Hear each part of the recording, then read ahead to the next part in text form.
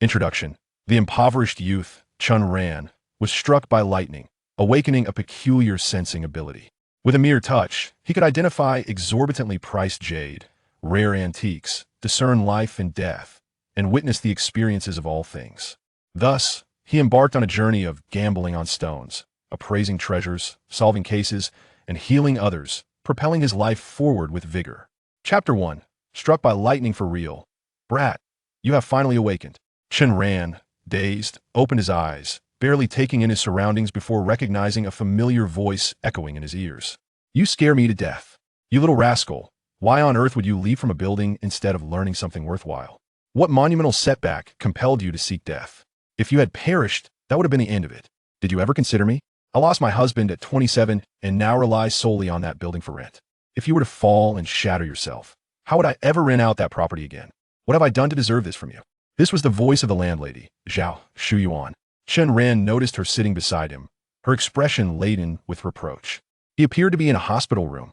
Jumping from a building? When on earth did that happen? Are you even listening? Didn't the doctor say you were fine? Noticing Chen Ran's silence, Zhao Shuyuan waved her hand in front of his eyes, her concern mounting. Could it be that you've been rendered foolish by the fall? Doctor, help. Shuyuan Jia, I didn't jump. As Chen Ran suddenly spoke, Zhao Shuyuan's worry escalated. Indeed, you must have been rendered foolish.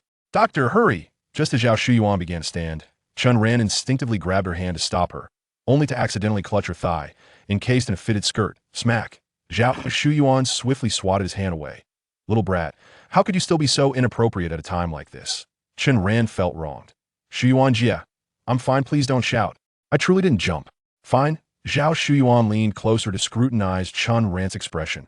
Her alluring figure was accentuated as she bent down, presenting a captivating view that momentarily ensnared Chen Ran's attention. When you gaze into the abyss gazes back at you. Indeed, this sentiment rang true, as Chen Ran finally mustered the strength to look up, only to find Zhao Shuyuan glaring at him. Your eyes still wander, it seems you are indeed fine.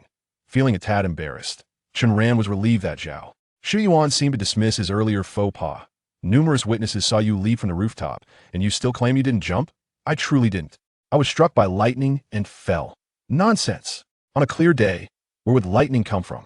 I find it baffling as well. He had been on the balcony, sunbathing his bedding, when a long, thick bolt of purple lightning suddenly appeared in the sky, nearly blinding him. Having never encountered such bizarre lightning, he hastily retrieved his phone to capture the moment for social media. However, just as he took out his phone, a deafening clap of thunder erupted beside him. Next, he looked up to see the purple lightning descending directly toward him. Chen Ran barely had time to react before. He felt a jolt coursing through his body, and everything went black. When he regained consciousness, he found himself in the hospital. Is this for real? Zhao Shuyuan, taken aback by Chen Ran's explanation, was incredulous.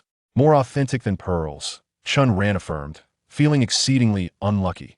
Zhao Shuyuan studied him intently before finally saying, well, at least you're unharmed, let's not dwell on the cause. She seemed skeptical of his account. Chen Ran wanted to elaborate, but suddenly froze. Unharmed. How could he have emerged unscathed from such a powerful lightning strike? Moreover, falling from the 7th floor without injury.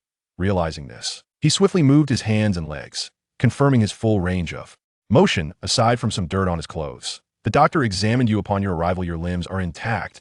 Your organs are stable. Nothing is amiss. Consider yourself fortunate you fell onto a canopy. Now, hurry up, you have no relatives to look after you.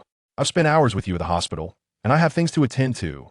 Feeling embarrassed, Chen Ran scratched his head and quickly rose from the hospital bed, following Zhao Shuyuan out. Shortly thereafter, after settling the medical expenses, they entered Zhao Shuyuan's slightly aged Volkswagen Beetle. Shuyuan Jia, I sincerely apologize for delaying you at the hospital, and now you have to pay. What can be done? You have no money. The total medical expenses amounted to 2,600. While Chen Ran had only 300 in his account, far from sufficient. Rest assured, I will repay you as soon as I have the means, including the previous loan. Zhao Shuyuan, blunt yet kind-hearted, not only rented her property to Chen Ran at a reduced rate, but also lent him 10,000 yuan. You are aware of your debt to me?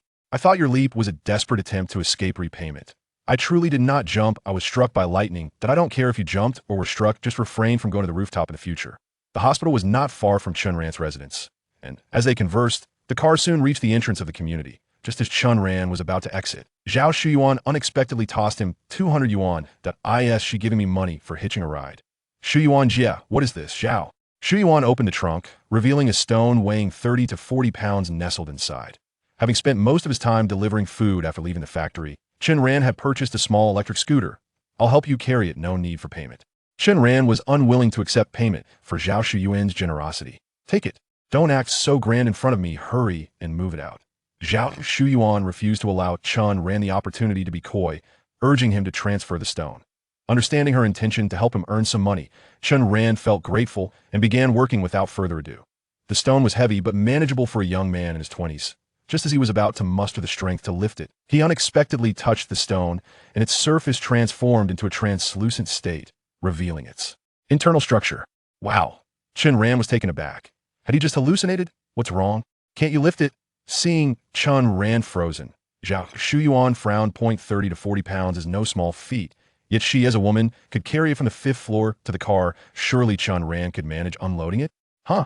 No, I can lift it. Just as before, when untouched, everything seemed normal, but upon contact, the stone became semi-transparent. Damn, this is bizarre. Inside the stone, several distinct layers of material were visible. At first glance, it appeared somewhat blurry, prompting Chen Ran to concentrate to discern the details. As he finally began to see clearly, a sudden electric shock coursed through his hand, startling him so much that he lost his grip, causing the stone to tumble to the ground. Thud! The stone shattered upon impact. Oh no! How careless! I hope you weren't hurt. Seeing the stone on the ground, Zhao Shuyuan hastily approached, exasperated.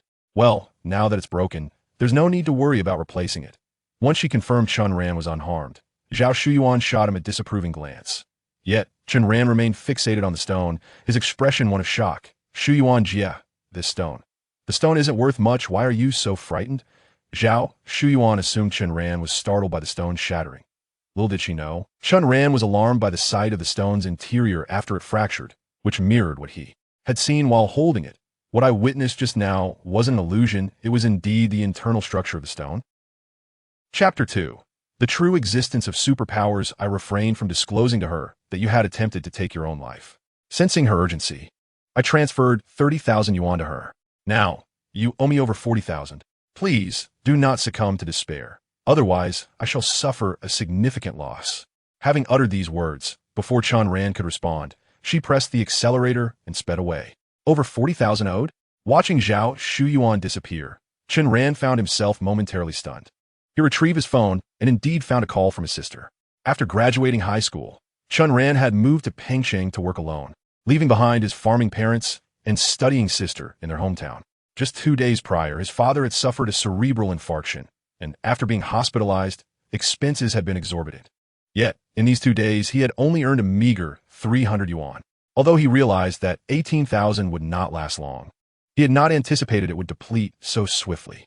Even more astonishing was the fact that, while still indebted to Zhao Shuyuan for 10,000, she had lent him 30,000 more. Chen Ran was engulfed by a tumult of emotions and dialed his father's number, intending to inquire about his condition. However, when the call connected, he found his sister's phone switched off, and his parents' phones were also unreachable. Perhaps they were preoccupied. Concern gnawed at him, but he had to suppress it for the moment.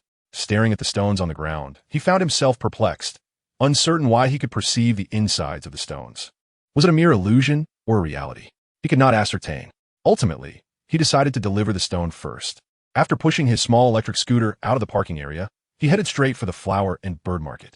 Upon arriving at the landscape store recommended by Zhao Shuyuan, he explained his purpose, and the owner brought out another stone that had been prepared, perhaps aware of the previous one being accidentally damaged.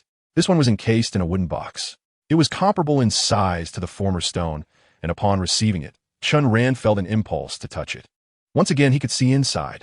However, this instance was different. Was it the internal image of this stone? Eager to verify, he hesitated, recalling that he had already broken one stone. This one was still encased in a wooden box. Breaking it again would be unreasonable. Moreover, this item seemed rather expensive. Although Shuyuan had no financial concerns, he did not wish to take advantage of her. Suddenly, he noticed a pile of miscellaneous stones in a corner near the store entrance. Excuse me, do these stones have any value? Chen Ran inquired. They're all waste stones, of no use. If you want them, feel free to take some. The owner replied. Hearing this, Chen Ran felt a wave of relief wash over him as he picked one up.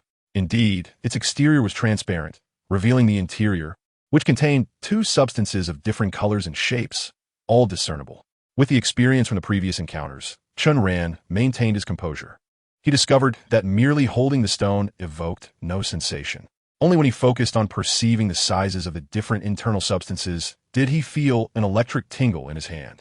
It was slightly numbing, yet bearable.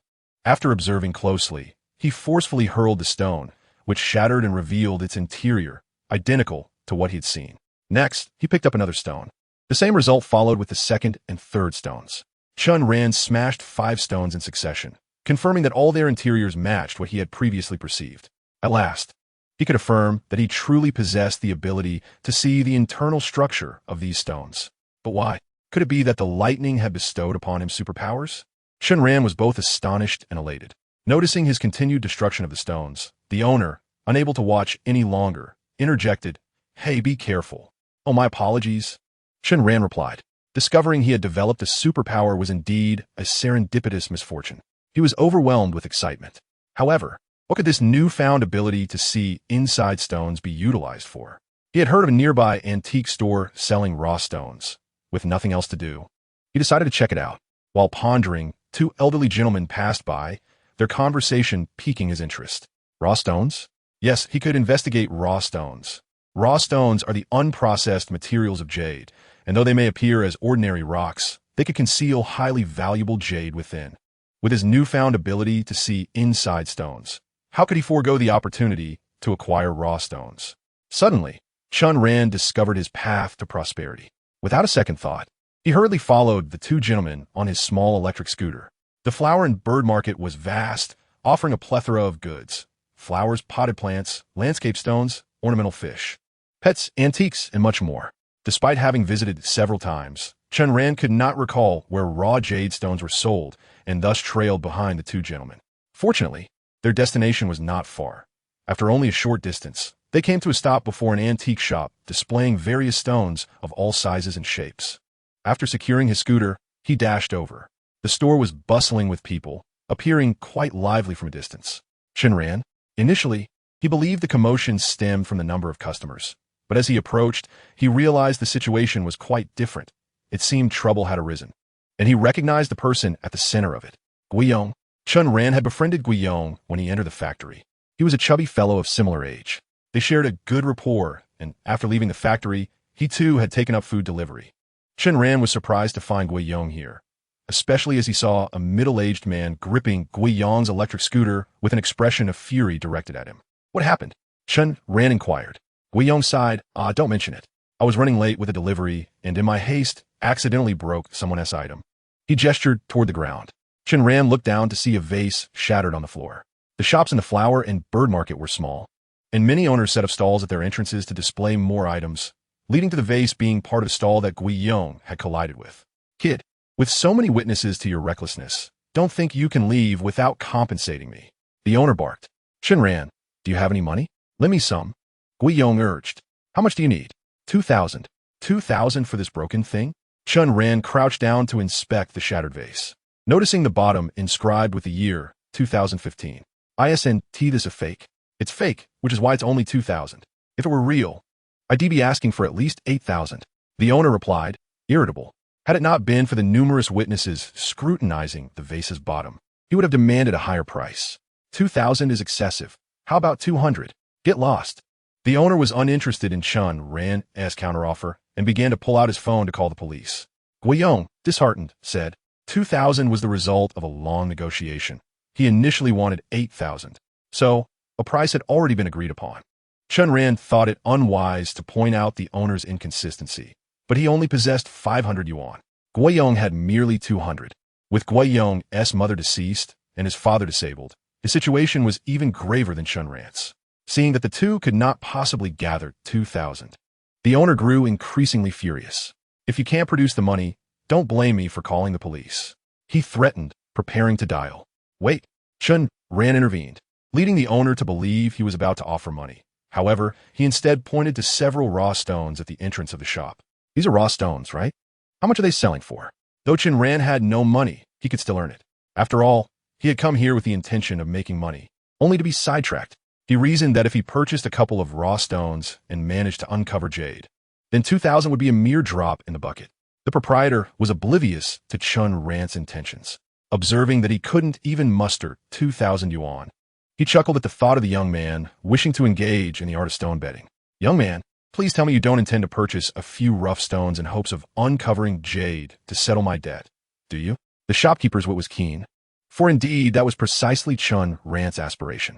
This elicited laughter not just from the shopkeeper, but also from the onlookers, who deemed Chen Ran hopelessly naive. The shopkeeper scrutinized Chen Ran, and after a pause, remarked, "Son, you appear to be an ordinary fellow. Let me be frank. These stones are not for someone like you. You should focus on how to gather 2,000 yuan to assist your friend." It was evident that the shopkeeper recognized Chen Ran's modest means and assumed his interest was merely a fleeting whim. "I am indeed an ordinary person, but the law does not stipulate that commoners cannot purchase rough stones, does it? I am prepared to pay." Chen Ran countered. "Do you have any idea how expensive these stones are? Even the priciest has its limits. How much are we discussing?" Upon noticing Chen Ran's persistence, the shopkeeper scoffed and began to quote prices. "This piece is 15,000. This one is 30,000. This cheaper one is 8,000. This one is 5,000. Chen Ran, initially under the impression that the stones wouldn't be exorbitantly priced, was utterly taken aback by the shopkeeper's quotes. "Is there not something more affordable?" His tone had lost its prior bravado. The shopkeeper, who had little desire to engage further, recognized that the crowd around them provided a perfect opportunity for promotion of his business. So he patiently responded, "Yes, these two baskets contain a more affordable options. This basket has stones for 300, and this one has 800, no bargaining." Upon hearing that some stones were priced in hundreds, Chen Ran breathed a sigh of relief. "Then it's settled. I shall purchase one for 300. Wait." Just as Chen Ran was about to approach the selection, the shopkeeper stopped him. "What?" Chen Ran looked at the shopkeeper, puzzled by his intentions. The shopkeeper continued, "Young man, if you wish to buy rough stones, it is also a matter of business for me. I want to dissuade you, but there are a few things I must clarify up front." Chen Ran raised an eyebrow. "All of my stones are what we in the trade call blind bets, meaning they are all speculative stones, to avoid unnecessary disputes. Regardless of whether you buy the expensive or the inexpensive, there is a rule, cash only, and the transaction must be settled immediately. You pay me, I hand you the stone, and whatever jade is revealed belongs to you.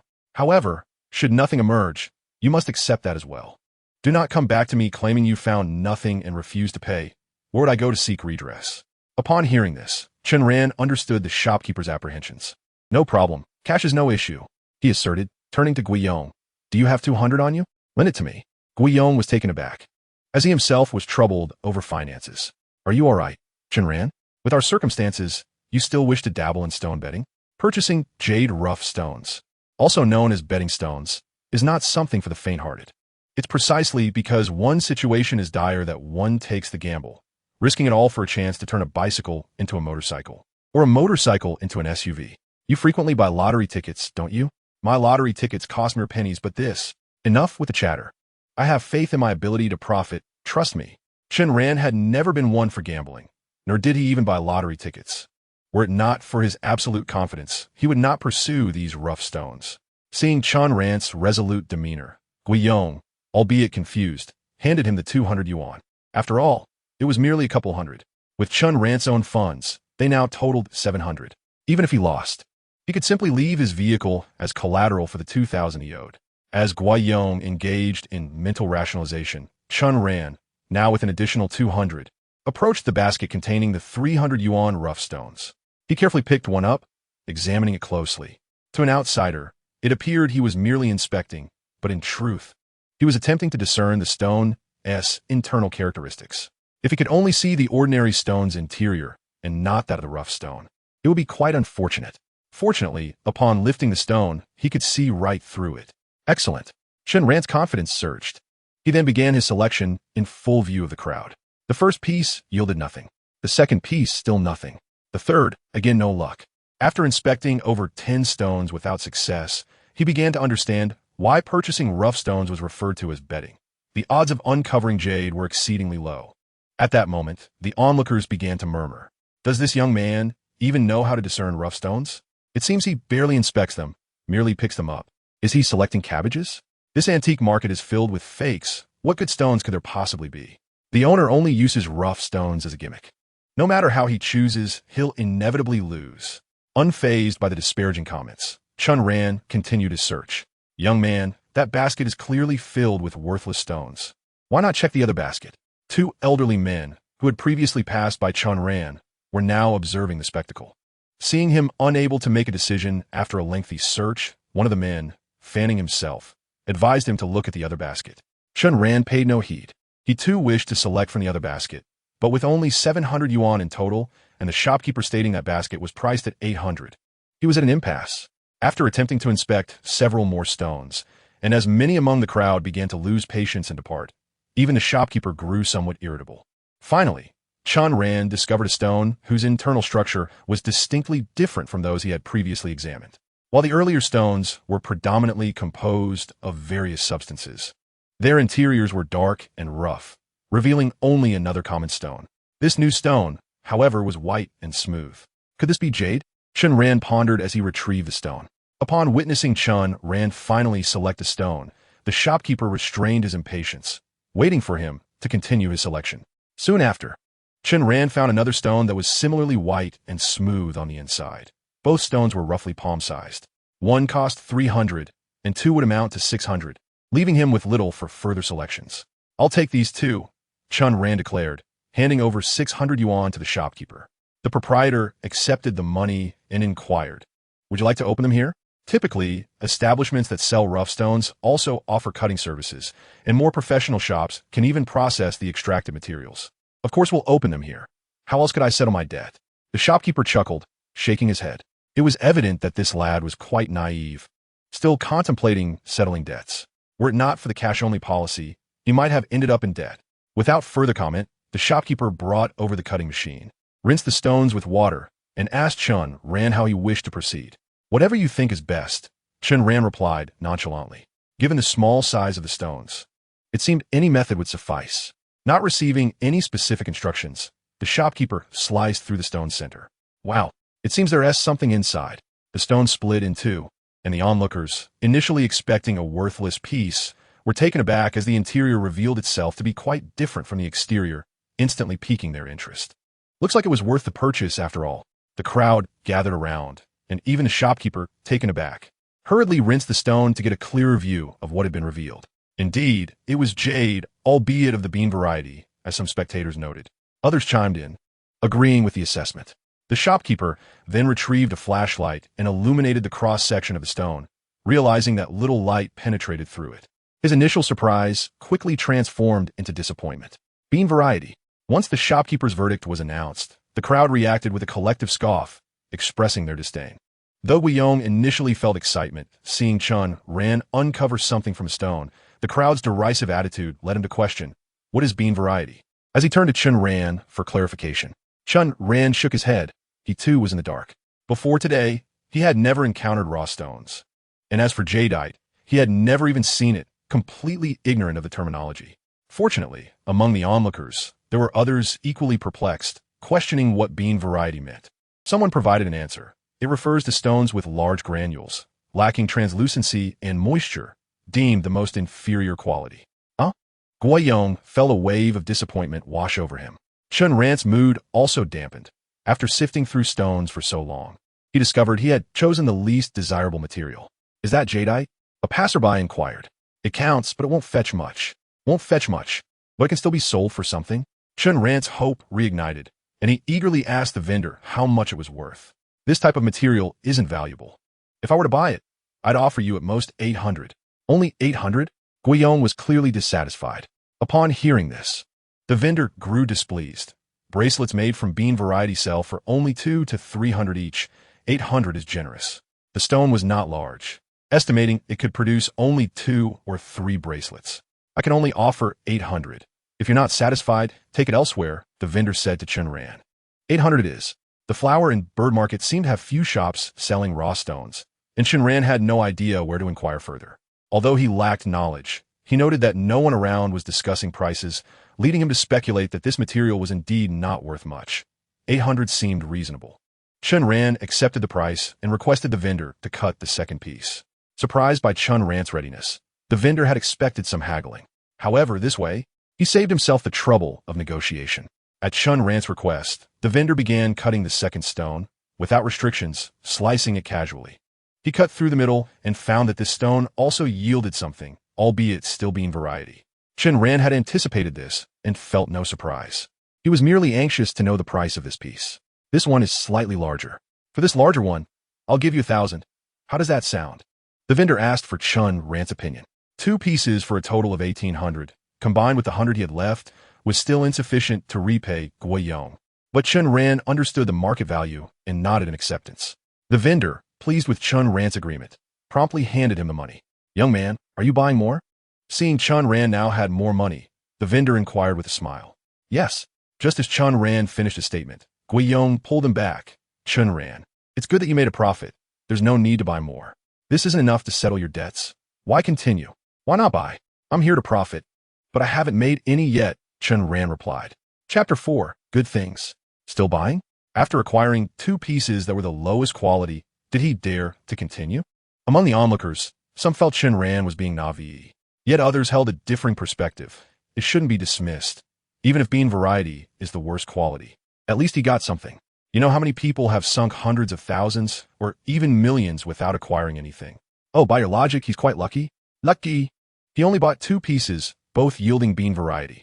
Do you consider that luck? If not luck, then is it skill? Don't tell me he discerned that. He seems too young for experience. I find it puzzling too. It's hard to say.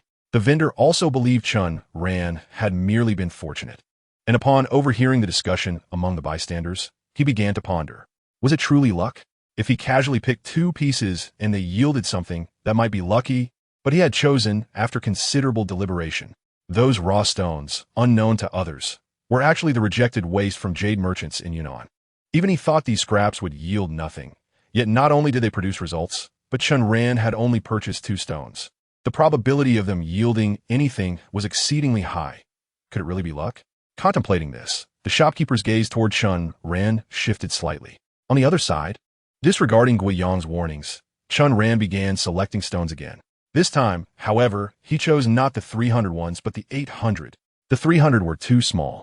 Given that conditions had changed, he was determined to select larger pieces. Yet, apart from size, there was little difference. All were just as elusive in revealing any jadeite. After examining over a dozen stones, only one contained jadeite, and it was still bean variety. Aware that bean variety had little value, Chen Ran was not inclined to purchase it again. He meticulously searched, hoping to find a piece of worth. However, as he continued, he suddenly sensed something was amiss. The internal conditions of the stones he observed had become increasingly unclear. It seemed that since earlier, the clarity had gradually diminished, and the tingling sensation in his hand was also waning. What could be the cause? Could it be an overexertion of his ability? Chen Ran felt a chill of realization. The more he examined, the stronger the sensation, and now it was fading. Aware that the use of his ability was limited, his mood soured. He was concerned whether this limitation was cyclical or if the total capacity was finite. In other words, he was uncertain if his ability would recover after depletion. If it could be restored, that would be fine, but if not, would everything be ruined? Chen Ran was increasingly anxious, but soon, even that worry dissipated. Everything was growing more indistinct. If he had previously viewed images in high definition, now they were akin to low resolution. He could scarcely distinguish the shapes of different materials. Even Chen Ran, despite his naivety, recognized that his ability was fading. Yet he had not yet selected a valuable stone. Damn it! With no time to ponder, Chen Ran hurriedly sifted through the stones, determined to find something of worth before his ability vanished. Observing Chen Ran's sudden increase in pace, the onlookers were perplexed. Why was he in such a hurry? Did he have some urgent matter? Could he truly decipher amidst such speed? Who could say? As the number of raw stones he handled increased, the clarity of his vision continued to diminish, and just when he thought he could not find anything valuable, he suddenly paused. Found it. The stone he held was distinct from the previous ones. This one contained jadeite, and not bean variety. Chen Ran was overjoyed, quickly tossing the stone aside, and, while his ability still lingered, he sought others, but after picking up 3 more, he failed to find anything of value. When he attempted to pick up the 4th stone, he could no longer see its interior.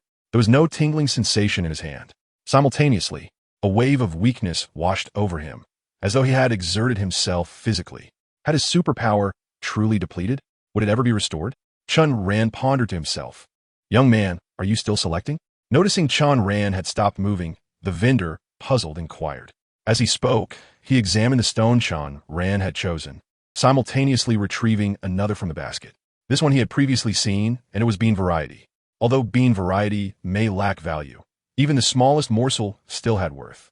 In the absence of knowledge regarding whether his superpower could still be utilized, Chen Ran opted to take this small piece of value as well. 2 pieces for a total of 1,600, and after paying, he instructed the vendor to cut the bean variety first. As before, the vendor sliced through the center, and upon splitting the stone, the crowd was met with the sight of bean variety. Oh no, another bean variety. Indeed, it was rather curious. Why did this young man exclusively buy bean variety? Was it possible that his ability only allowed him to discern bean variety? 3 consecutive pieces all yielded bean variety, leaving the onlookers baffled, uncertain whether Chen Ran's situation was a matter of skill or merely luck. This one is significantly larger. How about 1,800? The proprietor presented his acquisition price while casting another discerning glance at Chen Ran. The 3 pieces of jadeite he assessed felt somewhat uncanny to him. Chen Ran did not dwell on the price.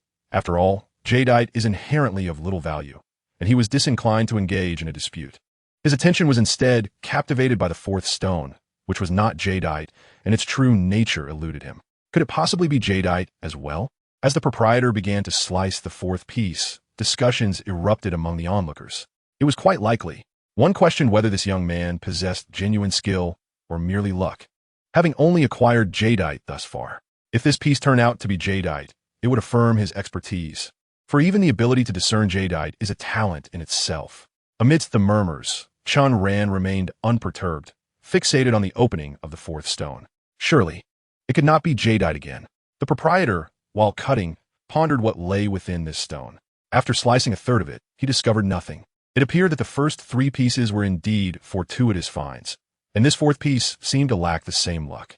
Just as he contemplated this, his eyes narrowed in surprise. As the cutting machine penetrated deeper, he noticed something distinct within. It had turned white, but not the kind of white associated with jadeite. Could it be something remarkable? The crowd observed the proprietor's shifting demeanor and grew more alert. Chapter 5. Profit was imminent. With a swift cut, the stone was cleaved open, revealing that half of its interior was white. Remarkably, it was not jadeite, but rather a purer form, likely glutinous jade. Glutinous jade? It was only slightly superior to jadeite, or so it seemed. Listening to the discussions around him, the proprietor remained silent, meticulously cleaning the surface before illuminating it with a flashlight, revealing a palm-sized white area, a third of which was translucent. Upon witnessing this, the crowd erupted in excitement. It was not merely glutinous jade. It appeared to possess a substantial water content, indicating it was indeed glutinous ice. This was not a mere purchase. It was a genuine treasure. Finally, it was not jadeite. This young man had talent, having unearthed something valuable from 4 consecutive pieces, culminating in glutinous ice. Initially, they thought he was merely lucky, but it turned out he truly possessed skill. Eyes darted towards Chen Ran, who breathed a sigh of relief. Having had no prior exposure to jade, his knowledge in this domain was almost non-existent. Although he had hastily selected this distinctive stone, he remained uncertain about what it would yield. He feared it might be inferior even to jadeite, rendering his abilities futile. Thankfully, fate smiled upon him, and according to the crowd chatter, it seemed he had indeed discovered something remarkable. Proprietor, please provide a price, Chen Ran urged, eager to profit. However, the proprietor remained in shock. This batch of rough stones was essentially waste material, only selected for its size. Chen Ran had already extracted 3 pieces of jade from what was deemed refuse. Who could have anticipated he would also uncover glutinous ice? He found himself puzzled. Was there truly glutinous ice among these stones? Had he known, he would have claimed it for himself.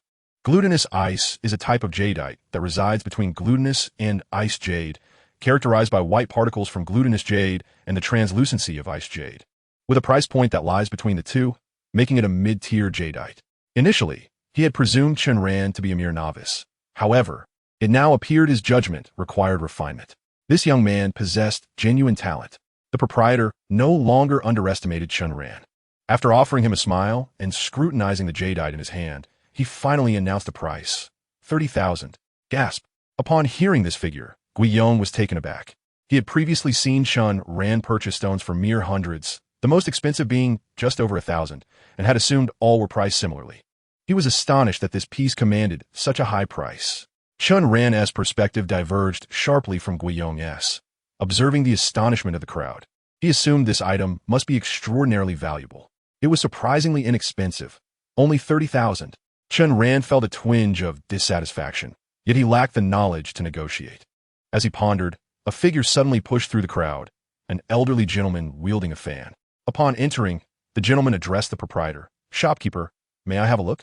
Chen Ran had yet to agree to the proprietor's offer, implying that the item still belonged to him. Yet the proprietor had no authority to refuse the gentleman's request. He handed over the rough stone. The elderly gentleman examined it from several angles, illuminated it with a flashlight, and, after a considerable time, nodded in satisfaction. Then he turned to Chen Ran. "I'll offer you 40,000, young man. Sell it to me." Was this elder also an expert? Had he disowned its potential? Chen Ran was not the only one taken aback. The onlookers began to scrutinize the elderly gentleman. At this moment, another elder who had accompanied the fan-wielding gentleman spoke. "Old Xiao, is 40,000 a fair price?" The fan-wielding elder smiled and nodded.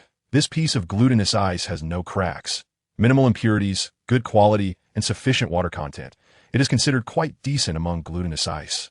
Albeit slightly small in size, yet it can still yield 2 bracelets."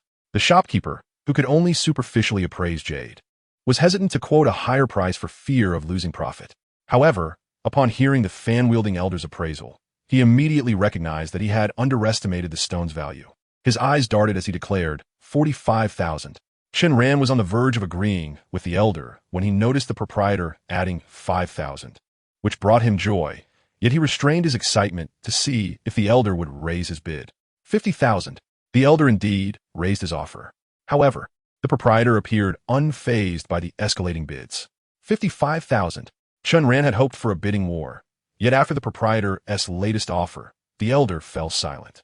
He merely smiled, handing the stone back to the shopkeeper, suggesting he had no intention of bidding further. This signified that 55,000 was the final price for the stone. Chen Ran felt a tinge of disappointment, yet upon reflection, an additional 25,000 was still a significant gain. "Young man, are you satisfied with 55,000? The shopkeeper inquired, seeking Chen Ran's approval. "Let us settle on that price." Chen Ran nodded, and the proprietor smiled, quickly taking out his phone to transfer the funds. With a notification chime, 55,000 plus the earlier 1,800 arrived in Chen Ran's account. Momentarily stunned, Chen Ran questioned proprietor, "Why didn't you deduct the amount owed to my friend?" The shopkeeper's smile now radiated more brightly than before. "Forget about the vase. No need for compensation. Let us consider it a gesture of friendship. I apologize for any prior offense, and I hope you can overlook it. It is indeed true that one earns respect through capability." Despite having only extracted 4 pieces of jade from the rough stones, the proprietor's attitude had drastically changed. Chen Ran felt slightly out of place, momentarily dazed, before saying, "In that case, thank you." "No need for thanks, young man. I still have plenty of stones. Would you like to select 2 more? The proprietor was eager to assess Chen Ran's abilities further, hoping he would make another purchase. Chen Ran wished to buy more, but, lacking any supernatural abilities, was unwilling to risk his hard-earned money. He waved his hand, stating he had other matters to attend to and would not be buying today. Seeing Chen Ran's reluctance to purchase, the proprietor expressed disappointment, but promptly requested his contact information, inviting him to return at his convenience. Although Chen Ran was uncertain whether his abilities would return, he was open to sharing his contact details, should he wish to purchase rough stones in the future. After exchanging contact information, he learned the proprietor's name, Huang Xinghua. Having made a profit, Chen Ran departed. Just after his exit, a throng gathered at Huang Xinghua's shop, eagerly selecting rough stones. They were all inspired by Chen Ran's success, earning several tens of thousands in just an hour. Who wouldn't he be envious? Though it was likely that Chen Ran's success was due to his skill, most among them lacked such expertise. However, the fact that the other party was able to unearth jade at this establishment indicates that the raw stones here possess genuine value. One cannot simply rely on luck without the requisite skill. What if fortune smiles upon oneself? Many entertain such thoughts. Chen Ran initially intended to express his gratitude to the elderly gentleman who had driven up the price, but upon extricating himself from the crowd, he realized the elder had already departed. "Chen Ran, after all this time, I had no idea you possess such talent. You've hidden it so well." In just a short while, he had garnered over 50,000, a windfall that left Guiyong envious, while simultaneously lamenting that Chen Ran had kept such abilities from him. "I possess no special skills. I merely stumbled upon a fortunate opportunity." Once his extraordinary luck had dissipated, Chen Ran hesitated to claim any talent. If that's the case, then why hasn't this blind cat found a dead mouse? Because you didn't buy any. How do you know your luck has run out? I can read fortunes. Is that true? Guiyong's expression was even more astonished than before. Indeed, I foresee that your future wife will bear you 8 sons. Get lost. Firstly, he was short on funds, having lent Chen Ran the 200 he had on him. Secondly, he found it hard to believe that Chen Ran had indeed brought forth jade through skill alone. They had known each other for 3 years. If Chen Ran truly had such talent, how could he still be in such dire straits? Perhaps he was merely fortunate. Let's postpone that 2,000 for now. I'll repay you once I have the funds, Guiyong suggested, recalling the previous compensation. Repay what? The proprietor didn't demand it back, did he? Speaking of which, I still owe you 200. I'll transfer it to you. You've already helped me settle 2,000. The 200 can be overlooked. Just as Guiyong was about to dismiss the matter, Chen Ran's finger flicked, completing the transfer. Guiyong glanced at his phone, shocked to see not 200, but 5,000. Why did you transfer so much? I had a stroke of good fortune today, a windfall to share with those who were present. Chen Ran replied with a smile. Even if it is a windfall, it is still your gain. There is no need for this. Chen Ran wouldn't let Guiyong continue. Have you forgotten our earlier pact to not forget each other in times of wealth? The fortune is mine, and I have decided. It's non-negotiable, or else we'll sever ties. Chen Ran had been working alone in Pengcheng for 3 years, apart from his landlord Zhao Shuyuan. Guiyong was his sole friend. When he first arrived in Pengcheng, he was unfamiliar with the place and relied entirely on Guiyong's support. They had forged a deep bond through shared hardships. It was not that Chen Ran was without money, but having recently come into some wealth, he wished to share his good fortune with his friend. After all, after deducting the 5,000, the remaining sum of 56,800 will be sufficient to repay Zhao Shuyuan and still leave him with a little extra. Reflecting on Chen Ran's words, Guiyong felt a pang of emotion and inquired about Chen Ran's father's health. He was aware of Chen Ran's father's illness. Just as Chen Ran was about to mention that his family hadn't answered his calls yet, the phone rang. Upon answering, he found it was his sister, Chen Kiki. Kiki? Chen Ran answered the call, only to hear his sister's voice laced with tears. Brother, my phone just ran out of battery. But Mom asked me to check on Dad's condition. Is there still hope for his recovery? Chen Ran was momentarily taken aback, struggling to comprehend. What do you mean? If we were to treat him, we need to prepare a significant amount of money. Didn't I just transfer 30,000 to you? Chen Ran queried, puzzled. 30,000 isn't enough. The doctor reviewed the test results this afternoon and said we need at least 200,000. And we must gather it within 10 days. Sooner is better. But we have no money left, and you probably don't either, right? That 30,000 hasn't even been paid yet. Mom said the doctor isn't confident. We have no funds. Should we not treat him? She asked me to get your opinion. As she spoke, her sobs grew more pronounced. Chen Ran felt a heavy weight in his heart. He understood all too well what this meant. The impoverished often hesitate to seek treatment not out of fear of failure, but from the dread of depleting their family's savings and incurring substantial debt. In the end, they risk losing everything, and the survivors are left to bear the burden. His sister was still in school, and he had yet to start a family. Their mother was likely worried as well. Treat him. What? I said treat him. Proceed with the treatment. As long as the doctor hasn't declared it hopeless, we will spend whatever it takes. Chen Ran declared resolutely.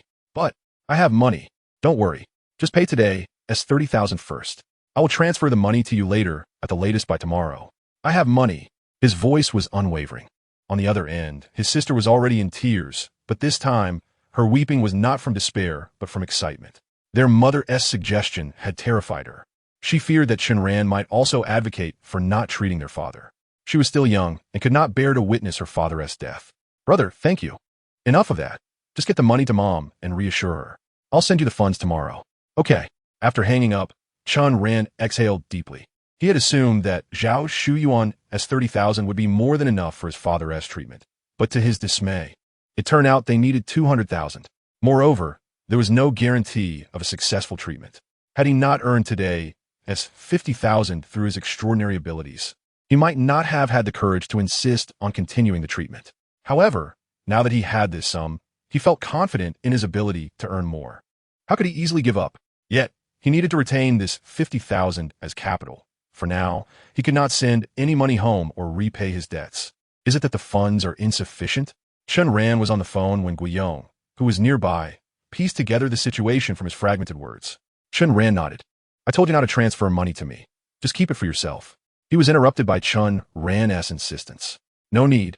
My family doesn't have enough money, but I have sufficient funds on hand. There is no need for you to send me anything. Knowing Guiyong hadn't heard everything, Chen Ran crafted a small lie. The total for the treatment is 200,000. Even if my extraordinary abilities might be restored, that 5,000 won be of much help. Seeing that Chen Ran was resolute in his refusal, Guiyong had no choice but to relent, assuring him that he wouldn't spend the money and that Chen Ran should inform him when he was short on funds. With that, he intended to leave, as he had other deliveries to make. However, just as he was about to go, he seemed to remember something and called out to Chen Ran. Why? Chen Ran asked, puzzled. That guy you got into trouble with.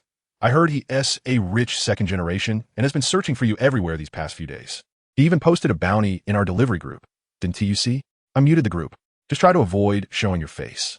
Is it really such a trivial matter that he is so persistent? What seems trivial to you may not be the same for him. It's better to be cautious.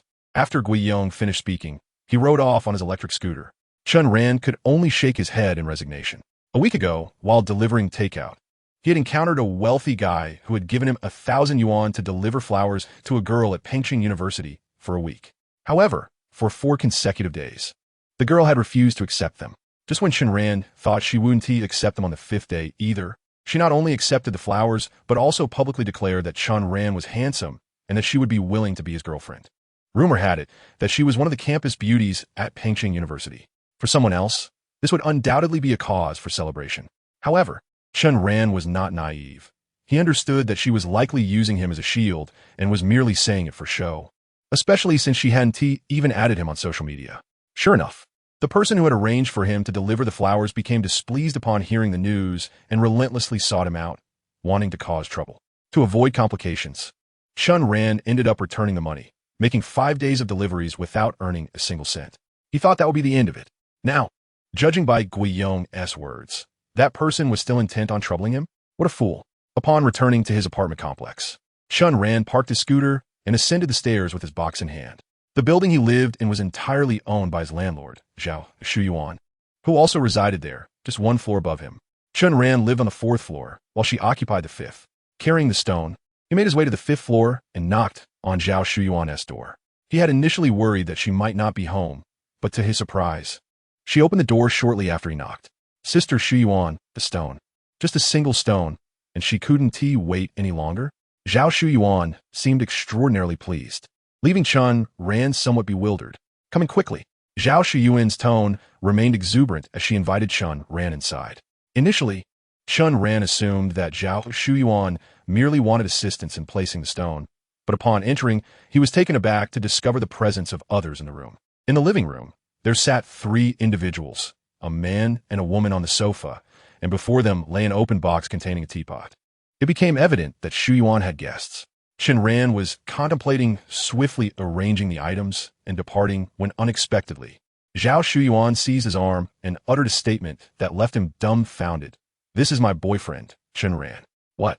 Chapter 7. The 1 million yuan purple clay teapot.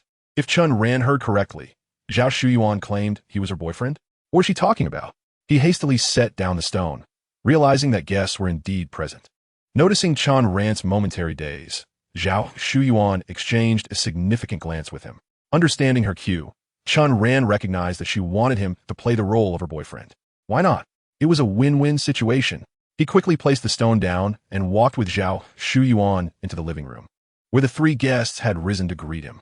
This is Mr. Li Jiujiang. This is Mr. Zhang Hengfa. And this is Ms. Liu. Ah, a pleasure to meet you. Chen Ran, unsure of the significance of these titles, shook hands with each as Zhao Shuyuan introduced them. After the introductions, they all resumed their seats. I thought you were still single. I didn't expect you to have a boyfriend, remarked Mr. Zhang Hengfa, scrutinizing Chen Ran as if attempting to unravel his background. I've already mentioned that I am in a relationship, so I won't be attending tonight's dinner. Chen Ran grasped the situation. It appeared that Zhang was likely a suitor of Zhao Shuyuan, eager to invite her to dinner. Meanwhile, Zhao Shuyuan seemed somewhat annoyed by his advances. Hence the charade of having Chen Ran pretend to be her boyfriend. Zhang Hengfa offered a disappointed smile. Mr. Chen is quite the striking gentleman, though he does appear rather youthful. May I inquire your age? 23. Zhang Hengfa expressed surprise. asking how the two had met. Finally, Chen Ran comprehended why Zhao Shuyuan was irritated. Despite her being in a relationship, he continued to pry into their story without any awareness of the situation. Chuckling, Chen Ran fabricated a tale. It was serendipity, really. One evening, while strolling along the riverbank, I encountered Shuyuan there. The wind was fierce, and there were no railings where she stood. As she walked, she slipped and was about to tumble into the river. I happened to be right behind her, and, sensing her danger, I rushed forward and caught her. He recounted his story with fervor, dramatically wrapping his arm around Zhao Shuyuan's waist for effect. She was taken aback, feeling the sudden tightness around her waist pressed against his chest. Just like that, we locked eyes for a good 10 seconds, and I was captivated. Wasn't he that fate? Chen Ran declared earnestly, squeezing her waist for emphasis. Zhao Shuyuan, while pretending to blush, inwardly cursed him. You little rascal. Pretending to be my boyfriend and taking advantage of me? She maintained a cheerful facade, but discreetly pinched Chen Ran's hand when no one was watching. However, Chen Ran remained unfazed, continuing to move his hand as if nothing had occurred. How can you endure this? Even after being pinched, you don't let go. Zhao Shuyuan thought, vexed, and pinched him again more forcefully. Yet, he still did not react. This puzzled her, as she believed she had pinched him quite hard. Darling, she called out. What is it? Chen Ran responded, gazing down at her. Does your hand hurt? Hurt? Why would it hurt? Chen Ran wondered, perplexed. Not at all. Not at all. Now it was Zhao Shuyuan's turn to be bewildered. How could it not hurt? Chen Ran was truthful. His hand felt merely a slight, tingling sensation, and he had initially thought it was a mosquito. Indeed, it seems you two are destined for each other. Perhaps unable to tolerate the intimacy between Chen Ran and Zhao Shuyuan, Zhang Hengfa chuckled before shifting the conversation to business, pointing at the teapot on the table. This is a remarkable item, worth $1 million. If you have no objections, Shuyuan, shall we sign the contract now? Sure, you may prepare the contract, Zhao Shuyuan replied. Taking a seat, Chen Ran settled beside her, still pondering why the teapot was in a box when he was taken aback by the price. This shabby item is worth $1 million? Li Zhejiang and Zhang Hengfa were displeased upon hearing his words. Shabby item? Mr. Chen, you may not realize, but this is no ordinary teapot. It is a purple clay teapot. Purple clay teapot? Chen Ran didn't comprehend, merely glancing at it. It did indeed appear distinct from a regular teapot, resembling a tree stump, yet he could not discern any further merits. Are you familiar with purple clay teapots? Li Zhejiang inquired, noticing Chen Ran's keen observation. Chen Ran, having never encountered one before today, felt the pressure of his role as Zhao Shuyuan's boyfriend and, wishing not to embarrass her, nodded assertively. Yes, I have a basic understanding. With Chen Ran's assertion, Li Zhejiang eagerly began to elaborate. This teapot is known as the curve-handle plum stump teapot, crafted by the contemporary ceramic Master Wang Yinxian. Are you familiar with Master Wang Yinxian? Quite familiar, indeed. Chen Ran nodded solemnly. While others might have been unaware of his facade, Zhao Shuyuan certainly was. Amused, she turned her gaze towards him. Li Zhejiang and Zhang Hengfa exchanged looks, uncertain whether Chen Ran genuinely understood or was simply pretending. However, seeing that Zhao Shuyuan was not in a hurry to sign the contract, they deduced that she must be distracted by Chen Ran and, fearing she would decline the deal, continued their pitch. Li Zhejiang shared extensive knowledge about purple clay teapots, elaborating on the immense value of this particular piece. Chen Ran, a person of modest means, absorbed none of the information, save for one detail. This item has an auction value of $1.5 million, but we can settle at $1 million for Zhao Shuyuan. $1 million for a mere teapot? Is someone out of their mind? Chen Ran thought it was not worth the price, advising Zhao Shuyuan to reconsider. She clarified that she was not purchasing it outright, but rather that Li Zhejiang owed her money and was offering the teapot as collateral. Zhang Hengfa was merely the intermediary, while the woman beside them worked for the appraisal agency. Upon hearing this, Chen Ran finally understood. Zhao Shuyuan, though affluent, was not one to frivolously spend money. Otherwise, she wouldn't still be driving that old beetle, nor would she be interested in such ostentatious items. Although he still felt it was overpriced, since it was meant to settle a debt, he could not oppose it, especially given that they were friends of Zhao Shuyuan and had already made arrangements. After all, he was not Zhao Shuyuan's true boyfriend. He was merely a stand-in. Seeing Chen Ran's silence, Li Zhejiang assumed he remained skeptical despite the extensive explanation. He eagerly picked up the teapot and handed it to Chen Ran. Chen Ran had not formulated a response, but as he accepted it, he intended merely to evaluate its texture, hoping to facilitate the transaction. To his surprise, upon lifting the purple clay teapot, he felt an electric sensation surge through his hand.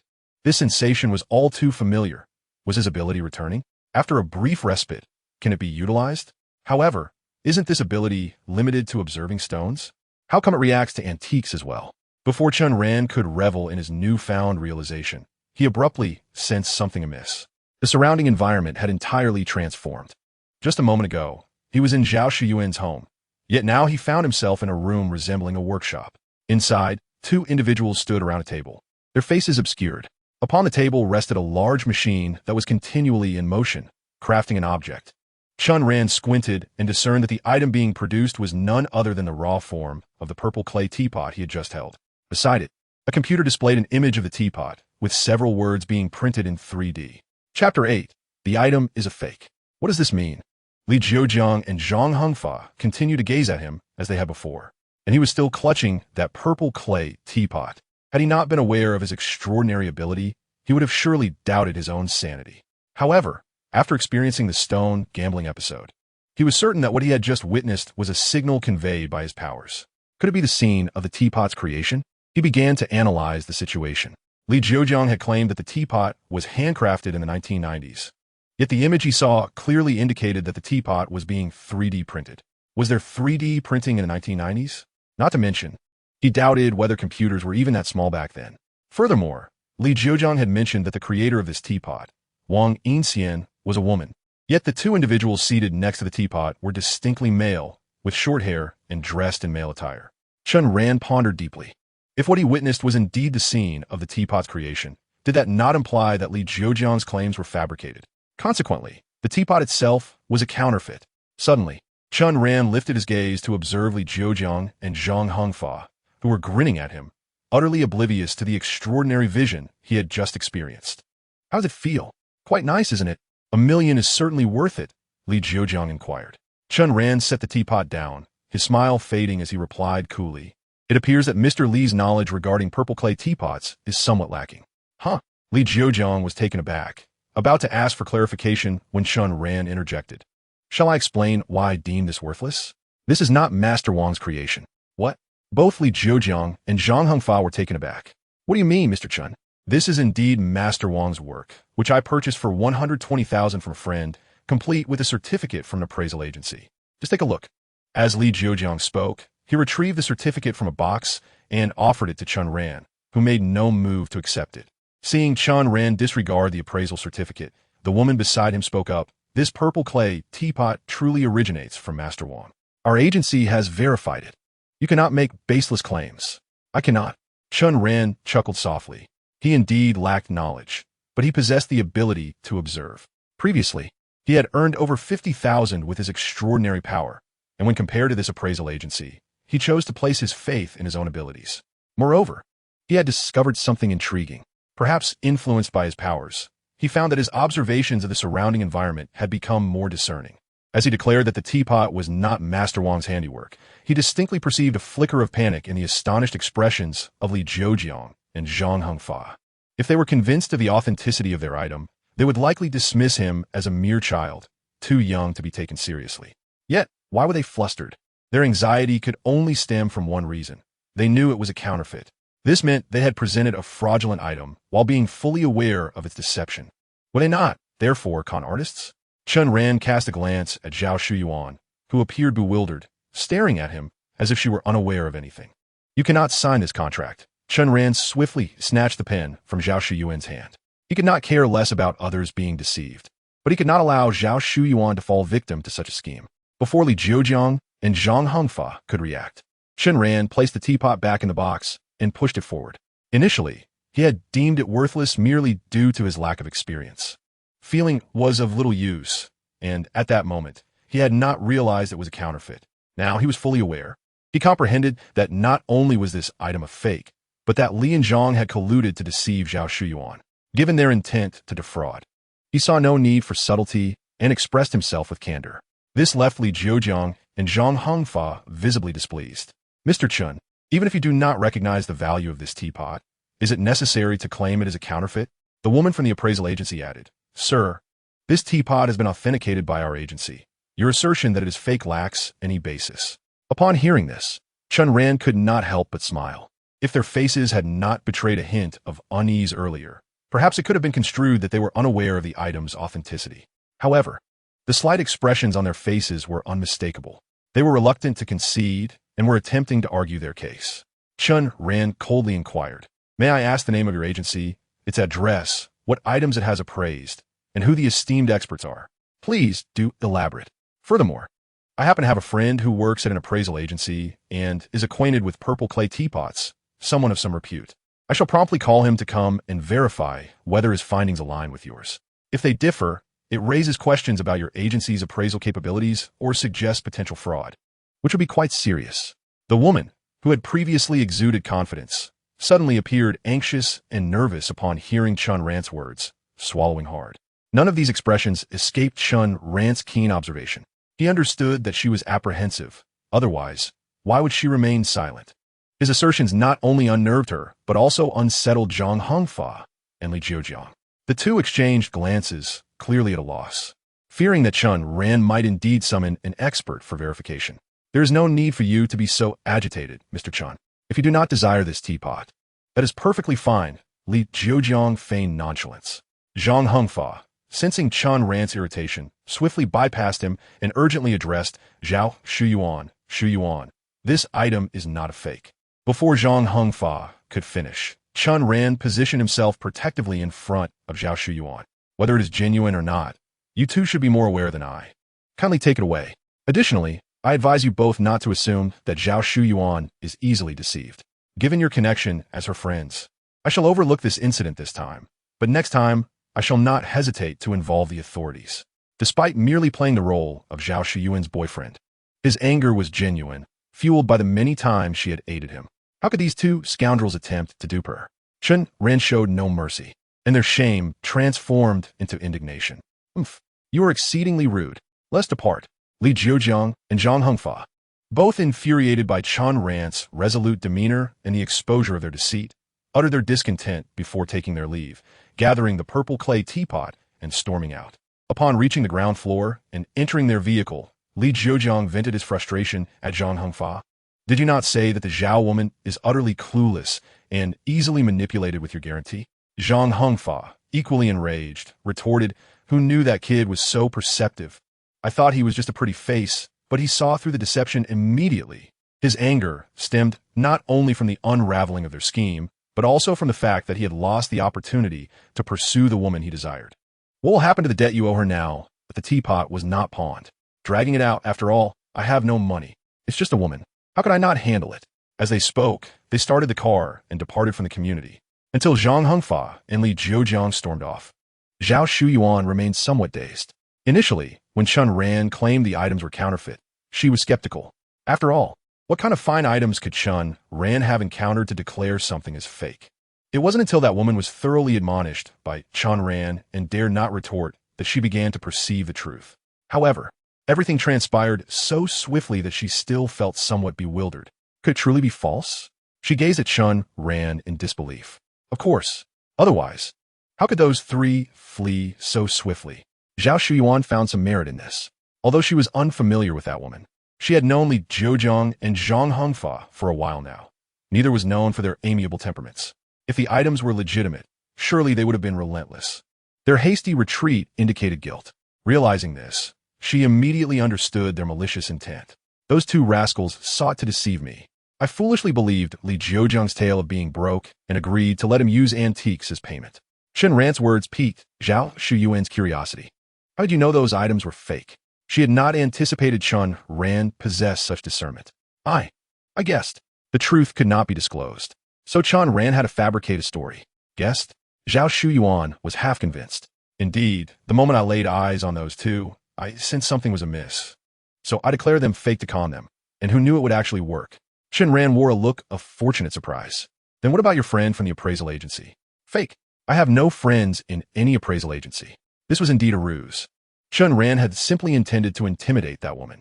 Zhao Shuyuan cast a peculiar glance at Chen Ran, her expression a blend of incredulity and admiration. "I never expected you to be quite clever. I merely mentioned it casually, primarily It was your good fortune, Xu Yuan, to encounter swindlers of such poor psychological quality. However, those two are certainly not good people. You should avoid associating with them in the future. Whether those two are good people, I cannot say, but you are definitely not. I am not. Chen Ran's sentence was left unfinished, as Zhao Xu Yuan pinched his ear. You rascal, was acting as my boyfriend not enough? You still want to take advantage of me? Zhao Xu Yuan, in a fit of anger, pushed Chen Ran onto the sofa. Chen Ran felt wronged. Are you not exaggerating? I hardly exerted any effort. There were others present. If no one had been around, who knows how much force you would have used? You asked me to play your boyfriend. Was I not trying to make it believable? Without any display of intimacy. How can anyone be convinced? So you just touched me excessively, is that it? I did not. Chen Ran genuinely did not exert excessive force. Zhao Xu Yuan glared at him fiercely and, seeing that he did not resist, finally released her grip, scolding him with annoyance. You rascal. It's high time you found a girlfriend. Mind your own business. But you must take to heart what I just mentioned. Those two are indeed not good people who would deceive you with counterfeit goods. Zhao Xu Yuan said with irritation. Upon hearing this, Chen Ran also grew curious and inquired further about those individuals, discovering they were friends of Zhao Xu Yuan's late husband. Although they were termed friends, they were essentially business partners with some dealings. Li Zhuojiang owed 100,000 for goods, a debt outstanding for 2 years, with a promissory note stating the repayment was due by the end of this year. Upon hearing this, Chen Ran understood that avoiding contact with him would be impossible and could only advise, just be cautious. If he attempts to repay you, only accept cash and do not agree to any other form of payment. Although Chen Ran had been somewhat dishonest earlier, he had indeed unveiled the scheme of Li and Zhang, saving himself from being swindled. Now, hearing Chen Ran's words, which seemed to prioritize her well-being, Zhao Xu Yuan felt a wave of gratitude. All right, I will be more cautious with him. In light of your earlier contribution, I shall reward you. Let us go out for a nice dinner tonight. As dusk approached, it was time for dinner, and Zhao Xu Yuan planned to treat Chen Ran. In previous occasions, being invited to dinner by the beautiful landlady would have thrilled Chen Ran, but today was different. He had yet to gather enough money for his father's medical treatment. He understood the priorities. Let us postpone it for today, Xu Yuan. I have matters to attend to. What could you possibly have to do? Delivering takeout? No. How much do you earn in a night? I could give you 1,000 to join me for dinner. Zhao Xu Yuan thought Chen Ran was busy with work and wanted him to take it easy. However, Chen Ran still declined. I truly have matters to attend to. Let us do it another day, Chen Ran remarked, not giving Zhao Xu Yuan a chance to persuade him, standing up and leaving. Zhao Xu Yuan was accustomed to treating Chen Ran to meals, which had become a habit. Yet this was the first time she had been rejected. This rascal. Could it be he has a girlfriend now? Zhao Xu Yuan pondered, stroking her chin. The thought of Chen Ran having a girlfriend evoked an inexplicable discomfort within her. She couldn't help but recall that night a year ago when Chen Ran, a stranger, had rescued her from a group of thugs, returning bruised and battered. At that time, Chen Ran had no place to stay, and, out of gratitude, she had offered him a vacant room in her building, not wanting any payment. Yet he insisted on compensating her. From that day forward, their interactions became frequent, and over time, she discovered Chen Ran to be quite honest, often unable to resist teasing him, a playful banter that lasted an entire year. She rather enjoyed that dynamic. The thought of him having a girlfriend made her feel as though she could no longer tease him as she used to, leaving her with a sense of loss. Chapter 9. A Turn of Fortune. The superpower would recover with rest periods, which delighted him, but thus far, he had no experience mastering his abilities. Recognizing that this power would be fundamental to his future, Chen Ran felt it imperative to understand his skill thoroughly. He prepared a bowl of noodles and spent the day experimenting alone, finally beginning to grasp some insights. He discovered that after his superpower was exhausted, a mere 10 minutes of rest would restore it, but he could only view a single instance, lasting roughly 4 to 5 seconds. When encountering stones with identical internal and external materials, such as bricks, they appeared entirely transparent. Only those with differing materials revealed a different sight. Furthermore, this ability was limited to observing the interiors of stones. He could not see beyond the walls, despite his attempts to discern what lay outside. Having clarified the recovery duration, he began contemplating how to activate and deactivate the power. The automatic activation upon contact with stones seemed wasteful. It would be ideal to control when to engage it, using it only when necessary. Given that he had utilized it excessively today, each use required additional recovery time, hindering his progress and control. Additionally, he remained puzzled by the production scene he had witnessed when touching the purple clay teapot. He had tried touching various pots and pans at home, but had not experienced any production process. Could it be that only antiques were visible? Yet, that purple clay teapot was not an antique, merely a replica. After pondering for considerable time, Chen Ran still found himself with only a vague understanding of his abilities. However, he did not feel disheartened. He consoled himself that expecting to master this skill in a single day was somewhat naive and decided to explore further in future uses. Having resolved this, Chen Ran decisively abandoned his research, allowing his power to recover autonomously, and then took out his phone to search for knowledge regarding jade. Although he had earned 50,000 today, he profoundly recognized that his understanding of jade was utterly non-existent. If he intended to rely on this for future income, he needed to study it thoroughly. While he did not aspire to be an expert, he at least needed to be familiar with the appearance and pricing of most jade. In the future, I shall not frequently venture to open jade stones, for I find myself at a loss when it comes to bargaining, even when I uncover something valuable. After an exhaustive night of studying jade knowledge, weariness overtook Chen Ran, and he fell into a deep slumber, during which he dreamt. In his dream, he found himself within a grand mansion, surrounded by an array of jade rough stones, including a variety of rare species. Elation filled him, as he anticipated great fortune. Suddenly, he noticed a stone among these that emanated light. Upon closer inspection, he discovered it to be a small purple stone, no larger than his thumb. Unlike any rough stone he had seen before, an intense desire surged within him to grasp this stone, yet when he reached out, it vanished. Following the disappearance of the purple stone, the other rough stones faded away, and panic gripped him as he realized he had not yet sold anything. He awoke abruptly, only to discern that it was all a mere dream.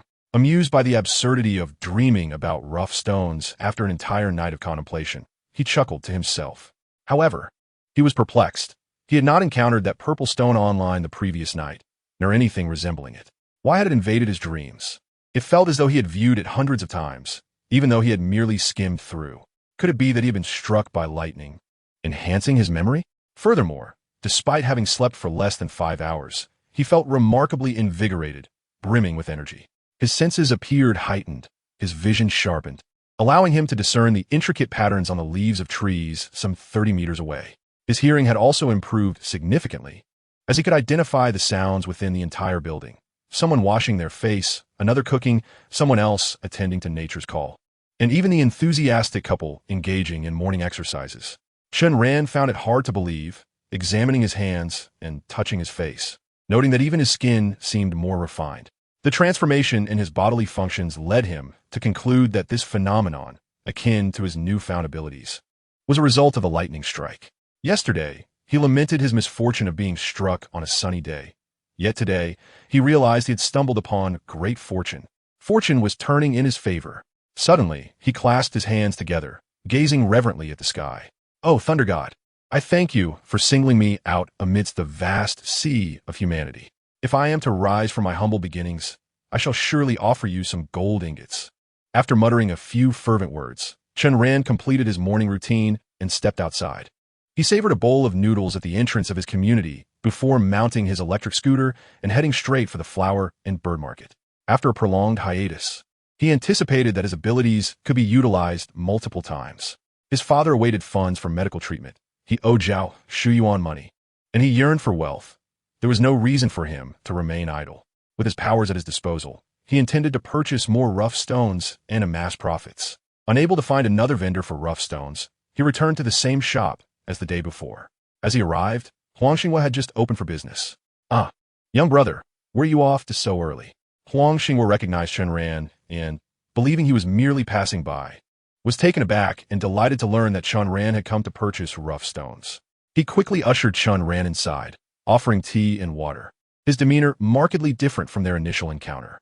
This change stemmed not only from having witnessed Chen Ran's skills, but also because he had sold the piece of jade that Chen Ran had opened the previous day for 80,000 yuan, netting a profit of over 20,000 after costs.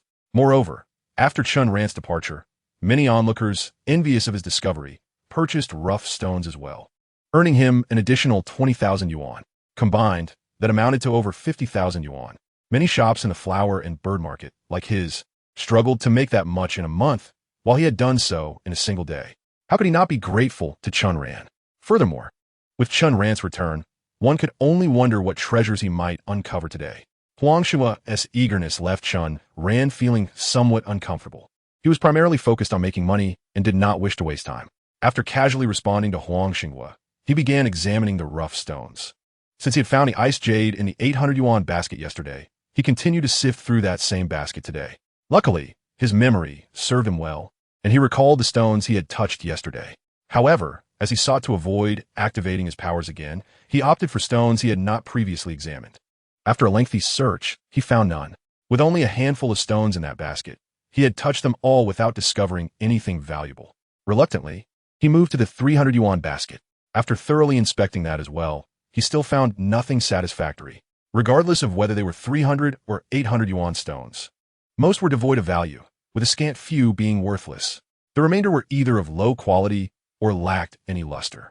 One stone, unlike the others, had some translucence, resembling the ice jade he had purchased yesterday, yet it was small and riddled with cracks. Had Chen Ran been ignorant of jade, he might have purchased it. However, after an extensive night of study, he had gained substantial knowledge about jade. The value of jade lies in its potential for jewelry, if it is riddled with cracks. Regardless of size, it cannot be fashioned into jewelry, rendering it worthless. Even if he were to purchase all the low-quality stones, he might only earn a few thousand yuan after costs, and he did not wish to squander time on such trivialities. Having failed to find satisfactory cheap stones, he reluctantly turned his attention to the more expensive rough stones displayed across the way. Before examining them, he had thought the several hundred yuan stones unworthy. Yet upon closer inspection, he discovered that those priced higher were even less valuable. Out of more than 20 rough stones, only 4 contained jade, and they were all disappointingly small. At least 3 were worthless, and the only valuable piece was priced at 70,000 yuan. Boss, do you have any other stones? Chen Ran soon finished inspecting all the rough stones on display and inquired about any additional options. Huang Xinghua, however, informed him that none were available. To be honest, brother, rough stones are something most people hesitate to buy. I only dared to experiment with selling them and didn't stock too much. All the inventory I have is right here, Huang Xinghua said sheepishly. Upon hearing this, Chen Ran felt as though a bucket of cold water had been thrown over him. He had intended to showcase his skills and make a considerable fortune today, only to find that there was nothing he could purchase. Disappointed, he prepared to leave and seek other options. Huang Xinghua, initially thinking Chen Ran was merely inquiring out of curiosity, realized something was amiss when he saw Chen Ran about to depart. He had hoped to profit from Chen Ran discovering something valuable. You haven't bought anything yet, Huang Xinghua exclaimed, concerned. Chen Ran had found something appealing, but deemed the price too steep. He made no further comments, only casually mentioned that the only piece he found interesting was the one priced at 70,000 yuan, roughly the size of a human head. But he only had 50,000 on him, insufficient funds. Huang Xinghua bristled at this. Young brother, your words seem rather dismissive. After years in business, I pride myself on integrity. Would I engage in such practices? Huang Xinghua's face betrayed his indignation, though internally he felt a pang of unease, as he had briefly entertained the thought of doing just that. However, now that Chen Ran had called him out, he felt compelled to refrain. Just as Chen Ran was about to leave, Huang Xinghua stopped him. Please don't go. You need not share which piece you're interested in. I want to pry. However, I genuinely wish to befriend you. Therefore, I will sell all the stones in my shop to you at 60% of the mark price. Choose freely. Chen Ran, upon hearing this, was elated. Are you serious? Chapter 10, Profits Reaped. Would I deceive you? Huang Xinghua patted his chest and declared. Didn't you say you wouldn't negotiate yesterday? What I referred to was not a mere few $100s that were non-negotiable. Rather, these expensive items are indeed open to bargaining. Moreover, as you are a valued returning customer, how could I not offer you some concessions? Huang Xinghua feigned a demeanor of concern for Chen Ran. In truth, Chen Ran had contemplated negotiating a lower price, but he believed that even with a discount of 10,000, he would still be unable to afford it. To his surprise, the proprietor offered a discount himself, slashing the price to 60%. After some calculation, he deduced that the original price of 70,000 would reduce to 42,000. Goodness, it seems there is a substantial profit margin on the raw stone. Chen Ran pondered for a moment, wondering if he could push for a 50% discount. To his astonishment, Huang Xinghua agreed without hesitation, indicating that perhaps he had been too hasty in his youth. However, having negotiated, Chen Ran felt it inappropriate to backtrack, as one must always maintain a certain integrity in dealings. Huang Xinghua was not deceiving Chen Ran. He genuinely sought to sell raw stones. Having initially ventured into the business with limited purchases, opting not to invest in high-priced items. The reason his store was filled with unrefined stones rather than those with visible qualities was that the latter were generally more expensive, and he was hesitant to stock them. The unrefined stones were more affordable, with even the most expensive piece costing only $30,000. Even at a 50% discount, he would still make a profit. However, more than the profit, he was curious to see just how skilled Chen Ran truly was. Feigning deep contemplation, Chen Ran finally made his decision and picked up the stone priced at $70,000. "I shall take this one," he declared. Huang Xingwu chimed in. "I've already cut the price in half. Why not choose a couple more, young man? This one may yet yield surprises. Let us see how it unfolds," Chen Ran replied, subtly indicating that he would not purchase any others. "I believe in your expertise. This stone is bound to reveal something extraordinary." Huang Xingwu's demeanor was jubilant, leaving Chen Ran with a significantly improved impression of him. "How shall we proceed with the cut? Should we slice it down the middle?" Huang Xingwu inquired as he carried the stone to the machine after Chen Ran settled the payment. Chen Ran recalled that the stones he purchased yesterday were all sliced down the center, but now he understood that the finest stones should not be cut in such a manner. He was aware of the jade's volume and drew a line to indicate where to cut. Unlike the naive demeanor he had exhibited the previous day, today he appeared composed and even utilized a pen to mark his decision. Huang Xingwu, unaware of Chen Ran's prior ignorance, assumed that yesterday's lack of attention was due to the inadequacy of the stone, and now, seeing Chen Ran's earnestness, he anticipated the likelihood of a valuable find. Huang Xingwu was slightly taken aback, but quickly activated the machine, following Chen Ran's markings. The cut was completed swiftly, and Huang Xingwu could not contain his excitement, exclaiming, "Wow." Although the early hour meant no spectators gathered, his enthusiasm echoed as he beheld the cut's surface, a vibrant expanse of green. Remarkably, it was entirely green, of high quality, with a commendable translucence. While Huang Xingwu was not an expert, he possessed a foundational understanding of jade, knowing that its value hinges on three elements: color, texture, and translucence. The color is straightforward, merely the hue. The texture refers to the fineness of the internal particles. The finer the texture, the older the stone, while coarser textures indicate younger stones. Older stones appear smooth externally, with stable internal particles that do not change over time, thus holding higher value than younger varieties. Translucence, or water, signifies clarity. The higher the translucence, the greater the value. Although the color spectrum of this jade was relatively common, its distinguished texture and translucence indicated that its worth would be considerable. Chen Ran stepped closer, nodding in satisfaction, confirming that the reality matched his expectations. The jade exhibited a remarkably uniform green, commonly referred to as full green. Having anticipated the outcome, Chen Ran remained calm, while Huang Xingwu was visibly exhilarated, as this was the most valuable jade his shop had revealed thus far. The cut surface was roughly the size of half a palm. While it might not suffice for a bracelet, it was more than adequate for several pendants. Chen Ran prompted him for a price. 80,000, Huang Xingwu estimated, but Chen Ran found this unsatisfactory. At 50% off, the cost is already 35,000. Only 80,000? My friend, that price is fairly reasonable, considering the cut surface is limited, and who can predict what lies beneath? Huang Xingwu attempted to justify, but before he could finish, Chen Ran took the stone and drew 2 additional lines on it. "Let's continue cutting." Huang Xingwu was momentarily stunned, but quickly grasped Chen Ran's intent. With only one cut surface and a small piece, he hesitated to price it, realizing that Chen Ran aimed to create multiple surfaces to justify a higher price. Unless one possessed absolute confidence in their judgment, few would dare to proceed in such a manner, as further cutting did not guarantee the emergence of jade. The phrase "one cut can lead to wealth or poverty" is not mere hyperbole.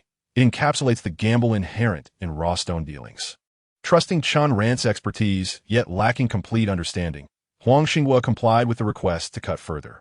Upon completing the second cut, he was astonished to find even more green, larger than the first cut.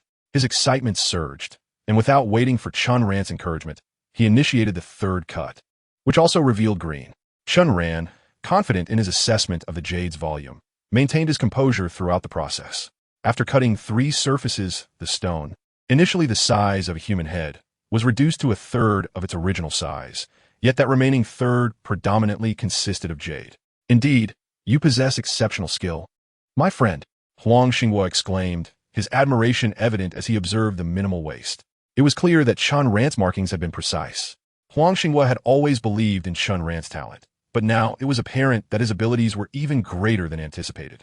Huang, please provide a price, Chen Ran requested. Ignoring the flattery, Huang Xinghua pondered momentarily before declaring 250,000. Although this was a significant increase from earlier, Chen Ran remained dissatisfied. Given the volume of jade revealed, several bracelets could be fashioned from it, each fetching several thousand. 500,000. Having lacked knowledge the previous day, Chen Ran refrained from quoting a price, but now he expressed his true valuation. That price is somewhat excessive, Huang Xinghua replied with a wry smile. 500,000 is too high. There's a risk of not making a profit, perhaps even incurring a loss. They continued to negotiate, one proposing 30 while the other countered with 45. Let us cease this back and forth. A compromise at 36, Huang Xinghua suggested. One step back should yield a fair agreement of 38. Chen Ran countered. Huang Xinghua chuckled wearily, glancing at Chen Ran with curiosity. You seem quite different from yesterday, my friend. Indeed, Chen Ran had been resolute in his pricing then, yet today he was tenacious. People do change, Chen Ran smiled in response. Seeing Chen Ran's unwillingness to concede, Huang Xinghua sighed. Very well, 38 it is. Who could deny your prowess? Huang Xinghua then promptly requested Chen Ran's account details and transferred 38,000 without hesitation. Those in their line of work typically handle substantial transactions to avoid unnecessary delays. Though Chen Ran maintained his composure during the cutting process, he felt a surge of excitement upon receiving the funds. 38,000. This is 380,000. Just yesterday, he was tirelessly working day and night for money.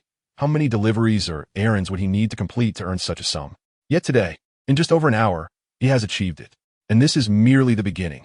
Now he has the funds necessary for his father's treatment and can repay Zhao Shuyuan. Chen Ran was elated, hurriedly transferring money to his family before swiftly departing. Upon exiting the flower and bird market, he promptly headed to the bank to arrange for the transfer. Having spent 35,000 of the 50,000 from yesterday, he was left with 15,000. With the newly acquired 380,000, his total amounted to 395,000, which, when combined with the money spent on a few pieces of bean seeds purchased yesterday, was still just shy of 400,000. Upon receiving the news, Chun Kiki immediately called, her mother's delighted voice accompanying her. Both were overjoyed and briefly updated Chen Ran on their father's condition. Once the money was received, the hospital would proceed with the surgery, which had a high success rate. Chen Ran felt a surge of happiness. But then Chun Kiki mentioned that they might not need such a large amount. What if it wasn't enough? It is wise to keep a little extra, just in case. Chen Ran's reasoning made sense to Chen Kiki, and after a moment of silence, she inquired, Brother, where did you get so much money? I earned it, he replied. What kind of work allows for such earnings? Chen Ran had worked for several years, and in previous years, he had only managed to send home 30 to 40,000 a year. Yet now, within just a few days, he had amassed such a fortune, leaving Chun Kiki unable to contain her curiosity. She feared her brother might stray into dubious avenues for wealth. Now that Mom isn't around, can you tell me the truth? Chun Kiki whispered, clearly trying to avoid her mother's scrutiny. Do you suspect I've broken the law? Chen Ran could easily discern her thoughts. I'm just worried. He wished to clarify, but contemplating revealing his supernatural abilities seemed even more unbelievable than confessing to a crime. If he merely mentioned gambling on stones, his family would misunderstand and think he was gambling. Let me be frank. I'm being supported by a wealthy woman. Huh? Chun Kiki fell silent for a moment. Really? Yes. Is the wealthy woman nice? Can her good temperament provide me with 300,000? Not a chance. Chun Ran chuckled, inadvertently thinking of Zhao Shuyuan. Are you teasing me? Chun Kiki retorted upon hearing his laughter. Just accept it as you will. The money is clean and acquired without wrongdoing, so there's no need for concern. If Mom asks, tell her I earned it from stock trading. Whatever is difficult to comprehend, just say that. I have matters to attend to, so goodbye. With that, Chen Ran hung up. It was entirely reasonable for his family to suspect he had committed a crime after suddenly sending home such a substantial amount. However, he had not broken any laws, so he felt no fear. The only thing he feared was poverty. If he failed, no. How could he fail? That was impossible. Chen Ran shook his head, dismissing his worst fears. Checking the time, he realized it was nearing noon and decided to find a noodle shop to eat first. As he savored his meal, Chen Ran contemplated his newfound abilities, which he believed to be a form of sensing. if he could sense once every 10 minutes. That would amount to 6 times an hour, totaling 144 times in a 24-hour period. However, since he had not utilized his abilities for only 15 to 16 hours after yesterday, he estimated he could still sense around 80 to 90 times. Having already used over 70 times on the stones he purchased, he hoped to utilize his remaining senses on other stones. The flower and bird market was vast, and he presumed there must be more than one vendor selling raw stones. After finishing his meal, he resolved to visit other shops to exhaust his remaining sensing opportunities. The noodle shop was bustling at noon, and Chen Ran took a seat by the door. Next to him sat a middle-aged man, around 50, who indulged heavily from a bottle of Erguo 2 next to his bowl of noodles.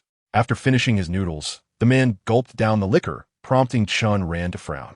Had it not been for the strong scent wafting from the bottle, he might have mistaken it for water. Was it really necessary to drink so much in broad daylight?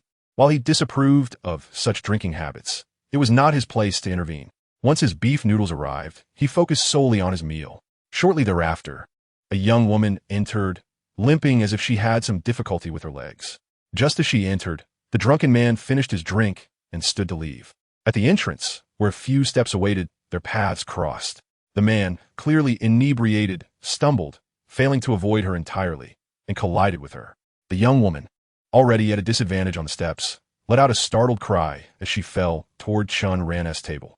Hearing the commotion, he turned just in time to see her head nearly collide with the edge of the table, and without knowing how, he instinctively reached out to catch her. However, despite being caught, she still let out a cry, as the drunken man had inadvertently stepped on her foot. Chen Ran immediately felt anger surge within him. "Hey, how do you walk?" he shouted, grabbing the man in an attempt to hold him accountable. But as soon as he grasped the man's arm, a horrifying vision flashed before him. The man's eyes wide open, his face covered in blood, and the lower half of his body a gruesome mess. Caught off guard by such a terrifying sight, Chen Ran's mind buzzed, causing him to instinctively release his grip. Chapter 12. Purchasing Antiques. In shock, Chen Ran stared at the man before him. The man turned his head, noticing Chen Ran's expression of terror. He scrutinized him for a moment before glancing back at the young woman he had collided with. "I'm sorry," he mumbled, as if just realizing what had happened, then carelessly offered an apology before staggering out the door. Chen Ran wanted to say more, but the young woman stopped him. "I'm fine, it's all right, thank you." She assumed Chen Ran intended to confront the drunken man, hence her intervention. Yet Chen Ran was not concerned about that. He was more perplexed by the bizarre vision he had witnessed and sought to understand its origin. The young woman straightened up and expressed her gratitude once more. Chen Ran then noticed that she was quite young, likely around 20, with short hair and fair skin, possessing an attractive appearance. "No need to be polite," he replied, glancing back at the now distant figure of the man, who had already vanished from sight. What an eerie experience. What had he just witnessed? It was too frightening. He could not fathom why such a scene had suddenly materialized, yet the horrifying image lingered in his mind, ruining his appetite for the meal. After contemplating for some time without resolution, he stepped outside, hoping to catch up with the man and perhaps grasp him again. However, within that brief moment he had vanished, leaving no trace on the street. Unable to locate him, Chen Ran resigned himself to considering it merely a figment of his imagination. Had he truly been struck by lightning, leaving him with aftereffects? He hoped it was just this once. After all, such occurrences had not manifested yesterday. If he were to witness such terrifying visions repeatedly, his heart could not endure it. Upon leaving the noodle shop, Chen Ran returned to the flower and bird market, but found that Huang Xinghua's shop had no stones available. He needed to seek out another vendor. Expecting that such a large market would have at least 2 or 3 shops selling raw stones. He scoured the entire street, but found no second vendor. In this expansive market, only Huang Xinghua remained in business. It was no wonder the majority of the shops were so lackluster. These vendors lacked any innovation, leaving all the profits for Huang Xinghua. Chen Ran muttered to himself. Just as he was about to leave, he suddenly noticed numerous stalls selling antiques along the street. He recalled that his supernatural ability extended beyond merely examining raw stones. He could also perceive the essence of antiques. Just yesterday, he had discerned the authenticity of that Zisha teapot. Although his skills in assessing antiques were still somewhat rudimentary, it was precisely this lack of proficiency that necessitated further practice. After all, one might unexpectedly become adept through repeated use. Since he could not procure any raw stones, purchasing a few antiques would not be in vain. Perhaps fortune would smile upon him, allowing him to stumble upon a hidden gem. Without further ado, Chen Ran resolved to explore the antiques at the roadside stalls. The primary reason for choosing the street vendors over shops was the exorbitant prices in the latter. When he had previously purchased raw stones from Huangxing's store, he had also glanced at the antiques there, with the cheapest items priced in the thousands. Lacking knowledge of market value, he was unsure how to negotiate. The street vendors, on the other hand, seemed less knowledgeable, allowing him more freedom to bargain. Chen Ran was determined to find a hidden treasure, yet after rummaging through several stalls for a considerable time, he felt no response from the items. Just yesterday, he had detected reactions even from counterfeits. Why then was his ability seemingly dormant today? Was it no longer functional? Feeling a sense of emptiness, he reluctantly moved from one stall to another, examining a dozen items, but to no avail. Just as he was about to resign himself to the belief that his ability to sense antiques had failed, he finally encountered an anomaly when he touched a red plate adorned with flying cranes. As soon as his hand made contact with the plate, the surrounding scenery transformed dramatically. He found himself in a kiln cave, filled with warmth and bustling activity. Several individuals, with braided hair and shaved heads obscuring their faces, donned coarse garments and were busily crafting various porcelain wares. The plate in his hand was among these creations. Could it be that he was unable to move? Chen Ran pondered, astonished that he could suddenly sense antiques again. He noticed 4 traditional characters inscribed on the base of the plate. Shindatang Ji. Unsure of what Shindatang referred to, he quickly searched on his phone and discovered that it was an institution from the Daoguang period of the Qing dynasty, known for producing official kiln porcelain. The time frame coincided perfectly with the attire of those he had just observed, leading Chen Ran to believe the plate was indeed authentic. Elated yet composed, he discreetly placed the plate down, feigning interest in other items as the vendor scrutinized him intently. However, nothing else elicited a reaction, and he continued to act as if he were browsing, lifting and discarding items one after another, growing increasingly disdainful as he proceeded. After a prolonged period of his apparent disinterest, the vendor, irritated, addressed him. "Young man, what exactly are you studying here? If you're looking for a wife, I have none for you." The vendor's tone was somewhat brusque, but Chen Ran chuckled. "Old man, while you may not have a wife, surely you must have at least one genuine item among your wares." The vendor's temper flared immediately. "Young man, you can make wild claims about food, but don't speak carelessly about my goods. Everything here is authentic. How would you know otherwise? Now off you go." Chen Ran did not wish to offend a vendor, yet he had observed others purchasing items and noted that these street vendors often charged even more than shopkeepers. Whenever someone showed even a hint of interest, they boldly quoted exorbitant prices, sometimes in the tens of thousands. If he did not feign disdain, he would likely be overcharged, although the plate was genuine. Who could ascertain its true worth? If it turned out to be less than what the vendor demanded, he would incur a loss. "Old man, at your age, why do you still have such a temper? How can you run a stall and chase customers away?" "I'm not refusing to buy," Chen Ran countered. "You claim my item is fake, yet you expect me to purchase it? Ah, this entire street has few genuine items. I will not hesitate to tell you. I am here today to buy the fakes." Chen Ran's words took the old man aback. With a sly grin, he added, "I plan to gift a fake as a genuine one to my father-in-law." The vendor understood immediately, giving Chen Ran a scrutinizing look. "Young man, your father-in-law is indeed unfortunate to have you as a son-in-law." Though the vendor had no kind words, he ceased to chase. Chen Ran away. "So, which one do you fancy?" Previously, when Chen Ran claimed that all the vendor's items were fake, the vendor had shown displeasure, but upon hearing it was for his father-in-law, he no longer contested. It appeared Chen Ran's suspicions were correct. These vendors themselves lacked expertise in discerning the value of their goods. He selected a sword, a large bowl, a sizable vase, and finally set aside the plate he had taken a liking to. He inquired, "How much for these?" 20,000 for this, 25 for that, 40,000 for this one, and 60,000 for the vase. The vendor quoted prices with unwavering certainty. Unsurprisingly, the plate was the least expensive among the 4 items, being the smallest in size. It seemed the old man truly did not recognize value. Chen Ran sensed he had a chance. "Old man, we are all friends here, so let us not joke around. How about 100 for the plate? Who are you calling friends? Now be gone. Go find somewhere cooler to linger." The vendor was furious, and had it not been for his haste that morning, he would have surely chased Chen Ran away with a stick. "Come now, old man. Don't be so hasty. If you're unhappy with my offer, just state a price," Chen Ran urged, holding back the agitated vendor. "This item is worth at least 18,000. I've told you we are friends. I dabble in this too. To ask for 18,000 is simply to take me for a fool." How about this? I'll add 80, making it 180. You know, if this were my younger days, I would have kicked you out by now.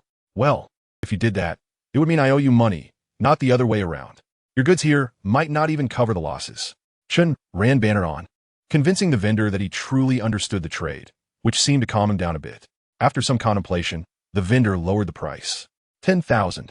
Chen Ran recognized this as a sign of progress. 200 more, and we have a deal. 6,000, truly can't go any lower. 300, take it or leave it. Old man, why insist on this? Had you been more straightforward, you could have sold many items by now. Who else is as shrewd as you? Do you think I can afford to skip meals? The vendor grumbled, raising his payment code. Despite the vendor's lament, he was adorned in gold and jewels, with a thick gold chain around his neck, thicker than Chen Ran's store chain. Clearly, he was not in financial straits, which allowed Chen Ran to negotiate more boldly. Chen Ran promptly made the payment, but hesitated to take the plate. Old man, since this is a gift from my father-in-law, simply handing it to him feels inappropriate. Do you have a box or something for packaging? You're buying something worth 300 for your father-in-law, and I make nothing from you. Yet you want me to provide a box? The vendor was genuinely displeased. After rummaging through his pocket, he produced a somewhat dirty cloth. No box, use this cloth. While Chen Ran did not insist on a box, he sought to manage his sensing ability. If he held the plate continuously, it might trigger his ability again, which would be counterproductive. A cloth would suffice. He thanked the vendor and wrapped the plate before leaving the stall with a sense of joy. Although he had no idea of its potential worth, he was certain it exceeded the mere 300 he had paid. Chen Ran was eager to liquidate his assets and sought to sell his item. As he pondered over his options, he decided to visit Huang Xinghua's shop. Upon Chen Ran's arrival, Huang Xinghua assumed he was interested in purchasing raw stones. However, after learning of Chen Ran's true intentions, he scrutinized the item for a while, his brow furrowing in concern. My dear brother, you possess a keen eye for raw stones, but your judgment regarding antiques seems lacking. This piece does not appear authentic. How much did you pay for it? Huang Xinghua examined the item through a magnifying glass before uttering his assessment. 200? He guessed, to which Chen Ran rolled his eyes in exasperation. No, 20,000. Immediately, Huang Xinghua set the item down, exclaiming, Brother, allow me to speak candidly. You have been duped. For that price, I could offer you a multitude of similar items, and even gift you a few more. It simply cannot be genuine. Chen Ran scrutinized Huang Xinghua's expression, attempting to discern whether he was attempting to deceive him. Yet, the shopkeeper remained steadfast in his conviction. Let me put it this way. Even the most counterfeit item in my shop is more authentic than this one. Chen Ran recalled the scene he had witnessed, where everyone sported braids and half-shaved heads, clearly reminiscent of the Qing dynasty. Huang Xinghua's statement struck him as incredulous. It appeared that despite running a sizable shop for an extended period, he had failed to cultivate any discernment. No wonder he had resorted to selling raw stones. He must have been lost in the antique trade, realizing it was futile to seek his expertise. Chen Ran promptly stowed the item and was about to leave when a thought struck him. Boss Huang, enlighten me. If this item were genuine, what would it be worth? That is impossible, Huang Xinghua replied disdainfully. Regardless, assume it is real, what would be its value? Chen Ran pressed. Huang Xinghua pondered for a moment before responding. Based on market prices, if it were authentic, it could command a price of at least 400,000. Such an exorbitant sum? Chen Ran was taken aback. Having assumed it was worth only a few thousand, excitement surged within him, but doubt soon followed. Was Huang Xinghua merely speaking without foundation? Of course. I have grounds for my assertion. My word is the basis. While we may lack the expertise to authenticate treasures, we certainly possess the knowledge to provide accurate valuations. Every antique that circulates in the market is recorded. It is only those that do not circulate that remain ambiguous.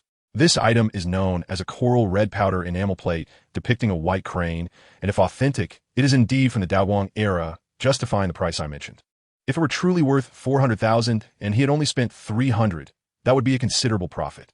Do you know any skilled appraisers who can authenticate genuine items? Huang Xinghua contemplated and inquired, Brother, do you doubt my word and wish to consult someone else? It wasn't entirely a lack of trust in Huang Xinghua. After all, he had invested a significant amount of money and remained hopeful. This was a perfectly natural sentiment. Observing Chen Ran's conflicted expression, Huang Xinghua expressed understanding. He continued, In the antique market, there are indeed many discerning individuals, but the most authoritative is undoubtedly the Wanbao Pavilion located in the center of the street. It is part of a large conglomerate, unlike us who dabble in various items. They specialize solely in antiques. They have branches across the country, and their appraisers are highly knowledgeable, many of whom are masters in the antique field. If you remain skeptical, I suggest you inquire there. He added a cautionary note. However, allow me to forewarn you. Due to the low cost of production, there are many fakes in this category, so do not harbor excessive hopes. Though Huang Xinghua lacked discernment, he was genuinely kind-hearted, offering sincere advice to prevent Chen Ran from becoming disheartened. Chen Ran nodded appreciatively and expressed his gratitude before setting off for the Wanbao Pavilion. As he was about to leave, Huang Xinghua called out, "Brother, your first foray into antique purchasing has led to disappointment. Yet in my shop, you have never been swindled on raw stones. I still have many stones available. Why not consider purchasing another?" Huang Xinghua believed that Chen Ran's foray into antiques was a waste of money and that buying raw stones would be a more prudent investment, allowing them both to profit. He was eager for Chen Ran to purchase more stones from him. Chen Ran was reluctant to engage further, but seeing Huang Xinghua's puzzled expression, he reflected that the man was decent, and he had indeed made a significant profit here. It was wise to cultivate connections, as one should not be overly aloof. Thus, he paused and addressed Huang Xinghua. "To be frank, it's not that I am unwilling to buy your stones. It's simply that they seem unlikely to yield any valuable results. Who would want to earn money? I'm not foolish. Purchasing them would only result in losses for me. If you wish for me to buy your stones, you ought to procure better stock. Otherwise, I must seek alternatives." With that, Chen Ran departed, leaving Huang Xinghua in a state of bewilderment, unable to yield anything, all of them. If someone else had said such a thing, he would dismiss it as a mere joke, but coming from Chen Ran, it held weight. After all, he had witnessed Chen Ran's abilities firsthand. Though Huang Xinghua found his statement somewhat rash, he couldn't shake the feeling that perhaps Chen Ran was not speaking in vain. As Chen Ran walked away, Huang Xinghua gazed at the stones for a prolonged moment, and suddenly, a bold idea struck him. Chapter 14. To understand or not to understand, having departed from Huang Xinghua's shop, Chen Ran arrived at the Wanbao Pavilion. He had previously traversed the market several times and was well aware of the location of each shop, negating any need for a search. Among the flower and bird market, while the Wanbao Pavilion was not the largest establishment, its decor was undeniably unique and steeped in antiquity. In contrast to other shops, which prominently displayed various antiques outside, accompanied by price tags and labels for customers' ease, the Wanbao Pavilion had only a few items on display. Although the shop was clean, it appeared unremarkable and lacked the appearance of a retail space, resembling more of a decorative showcase. Had Huang Xinghua not vouched for its authority, Chen Ran might have doubted whether it was truly an antique shop. Upon entering, he found only one individual present, a middle-aged man in his 40s, wearing glasses, who was perusing a booklet behind the counter. He was presumably the proprietor. Upon noticing Chen Ran's entrance, the proprietor closed the booklet and greeted him with a smile. "Good day, sir. How may I assist you?" Chen Ran wasted no time with pleasantries and directly stated, "I have an item I wish to sell." While many flocked to the flower and bird market to purchase items, few sought to sell, making it even rarer for someone to approach the Wanbao Pavilion with an item for sale. The proprietor's interest was piqued, and he inquired about what Chen Ran intended to sell. Chen Ran produced the plate, or rather, the cloth wrapped around the plate. The proprietor, clearly well-versed in his trade, displayed no change in expression upon seeing the soiled cloth. He promptly donned gloves and carefully unwrapped the cloth. He had the foresight to wear gloves when handling the item, and as he unveiled the plate, his expression remained unchanged. However, Chen Ran keenly observed a slight twitch at the corner of the proprietor's eye, as his gaze lingered on the plate for a considerable time. "Ah, discerning eye," Chen Ran thought, growing hopeful. He anticipated the proprietor's valuation, yet to his surprise, after inspecting the plate, the proprietor set it down and remarked, "Sir, we cannot accept this plate." Chen Ran was puzzled. "Why not?" "Because this plate is a counterfeit. It is a deception aimed at me." Chen Ran shook his head. Without uttering a word, he directly put away the plate and turned to leave. The shopkeeper, expecting Chen Ran to refute him, was taken aback by his swift action of packing up to depart. "Oh, sir, if you believe my statement to be incorrect, you could voice your opinions instead of leaving," the shopkeeper called out. Chen Ran chuckled lightly. "You've already declared this item as a fake. What opinions could I possibly offer? You possess no discernment, thus any feedback would be futile. I have no desire to squander my time with you." As he spoke, he had reached the door. Chen Ran was aware that this fellow would not genuinely allow him to leave unless he was utterly ignorant. Sure enough, just as he was about to exit, the shopkeeper halted him. "Sir, please reconsider. This item is a family heirloom. How can I not know its authenticity?" Whether Chen Ran spoke the truth or fabricated lies, the shopkeeper could not discern. However, judging by Chen Ran's demeanor, there was an air of authenticity about him. Could it truly be a family heirloom, thus instilling such confidence? The shopkeeper pondered, scrutinizing the plate once more. This time, he refrained from claiming it was fake, instead offering a consolation. At a cursory glance, it indeed appears counterfeit. Yet upon closer inspection, it bears some semblance to authenticity. Earlier, while bargaining with the old gentleman at the market, he had felt no sense of wrongdoing. Now he realized how despicable his previous behavior had been, akin to that of the man before him. Not a single honest word had been exchanged. However, the old gentleman was no saint either. The counterfeit goods at the market were priced exorbitantly, preying on the unsuspecting. You are cunning, and I shall learn from your cunning. Who fears whom?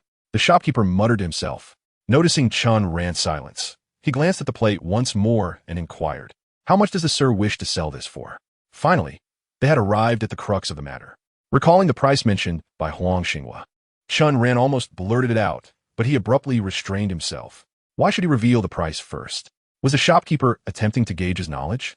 Who could tell if Huang Xinghua's valuation was indeed reliable? If he stated an absurd figure, would the shopkeeper not realize his ignorance? With this in mind, Chen Ran resolutely chose not to disclose a price, merely stating, "I have not set a specific price. I simply wish to sell it for a satisfactory amount." The shopkeeper was evidently taken aback by Chen Ran's response, pausing momentarily before continuing to question, "What price would satisfy you, sir? You are the buyer. You should determine the price." Chen Ran firmly decided against making the first offer. He added, "If you can ascertain the authenticity of this item, you must certainly know what price to propose." Seeing that Chen Ran was steadfast in his refusal to speak, the shopkeeper scrutinized him intently, deliberating before extending 3 fingers. "What do you think of this figure? If it were 3 million, I would find that acceptable." This statement elicited genuine laughter from the shopkeeper, not the forced smile from before. "Sir, you possess quite the sense of humor. The highest market price for such a plate is less than 1/10 of 3 million. Chen Ran astutely detected the discrepancy in the shopkeeper's words compared to Huang Xinghua's valuation. 1/10 of 3 million is 300,000. Yet Huang Xinghua claimed this item was worth at least 400,000. Could it be that Huang Xinghua was mistaken? Sensing the shopkeeper's gaze discreetly assessing him, Chen Ran felt otherwise. This man was intentionally undervaluing the item, attempting to deceive him. If this plate could fetch even less than 1/10 of 3 million, what necessity would there be to sell it? It would be better to keep it for serving food. Upon hearing this, the shopkeeper realized Chen Ran had not taken a bait, casting a surprised glance at him. Was he knowledgeable about antiques? Chen Ran was relatively young, and one would expect someone of his age to be inexperienced. Yet, his demeanor suggested a depth of understanding. His words were impeccably calculated, leaving the shopkeeper uncertain whether he was truly knowledgeable or not. In the antiquities trade, the approach taken with customers varies based on their understanding of antiques. Those lacking knowledge typically are outsiders, possessing genuine items only by chance, and it is rare for them to return for a second sale. Conversely, those who are knowledgeable are likely part of the community, possessing multiple genuine items. They can afford to return for subsequent transactions. If a newcomer is dissatisfied with the initial offer, would they return for a second or third time? The shopkeeper continued to ponder. Chen Ran grew impatient and was about to urge the shopkeeper for a sincere offer when suddenly, another person entered the shop. It was a young girl. Upon recognizing her, Chen Ran was astonished.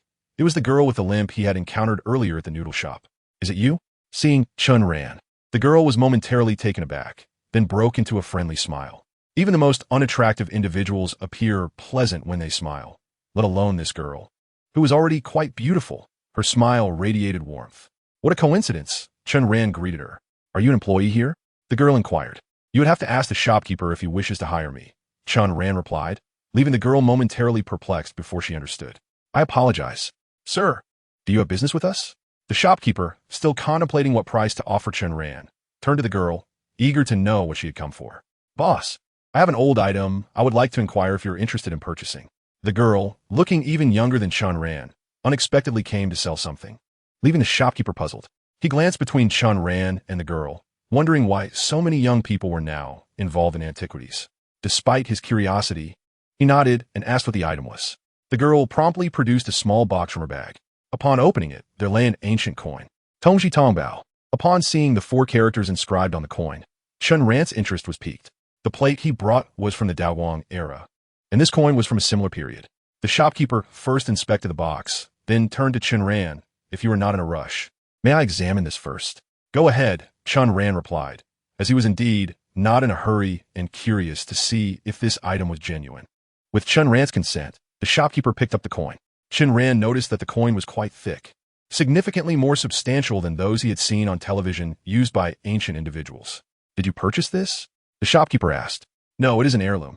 In the world of antiques, unless one does not inquire about the provenance, the answer is invariably an heirloom. Earlier, Chen Ran had claimed his plate was an heirloom. But unbeknownst to him, he was merely fabricating a story, while the girl was indeed truthful. The shopkeeper examined the coin for a moment before asking the girl how much she wished to sell it for. Being young, the girl displayed no guile and clearly lacked an understanding of the depths of the antiquities market. Hearing the inquiry about the price, she directly responded, "Is 10,000 acceptable?" The shopkeeper frowned, deliberated for a while, and then shook his head. "This coin cannot be sold for that high. I can offer you 500 at most." "Ah, so little?" The girl was evidently taken aback by the low valuation. "Shopkeeper, can't you offer a bit more? I heard from my family that this is what they call a mother coin, which can sell for several tens of thousands." The shopkeeper nodded. From the design of this coin, it is indeed a mother coin, which is a template used for mass-producing coins. Thus it is thicker than ordinary coins. However, if you claim it to be worth several tens of thousands, it must be genuine, yet this one does not appear to be. Again, Chen Ran, listening to the shopkeeper's remarks, felt a deep disdain. He observed closely and noted a fleeting expression of surprise as the shopkeeper examined the coin. Since the other party expressed surprise, it indicates that this item is likely genuine. Even if it is not, it certainly cannot be worth merely 500. Rest assured, esteemed shopkeeper, this object is a treasured heirloom, guaranteed to be authentic. It was unearthed from beneath the main beam of a house during renovations in my ancestral home, and I have heard it was buried by my grandfather. Upon hearing the shopkeeper's words, the young lady's confidence wavered, and she appeared quite disheartened. "Could you not offer a bit more?" she inquired once again. "How about I raise my offer to 800? Observing the shopkeeper's continued reluctance, Chen Ran could no longer tolerate the charade. "Allow me to take a look," he said, beckoning to the shopkeeper. The shopkeeper instinctively hesitated, unwilling to comply. Yet he had no valid reason to refuse. After a moment's hesitation, he handed the copper coin to Chen Ran. The instant Chen Ran grasped the coin, the surrounding scene transformed. It resembled his own setting, with a similar group of individuals sporting half-shaved heads and braided hair. Yet instead of working in a kiln, they were engaged in minting copper coins. Unsure whether his sensing ability would respond, Chen Ran tentatively accepted the coin and was delighted to find that it indeed reacted. It seemed that fate had intervened. He felt a growing disdain for the shopkeeper. Deceiving the wealthy was one thing, but to swindle the impoverished was quite another. The young lady was clearly in need. Her clothing, though clean, had faded from repeated washings. Her mobility appeared compromised, and she likely harbored some ailment for which she needed funds for treatment. Coming from humble beginnings himself, Chen Ran naturally felt a deep sympathy for those who shared his plight. If the young lady's item were indeed counterfeit, the shopkeeper's refusal to pay would be somewhat understandable, for no one wishes to purchase a fake. However, it was evident that the item was authentic, and both the young lady and the shopkeeper were aware of this truth. Yet the shopkeeper insisted otherwise, purely to mislead. If the shopkeeper were to deceive those affluent patrons at a street stall, Chen Ran would not have found fault, for they too would engage in mutual deception, each trying to outwit the other. But to take advantage of this naive young girl was utterly disgraceful. "In my estimation, this coin should be genuine," Chen Ran declared, placing the coin down, causing the shopkeeper to furrow his brow while the young lady's eyes sparkled with surprise. "Do you also believe it to be genuine?" she asked eagerly. Encouraged by Chen Ran's endorsement, she pressed the shopkeeper for a better price. The shopkeeper, taken aback, pondered how Chen Ran could discern the coin's authenticity at a mere glance after he himself had scrutinized it for so long. He recalled their previous exchange, suggesting a familiarity, and began to worry that Chen Ran might not truly understand, but merely wish to assist the young lady in raising her price. Noticing the shopkeeper's prolonged silence, Chen Ran grasped that he remained obstinate. "Wait a moment," he suddenly told the young lady, then stepped towards the door to make a phone call. He resolved that if the shopkeeper of Wanbao Pavilion refused to purchase the coin, he would buy it himself. Yet he was uncertain of its true value and needed to inquire first. Although he wished to assist the young lady, he could not afford to incur a loss. "Brother Chen?" Chen Ran did not have many acquaintances and could only reach out to Huang Xinghua. "Boss Huang, I have in my possession an item, a copper coin from the Tongji era, or perhaps it is a mother coin. You are knowledgeable about such matters. Could you tell me its worth if it is indeed genuine? Huang, a seasoned antiquities dealer, immediately grasped the situation. Tongji Tongbao. Yes. Chen Ran could hear the sound of a cutting machine on the other end. Huang was evidently busy with something. Tongji Tongbao, and a mother coin? No less. My brother, I must admit, I have reservations about your judgment. Are you certain it is authentic? I would hate for you to be taken advantage of. Rest assured, my eyes are as reliable as a ruler. No one in this world can deceive me. Now, please provide an estimate. Hearing Chen Ran's confidence, Huang Xingwa suspected that Chen Ran had indeed been duped, but felt compelled to give an estimate nonetheless. After a moment of contemplation, he replied, at least 20,000, provided it is genuine. Chen Ran was taken aback. The young lady had only requested 1,000. Do you have a means to sell it? Certainly, but it must be authentic. I cannot sell a counterfeit. Huang's repeated caution stemmed from his genuine concern that Chen Ran might attempt to sell him a fake. Very well, I shall let you attend to your work, Chen Ran concluded, ending the call. Huang, wiping the sweat from his brow, gazed at the scattered raw stones. Puzzled by the realization, damn it, my brother was right. None of these are valuable. Chapter 16. Yet again, profits arise. Turning to the young lady, Chen Ran suggested, if the shopkeeper declines to buy, would you consider selling the coin to me instead? The young lady, still uncertain of Chen Ran's intentions, felt a surge of excitement upon hearing his offer. You would pay 1,000 for this copper coin? I shall offer 2,000. Really? Upon learning Chen Ran's bid exceeded her expectations by an entire 1,000, she was overjoyed. Chen Ran's willingness to pay more stemmed not only from goodwill, but also from Huang's assurance that the coin was worth at least 2,000, which would allow him to make a profit. While the exact amount mattered little to him, he felt it only fair to compensate Huang for his assistance in selling it. Let us proceed with the transaction, Chen Ran stated, urging the young lady to retrieve her phone for the transfer. The shopkeeper believed Chen Ran intended merely to raise the price, and was taken aback to find him genuinely prepared to purchase. His mind raced as he realized the impending transaction, prompting him to interject, Sir, please hold on. What is it? You do not wish to buy, yet you do not permit others to? Chen Ran replied with irritation. The shopkeeper smiled and waved his hand dismissively. No, I simply wish to examine it more closely, as I did not scrutinize it thoroughly before. Not scrutinizing it thoroughly before is no longer an option. As a businessman, surely you understand the adage that once this opportunity is lost, it cannot be regained. Chen Ran found the shopkeeper's lack of straightforwardness frustrating and pressed to complete the payment. However, his eagerness forced the shopkeeper into a corner. While that may be true, the principle of commerce dictates that the highest bidder prevails. If I offer more than you, I trust the young lady would prefer to sell to me, correct? The shopkeeper asserted, glancing at the young lady. Before she could respond, Chen Ran's interest was piqued, and he inquired, what is your offer? The shopkeeper pondered briefly before exclaiming, 3,000. The young lady, who had initially sought 1,000, was astounded that Chen Ran's offer of 2,000 had already far surpassed her expectations. Now, with the shopkeeper's offer of 3,000, her expression transcended mere surprise. Is that genuine? You just said it didn't appear to be authentic, yet you're willing to offer 3,000? Chen Ran questioned skeptically.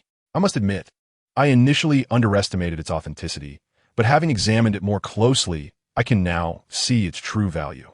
Naturally, I must offer a fair price, the shopkeeper replied, then turned to the young lady, inquiring if she would be willing to sell the coin to him. The young lady remained silent, glancing at Chen Ran. She would undoubtedly prefer 3,000, but since Chen Ran had made the initial offer, she felt hesitant.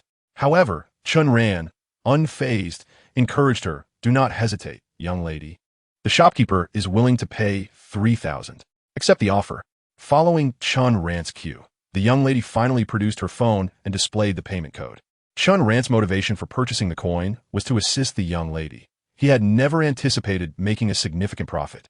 Now that the shopkeeper had offered a higher price than his own, his objective was fulfilled, and he saw no reason to continue the negotiation.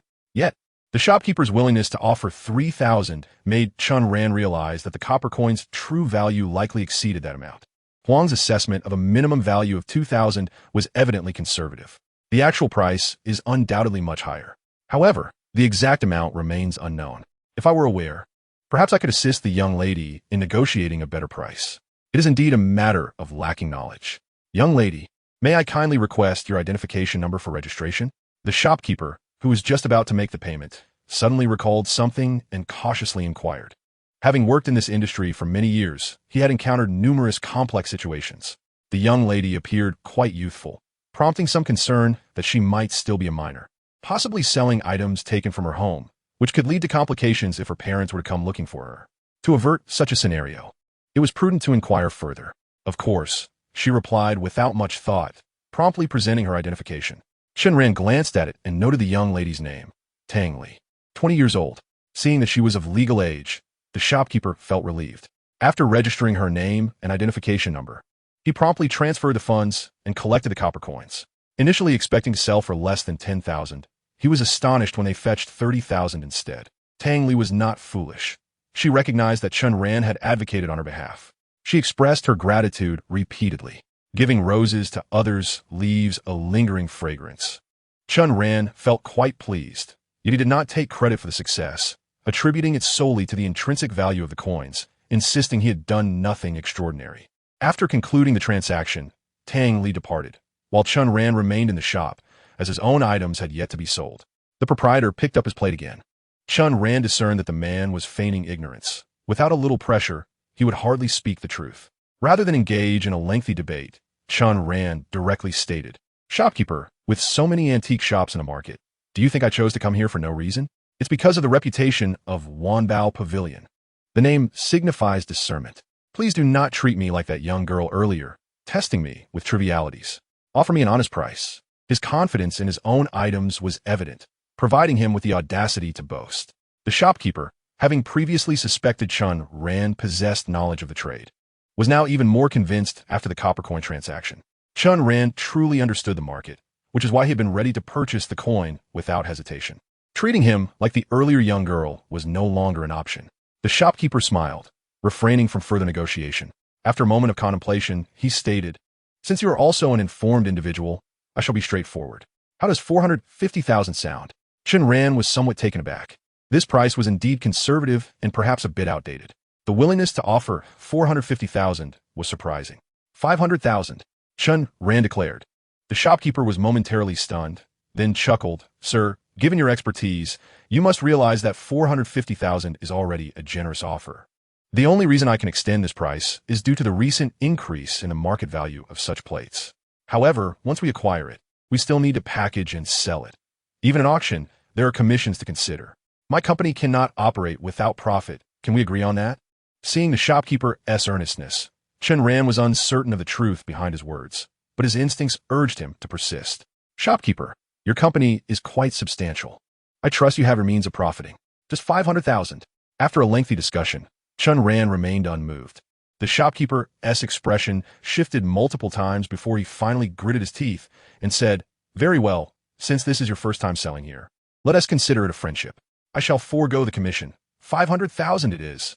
Indeed, Chen Ran had initially thought about conceding if the shopkeeper did not agree, but he was pleasantly surprised by the outcome. Although he was uncertain about the veracity of the shopkeeper's claim to waive the commission, he detected a hint of hesitation in the man's subtle expressions. It appeared that this price, while perhaps not the absolute maximum, was close to the ceiling. The transaction was completed, exceeding Chen Ran's expectations by 100,000. He felt a surge of joy. Though he noted the shopkeeper's lack of straightforwardness had unnecessarily prolonged the negotiation. Wanbao Pavilion might boast a grand reputation, but the shopkeeper's perspective was rather narrow. Chen Ran resolved that if he stumbled upon another treasure, he would seek a more congenial establishment next time. As before, after agreeing on a price, the shopkeeper recorded the details before handing over the payment and taking possession of the plate. With his newfound wealth, Chen Ran exited Wanbao Pavilion with a sense of elation. With a mere 300 in costs, he had turned it into 500,000 in the blink of an eye. Finding antiques was no slower than purchasing raw stones. A smile of delight was firmly etched on his face. In less than a day, he had earned such a sum. His future was indeed promising. As Chen Ran stepped out of Wanbao Pavilion and prepared to ride off on his electric scooter, he suddenly heard a commotion behind him. Initially fearing a potential threat, he quickly turned to find it was none other than the young lady. Tang Li, Chapter 17. Guayong gets beaten. Tang Li clearly intended to call out to Chen Ran, but from a distance of 5 or 6 meters, she had not yet spoken when Chen Ran abruptly turned around, startling her. "It's you." Upon recognizing Tang Li, Chen Ran felt his guard lower. He was puzzled. The noise had been quite loud. almost as if the sound were right next to him, yet they were still so far apart. Is there something you need? Chen Ran asked, regarding her with curiosity. Tang Li took a few steps closer. I was waiting for you here just to say thank you. There is no need for such formality, Chen Ran replied, taken aback that she had waited specifically to express her gratitude. If it weren't for your assistance, I would never have sold my copper coins for such a high price. I must thank you. How about I add you on my contact list and transfer some money to you? Huh? Chen Ran was momentarily taken aback. You helped me sell for such a large amount. I should give you something as a token of appreciation, a sort of commission. Unexpectedly, the young lady was not only polite but also quite shrewd, offering him a portion of her earnings. Chen Ran couldn't help but smile. He waved his hand dismissively. I've already said it's unnecessary. Your items are worth that much, and my involvement was minimal. The sale price is entirely yours. His intention to help had never included any desire for compensation. Seeing Chen Ran adamantly refuse payment, Tang Li felt a bit embarrassed. You've assisted me twice now. Why don't we exchange contact information? Reluctantly pressed to share his contact details, Chen Ran felt it would be rather inconsiderate to refuse. He promptly retrieved his phone. Just as the two were about to exchange information, his phone rang unexpectedly. Apologies, I need to take this call. Chen Ran answered, hearing a frantic voice on the other end. Brother Ran, where are you? Brother Yong has been beaten. Huh? The caller was Wang Shuwen, a fellow delivery worker who was much younger than Chen Ran, having just turned 18. He shared a cordial relationship with both Chen Ran and Guiyong. Guiyong has been beaten? Chen Ran felt the urgency rise within him. Where is he? Who did this? At the station. It was the station manager. Damn it. I'll be right there. Chen Ran had only one close friend, Guiyong, and he couldn't simply ignore the situation. Moreover, their delivery station was not far from where he stood. After hanging up, he swiftly mounted his electric scooter. Tang Li, who had been waiting to exchange contact information, was intrigued by Chen Ran's conversation, but was surprised when he abruptly rode off without waiting for her. Excuse me, young lady. I have an urgent matter to attend to. Perhaps we shall meet again by chance. Before Tang Li could finish her sentence, Chen Ran had already turned the throttle, and the scooter sped away. Wang Shuwen mentioned that the station master, Sun Hailin, was the overseer of their delivery site, having secured his position through familial connections. He was notably indolent, in his 30s, lacking significant skills, possessing a tempestuous temperament, and was fond of boasting. The delivery personnel at the station held a general disdain for him, particularly Chen Ran, who bore a notable grudge. Sun Hailin was portly and dark, with unremarkable features, and remained unmarried at his age. On one occasion, he chanced upon Chen Ran video chatting with his younger sister, Chen Kiki, and, finding her attractive, requested Chen Ran to introduce them. However, as Chen Kiki was still in high school, Chen Ran refused to comply. Feeling slighted, Sun Hailin disparaged Chen Kiki's appearance, insinuating that she must have had numerous boyfriends, and claimed that if she were to be introduced to him, he would have to think twice about it, fearing potential diseases. Having always cherished his sister, Chen Ran could not abide Sun Hailin's words and promptly retaliated with several slaps. This confrontation established a lasting enmity between the two. Although Chen Ran was the only one in the station who bore animosity towards Sun Hailin, Guiyong, despite being closely allied with Chen Ran, had only once assisted in reprimanding Sun Hailin and had otherwise not been known to have conflicts with him. When Chen Ran learned that Guiyong had been assaulted, he was perplexed and hastened to the site to ascertain the situation. Riding his electric bike at a swift pace, he soon arrived at the station, which was somewhat tucked away in a narrow alley, typically devoid of passersby. Upon reaching the alley's entrance, he spotted several individuals restraining Guiyong in a filthy puddle, with half of his face pressed against the ground and his clothes soaked. Yet rather than pleading for mercy, Guiyong vehemently cursed, "Damn you, Sun Hailin. If you have the guts, kill me today." The hulking Sun Hailin stood nearby, sneering, "I certainly wouldn't dare to kill you, but if you dare to strike me, I want to let you off easily. Hold his head down and make him drink a few mouthfuls of that filthy water." Meanwhile, Wang Shuwen, who had called Chen Ran, attempted to mediate, urging station master, "Please stop the violence." By the time Chen Ran arrived, several minutes had elapsed since his conversation with Wang Shuwen, during which he assumed the altercation had subsided. However, upon witnessing Guiyong's dire state, his anger flared. "You scoundrels, let him go at once." Chen Ran bellowed, capturing everyone's attention. Sun Hailin feigned surprise, exclaiming, "Ah, the main character has arrived." Chen Ran, confused, did not comprehend his words, while Guiyong urgently shouted, "What are you doing here? Hurry and leave." "Leave? I'm here to rescue you." Chen Ran retorted, dismissing Guiyang's plea.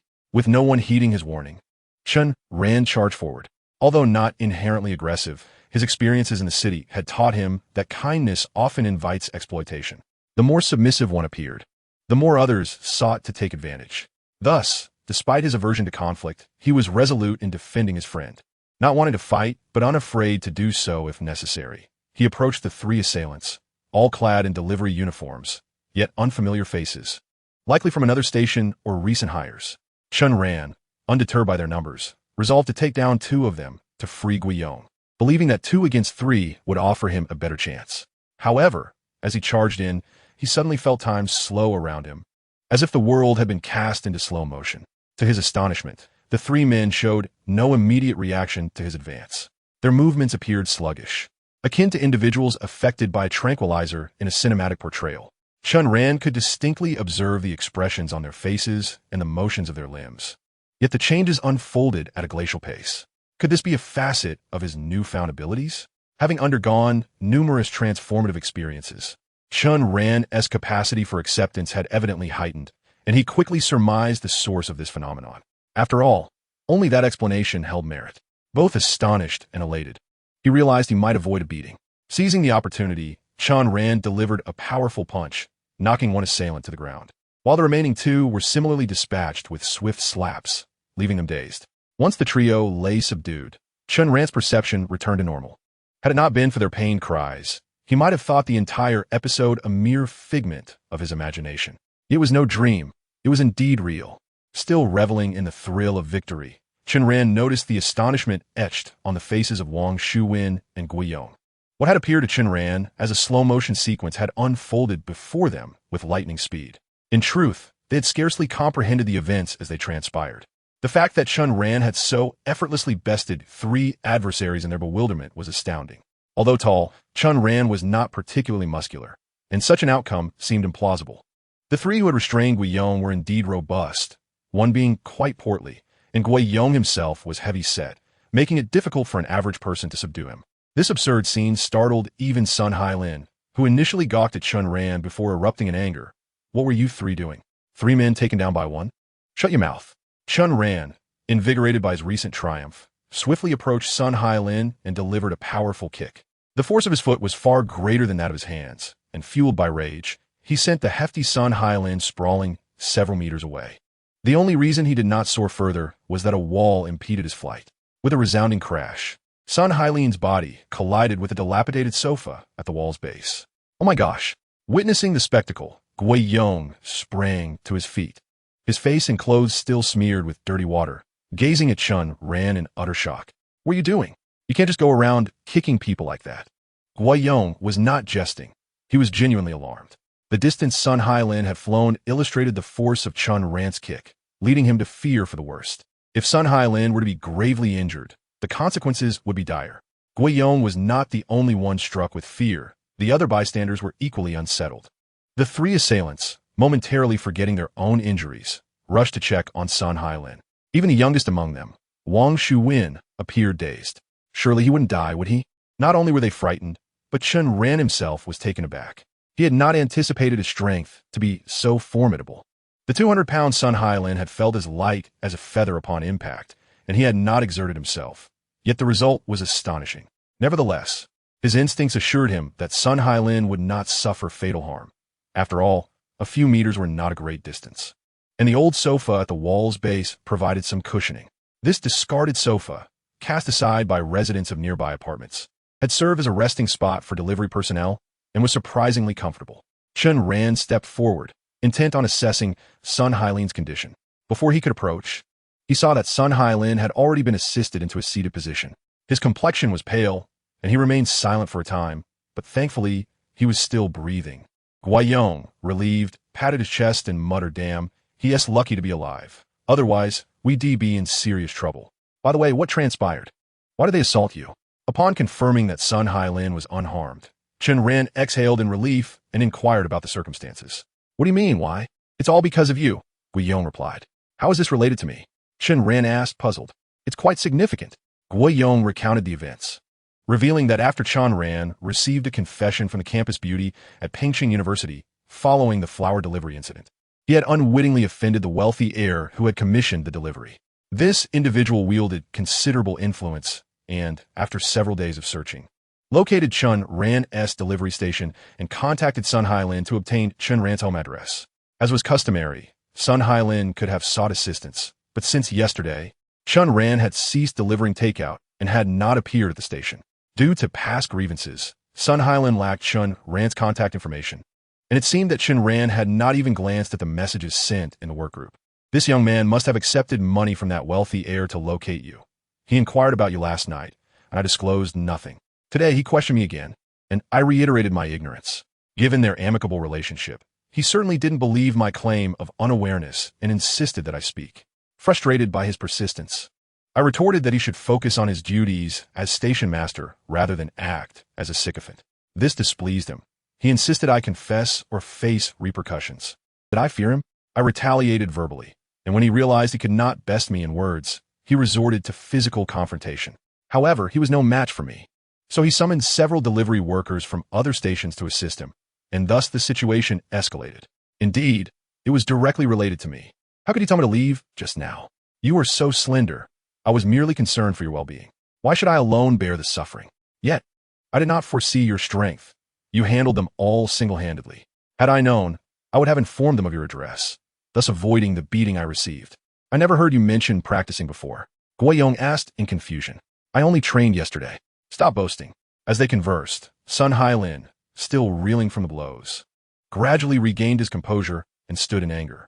Chen Ran, you've gotten yourself into trouble. You single-handedly fought against the four of us. Just wait. I will call the police. Sun Hailin, still reeling from the kick he received from Chen Ran, struggled to catch his breath. He genuinely desired to teach Chen Ran a lesson. But given Chen Ran's evident prowess, he knew that if he struck again, the outcome was uncertain. With his courage restored, he contemplated reporting the incident to the authorities, believing that Chen Ran's assault on them would result in his apprehension. Call the police. Do it quickly. Upon hearing Sun Hailin's threat to report them, Guiyong suddenly shouted. His outburst left Sun Hailin and the others momentarily stunned. Do you not comprehend why Chen Ran struck you? Was it not you who restrained me? Chen Ran was not attacking you. He was acting heroically to save me. Look at my face, my hands. Do they not bear the marks of your assault? You wretches. Hurry and call the police. I too seek to have you apprehended. We are all acquainted. We can share a cell for some lively company. Though Guiyong and Chen Ran were not wealthy, they were not naive enough to believe everything they were told. The root of the conflict was clearly Sun Hailin's fault, and thus they felt no fear. Even if it could not be classified as heroic, it was merely a brawl, and in a brawl, all parties are complicit. Regardless of Sun Hailin's feelings, Guiyong's words incited fear in the three delivery workers. They were from another station and had each received 200 yuan from Sun Hailin to assist him. When they had restrained Guiyong earlier, their anxiety had already begun to mount, fearing potential repercussions. Now, upon realizing the gravity of the situation, they were unwilling to proceed. After all, Chen Ran had not truly harmed them. They could consider it poetic justice for their earlier actions. The three of them quickly distanced themselves, declaring they would not report the incident. Sun Hailin was both astonished and furious. Before he could finish his sentence, he noticed Chen Ran and Guiyong approaching. His heart sank, and he fearfully inquired, "What do you intend to do?" He was unafraid of Guiyong, but Chen Ran's strength was undeniable. He was all too aware of the force behind that kick. Sun Hailin, as the station master, you failed to grasp the situation. You seek assistance from other stations while aspiring to be a sycophant for a wealthy heir. You truly overestimate yourself. Chen Ran scornfully reprimanded. Let me be clear, I will no longer deliver takeout, nor will I return to this station. From now on, we have no further dealings. Should you dare to plot against me or act maliciously, I will ensure you regret it. Do you understand? Seeing Sun Hailin remain silent, Chen Ran pressed further. His gaze was fierce, and Sun Hailin had never perceived him as so formidable. He quickly nodded in compliance. Leave at once. Guiyong cursed. As soon as the words left his mouth, Chen Ran tugged at him. Guiyong turned, realizing Chen Ran was gesturing towards the station sign, and finally grasped that they were on someone else's territory. Never mind, let us depart. Guiyong conceded, and together with Chen Ran, they exited the alley. Chapter 19. Thanks to these two, you were beaten so badly. Should we not seek medical attention? Once outside the alley, noticing the injuries on Guiyong's face and arms, Chen Ran expressed concern. What do you mean badly? Aside from a few slaps from Sun Hailin, the others barely touched me. They only restrained me. Then what about your? Before Chen Ran could finish, he watched as Guiyong rubbed vigorously at the bruised area on his arm, revealing a patch of dirt underneath. This is not an injury. It's mud. Did you not see how filthy the ground was? Upon hearing this, Chen Ran recalled that the narrow alley was flanked by old residential buildings, with dozens of air conditioners dripping water, creating a constant puddle on the ground. I was concerned. What if that fellow had reported you? Guiyong boasted, casting a proud glance at Chen Ran. As long as it's not an injury, that's all that matters. Chen Ran sighed in relief and purchased a few bottles of water from a nearby shop, sitting on the curb for Guiyong to wash up. Guiyong inquired about the status of his father's surgery expenses, and upon learning the funds had been gathered, he breathed a sigh of relief. After this incident, I am done with delivering takeout. I can't endure this nonsense. With the 5,000 you gave me yesterday, I have enough to get by for a while. Hearing Guiyong's words, Chen Ran felt a pang of guilt. The other man had been doing well in his delivery job, but because of Chen Ran, he had endured a beating and now had to seek alternative employment. Forget it, don't go. You're not going either? Guiyong was taken aback. My father needs rehabilitation every week. If you don't go, who will support me? I will support you. As soon as Chen Ran uttered those words, Guiyong halted his face washing and looked up at him in bewilderment. Guiyong was certain he had not misheard. Chen Ran's expression shifted to one of wariness. Chen Ran, how many years have we known each other? You know me. I have hemorrhoids. Don't get any ideas. Chen Ran shot him an irritated glare. What are you thinking? I would look twice at you. That's good. Guiyong relaxed but then asked, puzzled. So why are you giving me money? Let us move to a different location. The area was crowded and noisy, unsuitable for conversation. Chen Ran checked the time. It was nearly dinner time. Once Guiyong had washed his face, he planned to treat him to dinner, discussing matters over the meal. Guiyong had no objections to being treated to dinner, and as he attempted to rise from the curb, his legs felt stiff from squatting too long. Chen Ran offered him a hand. Just as their hands met, an unsettling image flashed before Chen Ran's eyes. A crushed delivery truck, Guiyong trapped beneath a wheel, bloodied and gazing at him in despair. Damn! The sudden horror jolted Chen Ran back several steps, startling Guiyong, who looked confused. What are you doing? He stared at Chen Ran, bewildered. Did you see a ghost? Chen Ran remained silent, his face still etched with terror and confusion. During lunch, he had witnessed a horrifying scene, and now he found himself confronted with it once more, albeit with different characters involved. One was an older man, the other was Guiyong. Regardless of who they were, both appeared to be lifeless, and their demise was gruesome. How could this be? Why was this happening? Chen Ran could not fathom why he was subjected to such visions. It was utterly terrifying and ominous, devoid of any logical basis. Chen Ran, what is wrong with you? Guiyong, noticing Chen Ran as prolonged silence, began to feel a sense of unease. It's nothing. Chen Ran responded, shaking his head stiffly. Nothing? You're drenched in sweat. Guiyong observed the fine beads of perspiration forming on Chen Ran's forehead, perplexed. Chen Ran was a loss for words. After his encounter with the older man during lunch, he had doubted whether it was merely a figment of his imagination. He wanted to test it again, but the older man had left. Now, seeing another alarming scene, particularly with Guiyong as the central figure, was profoundly unsettling. Determined to unravel this mystery, he reached out to touch Guiyong once more, hoping to see if the vision would reoccur. Hey, Yutong, it's him. Just as Chen Ran was about to make contact, a voice of surprise interrupted him. Turning his head, he noticed two young women approaching from the street corner. One, wearing a stylish cap and a chic outfit, waved at him with a bright smile. Delivery guy, what a coincidence. She clearly recognized Chen Ran and was whispering something to her companion while greeting him. The other girl, clad in casual sportswear, lacked her friend's flamboyance. Yet both radiated youth and beauty. Upon their appearance, Guiyong's eyes widened in astonishment. Chen Ran, do you know her? He asked, bewildered. Having been friends for years without realizing Chen Ran was acquainted with such lovely ladies. Are you keeping secrets, you rascal? Guiyong remarked, his playful demeanor evident. In contrast, Chen Ran's expression was merely one of mild surprise, quickly replaced by disdain. Disdain for beauty? Guiyong was taken aback by Chen Ran's reaction. Before he could inquire further, Chen Ran remarked, the beating you received today is thanks to these two lovely ladies. Guiyong paused, then grasped the implication, incredulously stating, you can't mean those two are the ones who confessed to you, right? Only the one on the left, Chen Ran clarified, pointing to the girl in sportswear. Her name was Su Yutong. the campus belle of Pingching University, while her companion, Lin Shi, was her close friend. Chen Ran recalled delivering flowers to Su Yutong when she confessed, with Lin Shi encouraging her in that moment. He suspected Lin Shi had instigated the idea of confessing. It was that single statement from Su Yutong that had led to Chen Ran being pursued by a wealthy heir, resulting in the complications he faced today. Despite their beauty, he felt no particular attraction to either of them. Had it not been for his newfound powers, he could hardly imagine how dire his situation would be, burdened with financial woes due to his father's illness and the disdain of the station master. "Hello, sister-in-law," Guiyong blurted out, causing Chen Ran's expression to drop in dismay. "What are you shouting about?" Chen Ran glared at Guiyong. "Why not? Didn't she confess to you? You didn't refuse, so she must be your girlfriend. Should I call her sister-in-law or brother's wife?" Guiyong reasoned, looking towards Su Yutong, who blushed and shot him a glare, while Lin Shi stifled a laugh. Though Guiyong's words were jest, for a fleeting moment, Chen Ran found some truth in them. Yet, he quickly recalled that he hadn't truly rejected her. She hadn't given him a chance to respond before walking away after her confession.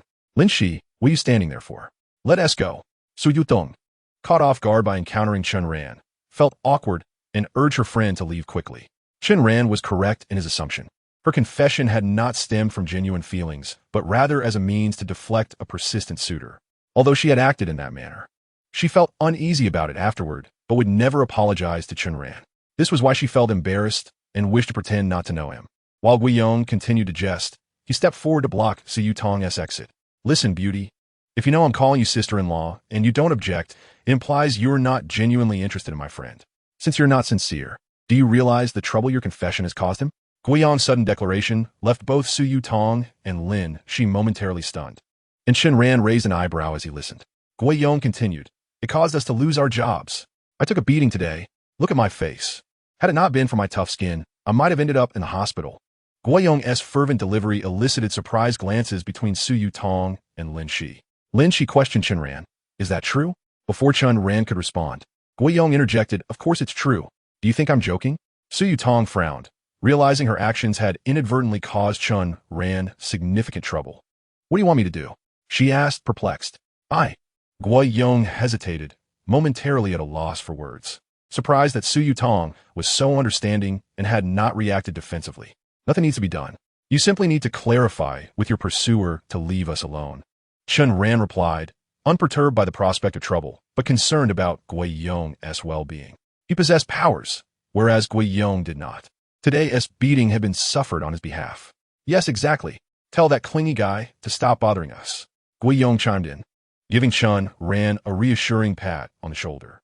At that moment, as Chen Ran felt Guiyong's hand on his shoulder, the earlier scene flashed before his eyes once more, an overwhelming sense of deja vu washing over him.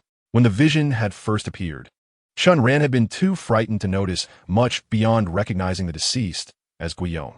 However, now as the scene replayed, he observed that beneath the truck lay not just Guiyong, but others as well. He couldn't see their faces, only a pair of legs clad in black athletic pants adorned with a clover design. Abruptly, Chen Ran's gaze shifted to Su Yutong. Black pants, a clover. The trousers she was wearing matched precisely with those he had seen in his vision. Alongside those legs lay a blood-stained Mickey Mouse backpack. A cosmetics store stood beside the truck, and on the opposite side, a no parking sign was visible. Turning his head, Chen Ran realized that to his right was indeed a cosmetics store, while just a few meters to his left was the very sign. His heart sank. Initially, he had thought he was merely experiencing a hallucination, but now the elements from his vision were aligning with reality. Was it still a mere illusion? A wave of intense unease washed over him. "I didn't realize this would affect you so much. I'm sorry. Don't worry, I'll clarify things with him," Su Yutong said, feeling guilty upon learning that Chen Ran and his friend had suffered because of her actions. She shot a reproachful glance at Lin Shi, who had suggested the confession. However, Lin Shi was not paying attention to her. Instead, she looked at Chen Ran with curiosity. What's wrong with him? Guiyong and Su Yutong remained oblivious to Chen Ran's unease, yet Lin Shi perceived it. Noticing Chen Ran's anxious demeanor as he scanned the surroundings, she found it peculiar. Upon hearing this, Su Yutong also became aware of the situation. Guiyong turned his head, equally puzzled. "Chen Ran, what are you looking for? You cannot stay here." Chen Ran's apprehension intensified, and he suddenly realized they must vacate the premises. "Where do we go?" Guiyong was taken aback by Chen Ran's words. However, before he could further inquire, a sudden honking pierced the air, an unmistakable sound from a large truck. Chen Ran followed the noise and saw a truck barreling towards them. Seemingly out of control, its front resembling what he had witnessed in his earlier vision. It was happening. The scene he had just envisioned was materializing before his eyes. Alarm surged within him as chaos erupted on the street. Many people, upon seeing the oncoming truck, began to flee in terror. It was Saturday, and the streets were already bustling. A few frightened individuals triggered a stampede, transforming the thoroughfare into a chaotic sea of bodies. Su Yutong and Lin Shi, still bewildered by the sudden turn of events, were soon swept away by the throng, unprepared for the impact that knocked them to the ground. What the hell? Guiyong also caught sight of the out-of-control truck, his face paling with fear. Run! Chen Ran urged Guiyong with a shove before sprinting ahead. While he held no affection for Su Yutong or Lin Shi, he could not bear to witness death unfold before him. After being knocked down by the panicked crowd, Su Yutong and Lin Shi were quickly lost from Chen Ran's view. The tumultuous crowd was intimidating, making it nearly impossible to navigate against the flow. Fortunately, Chen Ran, having been struck by lightning before, possessed extraordinary resilience. He pressed forward against the tide, unscathed. As he advanced, he realized that it wasn't just Su Yutong and Lin Shi who had fallen. Many others were also on the ground. Chen Ran hurried to help them up, preventing further trampling. After aiding several, he spotted Lin Shi cornered and quickly pulled her to her feet. Having been knocked down multiple times, she had curled up in a corner to avoid being trampled. When Chen Ran grasped her arm, she instinctively attempted to resist until she recognized him. What about Yutong? Lin Shi, regaining her composure, began searching for Su Yutong, who had nearly vanished in the stampede. Chen Ran quickly spotted Su Yutong crouched beside a trash can, shielding a small girl kneeling beside her. Both were covered in footprints. Yutong! Yutong! Lin Shi shouted in excitement. But her joy quickly turned to horror as the crowd surged forward. The truck was barreling toward them. She had been unaware of the danger until now. But it was too late. The massive semi-truck swept across the street, obliterating everything in its path, leaving her paralyzed with fear. Chen Ran too saw the truck, and his heart sank as he recognized the Mickey Mouse backpack the girl clutched, just like in his vision. Recalling the horrific scene, Chen Ran felt a surge of panic but could not afford to hesitate. As he took a few steps, he noticed Guiyong still standing there. How could he still be here after urging him to flee? Chen Ran's heart raced with urgency. He had no idea that Guiyong had only taken a few steps before being left behind in the chaos. Despite his attempts to assist others, Guiyong was overwhelmed by the sheer number of people. After helping one last woman, he found himself trampled and knocked to the ground. Just as he managed to rise, he saw the truck approaching, and dread washed over him. Yet, in that moment of despair, he spotted Chen Ran, desperately clutching two individuals. Was Chen Ran so afraid of death that he sought companions in peril? Who were the children? Guiyong's thoughts were interrupted as Chen Ran delivered a swift kick to his waist, sending him sprawling. After propelling Guiyong aside, Chen Ran felt the rush of air from the approaching truck behind him. Glancing back, he saw the truck mere centimeters from him. There was no time to spare. With a desperate gamble, he leapt onto the truck's hood and propelled himself off, soaring through the air. Chapter 21. Evading Disaster Crash. The truck crashed violently into a storefront. Clouds of dust erupting as screams filled the air. Vehicles on the street came to a halt, and several drivers exited their cars to witness the spectacle. Not all were mere spectators. The severity of the event prompted some to call for help. Cough, cough. Lin Shi coughed, staring incredulously at Chen Ran beside her. Did we survive? Everything had transpired so swiftly that she could only recall Chen Ran rushing toward her. Everything else was a blur. Su Yutong was even more disoriented, only remembering the truck's approach before losing consciousness. Presently, they found themselves in a clothing store, the wall beside them shattered by the truck's impact, leaving half the truck's front exposed amid swirling dust. As Su Yutong regained her senses, she felt a tight grip around her waist and realized Chen Ran had embraced her. But before she could react, he released her. In his haste, Chen Ran had leapt into the store just in time, with the truck crashing into the adjacent shop instead. Even so, the fright lingered. The distance he had jumped was nearly 20 meters, cradling 3 individuals, while he had avoided death. The risk of injury from the fall loomed large. To mitigate the impact, he ensured his back hit the ground first, sliding several meters to soften the blow. Is everyone all right? Chen Ran assessed the condition of Su Yutong, Lin Shi, and the little girl.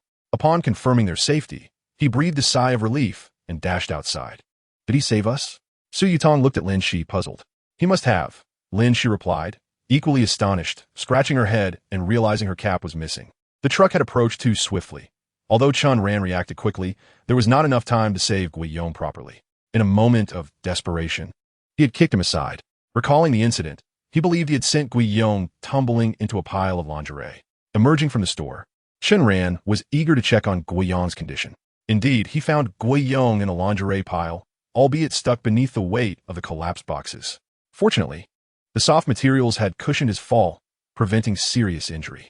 As Chen Ran stepped out, he saw Guiyong struggling to rise, his expression dazed and confused, as if he had lost his memory.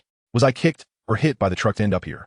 Relieved that Guiyong was unharmed, Chen Ran suddenly recalled something and hurried back to the truck's front. The impact had crumpled the front of the truck significantly.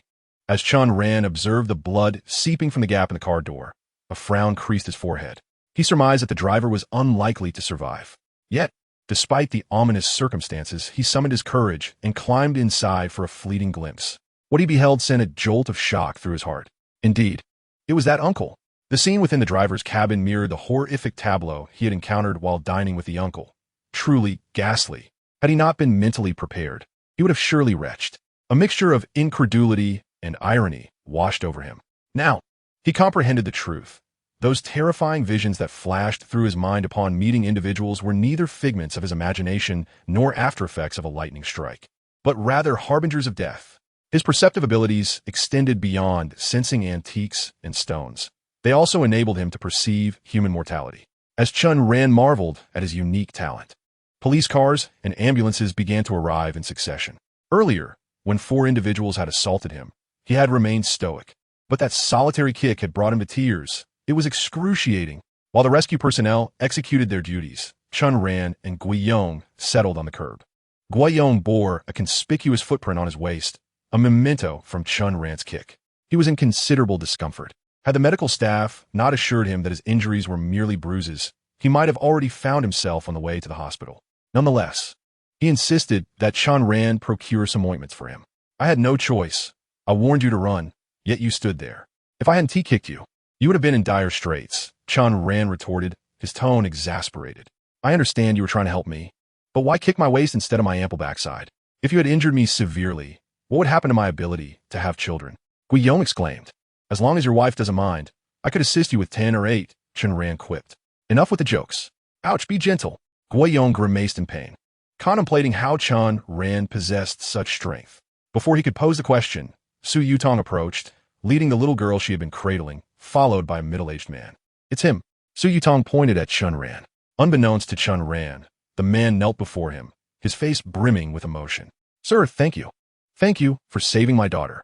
It turned out that the man was the girl's father. He had been late picking her up from her training school and was horrified to discover the accident. Upon seeing Su Yutong carrying his daughter to safety, he mistakenly believed she was the sole savior. Gratefully, he lavished his thanks upon her, but she, recognizing Chen Ran's pivotal role in the girl's survival, attributed the credit to him, resulting in this heartfelt scene. Please rise. It was merely a small act. No need for such formality. The child is safe. And that is what matters, Chen Ran urged, assisting the man to his feet. Yet, the father continued to express his gratitude, tears of relief streaming down his face. Clearly, he held his daughter in high regard. Chen Ran glanced down at the little girl, who was curiously blinking up at him, her back adorned with a Mickey Mouse backpack. In the harrowing vision he had sensed, the girl had not been present. Only the bloodied backpack remained. Fortunately, the current backpack bore no blood, though it was marred with footprints. He gently ruffled the girl's hair, noting that the scene remained unchanged. He had also touched Guiyong earlier without perceiving any chilling manifestations. It seemed they had narrowly escaped calamity. Chapter 22. Collaborative Profits. Chen Ran addressed the man, who nodded in agreement before requesting Chen Ran's contact information. As if mere gratitude was insufficient, and he sought another means to express his appreciation. I've already stated it was a trivial effort. I prefer to remain anonymous in my good deeds, Chen Ran replied, reluctant to share his details. The man, slightly embarrassed but undeterred, produced a business card from his pocket and handed it to Chen Ran. If you're unwilling to provide your contact, please accept this card. I run a small business in Pengcheng and have a few connections. Should you require assistance in the future, do not hesitate to call. I will do my utmost to help. The card bore the name Han Jixian, accompanied by a phone number but devoid of any additional information. Chen Ran found the man to be quite genteel, though his profession remained a mystery. After expressing his gratitude once more, the man took his leave with his daughter. "Thank you," the father and daughter duo exclaimed as they departed. Su Yutong also expressed her gratitude to Chen Ran, and Lin she witnessed the exchange. "Young man, although I cannot fathom how you single-handedly saved all three of us, you are truly remarkable." Lin she chimed in, following Su Yutong. "Your arms are incredibly strong." She couldn't recall the specifics of how she survived. She only remembered the robust grip Chen Ran had around her waist. More reliable than any safety harness on a thrill ride. Gratitude is unnecessary. Everyone is safe, and that is what truly matters. Chen Ran felt a wave of relief wash over him, still shaken by the earlier events. Su Yutong's mouth opened, as if to say something more. But at that moment, a sleek black car approached the curb. "Yutong, your family is here," Lin she exclaimed, nudging her friend. Upon hearing this, Su Yutong turned, her expression a mix of confusion and intrigue, and walked towards the vehicle. A woman in a tailored suit emerged, scanning Su Yutong for any injuries. Upon confirming her safety, the woman visibly relaxed and opened the car door, beckoning her inside. Before uttering a word, the woman whispered something in Su Yutong's ear. After hearing it, Su Yutong's face registered surprise, and without hesitation, she entered the car. "Young man, what is your name?" As Su Yutong settled into the vehicle, Lin she suddenly turned her gaze towards Chen Ran. Before Chen Ran could respond, Guiyong eagerly interjected, announcing, "Chen Ran." Lin she nodded thoughtfully. "Chen Ran, thank you so much today." With that, she too climbed into the car, which soon sped away. "Did you just divulge my name to others without my consent?" Chen Ran remarked, displeased as he watched the vehicle depart. "Why would you refuse? Did you not see how affluent the Schoolbell's family is? That was a Bentley." Guiyong insisted earnestly. "Her wealth has no bearing on me," Chen Ran replied dismissively. "That's why you'll never strike it rich. Did you not realize how perilous that situation was? You saved her. That counts as a hero rescuing a damsel in distress. Who knows, she might harbor feelings for you and be waiting to express them. If she were to do that, wouldn't her wealth then become mine? You didn't even share your name, so how could she possibly reach out?" Guiyong exclaimed, exasperated. Chen Ran retorted, "You truly have an active imagination. Have you forgotten how you were beaten just moments ago? Wealthy individuals often have their own thorns. I cannot afford to entangle myself. Speaking of which, that kick of yours hurt more than being attacked by 4 people. Honestly, it's quite fortunate that Sun Hailan didn't report you. I never anticipated it would be so painful. Had I known, I would have left you to be hit by the car." After exchanging quips, they arrived at their parked vehicle. Chen Ran then transferred 50,000 yuan to Guiyong. Guiyong, whose father had been a chef and had passed down his culinary skills, had dreams of opening a restaurant. Initially, he thought Chen Ran was jesting, but upon seeing the 500,000 yuan appear on his phone, he was left utterly speechless. "Wait, are you serious?" he exclaimed in disbelief, staring at Chen Ran. Just yesterday, Chen Ran had given him 5,000, and now another 50,000, totaling 55,000. With that, Chen Ran mounted his electric scooter. "Where did you acquire such wealth?" Guiyong inquired, puzzled, recalling that Chen Ran had only earned a little over 50,000 the previous day. "Do not concern yourself with that. Simply remember my words. Once I acquire the means, I shall reach out to you regarding the establishment of a shop." With that, Chen Ran twisted the throttle of his electric scooter and departed. Upon hearing Guiyong's intention to cease delivering takeout, Chen Ran had already envisioned assisting him in opening a restaurant, ensuring that his friendship would not be in vain. He had visited Guiyong's home on several occasions, relishing his culinary creations, which exhibited the prowess of a seasoned chef. He did not seek a bustling business. Sustaining himself would suffice. However, scarcely had he ridden a short distance when his phone rang. Upon checking, he discovered it was a call from Huang Xinghua. "Where are you, brother? What's up, Boss Huang?" Chen Ran was perplexed as to why Huang Xinghua was calling him at this hour. "It's evening. I wish to treat you to dinner. Are you free?"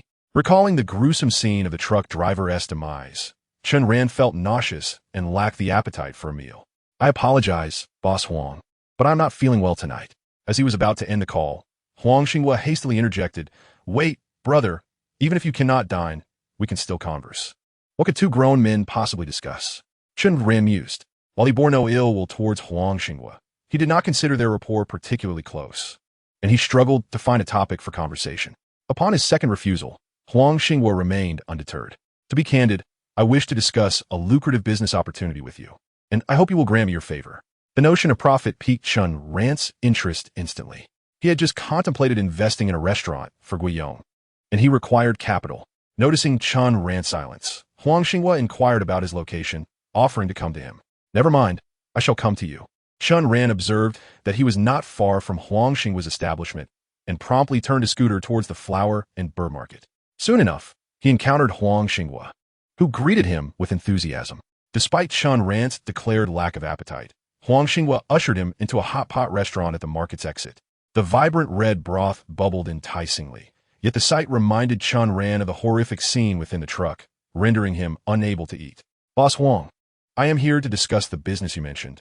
Please dispense with the pleasantries and get to the point.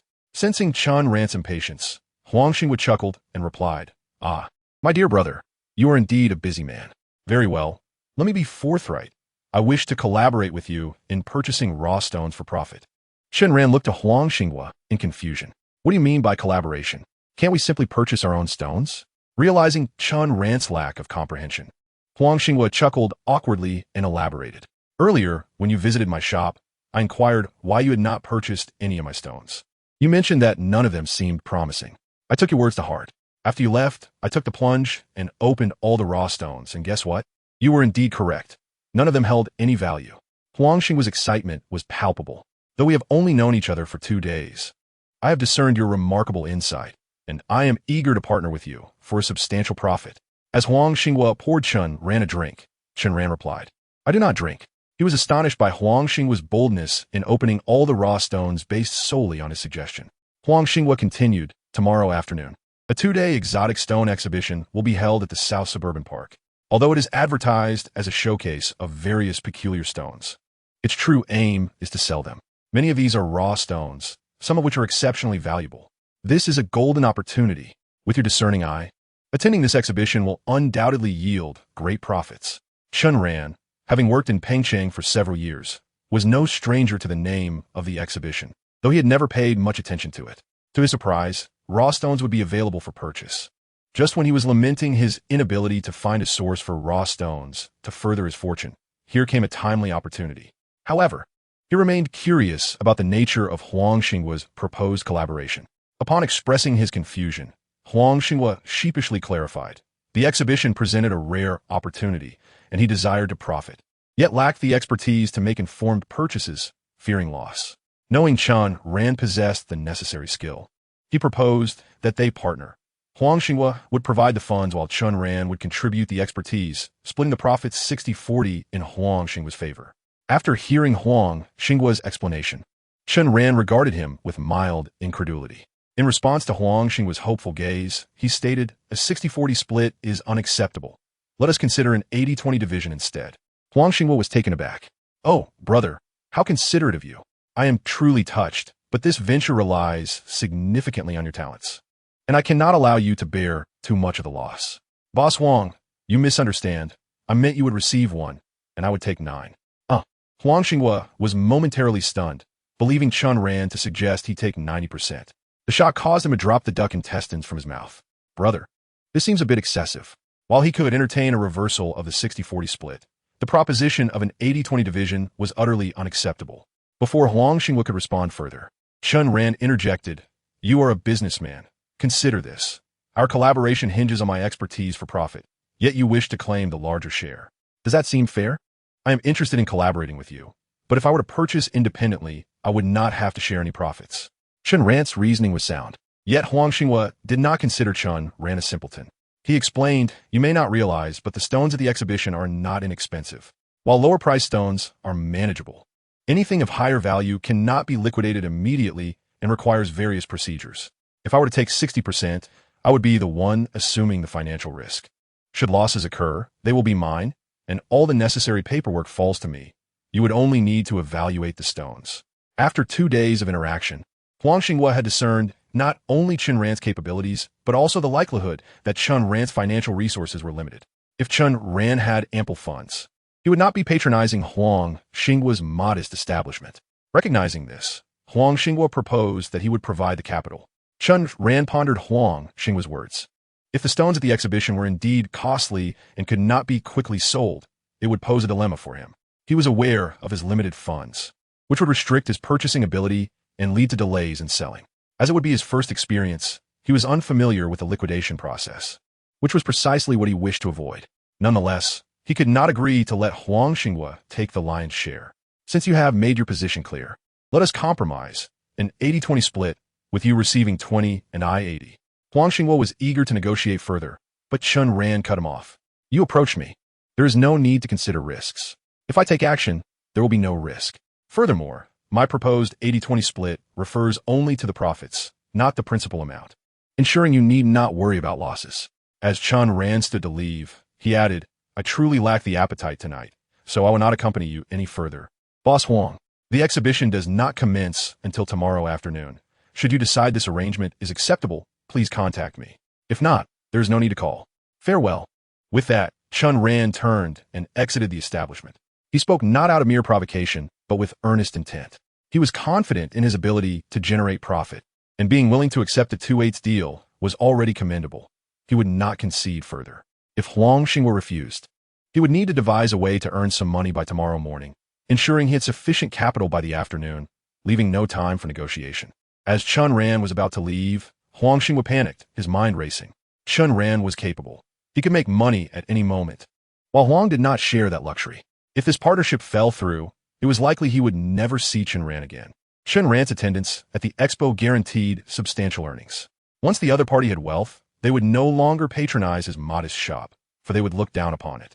This indeed meant that once this opportunity passed, his shop would be lost. Huang Xinghua was consumed by anxiety, and as he saw Chen Ran about to exit the hot pot restaurant, he furrowed his brow and gritted his teeth, saying, Hey brother, wait. Let us proceed, as you suggested. Huang Xinghua demonstrated remarkable resolve, yielding in a matter of moments. His decisiveness even took Chen Ran by surprise, especially since the other party had the entire evening to contemplate. Unbeknownst to Chen Ran, Huang Xinghua was not particularly affluent either. If they solidified the partnership today, he would need to find a way to gather funds by tonight or tomorrow morning, and the sooner the better. With Huang Xinghua's agreement, Chen Ran had no reason to depart and promptly resumed his seat. Moments later, after finalizing the meeting time for the next day, the two parted ways. Just as Chen Ran stepped outside, he received a video call from his sister, who informed him that their father's surgery was a success, and the doctor advised a few days of hospitalization for observation before discharge. With the partnership with Huang Xinghua secured, promising substantial earnings, Chen Ran was already in high spirits. And this good news elevated his mood even further. Seeing his father in good condition, the sole concern weighing on Chen Ran's heart dissipated. Perhaps this was the blessing that followed a brush with calamity. However, as he approached the entrance of the community, his expression shifted. The night had fallen, and Zhao Shuyuan appeared to be in a predicament, surrounded by several men at the entrance of the community, engaged in a dispute. Get lost. If you don't, I'll call the police. Zhao Shuyuan shouted angrily, attempting to break free from their encirclement. Among the 5 men, one dressed in a jacket, appearing to be in his 40s, bore a face full of excess flesh. Zhao Shuyuan, don't think you can get away with this. If you anger me, you'll regret it. You will sign this today, whether you like it or not. The man named Li Chengnan erupted in fury. You think I can't do anything to you? Hold her down, he commanded, and immediately 2 men reached out to grab Zhao Shuyuan. What are you doing? Let me go. Help. Zhao Shuyuan was no match for the 2 burly men. Unable to escape, she cried out in desperation. Chen Ran, riding his electric scooter, arrived just in time to witness the scene unfold, his anger igniting as he shouted, What the hell are you doing? Chapter 24. The Invitation of the Big Shot. Chen Ran twisted the throttle and surged forward, startling Li Chengnan and his group into retreat, fearing he would collide with them. If they did not yield, he would have indeed crashed, but since they stepped aside, Chen Ran, valuing his scooter, eased off the throttle, stopping in front of Zhao Shuyuan. Where do you scoundrels come from, trying to forcefully abduct a woman in broad daylight? Or rather, in this dim light? Chen Ran bellowed, then turned his concern towards Zhao Shuyuan. Sister Shuyuan, are you all right? This community was old, and the street outside was deserted at night. Zhao Shuyuan had truly felt frightened just moments ago. But Chen Ran's timely arrival, despite being alone, provided her with a sense of security. Mifine. Who is he? He is my husband's cousin. Just as Zhao Shuyuan finished speaking, Li Chengnan stepped forward, sizing Chen Ran up. You little punk. What is it to you? If you're wise, get lost. Huh? Chen Ran sneered. I won't budge. You show me how it's done. What do you know about this? Who do you think you are to interfere? Li Chengnan glared at Chen Ran, utterly clueless about who this brash youth was. I'm concerned about what you're doing to my sister Shuyuan. I want to allow it. Now, scram, Chen Ran said, dismissively waving his hand. Seeing Chen Ran's protectiveness over Zhao Shuyuan, addressing her as Sister Shuyuan, Li Chengnan quickly grasped the situation. He sneered at Zhao Shuyuan. My brother just passed away over a year ago, and you've already found a young toy boy to replace him. He then turned his derisive gaze to Chen Ran. You got some guts, huh? The Zhaos are notorious for being fatal to their husbands. Do you even know your own worth before pursuing her? At these words, Zhao Shuyuan's eyes widened in shock, and Chen Ran's anger surged. What I do is none of your business. It's not like you had any dealings with my mother. Chen Ran retorted sharply, and upon hearing this, Li Chengnan was instantly furious. All right, if you want to play the hero, I'll make sure you regret it. Everyone, take him down and make him eat dirt. Li Chengnan was genuinely infuriated by Chen Ran and was determined to teach him a lesson, immediately signaling his 4 lackeys to move. Upon seeing the impending confrontation, Chen Ran felt a rush of exhilaration. In the past, he would not have been intimidated, and today was no exception. He had just taken down 4 opponents earlier that afternoon, and these 4 were far less formidable. Why should he fear? Come on, let us see who ends up on the ground. Chen Ran declared, taking a stance, while Zhao Shuyuan quickly pulled him back. Chen Ran, don't engage with him. It's not worth it. Zhao Shuyuan was concerned for Chen Ran's safety, but she clearly did not perceive the gravity of the situation. This was not a matter of whether Chen Ran wanted to avoid conflict. Sister Shuyuan, they want to beat me. I can't just stand there and take it. Don't worry, step back, and watch how I handle them in a few moves. Chen Ran insisted, rolling up his sleeves, ready to fight. Just as Li Chengnan's 4 lackeys were preparing to strike, a black sedan suddenly sped into view and came to a halt by the roadside. Stop! A voice rang out from within the speeding vehicle before the door even opened. A man in his 30s, wearing gold-rimmed glasses, stepped out. I don't care who you are, just leave. This man was even more arrogant than Li Chengnan, demanding that they vacate the area as soon as he stepped out. Who the hell are you? Li Chengnan was perplexed, wondering why today seemed to embolden everyone to confront him. However, as soon as he spotted the business card in the man's hand, his expression shifted drastically. The man with the gold-rimmed glasses held up a card that read, Assistant to the Chairman of Tianyue Group, Wu Haiyun. Though Li Chengnan did not recognize him, he was aware of Tianyue Group, a well-known enterprise in Pengcheng, with interests spanning multiple industries and assets worth hundreds of billions. Mr. Wu, I'm handling personal matters here. I'm not interfering with you, am I? Though the other party held a significant reputation, Li Chengnan believed he was not obstructing him, and thus spoke defiantly. This Mr. Chen is my friend. You bully my friend and claim it's not your concern? Wu Haiyun replied, signaling to the driver inside the car, who promptly opened the door and exited. As he stepped out, it became clear he was not just a driver, but also a bodyguard. Standing over 6 feet tall and built like an ox, with fists that could rival Zhao Shuyuan's head, his hands covered in calluses. Li Chengnan's face turned a shade of deep discomfort. The seemingly impoverished Chen Ran had such a formidable ally. He never anticipated that a brash young man would emerge with such an impressive companion. Yet, with Wu Haiyun's imposing demeanor and the fierce-looking bodyguard glaring at him, even if he wanted to resist, he dared not act recklessly. On one hand, Li Chengnan felt that his 4 subordinates might not be able to contend with the professional bodyguards of the Tianyue Group. On the other hand, he was reluctant to offend the Tianyue Group, at least not so brazenly. With a heart full of reluctance, Li Chengnan cast a begrudging glance at Zhao Shuyuan before departing with his entourage. Consider yourself fortunate, he muttered under his breath. Shuyuan, your friend is quite formidable. Why let him go? I say he should be taught a lesson, Chen Ran remarked, watching Li Chengnan retreat in defeat. Unfamiliar with Wu Haiyun, he assumed he was Zhao Shuyuan's savior.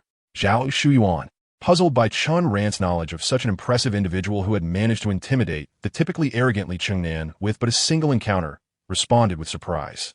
What do you mean by my friend? Isn't he your friend? I overheard Wu Haiyun claim to be your acquaintance. Ah, Chen Ran was taken aback. Yes, not your ally? He turned to Wu Haiyun with curiosity. The latter, having shed his earlier stern demeanor, donned an innocent smile. Mr. Chen, I am Wu Haiyun, and I have come specifically to seek you out. As he spoke, he presented a business card to Chen Ran. Chen Ran had already glimpsed the text on it. Recognizing Wu Haiyun as the assistant to the chairman of the Tianyue Group, The luxurious Maybach he arrived in, accompanied by imposing bodyguards, suggested his status was indeed legitimate. Yet Chen Ran found himself perplexed as to why he was being sought. "Brother, I appreciate your help, but I don't believe we've met before," Chen Ran said. Puzzled, "Our chairman wishes to meet you, Mr. Chen." "But I don't know your chairman either," Chen Ran countered, his confusion deepening. He was aware of the Tianyue Group's reputation as a prominent enterprise in Pengcheng, and wondered what business the chairman could possibly have with him, as well as how they had managed to locate him. "It's due to the incident on Victory Road that our chairman wishes to meet you." Victory Road was the site of the recent accident. "We followed the surveillance footage all the way to track your electric bike," Wu Haiyun explained. Chen Ran, unsure of the connection between the accident and Wu Haiyun's motives, inquired further. However, Wu Haiyun merely glanced at Zhao Shuyuan and replied, "All I can say is that the chairman's desire to meet you is a fortuitous opportunity. I sincerely hope you will honor the invitation." His insistence made it seem as though he was determined to bring Chen Ran along. Fortuitous opportunity? How could there be so many good things? Chen Ran expressed his skepticism. Sensing his unease, Zhao Shuyuan leaned in and whispered, "Could he be a fraud? If you don't want to go, then don't." Although this individual had resolved her dilemma, Zhao Shuyuan's primary concern was evidently Chen Ran's safety. Chen Ran was indeed reluctant to go, but he reasoned that avoiding the meeting would only lead to greater confusion. Confident in his abilities, he pondered for a moment and finally nodded. "All right, I will accompany you." Chen Ran. Zhao Shuyuan expressed her apprehension upon hearing his agreement. "It's fine. What could such a large corporation possibly do to me?" Chen Ran reassured her before entering Wu Haiyun's vehicle. The car sped directly toward the headquarters of the Tianyue Group, arriving shortly thereafter. The headquarters, a towering edifice boasting 66 floors, embodied the grandeur befitting a renowned enterprise in Pengcheng. Despite the night having fallen, the building was aglow with lights, and many employees were still hard at work. Under Wu Haiyun's guidance, Chen Ran ascended to the 60th floor and arrived at the chairman's office, where Wu Haiyun knocked on the door. "Come in," came a somewhat weary voice. As Wu Haiyun opened the door, he ushered Chen Ran inside. "Chairman, Mr. Chen has arrived." Inside the office sat a solitary figure, an individual of medium stature, possessing a dignified appearance and exuding an air of sophistication, who was none other than Su Jianbang, the chairman of the Tianyue Group. At just over 40, he bore minimal wrinkles, had thick eyebrows, was attired in a crisp shirt, and maintained a meticulously groomed appearance, giving off an impression of vitality. However, Chen Ran, with his keen observational skills, discerned the fatigue hidden beneath his polished exterior, as if he bore some pressing concern.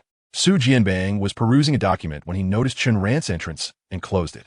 "You may leave," he instructed Wu Haiyun, who complied, leaving Chen Ran alone.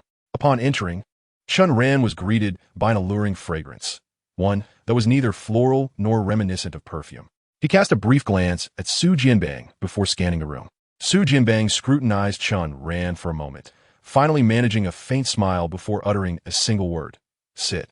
If not for the fact that he was standing before the chairman of the Tianyue Group at its headquarters, Chen Ran might have struggled to believe that this renowned figure had requested a meeting with him. While he accepted this reality, he remained uncertain as to the underlying reason. "Mr. Su, you are quite a prominent figure, yet I have only seen you on television. We have no prior acquaintance. Why did your assistant say you wished to meet me?" Chen Ran inquired as he settled onto the sofa, voicing the question that lingered in his mind. Su Jianbang was momentarily taken aback. As the chairman, he was accustomed to respect from all corners of his organization, and even among influential business and political figures outside. He received deference. Yet, this young man before him seemed different. Chen Ran had briefly considered whether to adopt a more humble demeanor, but upon reflection, he deemed it unnecessary. Su Jianbang was indeed an esteemed personage, but what relevance did that hold for him? He was neither his elder nor his superior, and when he was struggling, Su Jianbang had not offered him a single penny. Now that he had found success on his own, it was not due to Su Jianbang's assistance. Why then should he feel compelled to exhibit subservience? In Chen Ran's view, it was the chairman who sought him out, not the other way around. His presence was already a favor, and he had no intention of playing the role of a sycophant. After a brief pause, Su Jianbang regained his composure and asked, "Mr. Chen, are you from Pengcheng?" "No, I'm from Shu Province," Chen Ran replied. "And what do your parents do?" Su Jianbang inquired. "They are farmers, third-generation peasants. Part of the proletariat," Chen Ran answered, revealing that he had a younger sister. "And your age?" "I am 23. Mr. Su, you didn't summon me all the way here to conduct a background check, did you?" Chen Ran asked, eyeing Su Jianbang quizzically. Oh no, I'm just asking casually. Su Jianbang replied, sensing Chen Ran's impatience. Casually? That seems rather too casual. Please, if you have something to discuss, just state it. It's already late, and I have matters to attend to tomorrow. Chen Ran's bewilderment regarding Su Jianbang's intentions was palpable, and he had made up his mind to leave if the chairman did not clarify his purpose. Fortunately, recognizing Chen Ran's restlessness, Su Jianbang dispensed with the pretense and articulated his objective. I invited you here to express my gratitude for the incident on Victory Road. On one hand, I wish to thank you, and on the other, I would like to extend my apologies and offer some form of compensation. Chen Ran was taken aback by the words. Gratitude? Su Yutong is my daughter, Su Jianbang revealed. With that admission, Chen Ran began to grasp the situation. I have reviewed the surveillance footage. It was you who saved Yutong and her classmates, and I am deeply grateful. Chen Ran felt a wave of understanding wash over him. It was merely a small act of kindness. There is no need for such formality. He had acted out of goodwill, and the notion of gratitude did not concern him. As I have seen in the footage, Mr. Chen, you not only saved my daughter, but also several passers-by. Given the number of lives you saved, you truly deserve recognition from the relevant authorities. However, for certain reasons, Mr. Chen was unable to receive this award, and related interests would also suffer a loss. I sincerely regret this, and have decided to offer you some compensation. Chen Ran indeed saved many lives, although he never sought recognition for his actions. Upon learning that the commendation he deserved was rescinded, he couldn't help but feel perplexed and asked why. Su Jianbang clearly hesitated to disclose the truth, but after persistent questioning from Chen Ran, he eventually revealed it. Chen Ran was astonished to discover that the truck responsible for the accident belonged to Tianyue Group, and even the driver was an employee of the group. This incident resulted in 3 fatalities and numerous injuries. Had it not been for Mr. Chen's selfless rescue efforts, the death toll could have been higher. Given the magnitude of the situation, we were compelled to undertake certain measures to mitigate the public's scrutiny. Su Jianbang's words were delicate, yet Chen Ran understood their implications. Tianyue Group was concerned about its reputation and sought to minimize the fallout. Had they publicly honored Chen Ran, the media would have sensationalized the story, further escalating the situation. Nonetheless, feeling a twinge of guilt, they sought to provide him with some form of recompense. It goes without saying that this compensation would naturally be monetary. Indeed, after finishing his explanation, Su Jianbang retrieved a check from his drawer. This sum represented both gratitude for Chen Ran's rescue of his daughter and a form of compensation, and he hoped Chen Ran would not find it excessive. Chen Ran had never seen a real check in his life and was curious about the amount. Leaning closer, he was taken aback to see 5 million. His eyes widened in disbelief as he stared at Su Jianbang, struggling to process the generosity. Although he was aware of the man's wealth, he had not anticipated such a substantial sum for what he considered a mere act of kindness. Just days prior, he would have eagerly accepted such a windfall without hesitation. But after 2 days of earning from raw stones, he had developed a different perspective on wealth. Most importantly, he now had the means to generate income. And while he had not yet amassed such a fortune, the future seemed promising. Thus, despite his astonishment, he remained composed. Mr. Su, my act of saving lives stemmed purely from goodwill.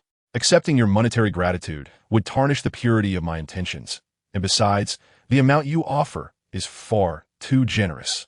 Chen Ran thought that a token amount of 200,000 or 300,000 would suffice, but the sum was so grand that he felt embarrassed to accept it. Su Jianbang smiled, explaining that the amount was not excessive considering Mr. Chen's actions, and he had an additional, somewhat uncomfortable request he hoped Mr. Chen would consent to. What request? Chen Ran asked, puzzled. Previously, he felt the man was overly courteous, but upon hearing this, he felt offended. What is this?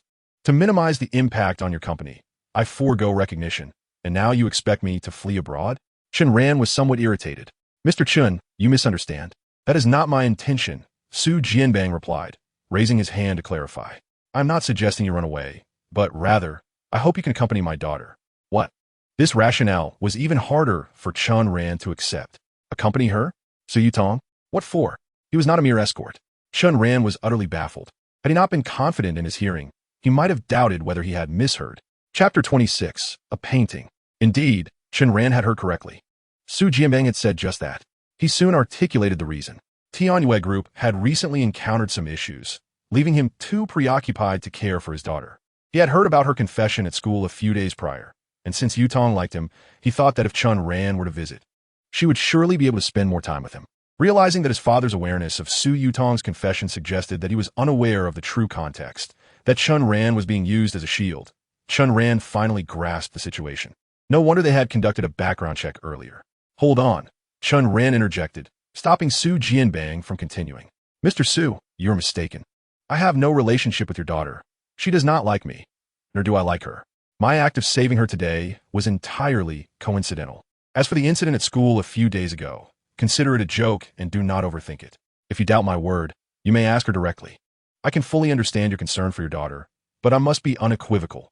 If she truly wishes for someone to accompany her abroad, that person cannot possibly be me, Chen Ran declared firmly, aiming to quash Su Jianbang's hopes. While the prospect of earning millions for a mere trip abroad seemed enticing, Chen Ran knew that such money was not rightfully his. Su Yutong did not harbor any feelings for him, and he would certainly not be invited to accompany her.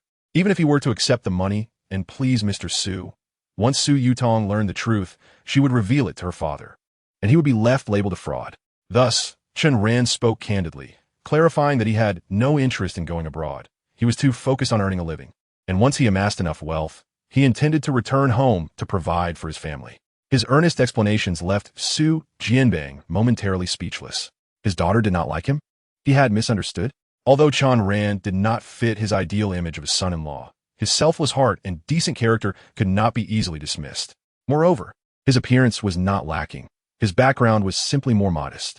Internally, Su Jianbang had begun to reconcile himself to the idea of Chen Ran as a potential son-in-law. But now, faced with this revelation, he was at a loss as to whether to feel pleased or disappointed. Very well, Mr. Su, I have made my stance clear. I shall take my leave now. Chen Ran believed that he had been summoned for a particular matter, only to discover it was a misunderstanding. Regardless of whether Su Jianbang believed him, he had provided his explanation and was ready to depart. Mr. Chen, even if the situation between you and Yutong is a misunderstanding, this sum is still rightfully yours, Su Jianbang insisted. Chen Ran's honesty earned him Su Jianbang's respect. Furthermore, he genuinely wished to express his gratitude. If not for Chen Ran's heroic act, saving his daughter would have been even more remarkable. He had reviewed the surveillance footage, and, although he could not fathom how Chen Ran had managed such speed, it was undeniably perilous, and he believed Chen Ran deserved the compensation. I have already stated that saving lives was merely a matter of convenience. There is truly no need for such recompense. Su Jianbang thought that Chen Ran was merely being modest. While he found it amusing, he saw nothing wrong with his stance. Youthful humility was commendable, yet one should not refuse genuine benefits when they were offered. He quickly extended the check, but to his surprise, Chen Ran did not accept it as he had anticipated. Instead, he pointed to a painting beside the window and said, I will not accept the money, but if Mr. Su genuinely wishes to thank me, could you give me that painting? Since entering the room, Chen Ran had been enchanted by a peculiar fragrance that wafted through the air. It was both subtle and unforgettable, evoking a sense of refreshment. After studying the room for a while, he discerned that the aroma emanated from the painting near the window. It depicted a unique seascape, with a sky tinted in shades of purple. It resembled an oil painting, yet it was not. Chen Ran could not articulate its nature, primarily due to his lack of expertise in art, but he was irresistibly drawn to it. Beyond its enchanting scent, another compelling reason urged him to possess it. The violet hue of the paint mirrored the luminous stone he had seen in his dreams the previous night. A powerful desire to take it home surged within him, and it was no mere illusion. Upon hearing Chen Ran's request, Su Jianbang was momentarily taken aback. To forego money in favor of a painting? He glanced at the artwork by the window, his expression betraying a hint of hesitation. This is evidently a piece of modern art, seemingly unremarkable. Chen Ran thought it must not be worth much. Surely Su Jianbang wouldn't be hesitant to part with it. However, upon reflection, he realized that a businessman of Su's stature would not display an ordinary painting in his office. Perhaps, though it appeared inexpensive, it was indeed quite valuable. If that were the case, he might have acted rather presumptuously. Just as Chen Ran was about to dismiss the matter, Su Jianbang readily agreed. He then approached the window and took the painting down. The artwork was modest in size, measuring approximately 50 centimeters in length and 30 centimeters in width, framed elegantly. Mr. Su, I was merely speaking offhandedly. If it's inconvenient, please disregard it, Chen Ran stated as he watched Su Jianbang extend the painting towards him, refraining from accepting it. There is no inconvenience. I simply wish to inquire, Mr. Chen, why do you desire this painting? It is not a work of a renowned artist. Su Jianbang observed with curiosity. Hearing that it was not a famous piece, Chen Ran exhaled with relief. If it were a masterpiece, I wouldn't dare to accept it. There's nothing more to it. I simply liked it at first glance and found it appealing. Really? Mr. Chen genuinely likes this painting? Su Jianbang's excitement was palpable at Chen Ran's admission of affection for the artwork. Chen Ran mused, could it be that Su Jianbang painted it himself and had long felt unappreciated until he found someone who truly valued it? Yes, I simply like it. What other reason could there be? Chen Ran replied, maintaining his composure. Su Jianbang regarded Chen Ran with a profound gaze, and his demeanor shifted to one of melancholy. I never expected someone as young as you, Mr. Chen, to possess an understanding of art. This painting is better suited in the hands of an appreciator like you than in the grasp of a mere Philistine like myself, he remarked solemnly as he presented the painting to Chen Ran, uncertain why Su Jianbang was being so earnest. Chen Ran recalled that he had already stated it was not a renowned work. Even if it were painted by Su himself, he could always create another. Despite his confusion, he feigned seriousness as he accepted the painting. Please cherish it well, Mr. Chen. Of course, Chen Ran assured, thumping his chest. Although he knew little of art and could not discern its merits, he was simply eager to possess it. The moment it was in his hands, his spirits noticeably lifted. Thank you, Mr. Su, for your generosity. I shall take my leave now. Regardless of the painting's worth or origin, Chen Ran felt gratitude that the other party was willing to gift it to him, extending his hand for a shake with Su Jianbang. Yet, just as they clasped hands, a familiar sensation enveloped him, and the scene before him abruptly transformed. He beheld a black sedan, rear-ended by a construction vehicle, its rear crumpled. The occupant was bloodied, none other than Su Jianbang. Damn! Though he had encountered such scenes before, the shock still coursed through him, primarily due to its abruptness and the gruesome nature of the imagery. What happened to Chen Ran? He was about to inquire when Wu Haiyun approached the door. Chairman, the meeting is ready. The reason Su Jianbang was still at the office so late was to prepare for this meeting. Upon hearing this, he dismissed Chen Ran. Mr. Chen, I have a meeting to attend. I shan't see you out. With that, he instructed Wu Haiyun to escort Chen Ran while he proceeded to the conference room. Chapter 27. I Can Foretell. Under Wu Haiyun's guidance, Chen Ran descended the stairs, but the earlier scene lingered in his mind, refusing to fade. Based on past experiences, he had come to understand that he could sense the death of others. Did this imply that Su Jianbang was destined to die, and soon? He had not anticipated that Su Jianbang's daughter, Su Yutong, would also be involved. Yet, she had just experienced a car accident that afternoon, and now her father was about to face another calamity. Accidents occurred daily, but for such tragedies to strike a single family in quick succession was far too coincidental. Chen Ran sensed that the situation was more complex than it seemed. He recalled Su Jianbang's earlier words, claiming that due to his busy work schedule, he could not care for Su Yutong and wished to send her abroad. He had found this reasoning puzzling, as sending her away would only exacerbate the lack of care. At least in the country, he could see her occasionally.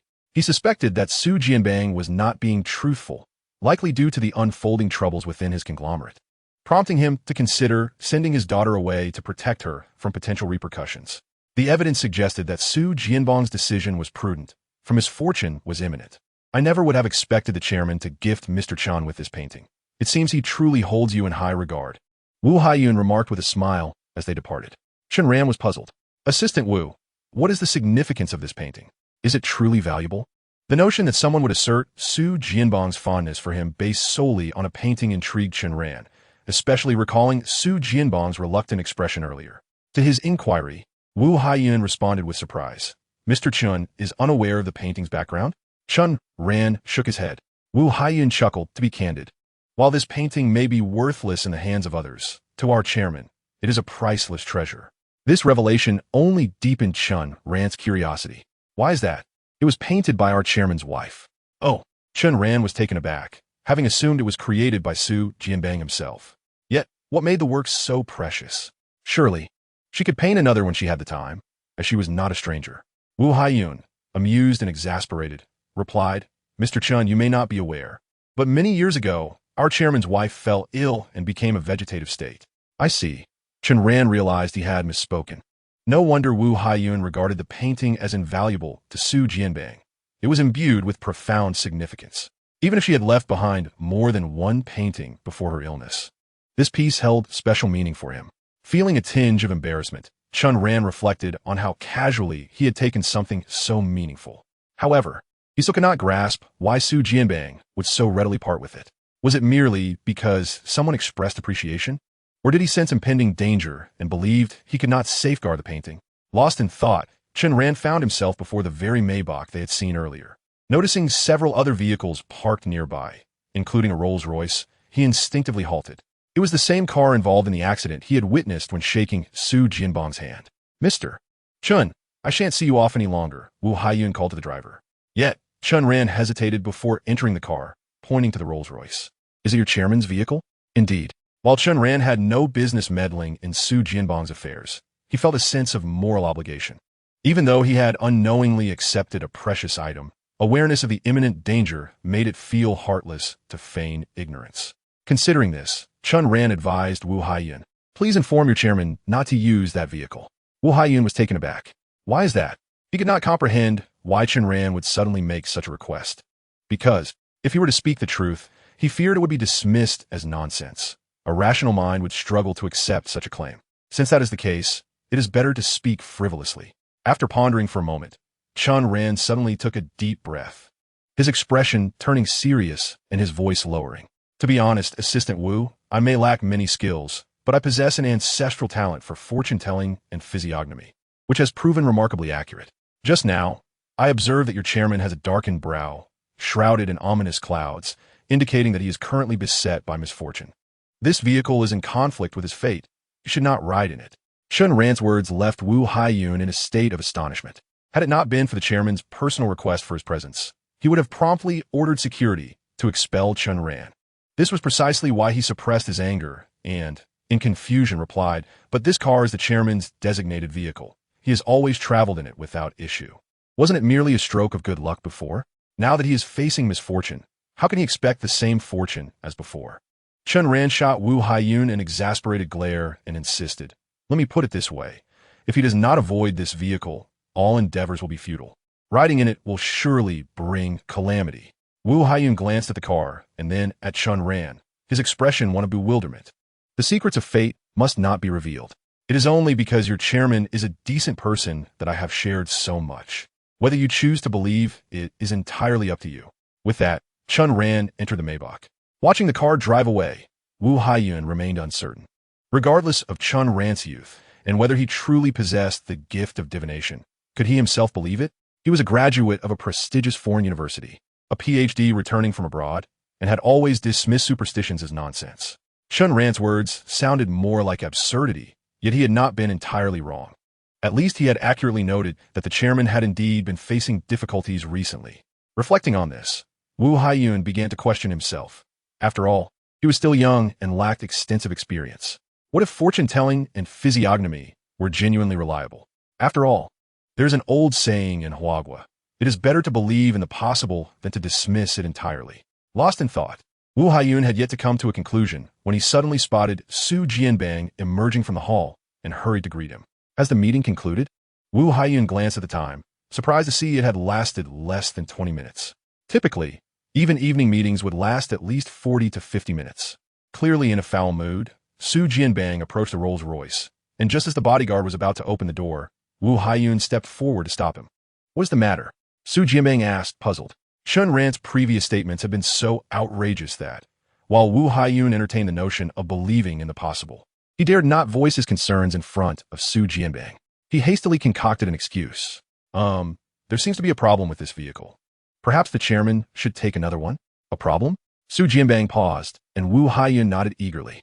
Wu Haiyun was his trusted aide, so Su Jianbang did not doubt his words, merely offering a wry smile. No wonder it is said that when one is down on their luck, even drinking cold water can lead to misfortune. It truly is the case that the problem arises precisely at this moment. With a frown, Su Jianbang turned and strode directly towards the nearby Bentley. Chapter 28. Enhancement of Abilities. Chen Ran was uncertain whether Wu Haiyun would heed his warning, but he had done all he could. If they chose not to believe him, no amount of explanation would suffice. Upon returning home, it was already past 10 o'clock. Perhaps hearing the sound of him opening the door, he soon received a message from Zhao Shuyuan. Is everything all right? Are you still awake? I just got into bed. Why don't you come up for a visit? In the past, Chen Ran would have surely accepted Zhao Shuyuan's late-night invitation, but tonight was different. He still needed to study the painting. Forget it. It's too late. Don't you want to know what those people were looking for me? I do. Then come up and chat. Not tonight. I'll pass. I'll come down to find you. Wait. It's really too late. Let's do it another day. It will be the same. Reluctantly, Chen Ran declined. Will you be free tomorrow? Accompany me shopping. Tomorrow is not possible. I have something to do. Are you deliberately avoiding me? Zhao Shuyuan clearly sounded a bit upset. Of course not. I truly have something on my plate tomorrow. I mean in the afternoon. Yes. It's about tomorrow afternoon. Really, I'm not lying. Go to hell. Seeing Zhao Shuyuan's last message, Chen Ran knew she must be angry. However, there was nothing he could do. It was not intentional. After all, he truly had plans for tomorrow. Tomorrow afternoon was the Rare Stone Expo, and he had already discussed it with Huang Xinghua. It would be inappropriate to stand someone up, and even if Huang Xinghua did not mind. Chen Ran was eager to earn some money. This was a rare opportunity. Reluctantly, he had to refuse Zhao Shuyuan for now, reasoning that he could make it up to her once he earned some money. With that thought, Chen Ran tossed his phone aside, retrieved the painting he had obtained from Su Jianbang, and began to examine it. The painting was quite simple, depicting a beach and the sky.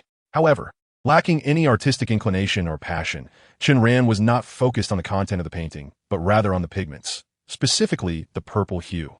Why did it evoke such an alluring fragrance, instilling in him an almost irresistible desire to inhale it? Chen Ran mused, could it be toxic? But he didn't have any addiction. With no one around, he tentatively licked a bit of it. Yuck, bitter. Wiping his mouth, he felt even more perplexed. It was not that he wanted to consume it, but rather that he desired to keep it nearby, feeling invigorated and at ease in its presence. After pondering for a long while without arriving at any conclusion, he ultimately decided to take a shower and retire for the night. He slept soundly until dawn, awakening with a refreshing vigor as if he could take on a bull. However, upon seeing the painting from last night, he was taken aback. The once purple sky appeared gray and overcast. How could the sky in the painting change? Reaching out to touch it, he discovered that the paint had vanished. The thick layer of putty from the surface of the paper was now gone. As if that were not enough, the moment Chen Ran touched the painting, a scene of its creation flashed before his eyes. He saw a woman in a seaside room, brush in hand, depicting the sky outside the window, precisely as captured in the painting before him. The vision lasted only an instant, leaving Chen Ran momentarily stunned. What the hell? I didn't witness such a scene last night. How could I see it this morning? Confounded, he touched the painting again, and another scene appeared. This time, the painting was being framed, with the background set in a framing shop. Touching it once more revealed yet another scene, this time in Su Jianbang's office, where Su Jianbang himself was arranging the painting. However, upon touching it for the fourth time, no scene materialized. Chen Ran paused for a moment, then reached for his phone. The phone he had been using without any reactions now yielded a vivid scene of a phone assembly line as soon as he touched it. Touching it again transformed the background to a warehouse where phones were stored. Another touch shifted the scene to a phone store. Yet upon the fourth touch, there was again no response. He tried touching other objects, and the same pattern emerged. Each would reveal corresponding scenes, but only for 3 touches with differing backgrounds, after which there would be no further revelations. After contemplating for a while, Chen Ran began to understand. It appeared that his abilities had somehow enhanced. Previously, touching everyday objects had yielded no reaction, but now even the most mundane items responded, whereas only antiques and the initial purple clay teapot replicas had previously elicited any response. This newfound ability seemed to fluctuate in its reliability. Now it seems that everything reacts to his touch. Chen Ran thought to himself that this must be a sign of his enhanced abilities, transforming from sporadic to stable. He could now perceive 3 distinct scenes which, although they all featured the same object, bore no other connections. The backgrounds were entirely different, as if they appeared at random. Nevertheless, it was indeed an enhancement. As for the reason behind this improvement, he speculated it might be related to that painting, particularly the purple pigment. Although he was uncertain about how the purple pigment had vanished, it certainly correlated with his abilities. He had felt a profound yearning for a reason, and it turned out that this essence could augment his capabilities. It appeared that the dream he had 2 nights ago was not without significance. Perhaps it was a message from his own powers, urging him to seek that kind of stone. Chen Ran suddenly felt somewhat foolish. Instead of merely focusing on painting yesterday, he should have inquired about the nature of that pigment.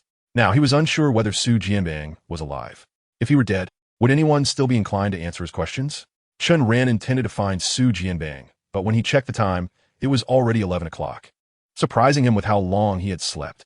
The stone exhibition was said to commence in the afternoon, yet vendors would begin setting up their stalls in the morning. He had arranged to meet Huang Xinghua at noon. The exhibition primarily showcased not raw stones, but only a select few, and their quality varied significantly. Arriving early would enhance his chances of procuring fine goods. Realizing time was of the essence, Chen Ran decided to head to the exhibition first, prioritizing earning money. If Su Jianbang were indeed dead, going now would be futile. If not, visiting later would suffice. With clarity of thought, Chen Ran hastily freshened up and headed downstairs to purchase a pair of gloves at the community entrance. It was essential now. Anything he touched would evoke a scene, even his toothbrush and toothpaste. Although each item only triggered 3 scenes, the consumption was substantial. Without a pair of gloves, he feared that by the time the exhibition began, his sensory ability would be depleted. Chen Ran barely had time to eat before he rode his electric scooter out of the community. Just as he turned the corner, his phone rang. Assuming it was Huang Xinghua, he picked up only to discover it was Guiyong. Chen Ran, are you at home? Guiyong's voice came through the line.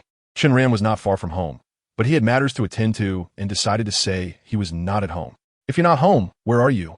Guiyong asked, puzzled. I have business at the South Suburban Park. Why? Are you coming to find me? I'm not looking for you. Your wife is. Chen Ran frowned, initially thinking he had dialed the wrong number, but seeing Guiyong's name made him snappy. Have you lost your mind? I don't have a wife. The one you saved yesterday. The wealthy lady, what was her name? Su something. Su Yutong?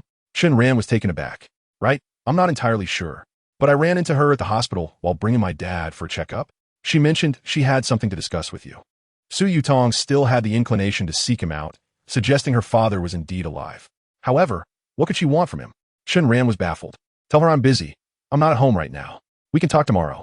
He had no idea what she wanted, but today, nothing was more important than attending the stone exhibition. I'm here to earn money. Do you think this is a joke? Chen Ran said as he hung up, twisting the throttle of his scooter towards South Suburban Park. He was not the only one anxious. Huang Xinghua was equally hurried, having skipped breakfast, surviving on just a few baked pancakes. When Chen Ran arrived, he found Huang Xinghua sitting on a park bench, gnawing on a pancake. Seeing the time drawing near, he was just about to call Chen Ran to check his whereabouts when he spotted Chen Ran speeding toward him on the scooter, his face lighting up with joy. Brother, you're right on time. I was just about to call you. Rest assured, I despise breaking appointments, Chen Ran replied, eyeing the pancake in Huang Xinghua's hand and swallowing hard. Have you eaten, brother? Huang Xinghua inquired. Not yet. Understanding immediately, Huang Xinghua opened the bag containing the pancakes. Want one? Chen Ran, feeling no need for hesitation, took one and started munching. There are more. If this isn't enough, I'll buy more. Huang Xinghua hadn't eaten because he had been preoccupied with financial matters. He didn't question why Chen Ran hadn't eaten either, simply encouraging him to eat well to be ready for work. Chen Ran noticed that South Suburban Park had been cordoned off, with over 20 security personnel at the entrance and a police kiosk nearby, while armed police patrol cars circled the area. Inside, numerous vendors were busily setting up, with many stalls already prepared. As the saying goes, do not underestimate the early risers. This was indeed the case. Brother Chen, this is our chance to strike it rich. Do you feel confident? Huang Xinghua asked anxiously while nibbling on his pancake. Boss Huang, at this point, let us refrain from asking such unproductive questions. If I said I lack confidence, would we still proceed? Chen Ran's words elicited an awkward chuckle from Huang Xinghua. Have you prepared the money? Chen Ran was not afraid of failing himself, but worried about Huang Xinghua's potential shortcomings. Fortunately, Huang Xinghua was prepared as he patted his chest and assured him. Don't worry, Brother Chen, I've got it all ready. How much? Chen Ran inquired. Huang Xinghua raised 4 fingers. Chen Ran raised an eyebrow. 400,000? That is not even as much as my own funds. 400,000? What are we still doing here? Huang Xinghua exclaimed excitedly, hearing such a substantial amount. Chen Ran also felt exhilarated. How many raw stones could they purchase with that? He hadn't anticipated that Huang Xinghua would possess such financial strength. Chen Ran was genuinely surprised. The small, shabby shop Huang Xinghua operated in the flower and bird market seemed on the verge of collapse. Yet he could come up with such funds. Huang Xinghua, sensing Chen Ran's remark about strength, suddenly grew less enthusiastic, sheepishly admitting, don't laugh at me, brother. I mortgaged my house. If he had 4 million, he wouldn't need to partner with Chen Ran. He would have ventured into other businesses long ago. It was precisely due to his lack of funds that he sought to earn money. The reason he was too busy to eat was that he had been securing a bank loan. Of the 4 million, 3 million was borrowed, 50,000 from friends, and he himself contributed 50,000. He did not conceal this and detailed the loans, even mentioning the approximate interest on each. Chen Ran was not naive. He quickly understood that Huang Xinghua was counting on him to purchase several stones and earn enough to cover the interest. Otherwise, he might not even be able to repay it. Managing to mortgage a house for 3 million in just a morning was truly commendable. Rest assured, Boss Huang, with my intervention, we shall undoubtedly profit. Prepare to thank me, Chen Ran reassured him, giving Huang Xinghua a comforting pat on the shoulder. Huang Xinghua eagerly nodded in agreement, and after finishing their pancakes, the two made their way into the exhibition. Chapter 29, The Stone Exhibition. The majority of South Suburban Park was cordoned off, with various stalls lined up in a serpentine fashion, creating a complex maze akin to the streets outside. This stone exhibition was organized by the Wanha Group, the same group associated with the Wanbao Pavilion, which specializes in antiques, jade, gold, silver, jewelry, and various luxury goods, boasting considerable strength. Following Huang Xinghua, Chen Ran listened to his explanations while admiring the array of peculiar stones at the stalls, many of which were quite pricey.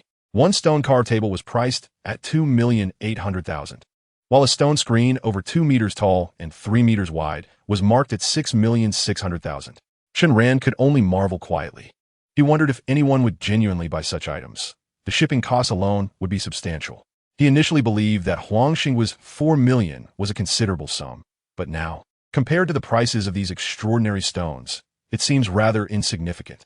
Fortunately, they are not purchasing the extraordinary stones, but rather the raw stones, engaging in a strategy of small stakes for substantial returns. Otherwise, this amount of money might indeed prove insufficient. This transaction is considerably more convenient than in previous years, as Wanha Group has collaborated with Pengqing Bank to develop a small program. Any merchant or buyer with funds in their bank account can register as a user after passing a financial verification process. Once registered, users can execute rapid transactions within the program, with Wanha Group acting as a guarantor, allowing both buying and selling to be completed with a mere touch of a finger. Upon exiting, one simply needs to verify their identity at Wanha Group service point, and the funds are directly transferred to their bank account.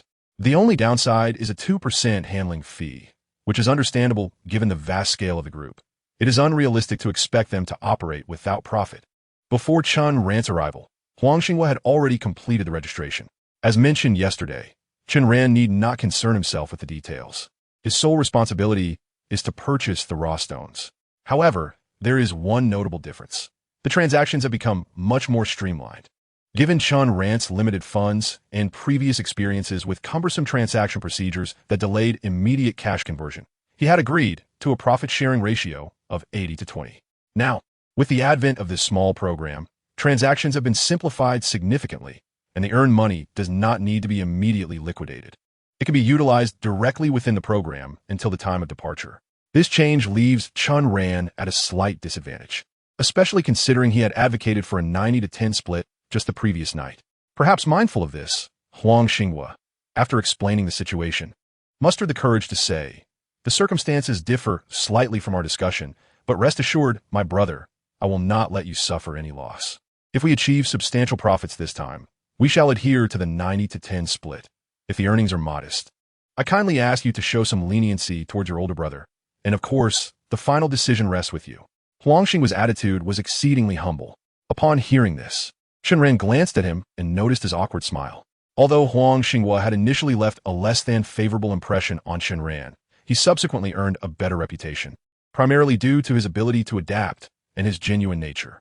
Chen Ran had not inquired about this matter during his visit today. Huang Xinghua could have chosen to remain silent or obfuscate the truth, yet he chose to be forthright and clear. This honesty is commendable. "Let us proceed as we discussed last night," Chen Ran declared, surprising Huang Xinghua.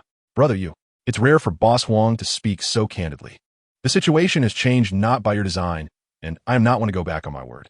Regardless of whether we make a profit or not, we shall adhere to our agreement from last night." With a firm resolve, Chen Ran emphasized his commitment to integrity, unwilling to quibble over trivial matters. Of course, this honesty from Huang Xinghua was conveyed before they had purchased any stones. Had he brought it up midway or at the end, Chen Ran might not have been so accommodating. Chen Ran's words brought immense joy to Huang Xinghua, who exclaimed with excitement, "Brother, you are truly generous." He had prepared himself to concede, yet he was pleasantly surprised that Chen Ran was not inclined to haggle. As the conversation shifted, they soon arrived at the stall selling raw stones. The stall, approximately 30 square meters, displayed hundreds of raw stones of varying sizes, with someone recently announcing the auction of a piece of ice jade, prompting a flurry of bids. "I bid 400,000, 450,000, 500,000, 600,000. This stone exhibition attracted a diverse crowd, including onlookers, affluent collectors seeking to purchase extraordinary stones for display, as well as individuals like Chen Ran and Huang Xinghua, who aimed to profit from the raw stones. A significant portion of the attendees were owners of jade shops, primarily interested in the jade itself rather than the raw stones. These shop owners, engaged in jade processing, sought only jade. Thus, they seldom interacted with raw stones, as they were considered the downstream buyers. Most lacked the discernment to evaluate raw stones, preferring to purchase pre-processed materials. Although this approach incurs higher costs, it carries minimal risk, as long as the pricing remains reasonable. The presence of raw stones at this exhibition exists because those who unveil jade have no trouble finding buyers, whether from stall owners or other attendees. With ample financial resources, the jade shop owners often drive the transaction prices higher. If the sellers are dissatisfied with the bids, they can always sell to Wanha Group, the event organizers, who might not offer the highest prices but will ensure sellers do not incur losses. Chen Ran and Huang Xinghua observed the bidding, ultimately witnessing a bald-headed owner secure the ice jade for 750,000, while the raw stone had been purchased for only 120,000 by a middle-aged man. The middle-aged man, having flipped the stone, netted a profit of 630,000, much to Huang Xinghua's envy as he hurriedly inquired, "Brother, do you see anything you fancy?" Chen Ran, standing a few feet away, believed that mere observation was insufficient. He needed to touch the stones. He remained silent and approached a raw stone the size of a human head. Crouching down, he removed his gloves and began to feel its surface. A mere touch revealed it to be a type of bean jade, likely worth several thousand, yet the price tag was steep at 80,000. Chen Ran then turned his attention to a larger stone nearby, priced at 220,000, which contained inferior material compared to the bean jade, estimated to be worth merely 1,000 or so. While those who successfully unveiled jade might be jubilant, the risk of purchasing raw stones without guarantees could lead to tears of regret. No matter how much money one possesses, the apprehension of making poor investments can deter them from buying several of such stones. Earning profits is never easy. Chen Ran was mentally prepared and moved on to the third stone, only to find it lacking as well. He continued on to the fourth and fifth stones, and after failing to find success with 5 consecutive attempts, Huang Xinghua began to feel anxious, whispering, "Brother, these unprocessed stones truly test one's eye. Why not try the processed ones instead?" The processed stones, while more expensive, at least offered a glimpse of jade at the cut, making them easier to evaluate than the unprocessed stones. However, they also carried the risk of being more costly, as the presence of jade within was not guaranteed. While ordinary buyers might lose money on unprocessed stones, they could fare worse with processed stones. Yet Chen Ran, possessing a unique sensitivity, believed such misfortune would not befall him. Still, he remained hesitant to purchase. The processed stones were exorbitant, with even modest pieces costing 400,000 to 500,000, and the potential profit seemed limited to merely 20,000 to 30,000. The hassle was not worth it, and he preferred to invest in the unprocessed stones, despite their lower success rate, as the potential rewards were substantial. That said, after examining several stones without success, Huang Xinghua pressed further. What is wrong with examining several stones? One can earn significantly from a single piece. Even purchasing several could be worthwhile. "Look, here we have one," Chen Ran exclaimed, finally uncovering a raw stone containing jade, grinning as he presented it. Chapter 30, The First Stone. "Does this one have jade?" Huang Xinghua exclaimed, a mix of joy and surprise flooding his expression as he gazed at the stone Chen Ran held. Delighted, he finally discovered a piece containing jadeite, yet astonished by its considerable weight, at least 70 to 80 pounds. To his surprise, Chen Ran effortlessly lifted it with one hand, weighing it casually. Not only was Huang Xinghua astounded, but even those nearby were taken aback. It is no simple feat to cradle such weight with both hands. And here was a young man measuring it with a single hand. Indeed, this fellow possesses remarkable strength. Who could argue otherwise? The stone appeared quite hefty. Upon hearing the murmurs of the crowd, Chen Ran suddenly realized that his actions were somewhat outrageous. Ever since being struck by lightning, his physical capabilities had surged. His strength multiplied tenfold. This stone felt like a mere few pounds in his grasp. In a moment of pride, he had forgotten to temper his display. He was there to purchase rough stones, not to showcase his abilities. Thus he hastily placed the stone back on the ground. "How much for this stone?" he inquired. "Brother, why not take a moment to consider? Perhaps compare it with others?" Huang Xinghua, fearing Chen Ran's impulsiveness, suggested he evaluate further to choose the best piece. "No need. This one is quite satisfactory," Chen Ran replied with confidence. Seeing his insistence, Huang Xinghua ceased to press the matter and proceeded to inquire about the price. The stall was sizable, run by a couple, and upon hearing the question, the proprietress pointed to the price tag affixed to the stone. "It's marked at 250,000. Before Chen Ran could respond, Huang Xinghua began to haggle. "How can a rough piece from Mengdo be worth 250,000? That's exorbitant. Reduce the price. Sir, for such a massive stone, the cost of acquisition alone is substantial, not to mention the shipping from Beijing," the vendor retorted. Beijing is a renowned jadeite hub, famed throughout the world. However, when it comes to rough stones, unless one inquires, all are said to originate from Beijing. Yet who can truly ascertain their specific origins? Furthermore, those purchasing rough stones are indifferent to the source. They care only whether it will yield valuable material. If it yields nothing, its origin is of no consequence. Huang Xinghua remained relentless. "It's precisely because we know your piece is of quality that we are interested. Lower the price." The proprietress, uncertain, glanced at her husband. Huang Xinghua, speaking with courtesy and respect, prompted the husband to ponder. "Since you appear genuinely interested, I can reduce it by 20,000. You may have it for 230,000. Slightly dissatisfied with a mere 2,000 discount, Huang Xinghua still nodded in agreement upon noticing Chen Ran's silence. "Very well."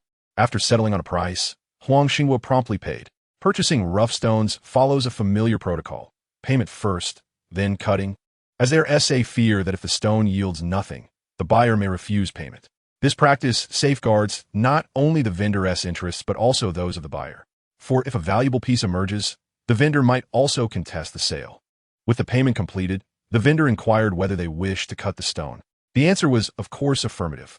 Chen Ran took a pen and marked several lines on the stone. "Cut along the lines I've drawn." Observing Chen Ran's familiarity with the process, many bystanders grew curious. The young man, though seemingly inexperienced, appeared to possess a certain expertise. Let us see what good fortune may arise. Yet, one fears that nothing may materialize, and over 20,000 could be squandered. Whispers circulated, "We haven't even begun, and these fools are already speculating." Although he trusted Chen Ran, Huang Xinghua felt anxious about the potential loss. Chen Ran patted his shoulder, urging him to remain calm. The proprietor carried the stone to the machine, rinsed it with water, and promptly began cutting along Chen Ran's lines. The first slice removed a third of the stone. There's something." A small green spot the size of a nose appeared on the cut surface, prompting astonishment among onlookers. "Is that green water jade? It seems to have decent clarity. Perhaps Xinjiang green?" Regardless of its classification, that piece was rather diminutive. It was only slightly larger than a fingertip, suitable for a pendant at best. Huang Xinghua's initial excitement turned to dismay upon seeing its size. After the first face was cut, the vendor looked to Chen Ran for direction. "No need to look at me. Continue cutting. Extract everything along the lines I've indicated." Chen Ran's abilities had been validated, and regardless of others' opinions, he felt confident. Nearby, several jade shop owners recognized that green water jade is already regarded as decent quality, particularly if it is Xinjiang green. The vendor, experienced in his craft, swiftly cut the second face. As the cut emerged, gasps filled the air. It was green, and still Xinjiang green, but significantly larger than the previous piece. Now the size of a palm. My goodness, how large! This could certainly be fashioned into a bangle. Is it merely a bangle? The previous piece, though small, had some green, yet this second cut reveals at least 3 bangles worth, and beneath lies a substantial portion yet to be cut. That young man appears to be quite fortunate. Conversations erupted among the crowd, and those previously hesitant to bid quickly jumped into the fray. 400,000, 500,000, 600,000. I'll offer 650,000. Within mere moments, 3 individuals had driven the bidding up to 650,000. Solid. The vendor, astonished by the size of the green piece, glanced at Chen Ran, awaiting his next command. "I've stated it clearly.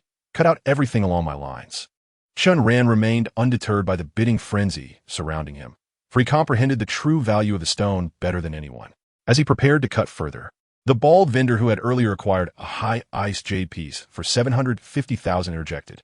Young man, the two faces already reveal significant green. Further cutting may not yield more. If it were to crumble, the value would certainly diminish. Therefore, I am willing to offer 1 million for this stone. This bald vendor, who had abstained from the previous bidding, boldly increased the price by 35,000, demonstrating considerable audacity. Yet, Chen Ran remained unsatisfied with his offer. While the vendor presented a valid argument, the stone had not yet yielded half its potential. A large portion remained uncut. He felt compelled to ascertain its true nature before agreeing to sell. Thus he politely declined. These were all potential buyers, and Chen Ran maintained a courteous demeanor. However, despite his politeness, it was clear he was unwilling to sell at that moment. The bald vendor, shaking his head with a smile, chose not to press further. Only Huang Xinghua appeared worried, whispering into Chen Ran's ear, "Brother, 1 million still nets you over 70,000 profit, which is substantial. Perhaps it's best to accept the offer?" He too feared the possibility of a poor outcome. Upon hearing this, Chen Ran furrowed his brow. "Huang, you are well into your 40s, not unfamiliar with money. Exercise some restraint. This is merely the beginning." Although Huang Xinghua was a good person, he had spoken too much since they began selecting stones. "You need only concern yourself with the payment. Allow me to manage the rest." Recognizing Chen Ran's growing impatience, Huang Xinghua quickly nodded. Yes, you are right. I apologize for my lack of composure. I will heed your guidance." Chapter 31. A Fortuitous Encounter. Under Chen Ran's direction, the vendor proceeded to cut the third and final face. This cut may remove a third of the remaining stone, and if it too reveals green, the value would undoubtedly soar. Forget 650,000. Even 1 million would be an understatement. Chen Ran's reluctance to sell was justified, as many eyes were fixed upon the unfolding scene. Even new customers arriving at the stall abandoned their own selections to witness the outcome. With a resounding slice, as the last piece of stone fell to the ground, the situation of the stone was laid bare before all. A mere glance elicited exclamations of astonishment. "Wow! Incredible! Goodness! It's all green. Who could argue? It's greener than your head. Damn it! Yours is the one that's green. How much could this be worth?" No wonder he refused to sell earlier. This lad is quite lucky. Luck? He spent ages selecting this stone, and every cut reveals green. He must possess some skill. But he is so young, could it be? With green on all three faces, particularly the last one. The jade merchants were too engrossed in the bidding to indulge in gossip about Chen Ran. 1.5 million. I bid 1.8 million. 2 million. 2.2. The bidding soared beyond previous heights, and Huang Xinghua, overwhelmed with excitement, grasped Chen Ran's arm, only to release it immediately under Chen Ran's glare, reminding himself to maintain composure. It wasn't that Huang Xinghua lacked steadiness. He was simply overjoyed. After all, this was just the first stone, and its immense value signaled a prosperous beginning. Truly remarkable. My brother Chen is indeed capable. I must tread carefully. As Huang Xinghua pondered, the bidding reached 2.8 million, with even the stall owner joining in. Chen Ran had acquired such an exquisite piece for merely 250,000, which astonished the owner. However, accustomed to such dealings, he felt no jealousy, recognizing the stone's potential value after observing the few uncut faces. He raised his bid only twice before refraining when the price hit 2.8 million, deeming it nearly at its peak. When the final bidder raised the offer by 200,000, silence fell over the crowd. 3 million. Can we finalize this? It was the bald-headed owner from earlier, who seemed formidable, having initially placed the highest bid. 3 million exceeded Chen Ran's expectations, yet he felt no dissatisfaction, nodding in agreement to conclude the deal. The transaction was swiftly executed, with the bald owner making a call, and shortly after, 2 individuals arrived to collect the stone. Meanwhile, Huang Xinghua, witnessing the total surge in the small program, was elated, nearly bursting into dance. Though he owned an antique shop, the total value of all his merchandise combined, including the storefront, barely reached 3 million. To profit so much from the very first stone was exhilarating. Indeed, Chen Ran was also quite thrilled, as it marked his first substantial earnings. Yet, with grander ambitions, this sum was but a fraction of his goals. While excited, he was not nearly as exuberant as Huang Xinghua. Moreover, having faced a $5 million check the previous night without accepting it, this amount felt trivial. Shall we continue to observe here, or explore other stalls? Finding a valuable stone at one stall was already conspicuous. If he were to unearth another, It might draw unwarranted attention. Though Chen Ran possessed considerable skill, he preferred to remain discreet.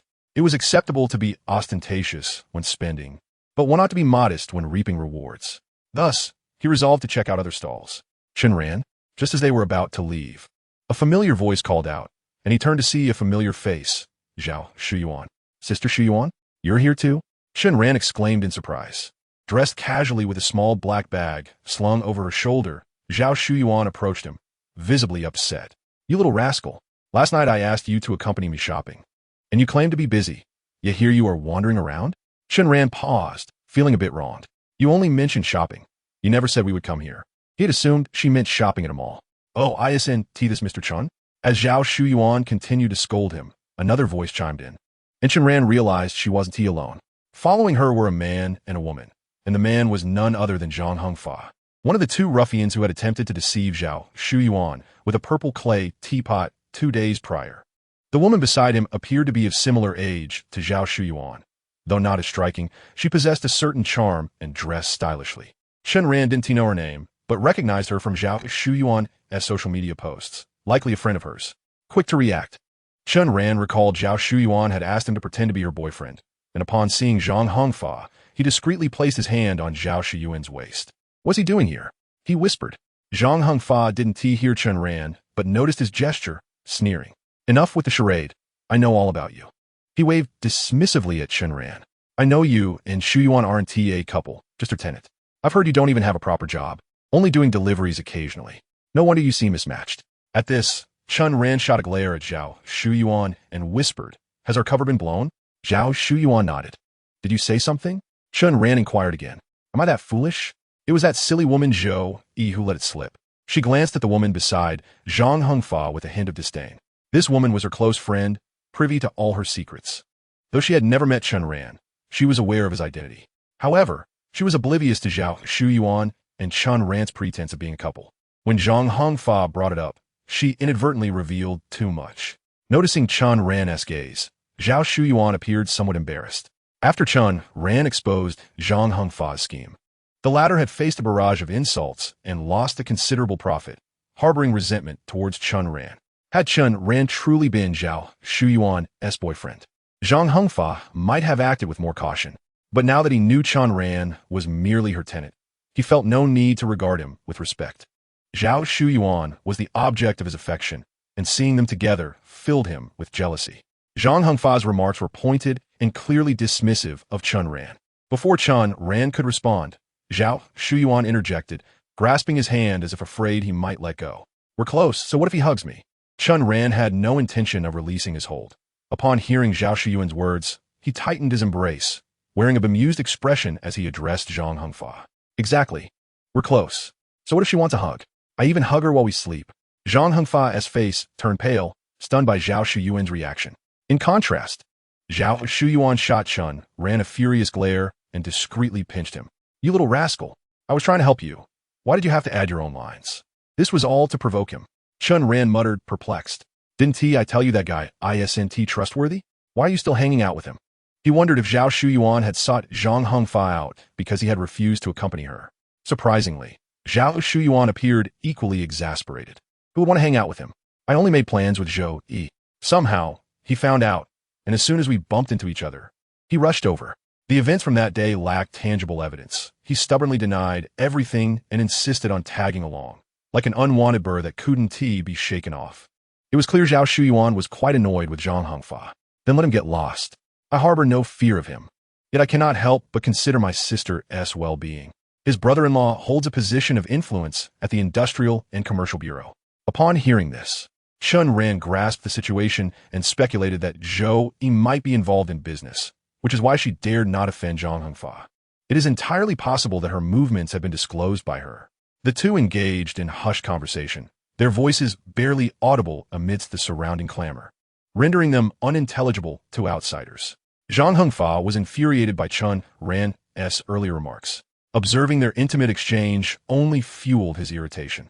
Yet he was unable to voice his displeasure and hastily signaled to Zhou Yi. Zhou Yi frowned slightly in resignation and approached Zhao Shuyuan, saying, You two live on different floors. Isn't daily conversation enough?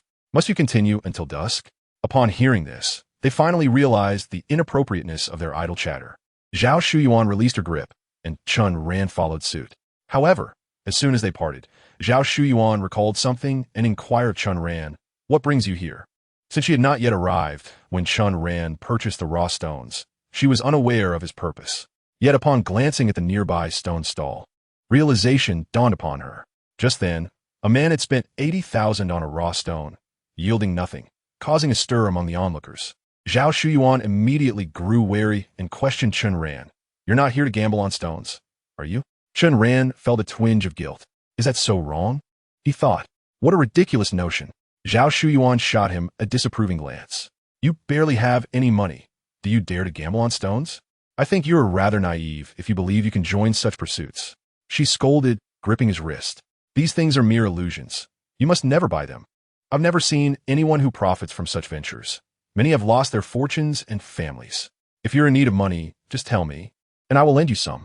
You can pay me back whenever you can. Do not entertain the thought of striking it rich through gambling. The world is not so generous.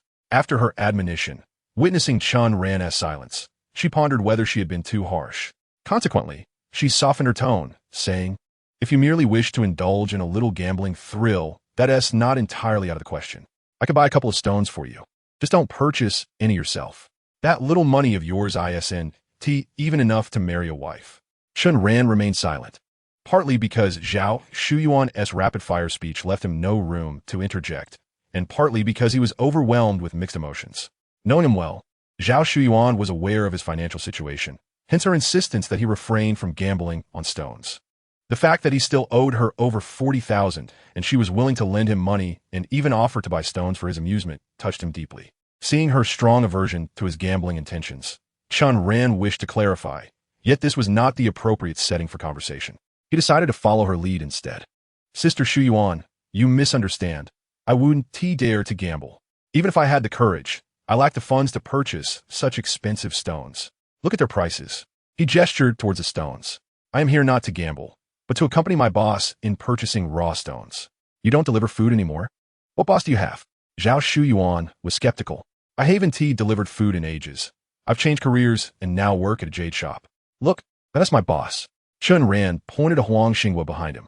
Noticing Chen Ran conversing with a friend, Huang Xinghua remained discreetly silent. However, upon being pointed out, he straightened up. "My surname is Huang. I am indeed his boss." Huang Xinghua, being an antique shop owner, exuded a more authoritative presence than Chen Ran. To avoid appearing unconvincing and to ensure Chen Ran's satisfaction, he added, "I am in the jade business. Young Chen here is a diligent and capable individual, a worthy asset. I brought him along today to let him broaden his horizons." Upon hearing Huang Xinghua's commendation of Chen Ran, Zhao Shuyuan's expression brightened. "Boss, you truly have an eye for talent. Chen Ran is quite sincere. Sister Shuyuan, my boss is quite busy. He needs to check other stalls for jade, so we shall be on our way." Chen Ran seized the opportunity to extricate himself from Zhao Shuyuan. Though she initially wished for Chen Ran to accompany them to alleviate her annoyance with Zhang Hengfa, upon realizing he was working with his boss, she refrained from making such a request. Seeing Chen Ran's willingness to forego the company of a beautiful woman for their business, Huang Xinghua remarked, "Brother, you are quite loyal. You prioritize our affairs over charming company. Boss Huang, your words imply a lack of respect. We are here to earn money. At such a time, it is inappropriate to indulge in romantic distractions. While I share a good rapport with Sister Shuyuan, I understand the importance of priorities." Chen Ran, who encountered Zhao Shuyuan daily, was not one to be swayed by mere beauty. Indeed, I underestimated you. Dear brother, you are focused and destined for greatness." The stall was modest yet bustling, as two individuals had recently unveiled valuable items, drawing considerable attention. The quality of the stones here was notably high. Upon arrival, Chen Ran squatted down and immediately discovered something promising, a small piece of ice jade. Priced at 200,000, it was likely not worth the investment, prompting him to abandon it in search of alternatives. After examining several stones, he finally selected one that met his approval, a piece of ice jade priced at 150,000. The first bid came in at 170,000, escalating to 260,000 upon conclusion. Although this piece did not surpass the first in terms of price, its lower cost made it a more favorable transaction. With two stones opened, their total value approached 6 million, a promising start for Chen Ran, and Huang Xinghua was equally elated. As the afternoon wore on, they had no intention of leaving. Huang Xinghua procured some snacks nearby, and the two continued to explore various raw stone stalls. Chen Ran remained consistently successful, albeit taking his time at each stall before making a purchase. Each stone yielded promising results, and their worth was substantial. The third stone he acquired was a blue ice jade, known for its exceptional quality, purchased for 400,000 and sold for 650,000, marking the highest price yet. The fourth stone, also ice jade, but of a lesser quality, was bought for 100,000 and sold for 240,000. The fifth stone, a red jade, was of lower quality, purchased for 80,000 and sold for 150,000. In total, he had acquired 5 stones for a mere 98,000, selling them for a grand total of 13 million. After deducting costs, even Huang Xinghua's 20% share would yield over 200,000, with further deductions for loan interest still leaving him with 200,000. In the span of a single afternoon, Huang Xinghua was exceedingly pleased, yet he remained unsatisfied, always desiring more wealth. After all, who could ever have enough money? Fortunately, Chen Ran shared this sentiment. Although he had used a considerable number of his sensing opportunities, he estimated that at least 30 or 40 remained. He resolved to use these remaining opportunities to acquire a high-value piece, thereby marking the day's labor with a sense of fulfillment. Having traversed numerous stalls and purchased those 5 stones, Chen Ran began to comprehend the reality of raw stone gambling. While it was possible to strike it rich with small investments, the stones available were merely the unwanted rejects that had already been sifted through. Moreover, the individuals who sifted through these stones possessed remarkable discernment. Consequently, even if the rough jadeite were to yield something, its price would hardly soar. After all, Chen Ran had touched over 100 stones, with the most valuable being merely that one worth over 6 million. None others held any promise. Perhaps the truly valuable ones had already been cut into window materials. After pondering for a while, Chen Ran resolved to purchase some window materials to experiment with. On one hand, he was intrigued. On the other, his opportunities for sensing were dwindling, and selecting rough stones required considerable effort, which was quite taxing. Window materials were chosen precisely because they contained jadeite, and after a round of selection, the probability of unearthing something good was significantly higher. Of course, the cost correspondingly increased.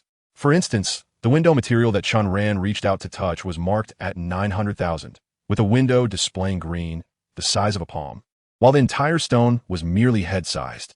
Upon contact, he indeed found some green ice jade within, but it was too small, not even the size of a fist, and the lower half was riddled with impurities.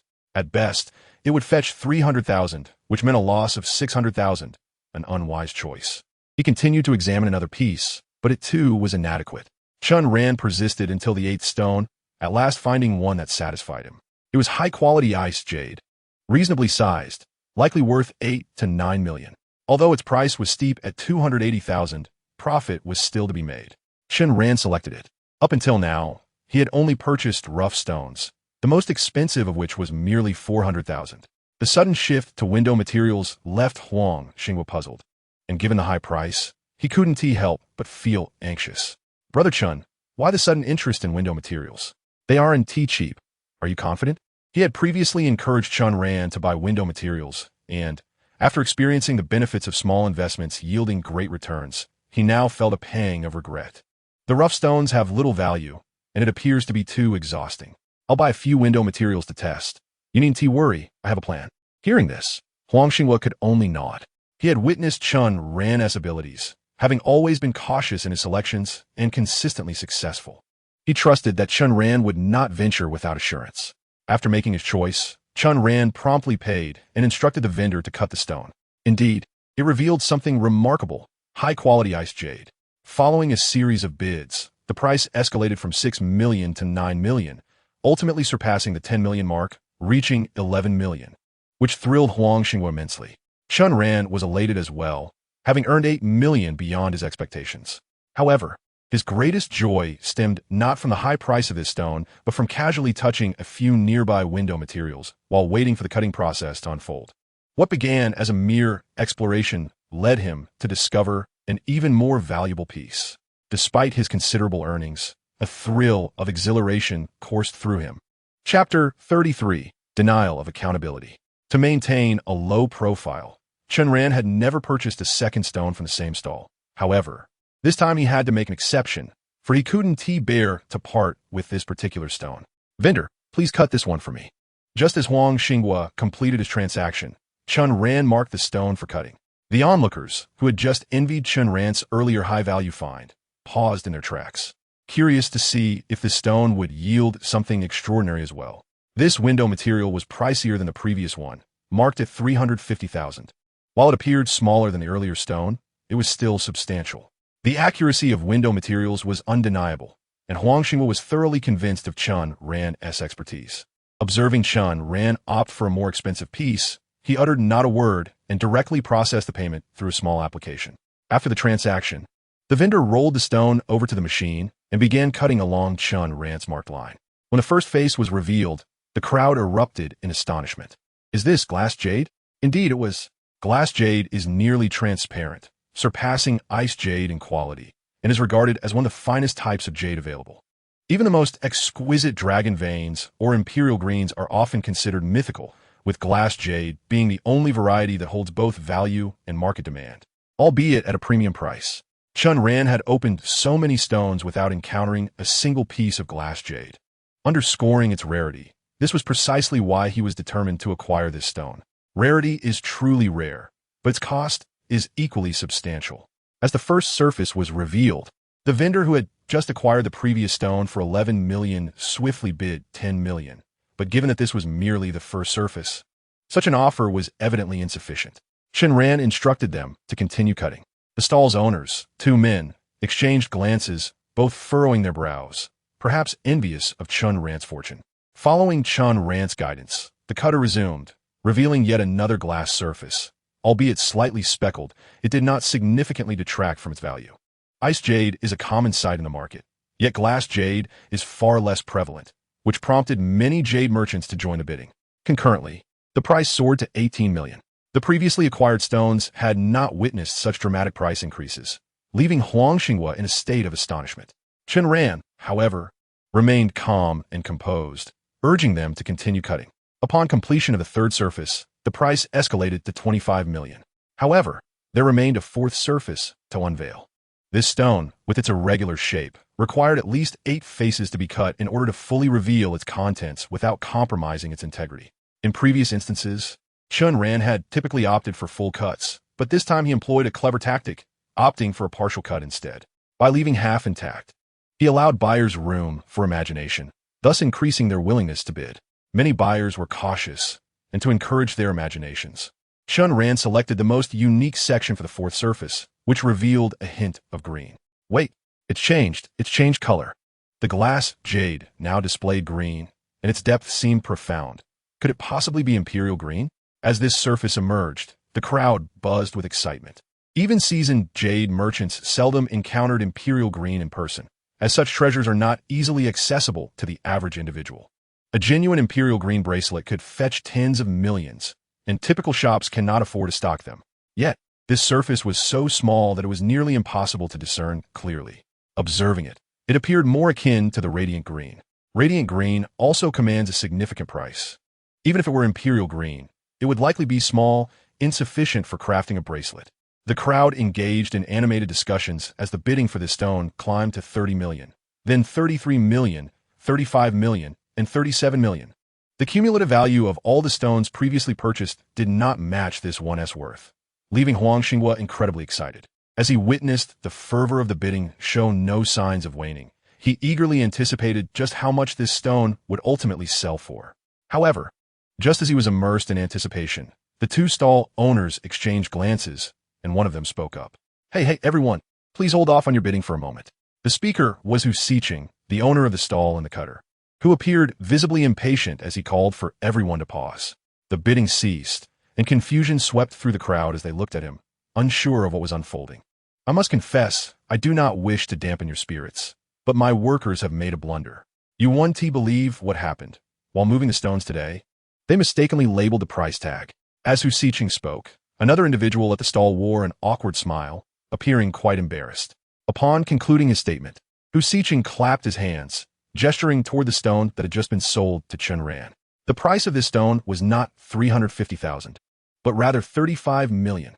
"My apologies, young man," I sincerely regret the mix-up. He continued to apologize profusely to Chen Ran. The surrounding crowd was left astonished, most still processing the information, while Huang Xinghua quickly grasped the implications. Vendor, what do you mean by that? Hu Xiqing smiled apologetically. What do you mean? I thought I made it abundantly clear that the price tag on this stone was incorrect. Huang Xinghua responded with a cold smirk. The stone exhibition had been ongoing for at least 2 or 3 hours now.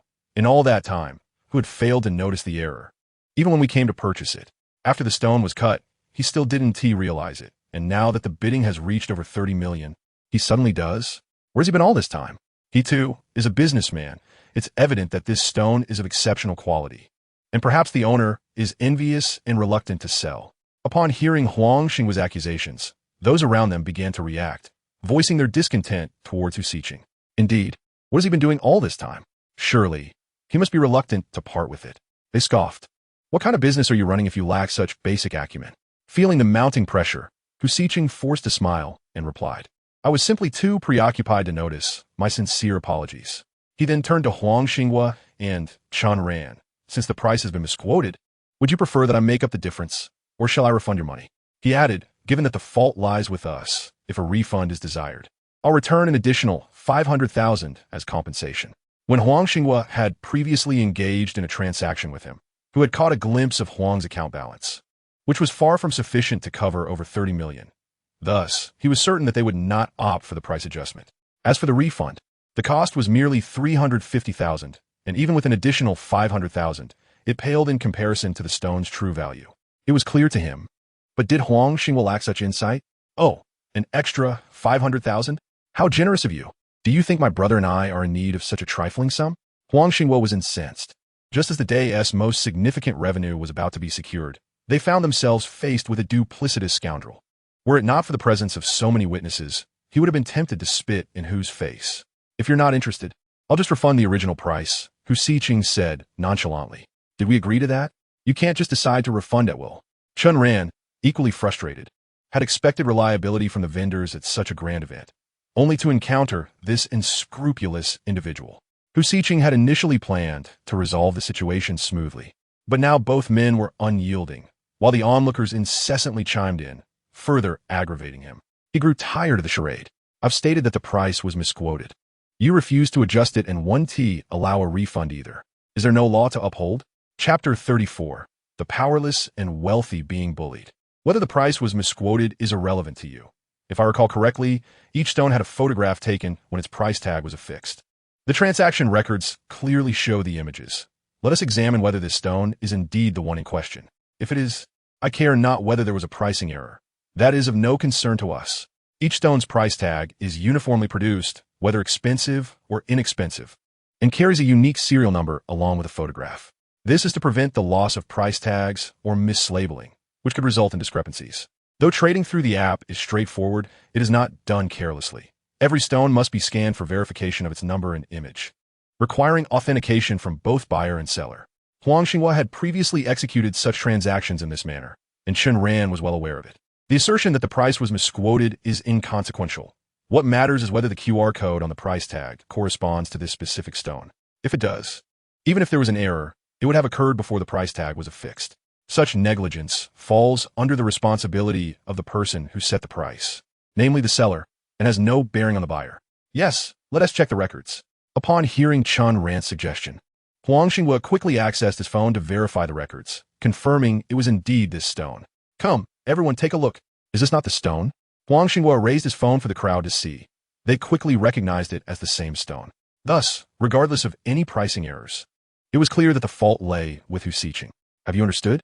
This is your oversight, and you wish to recoup losses from us? Huang Xinghua asserted as he moved to reclaim the stone, only to be shoved back by Hu Xiqing. Huang immediately felt invigorated. What? Do you wish to resort to violence? Even if Huang were to back down, he could not simply relinquish tens of millions without a fight. He rolled up his sleeves, ready to engage in a brawl. Yet, it was Chen Ran who quickly intervened. While he was far more adept at physical confrontations, he understood that violence would not resolve the issue. He addressed Hu Xiqing. You are well aware of the Exhibition-S regulations. They are clearly documented. Even if this were to escalate to a lawsuit, you would not prevail.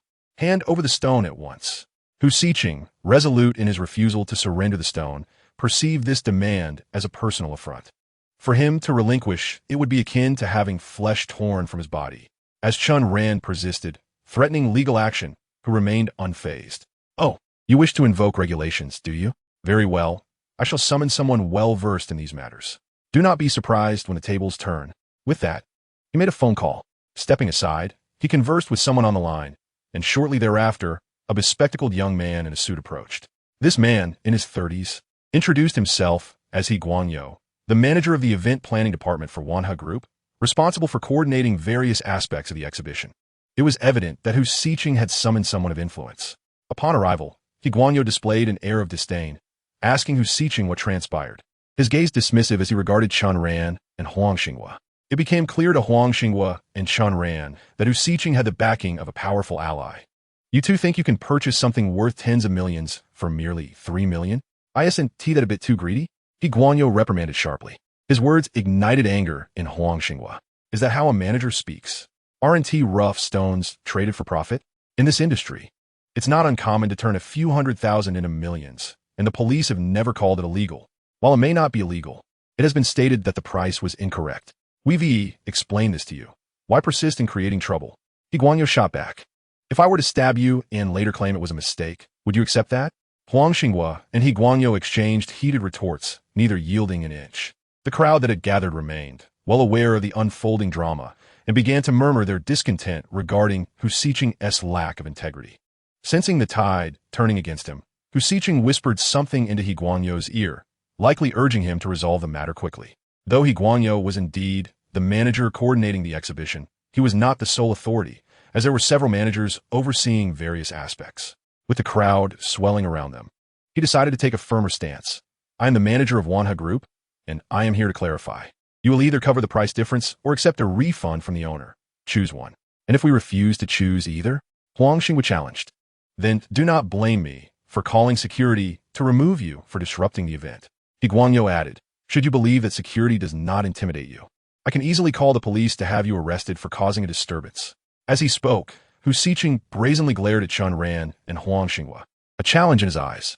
A cold chuckle echoed within as he regarded the two fools. Did they truly believe I would dare such actions without support? They are far from my match. He Guanyo, a distant relative, exploited his slight influence within Wanha Group. This type of maneuvering during events organized by Wanha was not new to him. He was quite adept at it. His words incensed Huang Xinghua, while Chen Ran felt a deep frustration. Damn it, being rich yet powerless allows for such indignities. With the exposition concluding in 2 days, he still had many booths to visit and countless stones to procure. He was confident in his ability to reap greater rewards. Even if he forsook this particular stone, it mattered little. Yet, how could he swallow his pride and submit? Perhaps it was time to call the police. I see several news media nearby. Let us summon them as well. Chen Ran was reluctant to depart, preferring to escalate the situation. Upon hearing Chen Ran's words, He Guanyo furrowed his brow. Numerous media outlets at the exposition would not cast a favorable light on this incident. It seemed prudent to call security to expel them instead. He reached for the intercom to summon security. Chen Ran? Just as Chen Ran was about to instruct Huang Xinghua to fetch the media, he heard someone calling his name. Turning, he was surprised to see Su Yutong. Her appearance brought to mind a phone call from Gui Yong earlier that morning. "You come to find me?" Chapter 35. The connections of Miss Su alone. Su Yutong had come specifically to seek Chen Ran. "I heard from your friend that you were at Nanjiao Park, so I came over." Dressed in casual attire, a departure from her sporty look the previous day, she exuded not only beauty but also a certain grace as she approached Chen Ran. A fragrant breeze enveloped him, yet he had no time to inquire about her purpose. "Please wait a moment. I'm in a bit of trouble. Let me resolve this first." Chen Ran had questions for Su Yutong, but the timing was not right. After wandering the exposition for half the day to find him, she was unaware of the unfolding drama. Noticing Chen Ran's distraction, she inquired, "What has happened?" It was not a matter to be concealed. Chen Ran relayed the situation honestly. Hearing that the stone was worth several million left Su Yutong taken aback. "You still gamble with stones?" She only knew Chen Ran as a delivery man, which piqued her curiosity. "I'm purchasing for my boss." He gestured towards Huang Xinghua. Su Yutong glanced at Huang Xinghua, but refrained from comment, instead addressing He Guanyo. "If there are regulations, you ought to adhere to them. Are you not concerned about tarnishing your group's reputation with such conduct?" standing up for fairness. Her words elicited a derisive smirk from He Guanyo. Little girl, while you may enjoy the spectacle, matters that do not concern you should not be meddled with. The group has rules, but rules are rigid and I, as the group manager, dictate their implementation. He Guanyo assumed others were na-ve, attempting to intimidate with his position. Perhaps I might be cowed, but Su Yutong was no ordinary individual. She was the daughter of Tianyue Group. Merely a planning manager, he dared to assert authority over her? With a scoff, Su Yutong ignored He Guanyo's impending retort and took out her phone, dialing a number. Chen Ran initially believed she was simply expressing solidarity, but he quickly sensed her intent was far more significant. Was she about to summon someone? However, could the daughter of Tianyue Group truly resolve matters with Wana Group?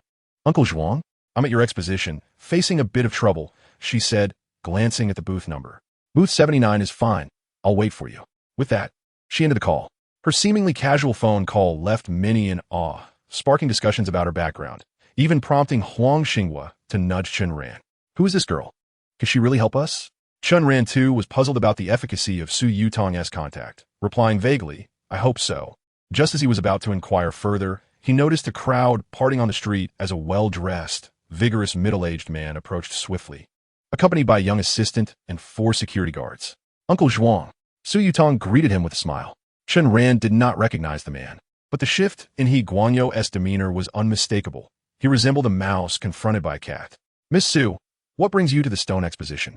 I hadn't heard you were fond of stones. Zhuang Jinfeng, the vice president of Wanha Group, clearly recognized Su Yutong and greeted her warmly. His serious expression replaced by a smile. I'm looking for someone and have encountered a minor inconvenience, so I had no choice but to seek Uncle Zhuang as assistance. Su Yutong got straight to the point. Minor inconvenience, you say? Zhuang Jinfeng scanned the surroundings, his gaze landing on He Guanyo, who visibly trembled. He hurriedly attempted to explain. Yet Su Yutong interrupted, detailing Chen Ran's predicament. This is my friend, she added. Listening to her account, Zhuang Jinfeng's expression darkened. Upon concluding, he turned sharply to He Guanyo. Is this true? Su Yutong's description had already implicated He Guanyo's role, though he was merely the vice president. He also held the position of chief operating officer, making him a significant authority within Wana Group. He Guanyo never anticipated that a mere girl like Su Yutong could summon such a high-ranking individual with a single phone call. He was left utterly speechless. Zhuang, the situation is somewhat complex. It's like this before he could finish. Zhuang Jinfeng cut him off. No more excuses, just answer the question. His imposing presence silenced He Guanyo, who reluctantly conceded. However, he still attempted to justify his actions. I only aim to protect the merchant's rights. As there was indeed a misunderstanding, Zhuang Jinfeng disregarded his defense entirely. You are to hand over your responsibilities to the 4th group immediately. Then go to finance to settle your wages. You will not be returning tomorrow. He Guanyo's complexion paled dramatically. Zhuang, I resign voluntarily, or the legal department will pursue charges against you for abuse of power and damaging the group's reputation. You would be wise to consider your options carefully. His words struck He Guanyo like a bucket of ice water, leaving him chilled to the bone. Resigning would yield no compensation. Yet facing legal action could result in financial loss, complicating future employment prospects. Under Zhuang Jinfeng's icy gaze, He Guanyo ceased any further argument and left, dejected. Hu Xiqing had believed He Guanyo's backing would shield him. Yet Zhuang Jinfeng's sudden appearance left He Guanyo without an opportunity to explain, resulting in dismissal. If He Guanyo was terminated, Hu Xiqing's standing within Wanha Group would evaporate, leaving his future business prospects in jeopardy. As he pondered these consequences, Zhuang Jinfeng had already learned of the owner of Booth 79 through his assistant. Hu Xiqing, in the small program developed by Wanha Group, there are 30 million in funds. Freeze his account and have the legal department sue him for breach of contract. Wanha Group was the organizer of the exposition, and all vendors had signed contracts stipulating adherence to the group's regulations. Any deviation not only resulted in compensation for losses incurred, but also led to being blacklisted, eliminating future collaborations with Wanha Group. Recognizing the seriousness of Zhuang Jinfeng's demeanor, Hu Xiqing understood this was no jest and quickly approached to humble himself. Ah, please, Mr. Zhuang, I acknowledge my mistake, a grave one indeed. You are magnanimous. Please do not hold this against us. This stone belongs to someone else, and I shall return it to them. Let us proceed as necessary. Chapter 36. The Clue of the Pigment. The funds are frozen, and we are embroiled in legal battles. Once the lawsuits conclude, I must still return the money to Chen Ran. The crux of the matter is that half of his funds are bank loans, and he cannot afford to take risks. Though reluctant, I resign myself to the situation.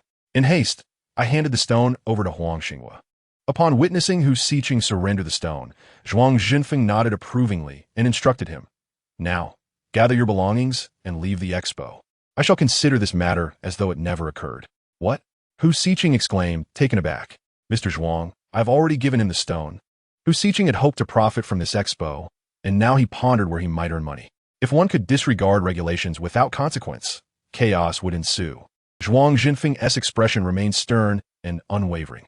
Hu Siqing's face darkened upon hearing this. "You may stay, but the funds in your account shall remain inaccessible until you depart.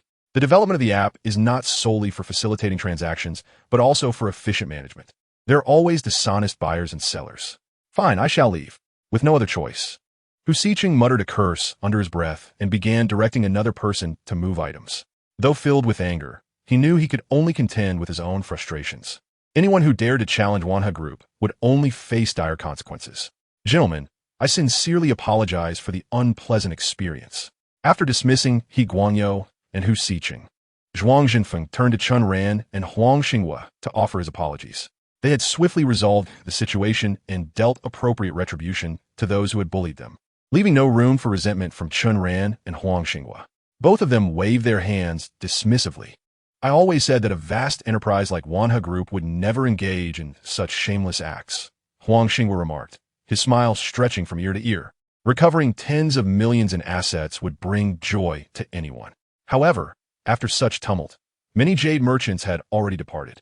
They had come to purchase jade, and there were numerous venues for that purpose. If they could not find what they desired, they would not linger long, no matter how captivating the spectacle. With the departure of a significant number of merchants, the price of the stone began to stagnate. Initially, the bidding had reached 37 million, but now only one bidder offered 35 million. When the bidding was fervent, there had still been room for an increase at 37 million. Now, with such a decrease, neither Huang Xinghua nor Chen Ran was satisfied, and the stone remained unsold. Fortunately, Wanha Group also dealt in jade. Observing the impact of recent events on Chen Ran and Huang Xinghua, Zhuang Jinfeng intended to compensate them by purchasing the stone on behalf of the group. However, a professional appraisal was necessary before making an offer.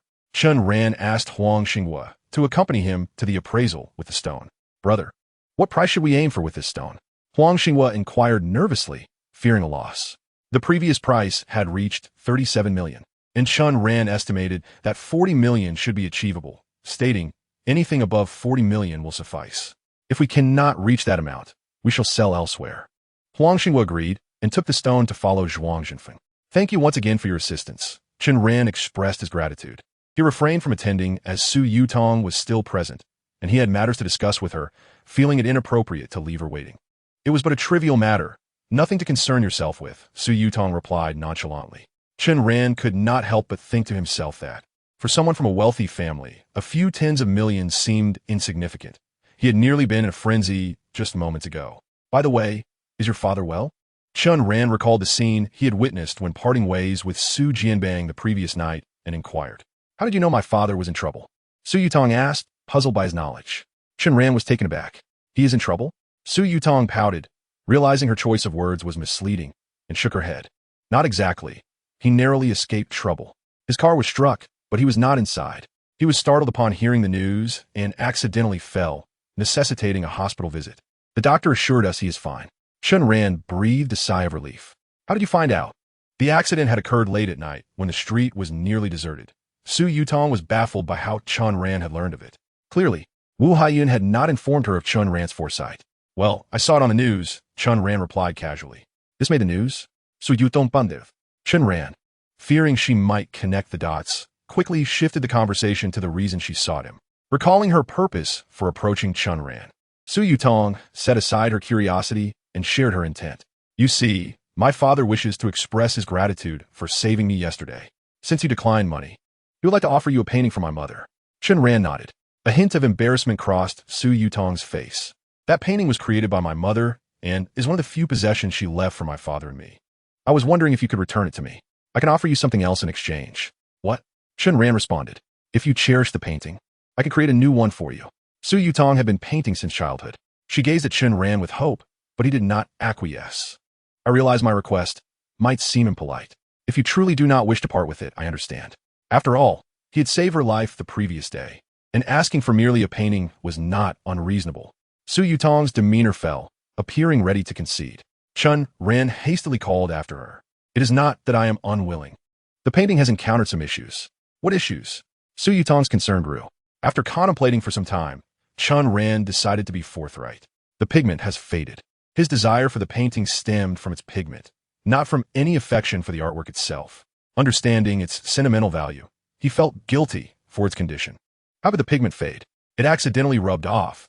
It is my fault, Chen Ran explained, fearing Su Yutong would be upset.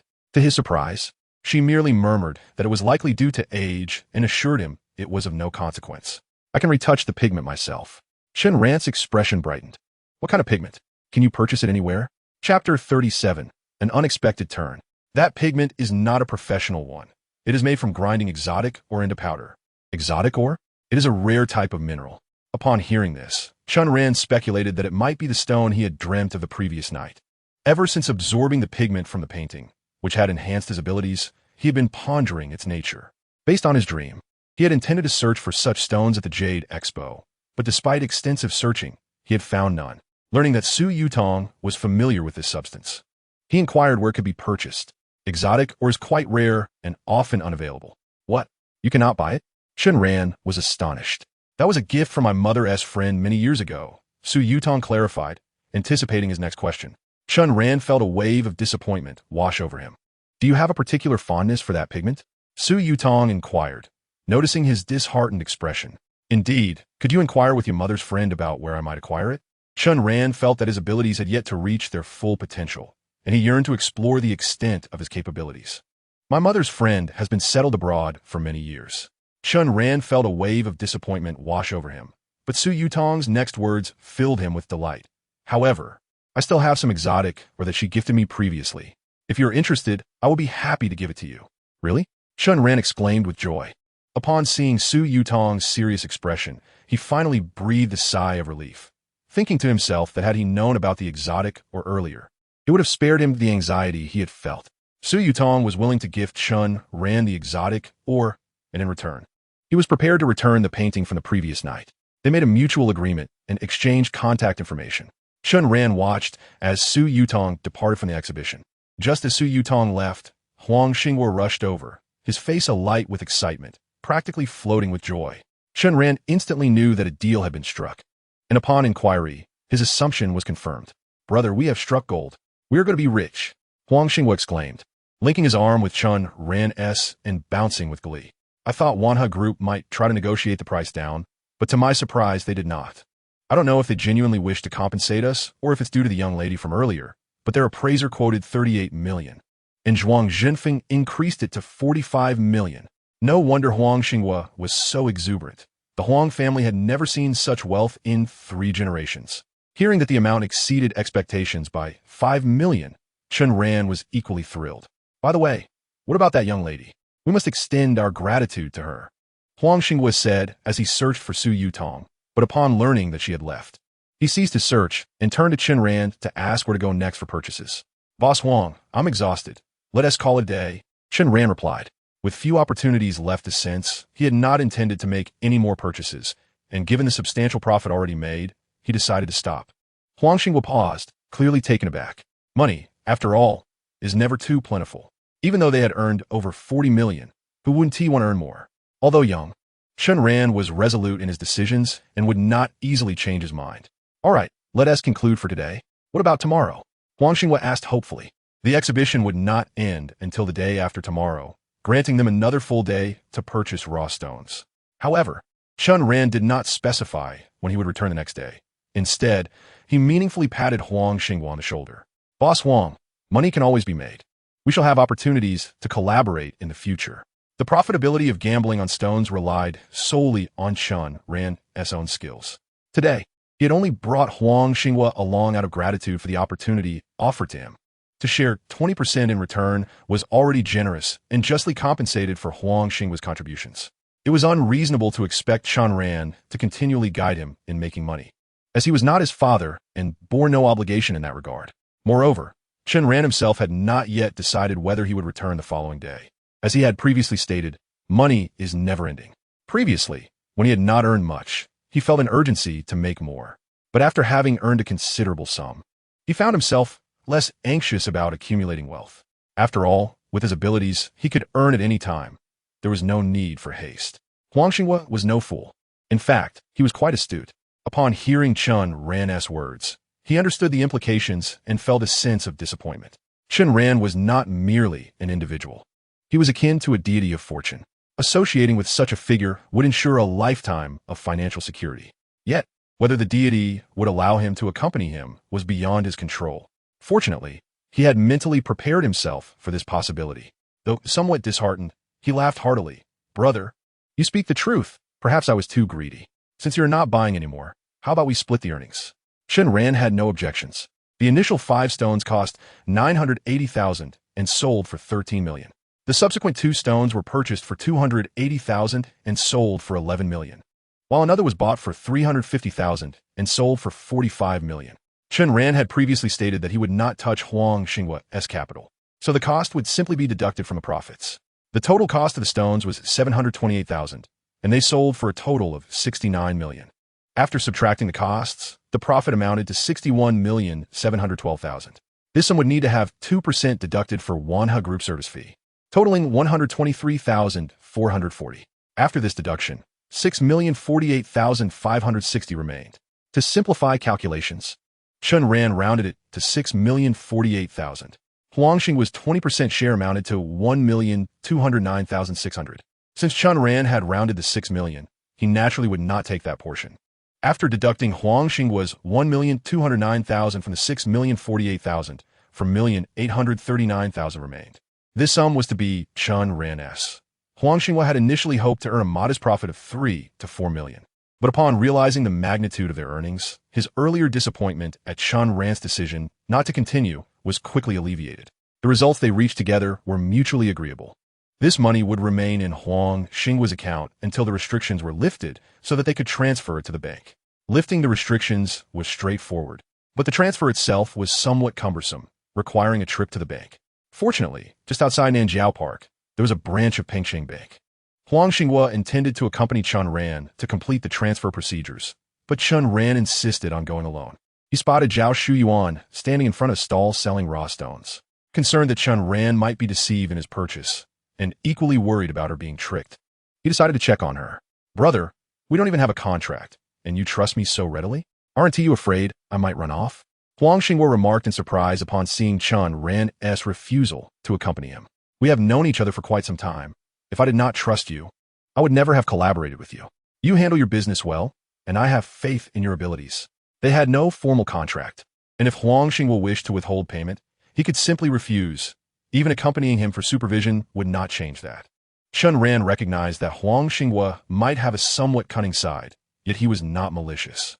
As Huang Xinghua straightened up, buoyed by Chen Ran's trust, he declared, "Brother, based on your words, rest assured, I will handle this matter impeccably. I will not let you down."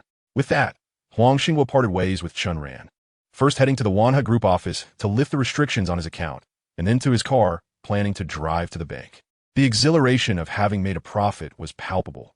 He felt as though a weight had been lifted from his shoulders. As he hummed a cheerful tune, he contemplated the future. After spending the day with Chen Ran, he had witnessed his prowess and felt an immense respect for him. "My brother Chen possesses extraordinary talents. He is no ordinary individual. Though he appears youthful and inexperienced now, he is destined for greatness. I must devise a plan to ensure I can continue to associate with him. My own success may very well depend on him." As Huang Xinghua pondered, he approached his car, just as he recognized a familiar figure waiting at the bus stop. Upon closer inspection, he realized it was the very girl who had helped them earlier. Just as he got into his car, a white sedan suddenly halted before her, and 2 individuals emerged, swiftly attempting to drag her into the vehicle. "Help! Help!" Su Yutong's cries echoed down the street. Huang Xinghua was momentarily stunned, but quickly sprinted over. "What are you doing?" "In broad daylight, attempting to abduct a woman. Release her immediately."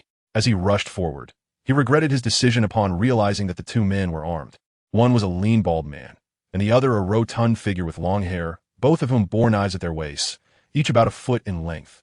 At this moment, Su Yutong had just been forcibly taken away, her mouth bound with tape by the rotund man with long hair. Outside the car, the bald man noticed someone attempting to intervene and immediately drew a knife. "My apologies, brother. I was just shouting out of panic. Please, don't come any closer." Huang Xinghua had never encountered such a scene before. Upon seeing the weapon, he instantly lost his composure, his legs turning to jelly as he was swiftly subdued by the bald man. "Bring him along. Hurry," shouted the driver, as the bald man pressed the knife against Huang Xinghua and dragged him into the vehicle. The parking lot was sparsely populated, with only a few bystanders keeping their distance.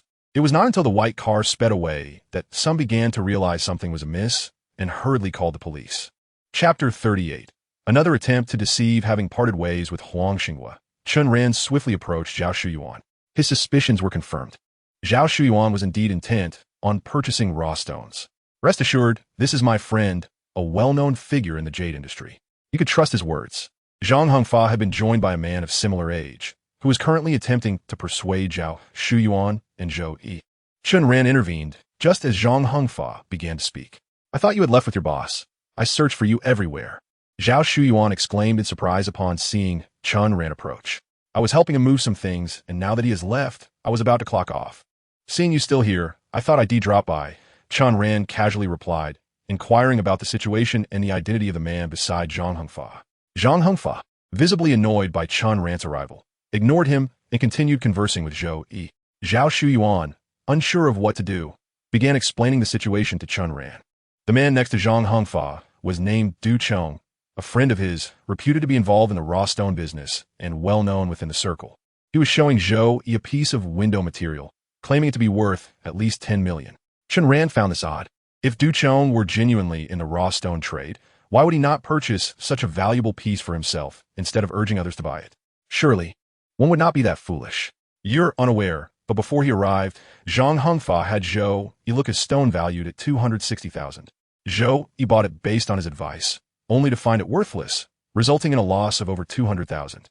Zhang Hongfa felt guilty and asked his friend to assist Zhou Yi in purchasing another stone as compensation," Zhao Shuyuan explained. "Yet, there was still something amiss. I overheard you mention wanting to buy as well." Chen Ran interjected. While he had no concern for others' purchases, he felt compelled to protect Zhao Shuyuan from potential loss. Zhou Yi, having incurred a loss of 260,000, was hesitant to buy again, fearing further misfortune. Chen Ran proposed to cover half the cost, sharing any profits equally. Zhao Shuyuan was not genuinely interested in buying raw stones.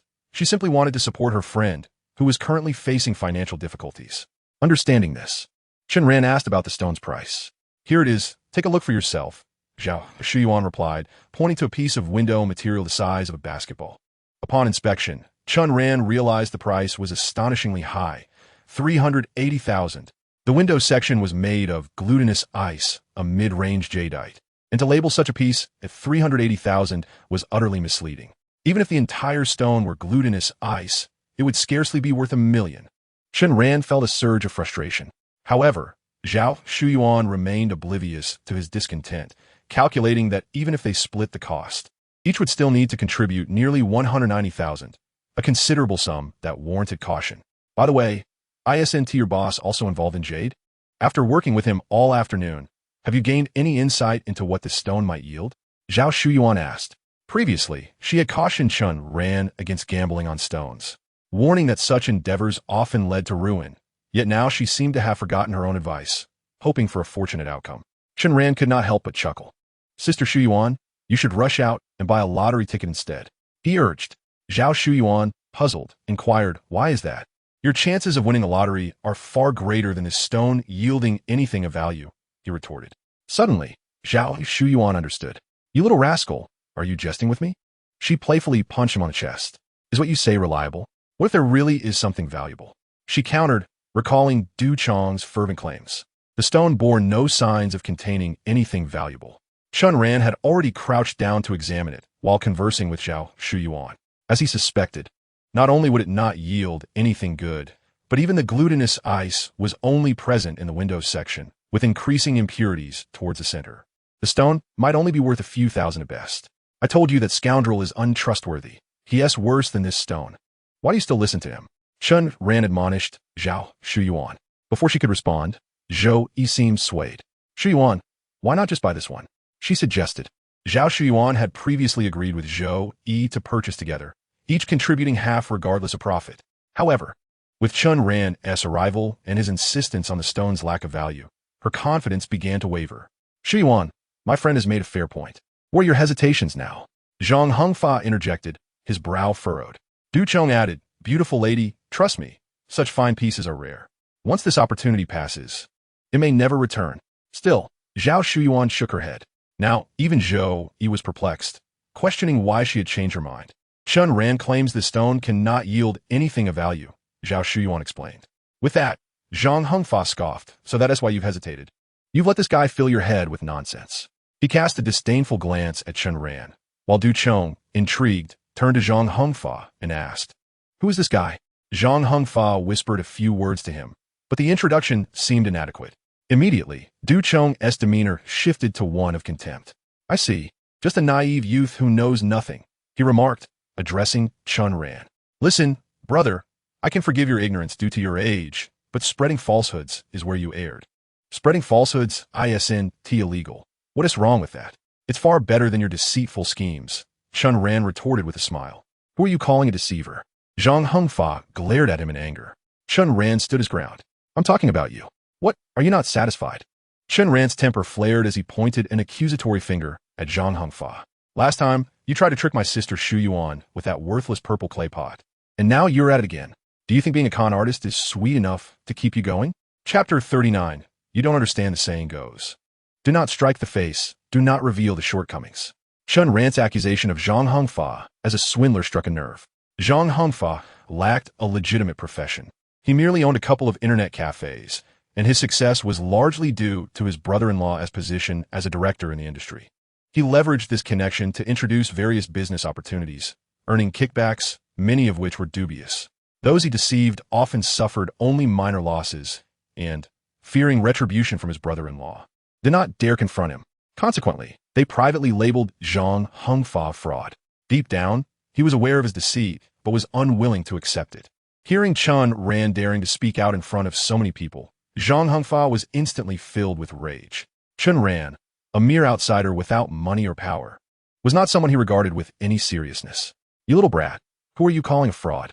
Zhang Hengfa's words were cut short as Zhao Shuyuan and Zhou Yi quickly intervened, separating them, while Du Chong restrained Zhang Hengfa, urging him to remain calm. Let's not act impulsively. The money is almost within our grasp, Du Chong whispered in his ear. Although Zhang Hengfa was seething with anger, the mention of profit brought him back to reason. As the saying goes, one must endure minor grievances to achieve great plans. Seeing that Zhou Yi had agreed, he did not wish to let a golden opportunity slip away. Step back and watch how I handle him. Du Chong pushed Zhang Hengfa aside and stepped forward. Seeing that Zhang Hengfa still intended to confront him, Chen Ran could not help but chuckle. You can't even win an argument with me. Do you really think you could take me on physically? He remarked. Brother, we are all friends here. We can hold differing opinions without resorting to hostility. Du Chong smiled as he approached Chen Ran. We have no real ties. What does it matter if we part on bad terms? Chen Ran replied indifferently. A flicker of darkness flashed in Du Chong's eyes, quickly vanishing. He reminded himself that despite Chen Ran's obnoxiousness, making money was paramount. A few 100,000 could sustain him for quite some time. He must endure, he must. Ignoring Chen Ran's words, he continued. My friend previously caused this young lady, Zhou, to incur a loss of 2 million, and he feels quite remorseful. He insisted that I help her recoup some of her losses. After observing for quite a while, I determined that this stone could yield profit, which is why I encouraged the purchase. Yet, you come here and declare it worthless. I find that puzzling. You are also friends with these two lovely ladies, so it seems strange that you wouldn't want them a profit. Zhang Hengfa posed his question in a way that painted himself as the good guy, while labeling Chen Ran as the one with ulterior motives. You know better than I whether this stone can bring profit. Let me make myself clear. You should leave and stop trying to mislead people here, Chen Ran replied, dismissing him. The ones purchasing the stone are these two ladies. Whether I stay or go is not up to you. Is it, ladies? Du Chong looked towards Zhao Shuyuan and Zhou Yi. Sister Shuyuan, if you trust me, have them leave, Chen Ran urged Zhao Shuyuan. I trust you. But what about Zhou Yi? Zhao Shuyuan whispered back. If she wants to be deceived, that's her choice. Just don't buy, Chen Ran continued. Before he could finish, Zhao Shuyuan pinched him on the waist. What are you saying? I've told you Zhou Yi is my friend. Though she thought this way, Zhao Shuyuan had already stated her position, and Chen Ran refrained from saying anything overly harsh. He glanced at Zhou Yi, who appeared conflicted. She was not particularly wealthy, merely running a small bar, and to her, over 2 million was no trivial matter. Noticing Zhao Shuyuan and Chen Ran whispering, Du Cheng feared that Chen Ran might ruin the deal. Seeing Zhou Yi indecisive, he decided to demonstrate his abilities to win her over completely. You are still young and don't understand. I won't stoop to your level. Today, I'll show you something impressive. Du Cheng declared as he turned to examine the stones at the stall. After a brief moment, he selected a piece the size of a soccer ball. The stone had a green window, a light green hue, and was priced at 50,000. Boss, I want this stone cut, Du Cheng said, immediately paying for it. Once the stone was cut, a sizable chunk of light green was revealed, and before anyone could fully comprehend, the owner hastily offered, Sir, I can give you 300,000 for this piece. What do you think? Du Cheng, brimming with pride, replied, 300,000 is rather insulting. It should be at least this much. He held up 4 fingers. The owner frowned, thought for a moment, and nodded, fine, for 100,000 it is. He promptly paid Du Cheng. Turning around with a triumphant expression, Du Cheng looked at Chen Ran. Now do you see my prowess? I bought it for 50,000 and sold it for 400,000. Both Zhou Yi and Zhao Shuyuan were taken aback. They had seen money before, but not money made so swiftly, and they began to believe Du Cheng's claims. Only Chen Ran found the situation amusing, clapping for Du Cheng. Believing he had impressed Chen Ran, Du Cheng began to applaud as well, only to realize Chen Ran was not applauding for him. The stone is indeed good, but the size of the yield is insufficient for even a bracelet. The owner is willing to pay 400,000 only because he must be either extraordinarily wealthy or in collusion with you. Chen Ran observed keenly. He had noticed the frequent exchanges of glances between Du Cheng and the stall owner when the stone was selected, indicating that the stone had been chosen under the owner's guidance. While the stone did have value, such a small yield would fetch a market price of no more than 150,000. The stall owner, however, offered 400,000, and Chen Ran deduced that the stall was tucked away in a corner, effectively blocking others from questioning the arrangement. Others might not see the deception, but Chen Ran did. Indeed, to successfully deceive, one must have an accomplice. As Chen Ran spoke, both Du Cheng and Zhang Hengfa's expressions shifted, and the stall owner began to panic, hastily explaining, Young man, this is our first meeting today. How could we be colluding? Besides, you are young and unfamiliar with our industry. How could you know the value of jade better than I do? This piece is high-quality yang green, which I can sell for at least 500,000. What is wrong with paying 400,000 for it? If you don't understand, stop making baseless claims and don't interfere with my business. Yang green is one thing, but true yang green is another. They're not the same, and their prices differ.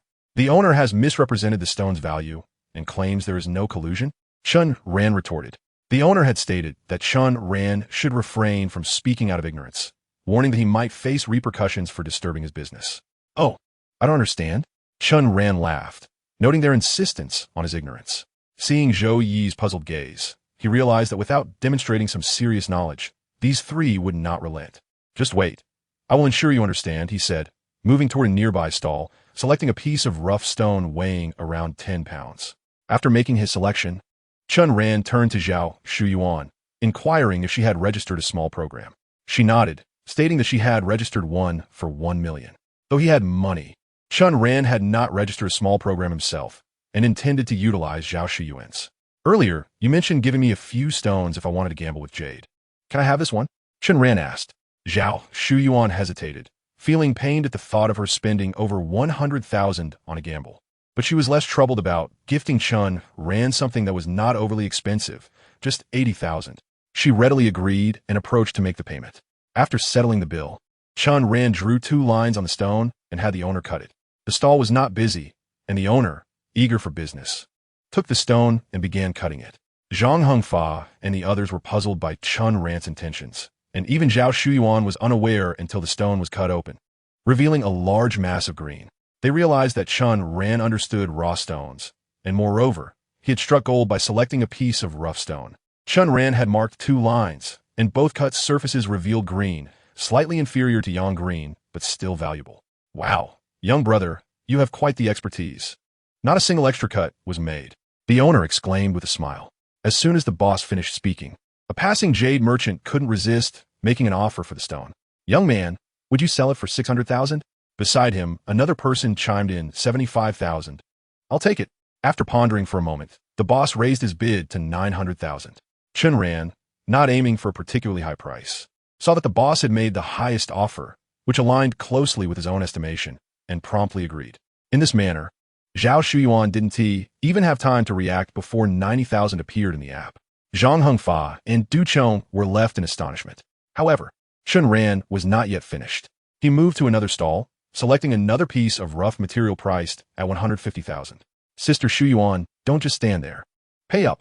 Hearing Chen Ran's words, Zhao Shuyuan, who had been dazed by the sudden influx of money, quickly came forward to settle the payment. Chen Ran drew 3 lines on the stone, and when the boss cut it open, it revealed a piece of ice jade larger than a fist, with green floating on both sides. The stone drew bids from several people, ultimately selling for 1,700,000. Making a profit of 170,000 from just 150,000 left, Zhao Shuyuan completely bewildered. How could one earn money without even lifting a finger? After purchasing the 2 stones, Chen Ran finally ceased his activities. Returning to the previous stall, he asked Zhang Hengfa and Du Chong, "You said I didn't understand before. What do you think now?" Their expressions were a mix of shock and disbelief. Noticing their silence, Chen Ran turned to the stall owner. "What do you think, boss? Do I understand or not?" The boss was equally flabbergasted, his expression complicated. They were neither blind nor foolish, and could clearly see that Chen Ran was not just knowledgeable, but exceptionally astute. Not only did the rough stones he purchased yield results, but his lines were also impeccably drawn, something even seasoned veterans with decades of experience lacked. Chen Ran then addressed Du Chong. "You wanted to show me your skills, right? Buying here doesn't count as a feat. Go elsewhere and procure a few stones for me to see. You don't even need to produce anything. If you can just obtain one that yields a return on investment, I'll concede that you have talent. Not only will I not stop you from letting Sister Shuyuan buy this stone, but I'll also give you the money I earned earlier." He concluded with a bold challenge. "If you can't produce any results, then you must shout 3 times in the street that you are a fraud. What do you say?"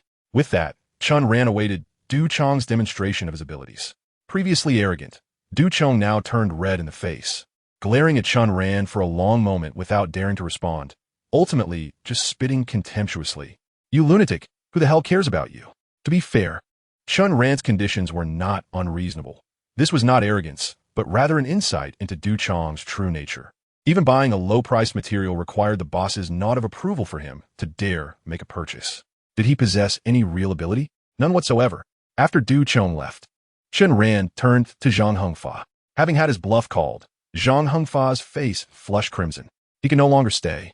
Glaring fiercely at Chen Ran, "My buddy doesn't want to deal with you, and I don't either. We'll see how this plays out." After saying this, he seemed about to say something to Zhao Shuyuan and Zhou Yi, but ultimately remained silent, leaving in disgrace. With both of them gone, Chen Ran was left to confront the stall owner, who, before he could speak, hurriedly clasped his hands in apology. "Young man, I was wrong. Please show mercy." He quickly explained, "I barely know those 2. I met them yesterday. It was the one named Zhang who asked me to play along with them, promising me 30% of the profits after the deal. I shouldn't have agreed. I was blinded by greed. You're a person of stature, so please don't hold this against me. I want to do it again. Please spare me."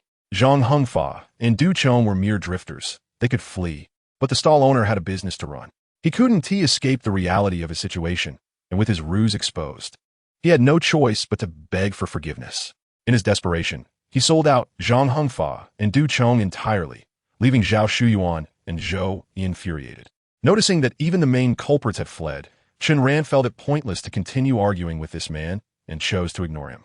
"I told you that the one named Zhang was not a good person. See, I was right. If I hadn't arrived in time today, who knows how much they would have cheated you out of." After Du Chong and Zhang Hengfa left, Chen Ran began to admonish Zhao Shuyuan, a rare reversal of roles. Yes, you're right. Everything you said is true. I was wrong not to trust you, and I deserve to be deceived." Hearing this, Chen Ran sensed something amiss and glanced at Zhao Shuyuan, noticing a hint of resentment on her face, prompting him to quickly amend his words. "But that is not entirely fair. Sister Shuyuan still believes in me. Regardless of the circumstances, you have steadfastly stood by my side. It was my tardiness that prevented me from exposing their trickery in time, and I take full responsibility for that. Ultimately, it was those 2 scoundrels who were too cunning." With a chuckle, Chen Ran observed Zhao Shuyuan, sizing him up, as if seeing him in a new light. I didn't realize you had such capabilities. Honestly, tell me, did you come to this expo to gamble on stones? There's no gambling involved. Sister Shu Yuan just loves to joke. Earning money isn't gambling. When I run out of funds, I simply make a little profit to spend. Isn't making a profit from rough stones essentially gambling? Zhao Shuyuan replied, unimpressed. That is true for others, where there are gains and losses. But for me, it's a sure win. How can that be called gambling? Chen Ran retorted, attempting to defend his stance. Zhao Shuyuan found his reasoning somewhat valid and asked curiously, how much did you earn? Not much, just a little profit. Enough to cover basic needs. Chen Ran smiled. Zhao Shuyuan, well aware of the substantial profits Chen Ran had just made, was skeptical. In a matter of moments, he had earned over 2 million. She knew how long he had been there. Several hours had passed since his arrival, and he might have amassed even more wealth than her. However, Chen Ran remained tight-lipped, and she refrained from probing further, instead chiding him. Not a word of truth escaped your lips. The profits from those 2 stones are still with me. There's plenty, so why should I care about that little bit? Zhao Shuyuan had previously reminded Chen Ran about repayment out of concern for his well-being, but she never intended for him to return it. You bought those stones, so the profits are yours. You don't owe me a thing. Upon hearing this, Zhao Shuyuan pouted, contemplating for a moment before asking, Chen Ran, tell me honestly, do you truly understand raw stones? Chen Ran raised an eyebrow. Sister Shuyuan, are you overly suspicious? I just demonstrated everything to you, yet you still don't believe me? It's not that I don't believe you. I just wanted to confirm if you genuinely possess the knowledge. If you do, could you help me with something? What do you need help with? Chen Ran was more than willing to assist Zhao Shuyuan. They were not just landlord and tenant, but friends as well. Besides, she had helped him considerably in the past, and while the monetary value may not have been significant, many things cannot be measured in terms of money. Seeing Chen Ran agree so readily, Zhao Shuyuan smiled and gestured toward Zhou Yi, who was walking ahead. With your skills, help my sister buy a stone. She was cheated out of over 200,000 today and must be seething right now. After hearing the stall owner's words and realizing Zhang Hongfa intended to deceive her into purchasing that stone, Zhou Yi finally connected the dots about the 200,000 she had lost. She had indeed been swindled. Zhou Yi, having reached this conclusion, remained silent and walked ahead. Seething in anger, Chen Ran, who had just declared his willingness to help, suddenly found himself in a dilemma. On one hand, he was not familiar with Zhou Yi and felt uncomfortable profiting at her expense. On the other hand, his sensing ability was already dwindling. Having bought 2 stones and used a skill nearly 10 times, he estimated he had only about 10 chances left. With merely a handful of attempts, one cannot guarantee the selection of anything worthwhile. It feels rather awkward to refrain from helping. Yet if assistance fails to yield results, that too is quite embarrassing. Chen Ran scratched his head, hesitantly remarking, 2 million is not a significant sum. Consider it a lesson learned. Oh, now that you have money, your words have changed. 2 million is nothing. Spare us the condescension, will you?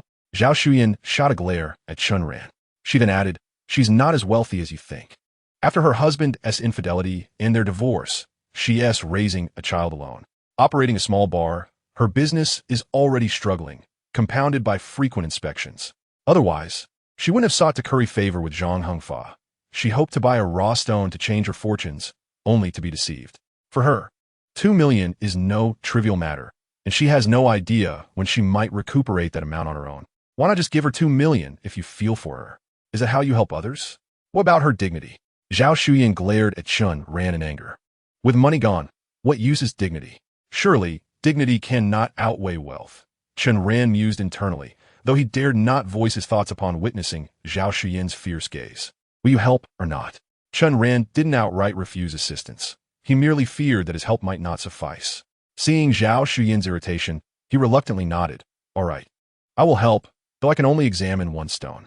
I knew you would agree. I'll go speak to her now. With Chen Ran's nod of approval, Zhao Shuyan's spirits soared, and she hurried to converse with Zhou Yi. Meanwhile, Chen Ran lingered at a nearby stall, sifting through the stones. Young man, are you truly willing to help me examine a stone? Zhou Yi was thrilled to learn of Chen Ran's willingness. Although she was on good terms with Zhao Shuyan, she had no personal connection with Chen Ran and had inadvertently revealed his identity, leading to Zhang Hongfa's contempt. She felt quite embarrassed. You are a friend of Shuyan. It's a friend of mine. I heard from her that you wish to purchase a stone to turn your fortunes. If I find a suitable one, I shall assist you. Zhou Yi had refrained from joining in when Zhang Hongfa and Du Chong belittled Chen Ran earlier. Thus, Chen Ran's impression of her was neutral, neither good nor bad. Moreover, it was a request from Zhao Shuyan that prompted his agreement. However, I can only examine one stone, and I cannot guarantee its quality. One is sufficient, thank you. If I make a profit, I will share half with you. With your skills, how could you lack confidence? Zhou Yi noted Chen Ran's humility. Chen Ran remained silent, focusing on the open materials at the stall. Earlier, he had purchased some rough stones to showcase his abilities, but now, with his sensing capabilities waning, he needed to be more prudent, opting for open materials to enhance his odds. Feeling a bit anxious, he pondered how to explain it if he failed to select a good stone. Should he suggest she return tomorrow? Fortunately, luck was on his side. After feeling 3 stones, he finally discovered something promising on the 4th. A high-quality icy stone, though small, could still be valued at several million. The stone was priced at 1.5 million. This one will do, Chen Ran declared, tapping the stone. Excellent choice. Zhou eagerly nodded and promptly paid the price.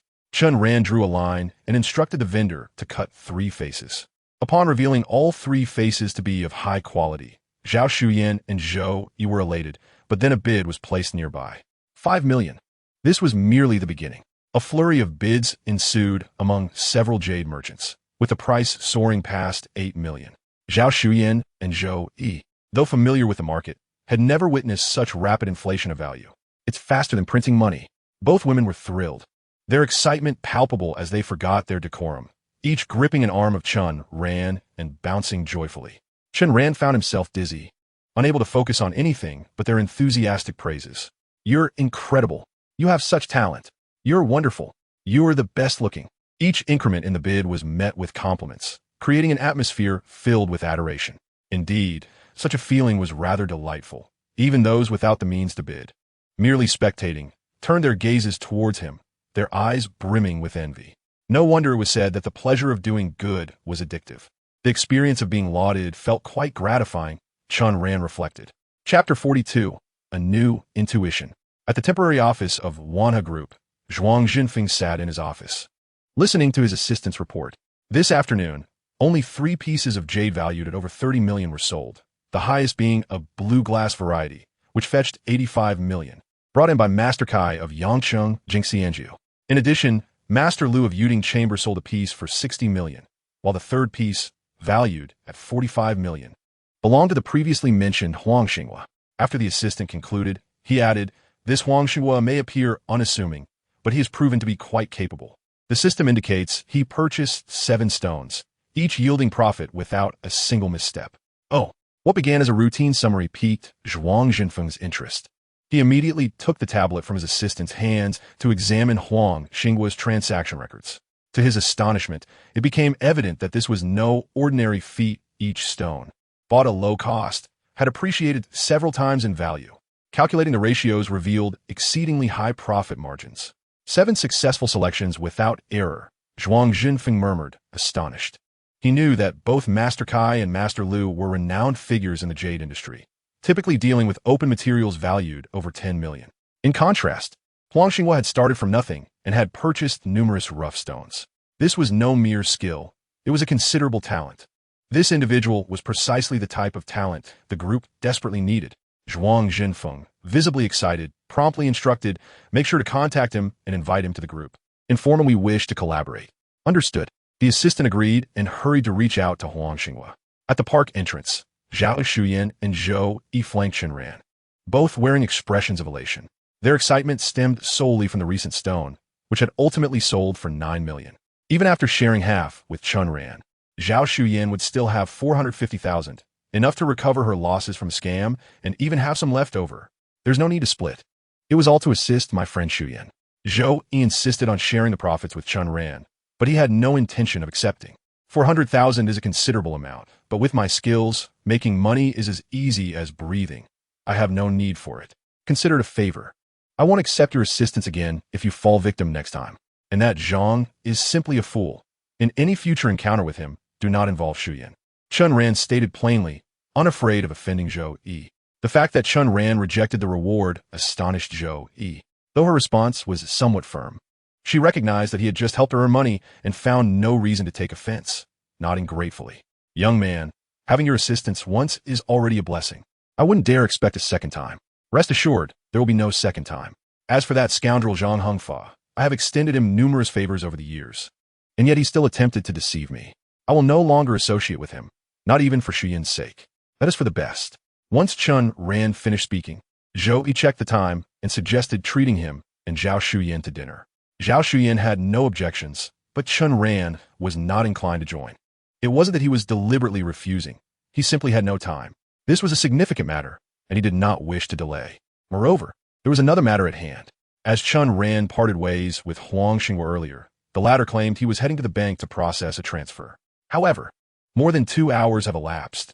Darkness has fallen, and the bank has closed its doors, yet Chen Ran has not received a single cent in his account.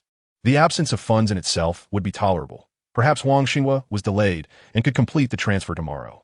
Nevertheless, the fact that the man has not even bothered to call, and that his own attempts to reach him have been thwarted by a powered-off phone, leaves Chen Ran feeling somewhat anxious. He possesses over 40 million in his account, an amount that cannot be dismissed lightly, especially since they had not signed any contracts. With the transfer unfulfilled and the phone unreachable, Chen Ran couldn't help but wonder, could that scoundrel be absconding with his money? How foolish of me to have trusted him so deeply. Seeing Chen Ran neglecting his meal, Zhao Shuyuan chose not to eat either. She sat behind him on his small electric scooter, her arms wrapped warmly around his waist, causing him to feel a gentle warmth against his back. Under ordinary circumstances, such intimacy might have sent his thoughts astray, but today he found himself preoccupied with visions of Huang Xinghua fleeing. He calculated where the man might be at this very moment, pondering whether he would be able to pursue him. Although earning money is relatively easy nowadays, the efforts of the afternoon cannot be in vain. Taking out his phone, Chen Ran intended to clarify matters with Su Yutong and postpone delivering the painting to her. To his dismay, he discovered that her phone was also turned off. This was becoming increasingly bizarre. While he could excuse Huang Xinghua, he found it hard to comprehend why someone as affluent as Su Yutong would not have a phone with a larger battery. Zhao Shuyuan, oblivious to the urgency of Chen Ran's situation, nonetheless inquired whether he would not at least take time to eat. "Can you hear me speaking to you?" At that moment, Chen Ran was jolted by a sudden realization. On the 5th floor where Zhao Shuyuan resided, the lights were on despite the absence of any occupants. As he contemplated whether she had forgotten to turn off the lights, a peculiar vision struck him the instant Zhao Xian's hand brushed against him. In this bizarre scene, he beheld Zhao Shuyuan lying on her sofa, her body marred by crimson blotches, her complexion ashen, eyes tightly shut, and a bloodied gash on her wrist that dripped onto the floor, pooling into a large puddle. While the horror of this vision was less intense than previous ones he had witnessed, it still took him aback due to the identity of the individual involved. Just moments ago, as Zhao Shuyuan had clung to him in the vehicle, he had not perceived this grim tableau. Now, less than 3 minutes after their departure, it had manifested before him. Chapter 43. Come with us, Shuyuan. Chen Ran stared at Zhao Shuyuan, rendered speechless. His previous experiences had taught him that he could sense the impending demise of others with alarming accuracy. This could only mean one thing. Zhao Shuyuan was destined to die, perhaps even by her own hand. What could drive her to such despair? "What's wrong with you?" Zhao Shuyuan, having lightly touched Chen Ran's shoulder, was taken aback by his dazed expression. She too was bewildered, unsure of the strange turn of events. After a brief moment of confusion, she began to search frantically for something. Upon spotting a business vehicle parked by the roadside, her teeth clenched in anger. "Li Chengnan, you bastard!" Without waiting for Chen Ran to respond, she dashed into the stairwell. "Shuyuan." Chen Ran, still grappling with the shocking thought of her potential suicide and the reasons behind it, hurriedly followed her up the stairs. He had heard her shout Li Chengnan's name and wondered if that scoundrel had returned. "Search thoroughly. This place is small. There's no way we can't find it." Li Chengnan, accompanied by 4 others from the previous day, was ransacking Zhao Shuyuan's home. Even before Zhao Shuyuan reached the top of the stairs, she could hear their voices, which only spurred her to run faster. Arriving at her doorstep, she was met with chaos. Her home was in disarray. "Li Chengnan, what are you doing?" Zhao Shuyuan's sudden appearance did not faze Li Chengnan, who continued issuing orders as if nothing were amiss. "Ignore her. Keep searching. You all stop this at once." Zhao Shuyuan, now seething with rage, rushed towards them to intervene, but was blocked by Li Chengnan. "You refuse to sign over your shares, so I've come to retrieve that contract myself. If you don't want your home to be completely ransacked, hand it over. I'll hand over your mother." Enraged, Zhao Shuyuan slapped Li Chengnan hard across the face. Li Chengnan, taken aback by her audacity, instantly erupted with fury. "You filthy woman! You dare strike me?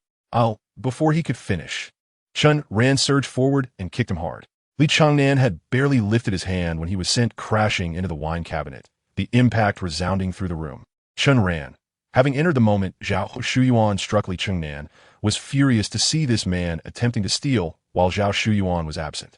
With the experience of their previous altercation fresh in his mind, he controlled his strength, ensuring he did not deliver a fatal blow. But it was sufficient to leave Li Chengnan reeling. As soon as Li Chengnan's gang saw their leader toppled, they abandoned their search and rushed to assist him. Yet, as they helped him up, he angrily shoved them aside. "You idiots! What are you doing? Get that kid! Break his leg!" In a fit of rage, Li Chengnan commanded his men to deal with Chen Ran. But Chen Ran was quicker. As soon as Li Chengnan finished speaking, he charged forward and swiftly dispatched all four of them with a single punch each, causing them to collapse to the ground, groaning in agony. Li Chengnan found himself alone. Fear etched across his face as he stared at Chen Ran. He had not grasped how Chen Ran had overpowered him so swiftly, nor could he comprehend how his men had fallen so easily. Before he could process it further, Chen Ran seized him by the collar and with a flurry of slaps, turned his face into a swollen mess. Li Chengnan's nose and mouth were bruised, his eyes squinting as he struggled to focus. Now acutely aware of his vulnerability, he contemplated begging for mercy, but found himself unable to kneel as Chen Ran held him suspended by his collar. Reluctantly, he pleaded, "Please, stop hitting me." Chen Ran ceased his assault, but did not release Li Chengnan. "Shuyuan, check if anything important is missing. Should we call the police?" Shuyuan? Noticing something was amiss with Zhao Shuyuan, Chen Ran abandoned his focus on Li Chengnan and rushed to her side. "What's wrong?" When he reached her, she seemed to regain her composure, turning to reveal a shattered jar. "The jar is broken." Chen Ran was momentarily stunned. The room was a wreck. There were countless shattered items, yet she fixated solely on the jar. As he peered inside, he realized it was empty. Was it perhaps an antique? Contemplating this, he lifted the jar, and the scene shifted before him. He found himself at the site of the jar's creation, where people donned modern attire. This was not an antiquity. Worrying that he might not have grasped the significance, he switched hands, and the scene transformed once more, this time revealing a traditional apothecary.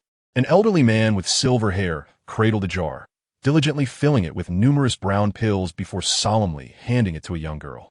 The girl blinked her large, innocent eyes, gazing curiously at the old man and then at the jar, ultimately nodding seriously. She possessed delicate features resembling Zhao Shuyuan, and the tear-shaped mole at the corner of her eye was a clear indication of her childhood likeness to Zhao Shuyuan. However, after the jar shattered, its contents spilled forth, brown pills, barely larger than grains of rice, with only 3 remaining, now crushed underfoot. Nearby, a vase had also been shattered, spilling water across the floor, mingling with the crushed pills, creating a brown pool that extended nearly a square meter. Chen Ran had been puzzled by a peculiar medicinal scent, but now the source became apparent. Yet what were these pills? In the scene he witnessed, the jar had been half filled with them, but now only a fraction remained, suggesting they had been consumed for some unknown purpose. As Chen Ran surveyed his surroundings, he discovered an array of medical books scattered across the balcony floor. During his previous visits to Zhao Shuyuan's home, he had never encountered such an extensive collection. The sight of an open door leading to the storage room confirmed his suspicion that these books had once been piled within. Today, however, due to Li Chengnan's intrusion in search of valuables, the disarray had resulted in the books being unearthed. Had someone in Zhao Shuyuan's family once studied medicine? While Chen Ran was preoccupied, Li Chengnan and his accomplices made their exit. Chen Ran, too, was at a loss to deal with them. As he noticed Zhao Shuyuan crouched on the floor, appearing utterly despondent. "Shuyuan, the ground is cold. Please get up." He intended to assist her before inquiring further. But just as he rose, a sudden commotion of footsteps echoed from outside. A group of uniformed police officers burst in, startling Chen Ran. The police arrived so swiftly? Have I been reported? He wondered, incredulously. How audacious of Li Chengnan to call the authorities after committing burglary. Before Chen Ran could process his thoughts, a burly officer seized his wrist. "You must be Chen Ran. Come with us." Without further ado, he was handcuffed and taken to the Pengsheng police station. Along the way, he attempted to inquire about the situation, yet none of the officers responded until he entered the interrogation room. Name? Chen Ran. Age? 23. Where were you this afternoon? Nanjiao Park. Why were you at Nanjiao Park? Faced with the stern expressions of the two interrogators, Chen Ran felt bewildered. Officers, should you not inform me of what transpired? I am still in the dark. What do you wish to know? One officer retorted. Am I not entitled to understand why I have been arrested? You are aware of your actions, aren't you? Chen Ran was genuinely confused. Did I assault someone? The two officers exchanged incredulous glances. You assaulted someone? What on earth are you talking about? Chen Ran was at a loss for words, regretting his earlier admission. They initiated the confrontation, and their burglary prompted my self-defense. He exclaimed, but the officers merely exchanged bewildered looks, seemingly unable to comprehend his explanation. Realizing he might be misunderstanding the situation, Chen Ran pondered what else could warrant his arrest. Could it be related to his altercation with Sun Hailin yesterday? He hesitated to voice his thoughts, fearing he might inadvertently incriminate himself further. He resolved to remain silent, leaning back in his chair, adopting a defiant tone akin to a villain from a television show. I shall not utter a word until my lawyer arrives. Meanwhile, Zhao Shuyuan was profoundly unsettled by Chen Ran's arrest, uncertain of his transgressions, but assuring him not to worry and promising to secure legal representation. With over 2 million yuan in her possession, she could easily afford a lawyer, and even without that sum, Chen Ran knew she would not abandon him. As Chen Ran maintained his silence, the officers' expressions shifted, and they were about to consult their superior when the interrogation room door swung open. A middle-aged man, visibly irate, strode in. You bring someone in for questioning without a shred of evidence? Are there not enough issues in our department already? The man reprimanding was the very officer who had captured Chen Ran. The chastised officer explained. He was the last person to have contact with the kidnapped individual. We intended to question him, but thought it prudent to see if he might have any connection to the case. The middle-aged man interjected. Questioning is one thing, but we must adhere to principles of substantiated evidence. If we rely solely on deception, what need have we for proof? Release him at once. Upon hearing this, the burly officer hurriedly retrieved his keys, unlocking Chen Ran's handcuffs while apologizing profusely. My apologies, brother. It was merely a procedural formality. Chen Ran remained bewildered, unsure of who the kidnapped individual was, but understood that his interrogation had been predicated on a ruse. Anger surged within him, and he replied with a wry smile. Yet the procedure has yet to be completed, and I have divulged nothing. His words carried a hint of resentment, prompting the burly officer to apologize again. Please do not take offense. We meant no harm. Had we known you were the same young man who displayed valor on Victory Road yesterday, we would have approached things differently. However, there are still matters we must discuss.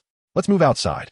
Though Chen Ran had not received public recognition for his bravery, it was evident the police were aware of his actions. Noticing the officer's sincerity and the gravity of the situation, he set aside his indignation and followed them outside. How could he have harmed someone who had saved his daughter in such perilous circumstances? To his surprise, upon exiting, he discovered Su Jianbang and Wu Haiyun were also present. The reason for his swift release became clear. Su Jianbang had clarified his identity to the police. It is our oversight. We have already explained the situation to Mr. Chen, but there are still questions we need to ask. Chen Ran was taken aback that he had garnered enough significance to warrant Su Jianbang personally intervening on his behalf. He sensed that the matter was more complex than it appeared. Indeed, as Su Jianbang approached, he implored Chen Ran to assist him. Chen Ran was still trying to grasp the unfolding events when the burly officer's subsequent inquiries revealed that his arrest was linked to Su Yutong's abduction. Su Yutong had gone missing. She had been kidnapped immediately after parting ways with him at Nanjiao Park. The revelation left Chen Ran astounded. In this modern age, kidnapping seemed archaic, a relic of the past overshadowed by fraudulence. Su Jianbang's anxiety was palpable, and Chen Ran's earlier grievances faded as he recounted everything he knew to the police. Was there anyone suspicious accompanying her? She came alone, without any suspicious individuals. What about when she left? No one else was with her. As Chen Ran spoke, he recalled Su Yutong had a close friend and wondered if her friend had been contacted after the incident. Furrowing his brow, he continued, You say she came alone? Yet surveillance footage indicates she was forcibly taken by 2 individuals. Do you know who the other person was? The police officer's inquiry puzzled Chen Ran. He distinctly remembered Su Yutong arriving by herself and had not noticed anyone else. Could I see the surveillance footage? He inquired. The burly officer exchanged glances with the middle-aged man. At this moment, Chen Ran has come to realize that the middle-aged man is the deputy chief of the police station, named Yang Changyun, while the robust man is Lu Yuan, the vice captain of the criminal police team. Yang Changyun nodded. and Lu Yuan instructed someone to retrieve the surveillance footage. The footage was brought forth quickly and began to play in front of everyone. In reality, all present had seen it before, except for Chen Ran, who was viewing it for the first time. The criminals might have scouted the area, deliberately choosing a location far from the cameras to execute their plan. Were it not for the presence of witnesses nearby, we might not even have been able to ascertain that this was a kidnapping video. The surveillance was quite unclear due to the distance, and only after magnification could one discern the movements of individuals. As for facial features, body types, and license plates, they remained obscured. Nevertheless, Chen Ran instantly recognized that the second individual forced into the vehicle was Huang Xinghua, clad in a plaid shirt, identical to what he wore in the video. In a sudden realization, Chen Ran slapped his thigh, exclaiming, "Damn it, no wonder I couldn't reach old Huang. He has been kidnapped." He had previously thought Huang Xinghua had fled and was contemplating how to deal with him, only to realize upon viewing the video that he had misjudged him. "Do you know him?" Upon hearing Chen Ran's words, Yang Changyun and Lu Yuan perked up. "He's my friend, Huang Xinghua. We were together this afternoon at the South Suburb Park Stone Exhibition, purchasing raw stones." Both men, upon hearing Chen Ran's familiarity with Huang Xinghua, hurriedly inquired about him. But Chen Ran had little to offer. If it were merely a case of someone missing, given the short duration, it would not be considered significant. However, a kidnapping changes the gravity of the situation entirely. Not only had 2 to 3 hours elapsed, but even a mere 20 or 30 minutes could be deemed critical. In recent years, public safety had improved year by year. Not only in Pengsheng, but across the nation, few kidnapping cases had occurred, especially when the victim was the daughter of a well-known local business magnate. This escalated the matter even further. Yang Changyun, Lu Yuan, and their colleagues did not dare to delay and promptly convened a meeting, leaving only Su Jianbang, Wu Haiyun, and Chen Ran in the room. Once the others departed, Su Jianbang approached Chen Ran, gripping his hand tightly. "Mr. Chen, please, I implore you, you must help me, save my daughter." When Chen Ran first encountered Su Jianbang, he had uttered these words, and Chen Ran had assumed he was asking for cooperation with the police to divulge whatever information he possessed. However, now that he had shared everything, Su Jianbang still insisted, leaving him utterly perplexed. "Help? How can I help? The police are at a loss. What can I possibly do? This is too much faith in my abilities. Mr. Su, I wish to assist you, but I am powerless. Let us wait for Director Yang and the others to finish their meeting and see what they have to say," Chen Ran replied helplessly. However, Su Jianbang was relentless. "How can you be powerless, Mr. Chen? You are extraordinary, possessing the ability to read faces and predict fortunes. If you could save me last night, surely you can ensure my daughter navigates this peril safely." Chen Ran was taken aback by Su Jianbang's insistence, utterly flabbergasted. "Reading faces and predicting fortunes? I was merely speaking whimsically. Do you genuinely believe in such things?" In the midst of his stunned thoughts, Wu Haiyun interjected with an explanation. It turned out that Su Jianbang had taken Chen Ran's words to heart when he left the previous night and concocted an excuse about his car breaking down, preventing Su Jianbang from riding in that Rolls Royce. Although he did not ride in it, he was quite fond of the vehicle and wished to have it repaired quickly. Little did he know that shortly after leaving the company, an accident occurred. An engineering vehicle unexpectedly collided with the Rolls Royce's rear, crumpling it, but fortunately, no one was seated in the back. Otherwise, the outcome would have been dire. The driver, though alive, sustained serious injuries. Wu Haiyun, on the other hand, was astounded. Indeed, Chen Ran's prediction had come true. Initially skeptical, he was now in awe of Chen Ran's abilities. Throughout the day, he pondered whether to inform the chairman of this incident, only to receive news by evening that the young lady had been kidnapped. Lacking any leads, Su Jianbang was frantic, and Wu Haiyun, after much contemplation, decided to share what had transpired the previous night. He suggested that perhaps they could consult Chen Ran for a fortune-telling. He had originally worried that the chairman might dismiss such a notion, but to his surprise, Su Jianbang, after a moment of astonishment, exhibited no skepticism whatsoever. Having graduated as a top student, Su Jianbang had once dismissed such beliefs in his youth, but now, at over 40, his mindset had shifted. After witnessing numerous events over the years, he had begun to accept the idea of fate. Furthermore, since Wu Haiyun was a trusted confidant, he naturally held his counsel in high regard. Had it been anyone else making such claims, he might have been doubtful, but with Wu Haiyun's assertion, how could he not believe? He understood better than anyone that Wu Haiyun was the least inclined to believe in such matters. With his daughter missing for 2 to 3 hours and no leads whatsoever, if it were indeed a kidnapping, The abductor should have made contact to demand a ransom. Yet, there had been nothing. He was genuinely terrified that something might happen to his daughter and felt he had no other recourse but to rely on Chen Ran. Out of respect for Chen Ran, Su Jianbang, a man of considerable stature and the chairman of a large corporation, spoke with remarkable humility. However, his words left Chen Ran utterly bewildered. What he had said the previous night was a mere spontaneous remark without any solid foundation. Who would have thought these two would take him seriously, now expecting him to divine the whereabouts of Su Yutong? If Chen Ran possessed such powers, he would not have endured misfortunes for so long. He could not foresee anything, but how could he convey this? The only issue lay in the accuracy of his previous prediction.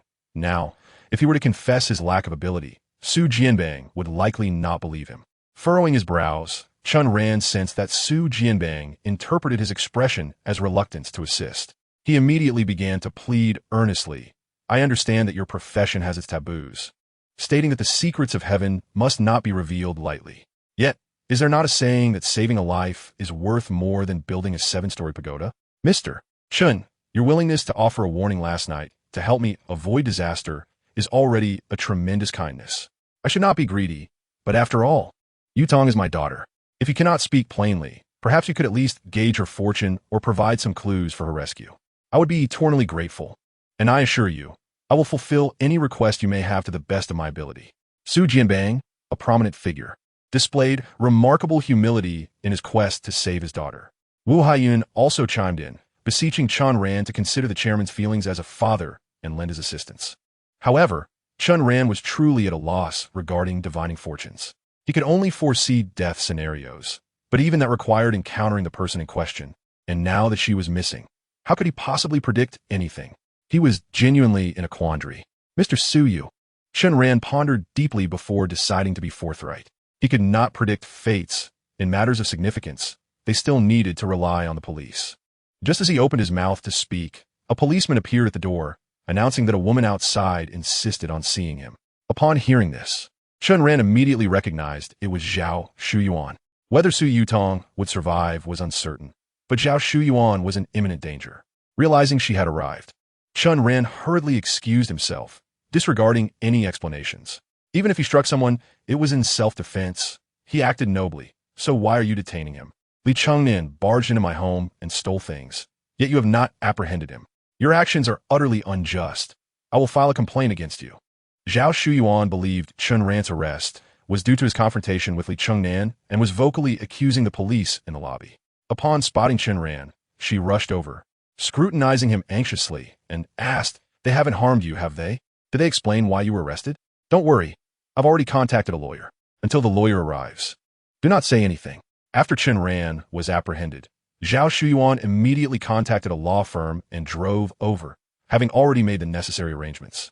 A lawyer was on their way, as she feared Chen Ran might be coerced or manipulated. In the brief interval, it was likely that her home remained in disarray.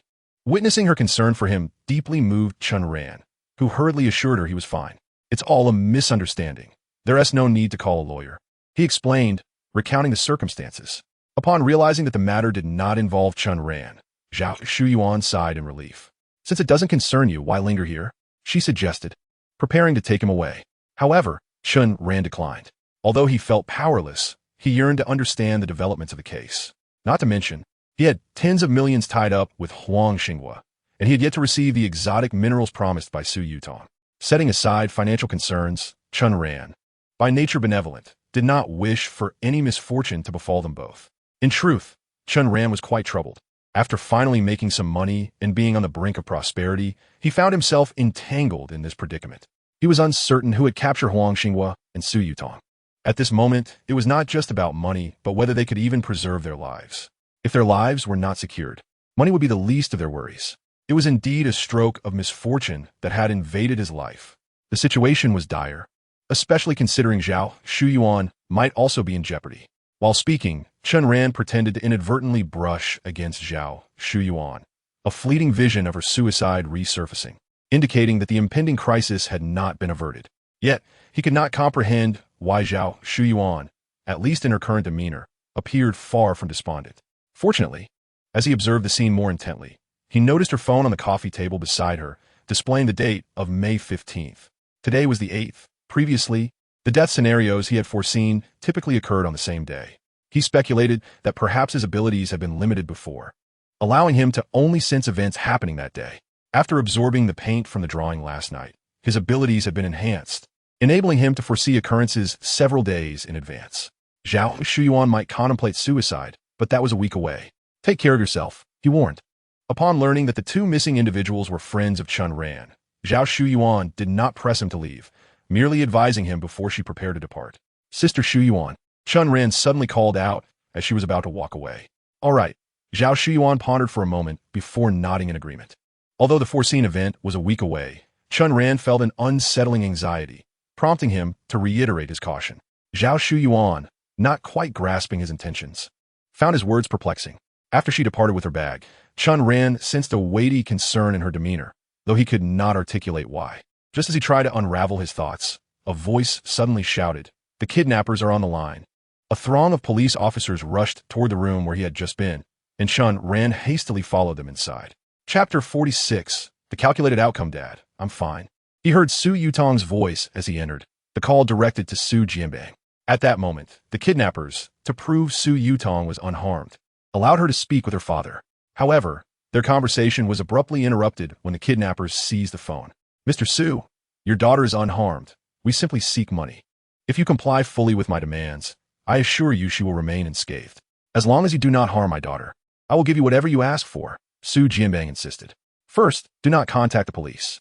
Su Jianbang glanced at the multitude of officers surrounding him, steeling himself to reply, No, I haven't called them yet. Good. Prepare 20 million in cash within 2 hours and await my call. 20 million was no trivial sum for Su Jianbang, yet in cash, it amounted to several £100s, leaving many to deem the kidnappers' demand rather foolish. Finally, they had received a call, confirming that these individuals only sought money and that the hostages were unharmed, granting them some time. A middle-aged man, appearing older than Yang Chanyan, with graying hair, was the head of the Pengcheng police station, Chen Ran. After relaying his orders, he instructed Su Jianbang to gather the cash as demanded. Regardless of whether the kidnappers could transport it, the immediate priority was to stabilize the situation by acquiescing to their requests. Su Jianbang, lacking nothing but funds, hastily instructed Wu Haiyun to arrange the money. Chen Ran, managing to squeeze into the room, inquired about Huang Xing's condition. Su Xianbang Fisitativ, having been preoccupied with his daughter during the brief call, and felt a twinge of embarrassment when Chen Ran's question reminded him of the other person. Who is this? Chen Anyuan, unfamiliar with Chen Ran, asked.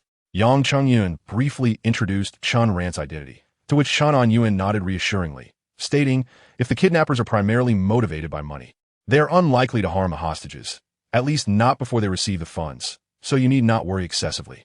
While Chen Anyuan's words held some validity, Chen Ran harbored his own concerns. Huang Xinghua possessed over 60 million. If the kidnappers became aware of this wealth, Huang Xinghwa's life would undoubtedly be at risk. Expressing his worries, Chen Ran startled Chen Anyuan and the others, but after some contemplation, Chen Anyuan responded, if the kidnappers were aware of that sum, they likely would not have called for money. Their request indicates ignorance of its existence. As long as your friend keeps silent, he should be safe. Keeping silent is crucial. Should he inadvertently reveal anything, the consequences could be dire. Chen Ran discerned the underlying implication, but felt powerless at that moment. Director Chen. This cell phone was discovered by witnesses at the scene where the two hostages were taken. Lu Yuan entered, holding a phone. As it turned out, the police had not been entirely empty-handed. After Su Yutong and the others were taken away, a witness had found a dropped phone at the scene, albeit damaged. The Pengcheng police had repaired it and just powered it on. Chen Anyuan took the phone and asked if it belonged to Su Yutong. Su Jianbang replied it did not, and was about to ask if Chen Ran recognized it when Chen Ran immediately identified it as Huang Xing's phone. This is my friend's. As he took the phone to confirm, the moment he touched it, a vision of Huang Xing being taken into a vehicle flashed before him. There were 5 individuals in the car, 1 driving and 4 in the back, with Su Yutong's mouth taped shut. The kidnappers, 1 plump and 1 thin, wore masks and wielded knives. Huang Xing had struggled briefly before the kidnappers discarded the phone, likely to avoid being tracked. It's a Toyota, Chen Ran exclaimed. At this declaration, everyone in the room froze. What? Chen Anyuan looked at Chen Ran in confusion. The surveillance didn't capture the car's emblem, but I recognized it. It's a Toyota. The surveillance footage had only shown a white vehicle from a distance, obscuring the license plate and emblem.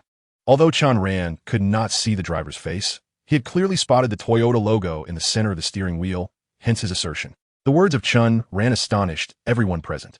How do you know? Yang Tanyun Asked Buzlet.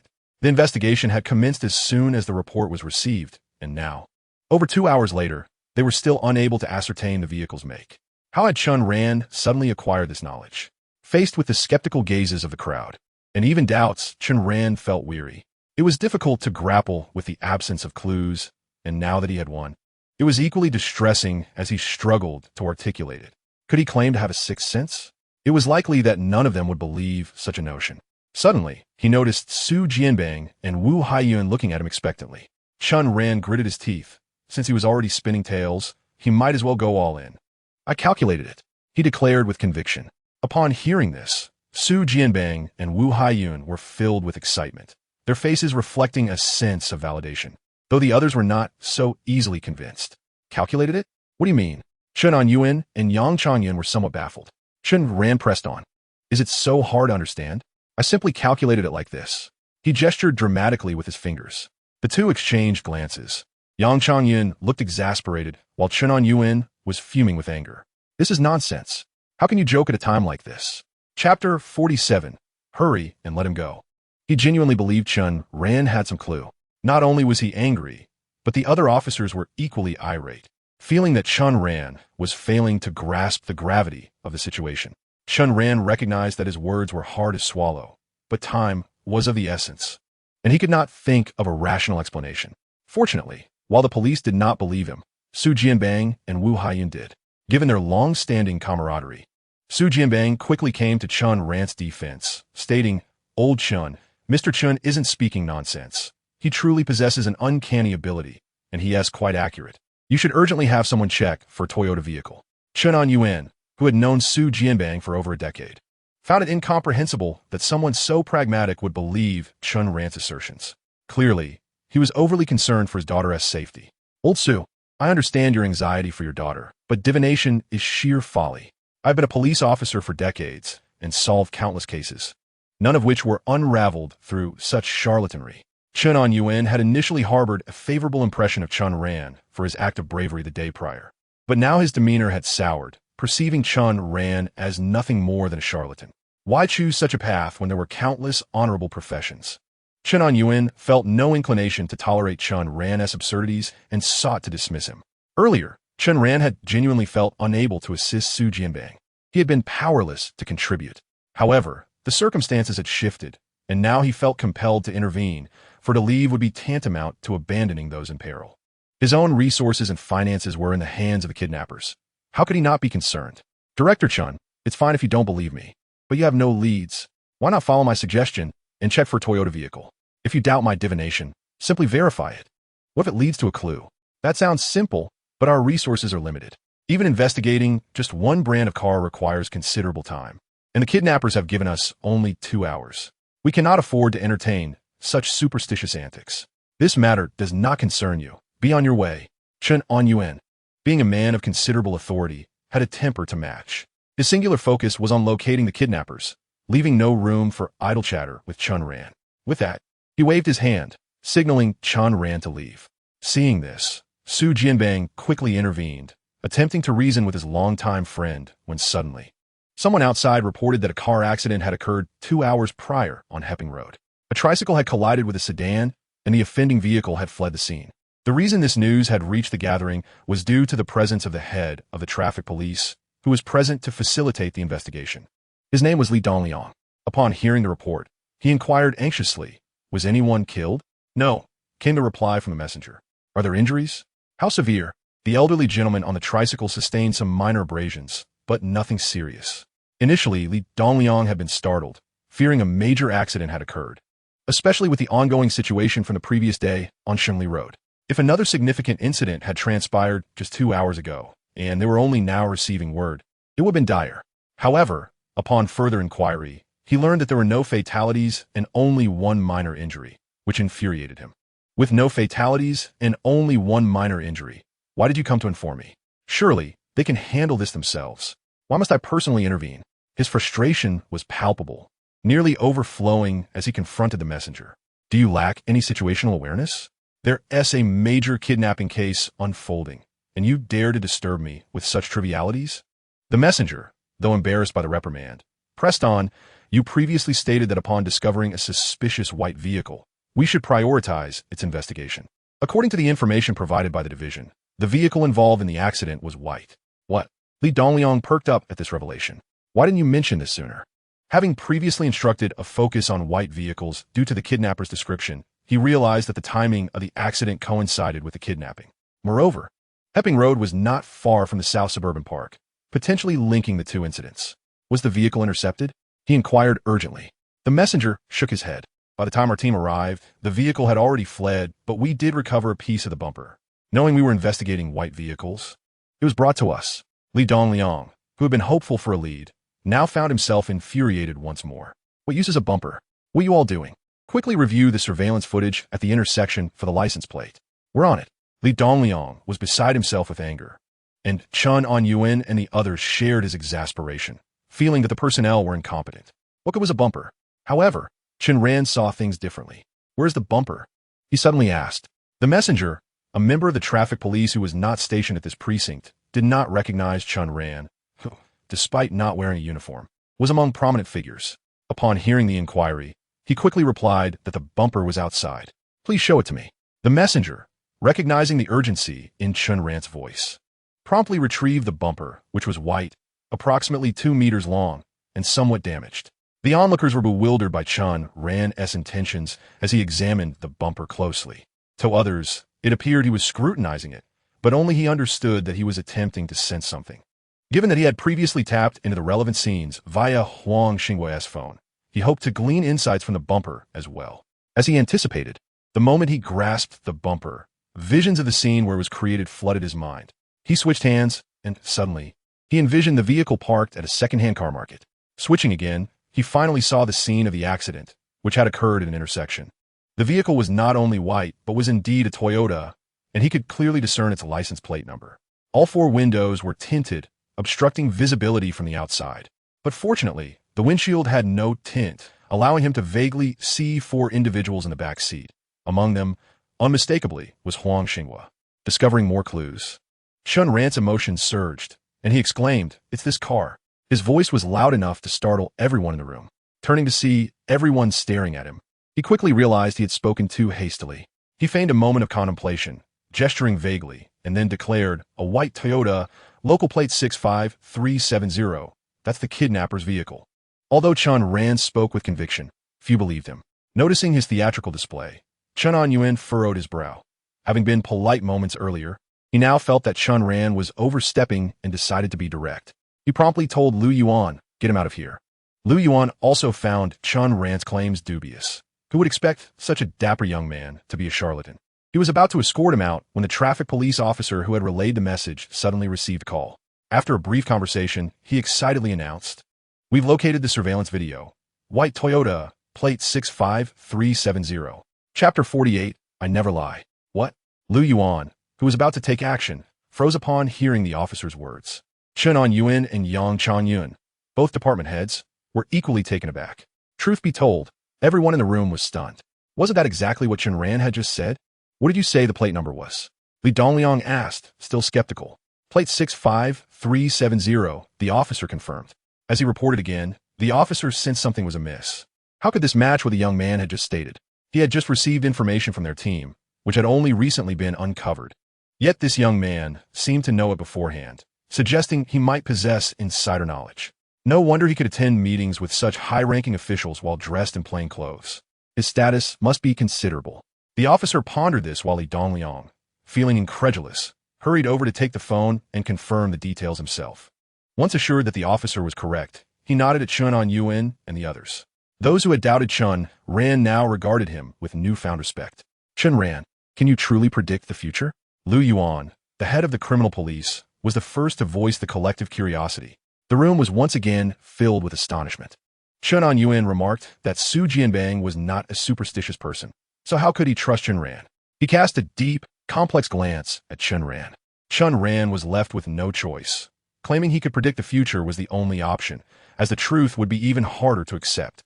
Faced with their astonishment, he feigned wisdom, stating, "In our line of work, we rarely reveal our abilities, for the secrets of the universe must not be disclosed. Today, however, I had no choice. My friend is in trouble, and I cannot remain idle. Now, let us not linger. Our urgent task is to locate the kidnappers. You said that vehicle is definitely the kidnappers. But is that reliable?" Although the traffic police's information matched Chen Ran's description of the vehicle, it did not confirm it was indeed the kidnapper's car. How many white Toyotas could there be in the entire city? Surely, it was a number exceeding 6 figures. Could the kidnapper's vehicle really be the same? Yang Changyun remained skeptical. Hearing this, Chen Ran felt exasperated. "I've already provided this information. If you still don't believe me, that's your prerogative. If you don't mind the trouble, feel free to check each one and see if I'm right," he said wearily. Ultimately, the head of the department, demonstrating decisiveness, decided to trust Chen Ran. Observing Yang Changyun's lingering hesitation, Chen Ran couldn't help but think, "No wonder he was the department head while you were merely his deputy. You are far too indecisive." Meanwhile, Lu Yuan and Li Dongliang received instructions to retrieve video footage from various routes around Ping Road, aiming to track the white Toyota's location. Their approach was sound, as it mirrored previous investigations, but it was also inefficient. After pondering for a moment, Chen Ran provided another lead. "Are you familiar with the Tianma second-hand car market?" he asked. The scene he recalled upon touching the bumper was from second-hand car market. "I know it," replied Li Dongliang, the traffic police captain, raising his hand. "There's a dealership called Yuanlai Secondhand Cars. I deduced that the white Toyota was parked in front of that shop earlier. You might want to investigate for clues." This revelation astonished everyone in the room. "You can deduce that?" Chen Ran added. "If you choose not to investigate, consider it as if I never said anything." Uncertain of the lead's validity, Chen Ran sought an exit strategy. However, before he could finish, Chen Yuan instructed Lu Yuan to investigate immediately. "That market is right next to the second division. I'll have someone inquire right away. If there are leads, we'll go from there." Li Dongliang, evidently familiar with the second-hand car market, advised Lu Yuan to hold off for a moment and send someone to scout first. Chen Yuan nodded and instructed him to make the call and dispatch personnel. It turned out that the white Toyota had indeed been rented from that dealership 2 days prior, at a rate of 200 per day. News of this lead sent waves of excitement through the room. Chen Yuan and Yang Changyun, both high-ranking officials, could no longer remain seated and were eager to investigate. However, they recognized the need for someone to remain at the headquarters to address any emergencies. Ultimately, they agreed that Chen Yuan would stay behind while Yang Changyun and Lu Yuan would lead the team to the market. Yang Changyun was 8 years younger than Chen Yuan. Not only was he the deputy director, but he also served as the captain of the criminal police team. Lu Yuan was his assistant. They quickly departed, leaving half the people in the room behind. Having a lead was promising. It suggested they might soon pinpoint the kidnapper's location. Once they did, they would promptly initiate a rescue operation, so there was no need to worry too much. Noticing his old friend's anxious demeanor, Chen Yuan offered some words of comfort and inquired about the money preparations. Wu Haiyun replied that everything was set and had been sent over. Despite Chen Yuan's reassurances and the funds being ready, Su Jianbang still felt a sense of unease, not only due to his daughter's safety, but also because of the recent incidents. In truth, 3 days prior, he had experienced an accident while swimming in his company's gym pool when the drainage valve suddenly opened, nearly drowning him. Had it not been for Wu Haiyun's timely intervention, he could have perished. If that first incident was a mere accident, then last night he had come perilously close to death again. Could it still be mere coincidence? The most troubling part was that his daughter had also faced danger the previous afternoon. Thanks to Chen Ran, both he and his daughter had narrowly escaped disaster. Yet, just after their close call, his daughter had been kidnapped. One incident could be deemed an accident, but so many occurrences in such a short span. Was it truly just coincidence? Could so many misfortunes befall one person in just a few days? He suspected there was more to the situation than met the eye, but he found himself at a loss for answers, which only heightened his anxiety. After Chen Yuan finished speaking, his gaze shifted back to Chen Ran. It was evident that Chen Ran possessed genuine abilities. Otherwise, he would not have been able to provide so many leads without stepping outside. Given his undeniable talent, what he truly wished to know was not the kidnapper's whereabouts, but whether his daughter was in danger. He turned to Chen Ran once more, seeking insight into her fate. Chen Ran was uncertain whether the clues he had provided would lead to the kidnappers. He was simply hoping for good news. When Su Jianbang implored him to predict his daughter's fate, Chen Ran felt a sense of helplessness. He thought to himself that providing so many leads was already commendable. How could he possibly discern her fate? If only she were present, it might be feasible, but without her being found, it was impossible. You truly do put me in a difficult position. Chen Ran, reluctant to engage, felt a pang of sympathy upon seeing Su Jianbong's distressed expression. No matter how powerful he was in his daily life, he was merely a worried father in this moment, anxious for his daughter's safety. As Chen Ran pondered the earlier skepticism surrounding him, he decided to offer some comforting words to ease the concerns of his interlocutor. He resolved to provide the answer that would quell further inquiries.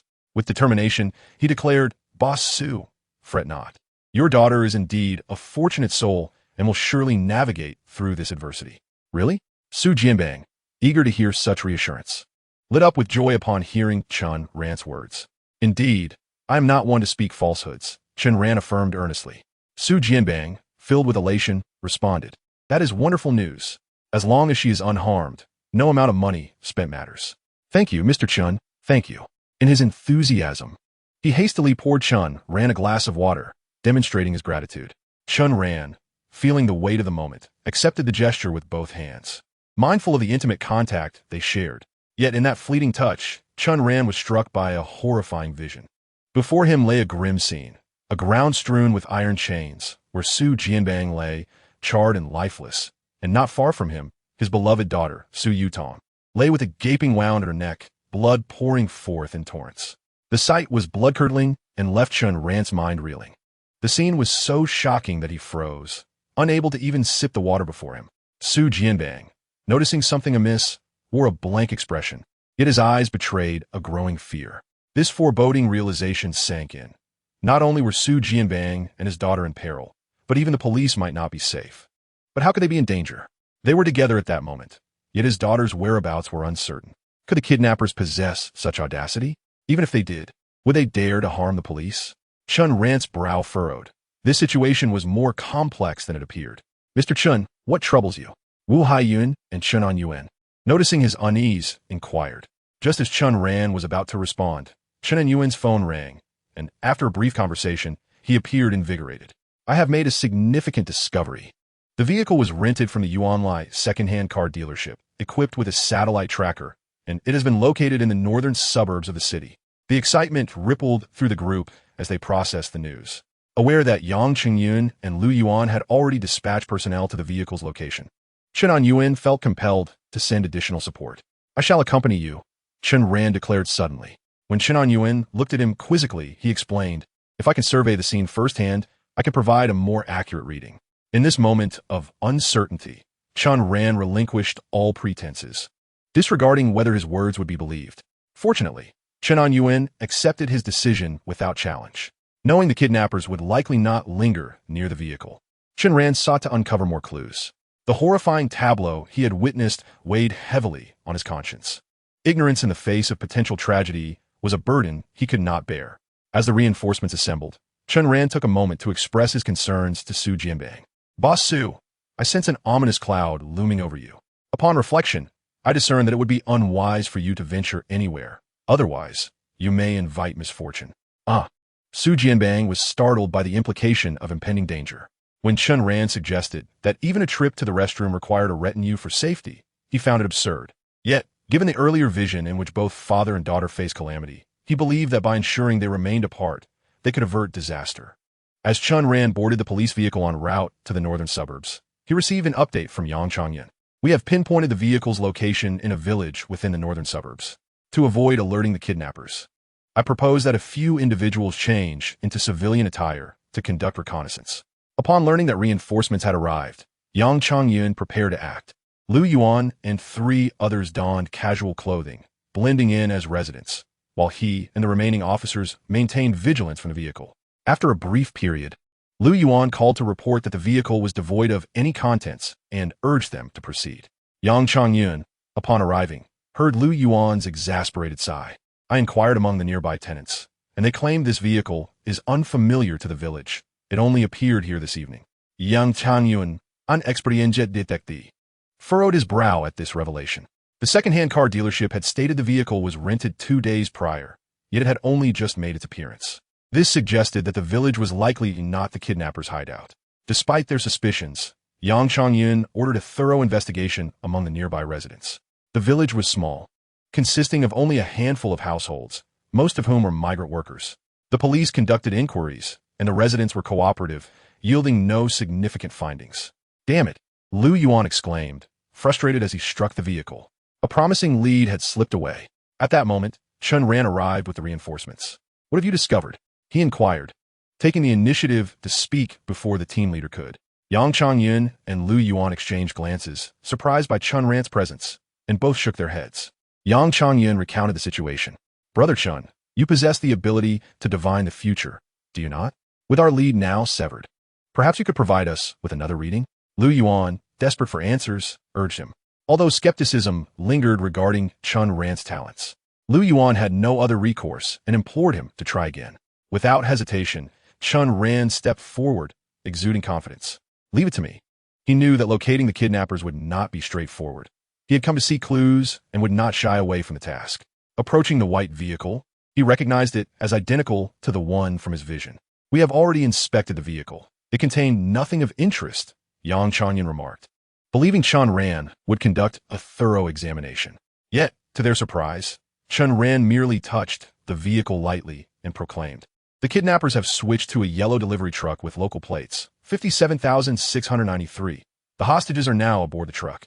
"How could this be so swift?" Lu Yuan gasped, astonished by Chen Ran's rapid deduction. Yang Changyun, though incredulous, held faith in Chen Ran's prior accuracy and promptly sought validation, urging his team to inquire with the surrounding residents about any sightings of a delivery truck earlier that evening. "Director, I just inquired with 2 households, and both mentioned that a blue truck has been parked here all afternoon."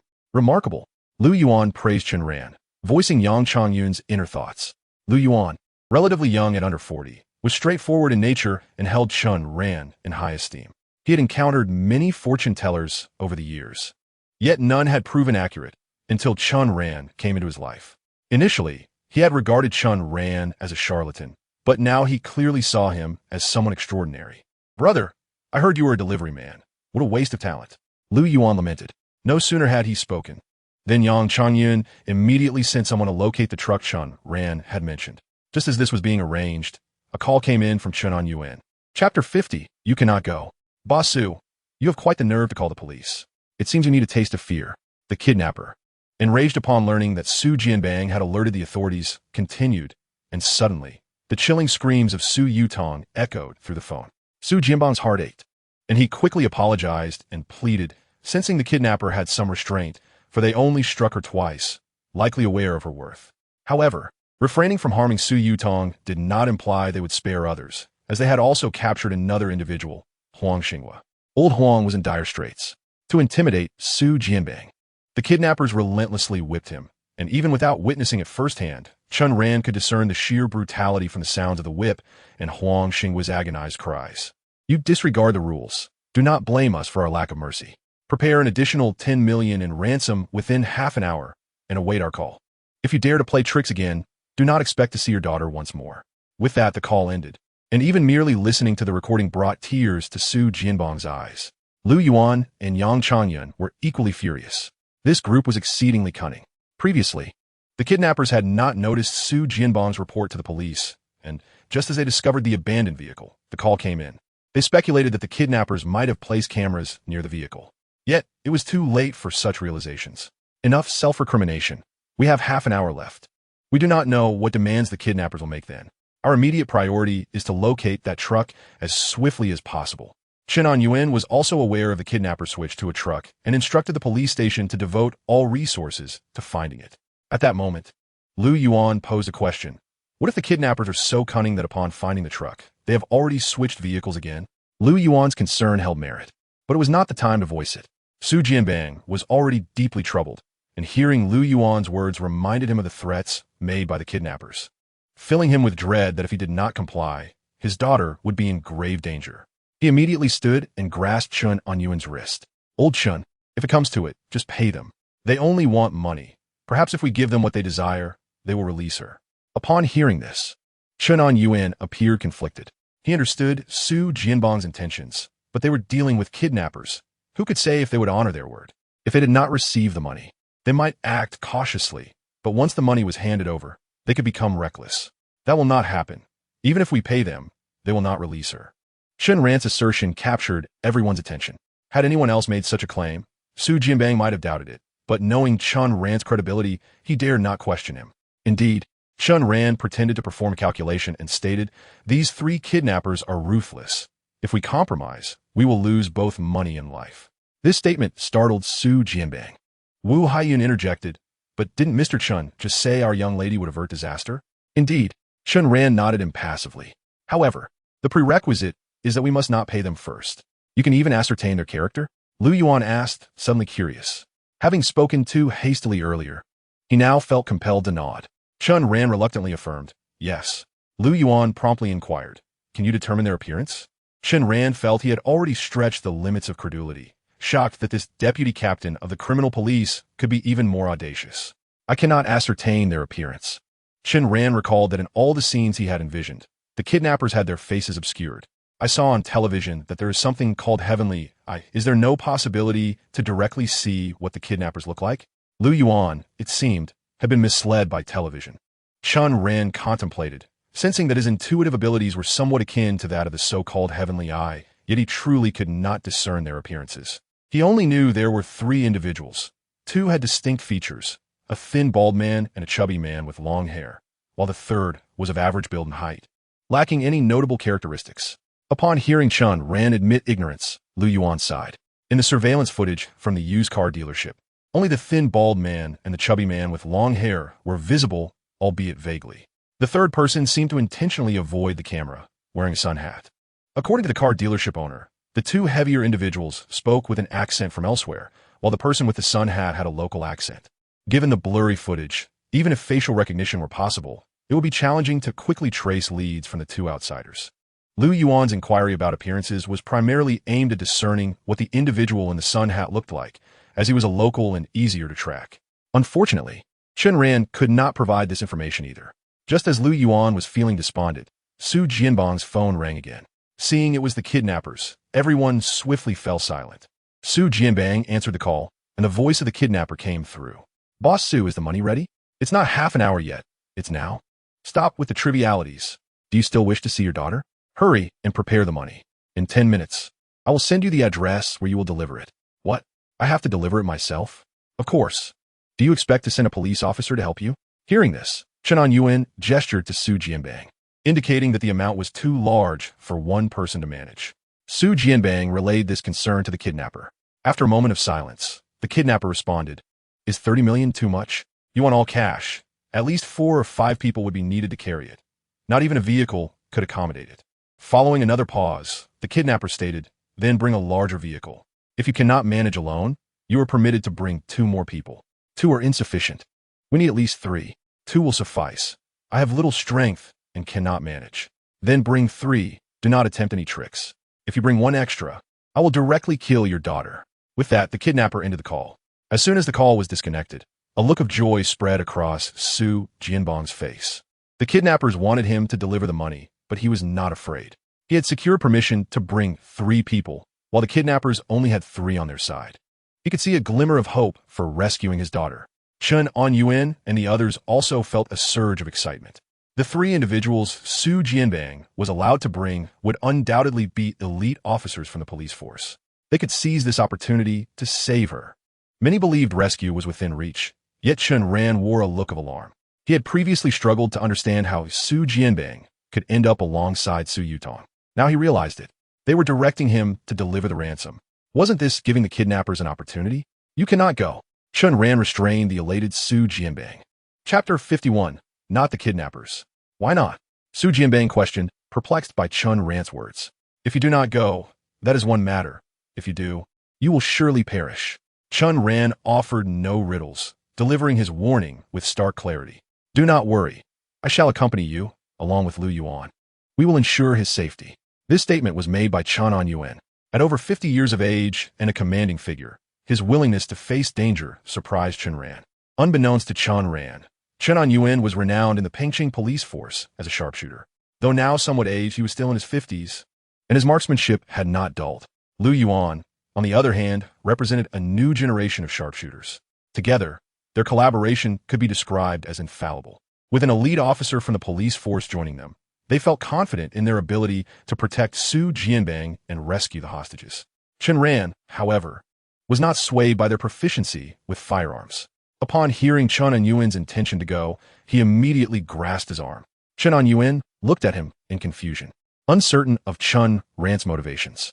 Previously, when he had touched Su Jianbang, his view had been limited. He had only seen the father and daughter, along with some corpses, without discernible faces. This contact, however, instantly revealed the identities of the remaining individuals. One was Chen Anyuan, another Lu Yuan, and a third was a stranger whom Chen Ran did not recognize. The three were dressed in plain clothes, surrounded by uniformed police officers. "Now you can go," Chen Ran declared, glancing at Lu Yuan. "What?"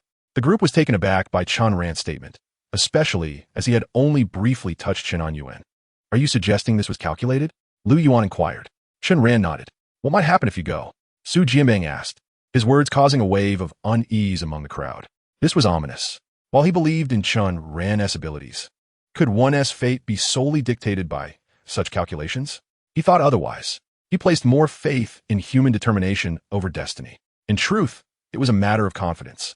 As seasoned sharpshooters, would he and Lu Yuan be unable to contend with a few kidnappers? Besides, they wouldn't be going alone, should they locate the kidnappers. Reinforcements would undoubtedly be at hand. Snipers would also be positioned to stand by. Even with backup, it may not suffice, Chen Ran asserted. How could that be? Do the kidnappers possess firearms? Lu Yuan found this puzzling. They are unarmed, Chen Ran replied, recalling that when he touched Huang Xingwa's phone, he had only seen knives. Lu Yuan remained perplexed. How could they not stand a chance? Regardless of their lack of firearms, they have electricity. No matter how skilled you are, how long can you endure under high voltage? Chen Ran envisioned a scene where the ground was strewn with chains, with nearly everyone charred beyond recognition. He surmised that the kidnappers would employ electricity against them. Initially dismissive, Chen Anyuan and Lu Yuan were taken aback by this revelation and exchanged glances. Electricity? They found it hard to fathom, yet dared not dispute the claim. Even without high voltage, they could hardly withstand ordinary electric shocks. No amount of skill would aid them. Despite potential reinforcements, it might be too late to save them. They began to understand why Chen Ran was so adamant that calamity was imminent. Lu Yuan voiced the lingering doubt. The kidnappers merely seek money. Could they be so ruthless? Kidnappers typically avoided harming hostages to evade severe consequences. Yet Chen Ran's insinuation suggested an intent to eradicate all witnesses, a perilous gamble for any ransom-seeking criminal. While Lu Yuan expressed skepticism, Chen Ran shared his doubts. Yet he firmly trusted his vision. Perhaps these kidnappers were indeed desperate. As the discussion continued, a police officer entered, announcing a potential connection between the kidnappers and a recent accident on Shengli Road. This revelation astonished everyone. Our investigation revealed that the kidnapper number had contacted the driver involved in yesterday's accident. Although officially deemed an accident, the incident was anything but in the eyes of Tianyue Group. Shengli Road, a major thoroughfare, was off-limits to large trucks. Despite the proximity of Tianyue's warehouse, all trucks adhered to a designated route. Yet yesterday, one had deviated, leading to the accident. This deviation raised alarms within Tianyue Group, prompting Su Jianbang, its chairman, to report it to the police in search of answers. The Pengcheng police took the matter seriously, especially after discovering that the driver had been drinking. Though deceased, his phone was examined by technicians. After a day of investigation, little had surfaced. However, the technician assigned to both the driver's phone and the kidnapper's phone records noticed a connection. He promptly reported his findings, presenting the two numbers to Chen Anyuan, Yang Chongyun, and the others. Upon inspection, they recognized the number and found it suspicious. Chen Ran, sensing an opportunity, took the phone. "Let me see," he said, holding the device. As he manipulated it, a vision emerged. In this scene, the truck driver was still alive, clutching his phone at a table stacked with cash. Opposite him stood a man of average stature with a square face. His most distinguishing feature was a sizable red birthmark beneath his right ear. The birthmark triggered a memory for Chen Ran, recalling a similar mark he had seen on the driver during a previous encounter. This realization dawned on him. They were the same person. The interaction resembled a transaction. Had the kidnapper paid the driver to drive to Shengli Road? If so, the accident had been orchestrated. Chen Ran recalled that Su Yutong had been on Shengli Road during the incident, which appeared deliberate, targeted directly at her. The implications were staggering. The orchestrators of this accident had also abducted her, setting a trap for Su Jianbang to deliver ransom. The myriad clues coalesced, and Chen Ran concluded. They are not mere kidnappers. Chapter 52. They are enemies. This proclamation caught the attention of all present. If they are not kidnappers, what are they? Chen Ran had deduced a link between the kidnappers and the driver, leading to his conclusion. Perhaps they are enemies. A chill ran through the group. That is highly plausible. Chen Anyuan and Yang Changyun both nodded in agreement. Upon discovering the connection between the kidnapper and the driver involved in the accident, they realized that this was no ordinary abduction. However, they had yet to piece together the details. Unlike Chen Ran, they could not perceive the myriad of scenarios. And many matters required verification before conclusions could be drawn. In that brief moment, they found themselves without any means to confirm their suspicions. An enemy? Su Jianbang furrowed his brow, contemplating the matter. He could not fathom which adversary would harbor such malice. In these years, I have not offended anyone.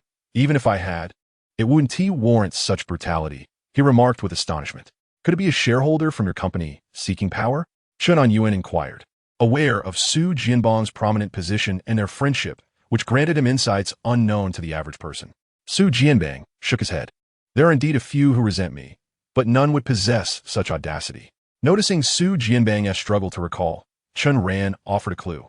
I just calculated that although I do not know the person's appearance, I discerned a birthmark on their face, located near the ear and extending to the neck, roughly the size of thumb. Consider whether you have encountered anyone fitting that description. The individual intent on harming Su Jianbang and his daughter must harbor a deep-seated grudge. Such a conspicuous feature should certainly ring a bell for Su Jianbang. Indeed, after reflecting on Chen Ran's clue, Su Jianbang appeared to have a revelation. Could it be Zhang Huayan? He spoke, directing his gaze at Chen Anyuan. It was evident that Chen Anyuan recognized the name. His pupils dilated in shock. Who is Zhang Huayan? Asked Yang Changyun, the deputy director, who had no recollection of the name. Most individuals in the room were similarly unaware. Su Jianbang immediately began to explain. Zhang Huayan was once my partner and a shareholder of Tianyue Group. A decade ago, when Tianyue was not as prosperous as it is today, he embezzled company assets and sold proprietary technology, ultimately leading to his arrest. During the apprehension, he resisted and stabbed me, accumulating numerous charges that resulted in a 12-year sentence. He bears a birthmark just as you described, Mr. Chen. Chen Anyuan nodded, recalling that he had personally captured Zhang Huayan when he was the captain of the criminal police 10 years prior, thus remembering the distinctive mark. He should still be in prison after serving 12 years, Lu Yuan remarked, astonished. Chen Anyuan, deep in thought, swiftly dialed a number. This call was directed to the warden of Qingshan prison, as he recalled Zhang Huayan was serving his sentence there. The conversation was devoid of pleasantries as Chen Anyuan inquired about Zhang Huayan. Upon hearing the response, his expression darkened. After hanging up, he informed the group. Zhang Huayan has displayed good behavior in prison and was granted a 2-year sentence reduction. He was released 10 days ago. Hearing this, Su Jianbang's complexion shifted dramatically, and he sank into the sofa. It has to be him. No wonder he wanted me to deliver the money personally. Initially, he had been skeptical of Chen Ran's prediction that he would meet his demise while delivering the ransom, thinking the kidnappers wouldn't be so ruthless. However, his doubts evaporated entirely now. The kidnapper was not merely a criminal, but a vengeful enemy, intent on his destruction. How despicable! He committed a crime and now seeks to blame others. Lu Yuan exclaimed in anger, learning that Zhang Huayan, the instigator of his own downfall, now sought vengeance against Su Jianbang and his daughter. Su Jianbang, however, merely shook his head with a bitter smile. To outsiders, his actions may seem unreasonable, but there were indeed traces to follow. He recounted how, when Zhang Huayan was reported by company shareholders, he had pleaded with Su Jianbang for protection, fearing the repercussions would be too severe. Though he had refused, Zhang Huayan had subsequently requested that Su Jianbang send his wife and child abroad for their safety, believing they would be in jeopardy if they remained in the country. Feeling pity for Zhang Huayan and recalling their shared struggles, Su Jianbang eventually agreed to assist in relocating his family to Europe. Had things gone as planned, Zhang Huayan would have had no reason to resent him. Yet, it all fell apart. While Zhang Huayan's family did reach Europe safely, they vanished shortly thereafter, with news of their demise surfacing later, along with the theft of their funds. Due to their foreign status and Zhang Huayan's status as a wanted criminal, the authorities in that country showed little interest, hastily concluding the case without apprehending the culprits. Su Jianbang expressed his frustration, his demeanor reflecting deep anger. When he noticed the silence from the others, he looked up to find them all staring at him, momentarily taken aback before feeling wronged. It wasn't my doing. The safety abroad was already precarious. I had no control over the situation. I didn't harm them. In light of their vulnerable state, I even provided them with an additional 5 million. Su Jianbang fällt der.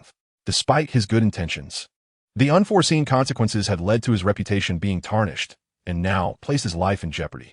The events of 10 years ago had not been scrutinized at the time, let alone a decade later. The silence from others was not due to suspicion of Su Jianbang, but rather a lack of clarity on what to say. After a moment of contemplation, Chen Ran remarked, Zhang Huayan has evidently become fixated. Having convinced himself of your guilt, he will not rest until he exacts revenge. It is no wonder he demanded such a substantial sum and insisted you bring 3 individuals to deliver the ransom. He likely intended to create this very opportunity for us.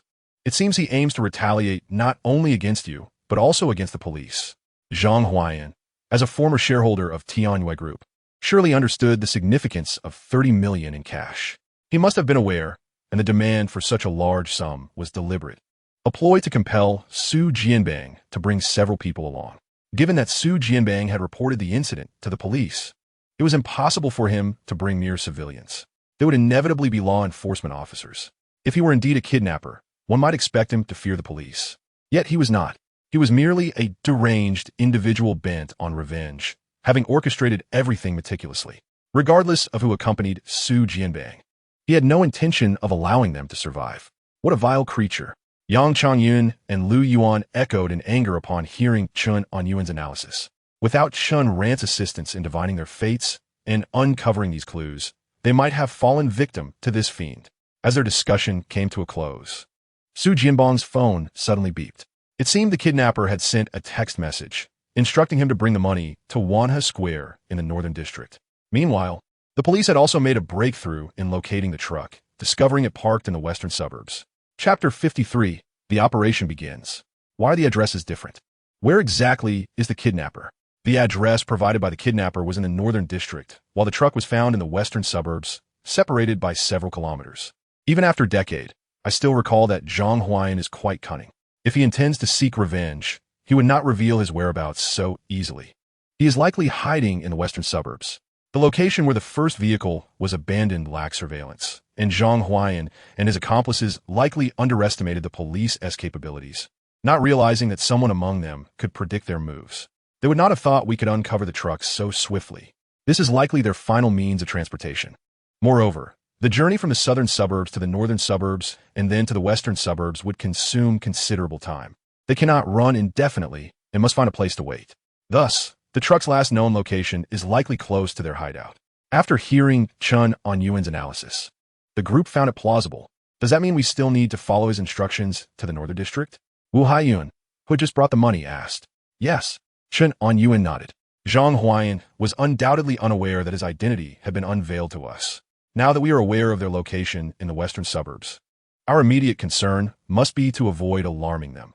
We must adhere to his instructions and maintain a facade of stability.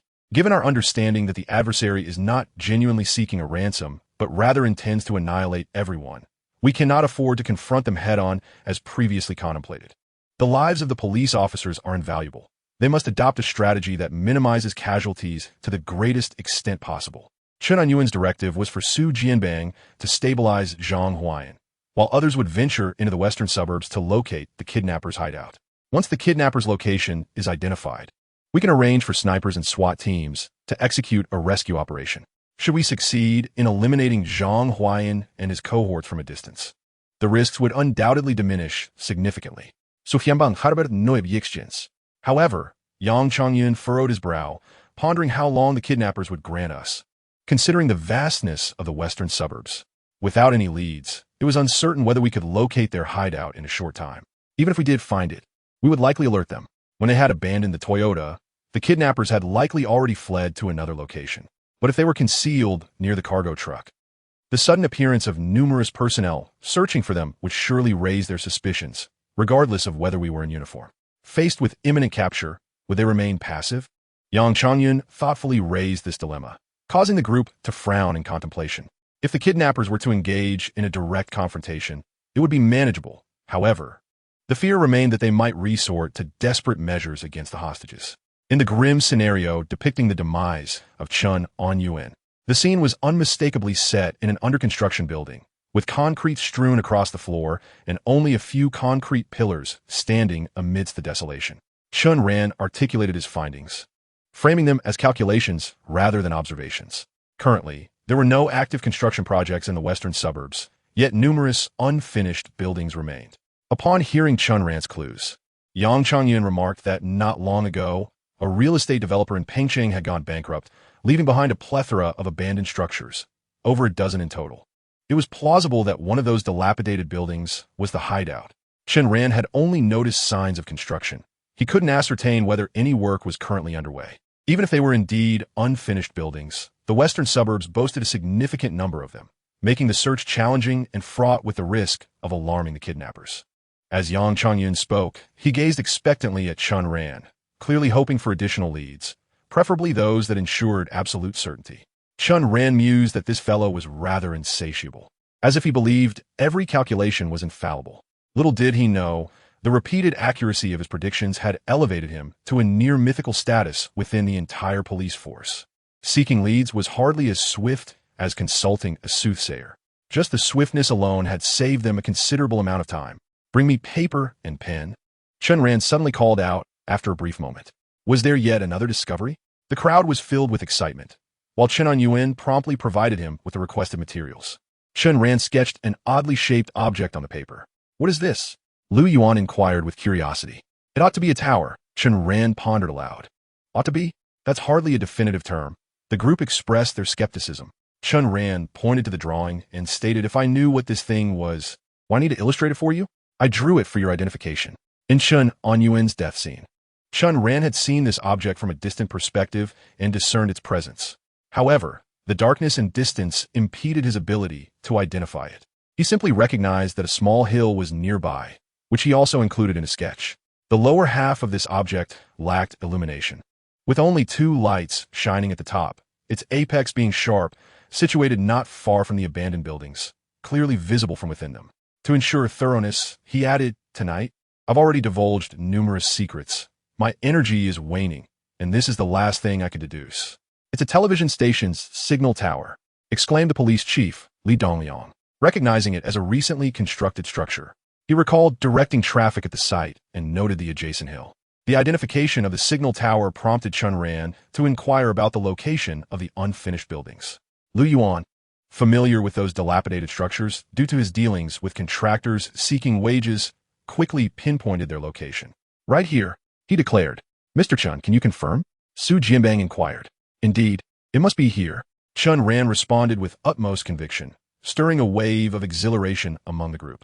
Chen Ran immediately began issuing orders. "Gather at once." Chapter 54. Ascend. "In truth, you need not accompany us. It is inherently perilous."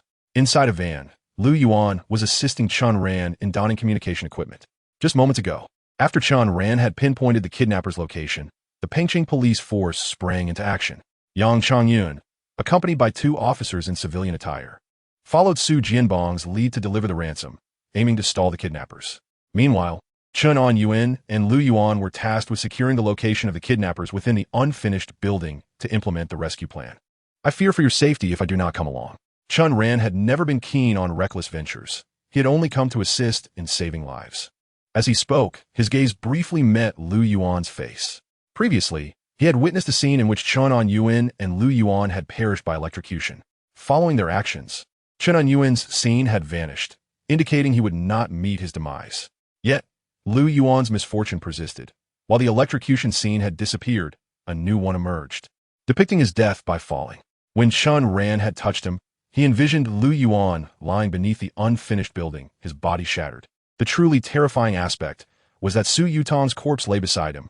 Chen Ran speculated that perhaps by uncovering the kidnapper's location in advance, he had altered the fates of certain individuals, but it was evident that both this man and Su Yutong still faced peril. As always, Chen Ran's kindness was his downfall. If he had been unaware, it might have been one thing, but knowing that lives were at stake rendered him incapable of remaining passive. He was uncertain whether he could save anyone by intervening, Yet he felt compelled to contribute in any way he could, taking it one step at a time. The communication device has an automatic listening function, but if you wish to speak, you must press this button, Lu Yuan explained while helping Chen Ran with the equipment. Chen Ran nodded, committing the instructions to memory. Brother, although you possess remarkable foresight and courage, your experience in dealing with criminals cannot compare to ours. Just make sure to follow my lead without acting independently. I will look after you. Lu Yuan placed great importance on Chen Ran, keen to protect him. However, his words startled Chen Ran. He inwardly mused, my friend, your fate has been so dire. Following you could lead to catastrophe. Though he thought this, he refrained from voicing it, simply expressing his gratitude. The group soon arrived near their destination and caught sight of the cargo truck.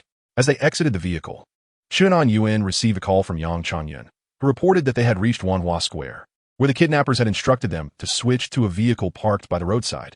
They speculated that this vehicle might contain surveillance equipment, thus preventing any further proactive communication. Henceforth, communication would be one-sided. Listening only, no speaking. After the switch, they would drive slowly, aiming to prolong the situation as much as possible. After delivering these instructions, Chunan Yuan ended the call. Due to the desolate surroundings of the unfinished buildings in the western suburbs, devoid of residents or commercial establishments, enveloped in utter darkness, they prudently refrained from driving closer, opting instead to park several hundred meters away on the street and proceed on foot. Among the police team was a drone operator, masquerading as a bystander, skillfully maneuvering the drone under the guise of recreational flight, while in reality, it served to pave the way for the task force executing the operation. Although various clues indicated that the kidnappers comprised 3 individuals, the absence of apprehension rendered it impossible for anyone to ascertain the true number of adversaries. Even if there were indeed only 3, who could guarantee that they had not arranged for additional surveillance? The drone conducted a thorough search but yielded no suspicious figures. As the task force stealthily infiltrated the community, referred to as a community, it was merely an area designated for such, lacking walls, gates, or security, and even devoid of electricity, consisting of a sparse arrangement of 4 buildings. 2 were situated close together, while the other 2 were set farther apart. To facilitate identification, they were labeled 1 through 4. Buildings 1 and 2 were in close proximity, while 3 and 4 were distant from them, approximately 200 meters away. Despite the limited number of structures, locating the kidnappers posed a significant challenge, as the tallest building boasted 30 stories, while the shortest contained 8. All members of the task force were clad in plain clothes, arriving in unremarkable vehicles, with their equipment carefully concealed to avoid alarming the kidnappers and revealing their presence. The kidnappers were not mere criminals, but rather bitter enemies, harboring extreme animosity towards Su Jianbang. Should they realize their exposure and perceive their impending doom, they would undoubtedly resort to harming the hostages. This is but a natural instinct. If they could not eliminate Su Jianbang, they would not hesitate to harm his daughter. It could be said that even if the kidnappers were located, without a decisive strike against them, Su Yutong's fate would be sealed. This was a matter that Chunan Yuan and others had deliberated upon during their approach, their deductions mirroring Chen Ran's ominous premonitions. Given the necessity to avoid alarming the kidnappers, the situation had become increasingly precarious. With the height of the buildings obscuring the exact whereabouts of the kidnappers, a methodical search could easily lead to their detection. Chunan Yuan contemplated utilizing the drone once more, only to be informed that it was inadequate for the task. This drone was a standard police issue, lacking sufficient night vision clarity. At a distance, it could not discern details, while at close range, its noise would be too conspicuous. In the absence of ambient noise, the drone sound would not be masked, making it highly susceptible to detection by the kidnappers if it continued to fly. Furrowing his brow, Chunan Yuan instructed that a more advanced drone be dispatched immediately. While superior drones were available, they would need to be requisitioned from the armed division, which would take at least an hour to arrive. They could afford to wait an hour, yet who could predict whether the kidnappers would be patient? Delays could lead to unforeseen complications. Thus, Chen Ran, eager to avoid unnecessary delays, inquired about the direction of the signal tower. Their current position was too low to observe it. Lu Yuan examined the map for a moment before indicating the tower's location, suggesting it was situated atop one of the 2 nearby buildings. Pointing towards buildings 1 and 2, Chen Ran noted that their proximity allowed for a direct sight line to the signal tower, although he could not determine precisely which building housed it. Fortunately, this observation helped eliminate 2 buildings from consideration. Following their numerous accurate deductions, No one questioned Chen Ran's assertions, not even Chen Yuan, as all believed in his insight. Now that Chen Ran had identified that the kidnappers were likely within these two structures, there was no need to adjust the drone. The immediate priority was to ascertain their specific location and floor. Under the cover of darkness, approach the unoccupied buildings 3 and 4, while monitoring buildings 1 and 2. Given that the kidnappers are concealed within these unfinished edifices, any signs of fire or light will surely reveal their presence. Should anyone observe illumination, report immediately, commanded Chen Yuan with the decisiveness expected of a director. 2 teams were promptly dispatched to conduct reconnaissance of buildings 3 and 4. The team assigned to the 8-story building 3 found nothing, while their counterparts investigating building 4 made a significant discovery. Upon reaching the 20th floor, they spotted light emanating from the second building and immediately relayed the information to their colleagues. "Goodness, I am exhausted," exclaimed Lu Yuan upon learning of the find, prompting him and Chen Ran to ascend building 4 for a closer look. With no elevator on the 20th floor, the swift ascent left Lu Yuan panting, while Chen Ran appeared unfazed, immediately inquiring about the source of the light. In truth, he had already spotted it. There was illumination on the 18th floor of building 2. The team in building 4 had observed the light from the 18th floor, but ascended to the 20th for clarity. The glow was dim, as the area on the 18th floor had been enclosed with metal sheeting, preventing the light from dispersing, making it only visible to Chen Ran, while others relied on binoculars. "Goodness, those individuals must be relentless, climbing to such heights," Lu Yuan huffed, expressing frustration after peering through the binoculars. A nearby special police officer remarked, "With the metal sheeting obstructing the view, the sniper cannot acquire a target, making execution difficult." This presented a considerable dilemma. Without visibility, those advancing head-on would lack protection. Furthermore, they had already assessed the structural layout of the buildings. Being unfinished, the elevators were non-operational, and access to the upper floors was restricted to a singular staircase. The likelihood of being discovered was alarmingly high with only one access point. Who could say if the kidnappers had installed surveillance or traps along this route? Even in the absence of such measures, the lack of sniper support rendered those advancing dangerously vulnerable. To ensure the safety of the hostages, the optimal strategy would be to catch the kidnappers off guard rather than engage them in direct confrontation. Lu Yuan furrowed his brow, at a loss for a viable strategy when Chen Ran interjected, "The 18th floor is not excessively high. We could scale it from the rear." He cast a skeptical glance at Chen Ran, struggling to reconcile the insights provided by the fortune teller with such a seemingly impractical suggestion. "Scale it? That's 18 stories high. How do you intend to do that? Do you believe you're Spider-Man?" Chapter 55, You Truly Are Something. This was utter nonsense.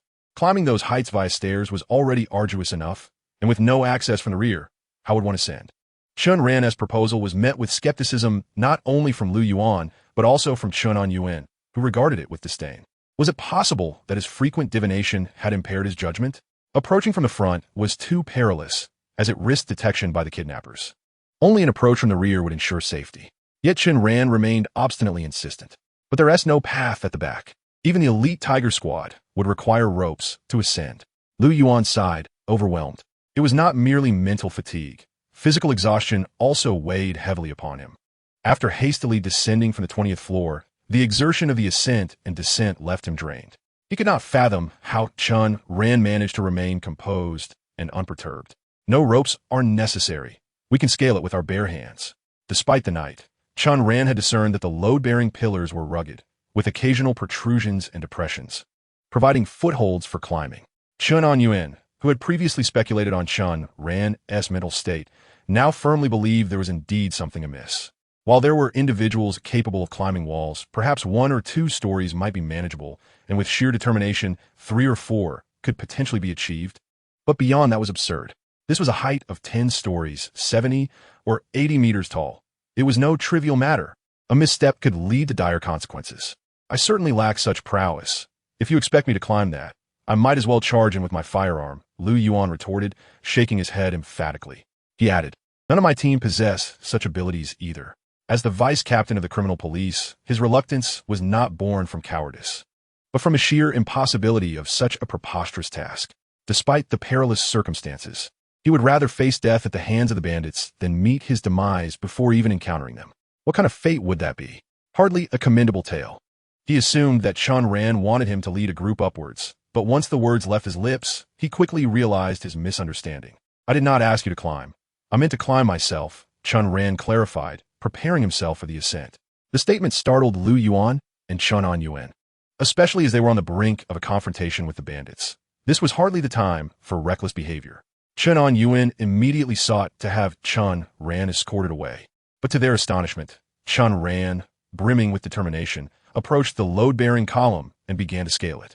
He ascended swiftly, reaching the second floor in mere moments before descending with the same ease. It was not the building they were in. He merely intended to demonstrate his capability to Chen Yuan and the others. Witnessing Chen Ran's nimble ascent and descent, reminiscent of a gecko, left both Chen Yuan and Lu Yuan utterly astonished. "Brother Chen, your strength is remarkable," Lu Yuan exclaimed, incredulous at this newfound talent. "Merely average. Climbing 10 or 20 stories is hardly a feat," Chen Ran modestly replied. Lu Yuan's expression contorted with disbelief. Was it truly possible for a mere mortal to accomplish such a task? "In my spare time, I practice rock climbing and the like." Chen Ran had, of course, never engaged in rock climbing. He simply knew his strength and believed he could scale the column. His earlier attempt confirmed that it was not an illusion. He ascended with surprising ease, as if employing no effort at all. Actions speak volumes, far surpassing mere words. Chen Yuan and Lu Yuan, having witnessed the spectacle, could no longer deny his abilities. Yet, despite their newfound belief, they remained unconvinced due to the inherent dangers. In the darkness, even if Chen Ran could safely climb 18 stories, how could he save anyone alone? Should he fail to rescue the hostage, he might sacrifice himself in the process. Such an outcome would be tragic. If he were to encounter an accident mid-ascent, all would be lost. They had come to save lives, not to lose one. If a sacrifice were to be made, it ought to be one of their own, not that of an ordinary citizen like Chen Ran. Neither was willing to relent. At that moment, the communication device connected to Yang Changyun and the others crackled to life, relaying the voices of Su Jianbang and Zhang Huan. Suspecting their vehicle was being monitored, they refrained from direct communication with Chen Yuan, yet they could transmit the kidnapper's conversation. Upon hearing the exchange, the urgency of the situation became apparent. It was now the early hours of the morning, and with little traffic on the roads. It would take less than 20 minutes to reach from North City. Time was of the essence. Drive slowly and create a diversion if necessary. We cannot allow them to come without our signal. Chen Yuan urgently instructed Yang Changyun. While slowing the vehicle and manufacturing minor incidents could buy time, they could not afford to delay too long, for the kidnappers might realize something was amiss and take action. "Director Chen, time is running out. Trust me. Let me go up. Not only can I predict outcomes and climb, but I also possess skills in combat. A few bandits are easily dealt with," Chen Ran insisted, having followed them here with the resolve to act. He did not wish for anyone else to be harmed. After all, they were all someone's children, many of whom had wives and children of their own. He had made up his mind. If Chen Yuan and Lu Yuan continued to refuse, he would ascend regardless. "Brother, this is no time for jokes. The bandits are not to be trifled with." Lu Yuan could hardly believe Chen Ran's claims of prowess in fortune-telling, climbing, and now combat. Without hesitation, Chen Ran demonstrated his abilities. Spotting a piece of concrete with exposed rebar, he selected the thickest rod, bending it effortlessly with a single strike. Combat skills are nothing. I neglected to mention that I have also trained in iron body techniques. Lu Yuan stood agape at this display. "Wait, you truly can? I never speak falsely." Chen Ran responded earnestly. "Is that really steel rebar?" Lu Yuan wondered aloud, approaching to test its authenticity. Chen Yuan, however, simply murmured a low good. "Let him go." His gaze at Chen Ran was filled with astonishment. Given the urgency of the situation and Chen Ran's formidable skills, he could find no justification to impede him. The essential truth was clear. Chen Ran had made up his mind to rescue the hostages, and if they continued to deny him, he would proceed regardless of their objections. With Chen Yuan's reluctant approval, Chen Ran's countenance brightened. He had indeed been prepared to disregard all caution. "Rest assured, I will rescue them," he vowed, thumping his chest. Hastily, Chen Ran waved his hands. No, you cannot come." "Why not?" "I may not be adept at climbing, but with a rope, I can still manage." Lu Yuan thought Chen Ran was underestimating him, unaware that Chen Ran envisioned a scenario where Lu Yuan met a tragic fate. "My hands are accustomed to my own weight. A rope would hinder me. Trust me, I will assess the situation once I am up there. Prepare yourself below, and I will inform you once the task is accomplished." Chen Ran turned to act, but was halted by Chen Yuan's voice. Assuming he had changed his mind, Chen Ran turned to see him offering a firearm. Take this. In case of an emergency, use it. Chen Ran produced his service weapon, the only form of support he could provide as Chen Ran ventured forth alone. Lu Yuan looked on in astonishment. Chen Ran allowing Chen Ran to undertake such a dangerous mission was already a breach of protocol, and arming him was even more unorthodox. Yet, he remained silent, recognizing the necessity of self-defense for the mission at hand. Within the entire team, only Chen Ran held the authority to entrust a weapon to Chen Ran. Chen Ran was taken aback by Chen Ran's generosity, grateful for the provision of protection. Thank you, he said, securing the weapon at his waist before sprinting towards building number 2. He moved with remarkable speed, disappearing from sight in no time, even in the absence of illumination. It was only after he had vanished that Lu Yuan slapped his forehead. Does he even know how to use a gun? He just left like that? Hearing this, Chen Ran furrowed his brow. A miscalculation. I hadn't considered that possibility until now, and he has already gone. I dare not shout, lest I alert the bandits. He could only speculate. Perhaps he does know, since being struck by lightning. Chen Ran had not only developed an acute sensitivity to various phenomena, but also enhanced physical capabilities. His senses were sharpened. He could hear distant sounds and navigate even in complete darkness. In a few swift strides, he reached the base of building number 2, feeling reassured by the firearm at his side. Selecting a load-bearing column, he began to scale the 18 stories with deft agility. To any observer, he appeared less like a human and more akin to a gecko, deftly maneuvering upwards with both speed and precision. The dilapidated building stands abandoned, surrounded by desolation. Were anyone to witness this scene during the night, it could very well induce a heart attack, or perhaps render them so weak with fear that they might falter in their steps. Chen Ran's haste is driven by the concern that Chen Ran and his companions might arrive, potentially causing alarm. Meanwhile, on the 18th floor, within the area encircled by metal sheeting, the moderately built Zhang Huan is vociferously berating Su Jianbang on the other end of the line. I don't care what unforeseen circumstances have arisen. If you can't make it here within 15 minutes, don't even think about seeing your daughter. It is no wonder that he is so enraged. When he conveyed the address to Su Jianbang, it was already 10 minutes prior. Under normal circumstances, they would be nearly there by now, yet the other party remains in the northern district, claiming to have encountered a drunk driver and been involved in an accident. He does not care whether it is a genuine accident. All he demands is for the other party to arrive within the stipulated time frame. After ending the call, he glanced at the weathered photograph in his hand. It was taken a decade ago, depicting his wife and son. Their likenesses and laughter linger vividly in his mind. Yet they have been gone from his life for 10 years. Zhang Huan had contemplated ending his life multiple times in prison, but each time he dismissed the thought, not out of fear of death, but rather because he felt he could not simply succumb. He seeks vengeance. How could he remain at peace knowing that Su Jianbang would dare harm his wife and children? He intends to make Su Jianbang experience the anguish of familial separation and the devastation of a shattered home. Driven by this obsession, he exhibited exemplary behavior during his imprisonment and was granted an early release. 10 days ago, he stepped out of the confines of the prison. Immediately upon his release, he reached out to a trusted confidant from the past and retrieved a sum of money that had been entrusted to him. This money was originally intended to cover his travel expenses to reunite with his wife and children abroad. With the tragic demise of his family, the funds became redundant, serving instead as capital for his vengeance. Upon acquiring the money, he initially contemplated ending the life of Su Jianbang's wife. However, upon learning that she had succumbed to illness and become a mere shell of her former self, he abandoned that notion. It seemed unnecessary. As long as Su Jianbang and his daughter met their demise, no one would tend to the vegetative state of the woman, sealing her fate as well. Zhang Huan then set his sights on the father and daughter, devising 3 elaborate schemes to orchestrate their demise. Yet, fate, it seems, had other plans, as each of his meticulously crafted traps was evaded with uncanny fortune. An extreme desire for vengeance left him no time for despair, prompting him to swiftly devise this abduction scheme. This time, he resolved not to deal with his adversaries individually, but to ensnare them all at once, ensuring that Su Jianbang would witness the death of his daughter before his very eyes. Anyone who follows others, regardless of who they are, must meet their demise. In his view, those individuals assisting Su Jianbang are merely enabling evil and deserve their fate. Soon, once father avenges you, I shall descend to accompany you. Zhang Huan murmured to the photograph, when suddenly, someone approached from behind. Boss Zhang, you wouldn't renege on the money that is rightfully ours, would you?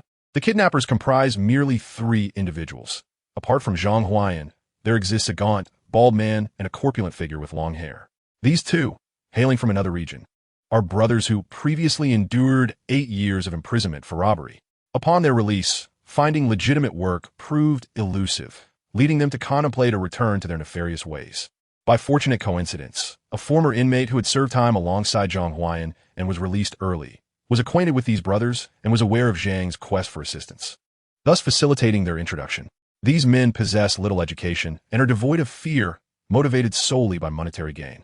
At present, it is the elder brother, the gaunt bald man, who speaks. You have been with me for a few days. When have I ever failed to keep my word? To you, I offer this without expecting a single penny in return. Zhang Huayan is solely focused on vengeance. Monetary matters hold no significance for him. Upon receiving a reassuring response, the gaunt figure nodded in satisfaction. Very well, when the time comes and the money is presented, Boss Zhang must uphold his word. Otherwise, my companion and I may become quite irate. Although Zhang Huayan's face remained impassive in response to the veiled threat, a cold smile flickered within him. These 2 fools, who have never laid eyes on wealth, truly believe they can walk away with such a fortune. Do not underestimate that amount of 30 million in cash. Even if it were deposited directly into their accounts, they would still be unable to escape from Pengcheng, were it not for the pressing time constraints. He would truly prefer not to employ these 2 imbeciles, who are both greedy and foolish. However, it mattered little. As long as he could exact his revenge, he was indifferent to whether those 2 fellows lived or died. Zhang Huayan contemplated, observing the gaunt, bald man glance back at the bound Su Yutong, licking his lips and declaring, Boss Zhang, since you have no intention of letting this lady go, why not let my friend and me have some fun? I've never had the chance to indulge with such a beautiful girl in my life. He spoke with a lewd grin plastered across his face. The man's repulsiveness was overwhelming. Even Zhang Huayan found him disgusting, his face instinctively betraying a look of disdain, yet he did not refuse. After all, it was a matter of indifference. Su Yutong was destined to perish. Whether she suffered indignities before her demise was of no consequence to him. Perhaps being subjected to humiliation would further incite Su Jianbong's fury, and he longed to witness the anger, sorrow, and helplessness etched upon Su Jianbong's visage. Upon reflection, he waved his hand dismissively, saying, Do as you wish. The gaunt, balding man, upon hearing these words, was filled with joy, his mouth stretching into a grin that reached the back of his ears. He hurriedly approached the corpulent man with long hair to share the news, who likewise broke into a lewd smile, even adjusting his trousers. Then, the 2 of them, under the terrified gaze of Su Yutong, advanced towards her. Though Su Yutong could not discern the specifics of their conversation, she was not naive. The moment she observed their demeanor, she grasped the situation. After all, the lecherous glances exchanged by the stout and slender kidnappers had repulsed her from the very beginning. Their previous hesitance to approach her stemmed from the fear that engaging her would jeopardize their financial gain. Why were they no longer apprehensive now? Su Yutong found herself bound, her limbs restrained and her mouth silenced by tape, emitting muffled sounds of resistance as she struggled to inch backward. Do not be afraid, young lady, if you cooperate. We mean you no harm, the gaunt, bald man leered, advancing swiftly to seize her foot. Overcome with terror, she cried out, tears streaming down her cheeks as she desperately attempted to kick them away. Initially, Zhang Huayan had intended only to capture Su Yutong, while Huang Xinghua had been an unforeseen addition, leading to a shortage of rope. Thus, Huang was not bound by rope, but rather suspended by chains. After hours of hanging, he was dizzy and disoriented. Witnessing the kidnappers shift their focus to Su Yutong made him frantic. Though his mouth was also taped, his hands remained free. And while he had refrained from tearing off the tape earlier, he now disregarded his caution and ripped it away, shouting furiously, What do you 2 bastards intend to do? Stop this at once. Help! Someone please. Huang Xinghua cried out in desperation. If he had merely resorted to cursing, perhaps no one would have intervened. However, upon calling for assistance, the gaunt figure felt a flicker of anxiety about attracting the attention of those nearby. Despite the absence of witnesses, a sense of guilt compelled him to rise, seizing a whip from his side and directing it towards Huang Xinghua. The whip cracked violently against Huang Xinghua's body, eliciting grimaces of pain. If you dare to utter another sound, I will end your life. The emaciated figure, with an air of malice, harshly rebuked. Though fear of retribution silenced Huang Xinghua, he could no longer bear to witness the scene unfolding before him. With a tone steeped in compassion, he implored, esteemed brother, noble warrior, even thieves possess a code of ethics. You seek only monetary recompense, and the family has already consented to your demands. Please, do not harm the child. She is but a young girl. Huang Xinghua spoke earnestly, yet the gaunt man remained unappreciative. Little girls? That's precisely what I indulge in. The slender and bald man clearly felt exasperated. His brother seemed to possess a rather troubled intellect, lacking sharpness. With one hand preoccupied with unfastening his own trousers, he attempted with the other to tug at someone else's garments. Was he truly capable of managing both? You foolish individual, what is the haste for? While he cursed, he hurried over to offer assistance. As the stout man spoke, the slender figure had already approached and restrained Su Yutong's foot, allowing the stout man an opportunity to strip her clothes. Su Yutong, with tears streaming down her face, was overwhelmed with grief and indignation, wishing fervently that she could perish on the spot. However, at that moment, with a clang, a figure suddenly sprang forth from the shadows. Chapter 57. The hero emerges. The newcomer was none other than Chen Ran, who had heard Huang Xinghua's cry for help and, sensing the urgency, hastened his ascent. Chen Ran possessed exceptional hearing. The moment he detected the unusual sounds, he felt an unsettling foreboding. Upon climbing up and taking a glance, he was met with a scene that was indeed alarming. The kidnappers were attempting to violate Su Yutong. The situation was intolerable. A surge of fury coursed through him, igniting a rage that surged toward the heavens. In a swift motion, he lunged forward, seizing the hair of the overweight assailant and lifting him off the ground, then delivering a powerful kick to his groin. How dare you? Chen Ran moved with remarkable speed and strength, sending the hefty man flying several meters away. Look at yourself. You think you deserve to marry anyone?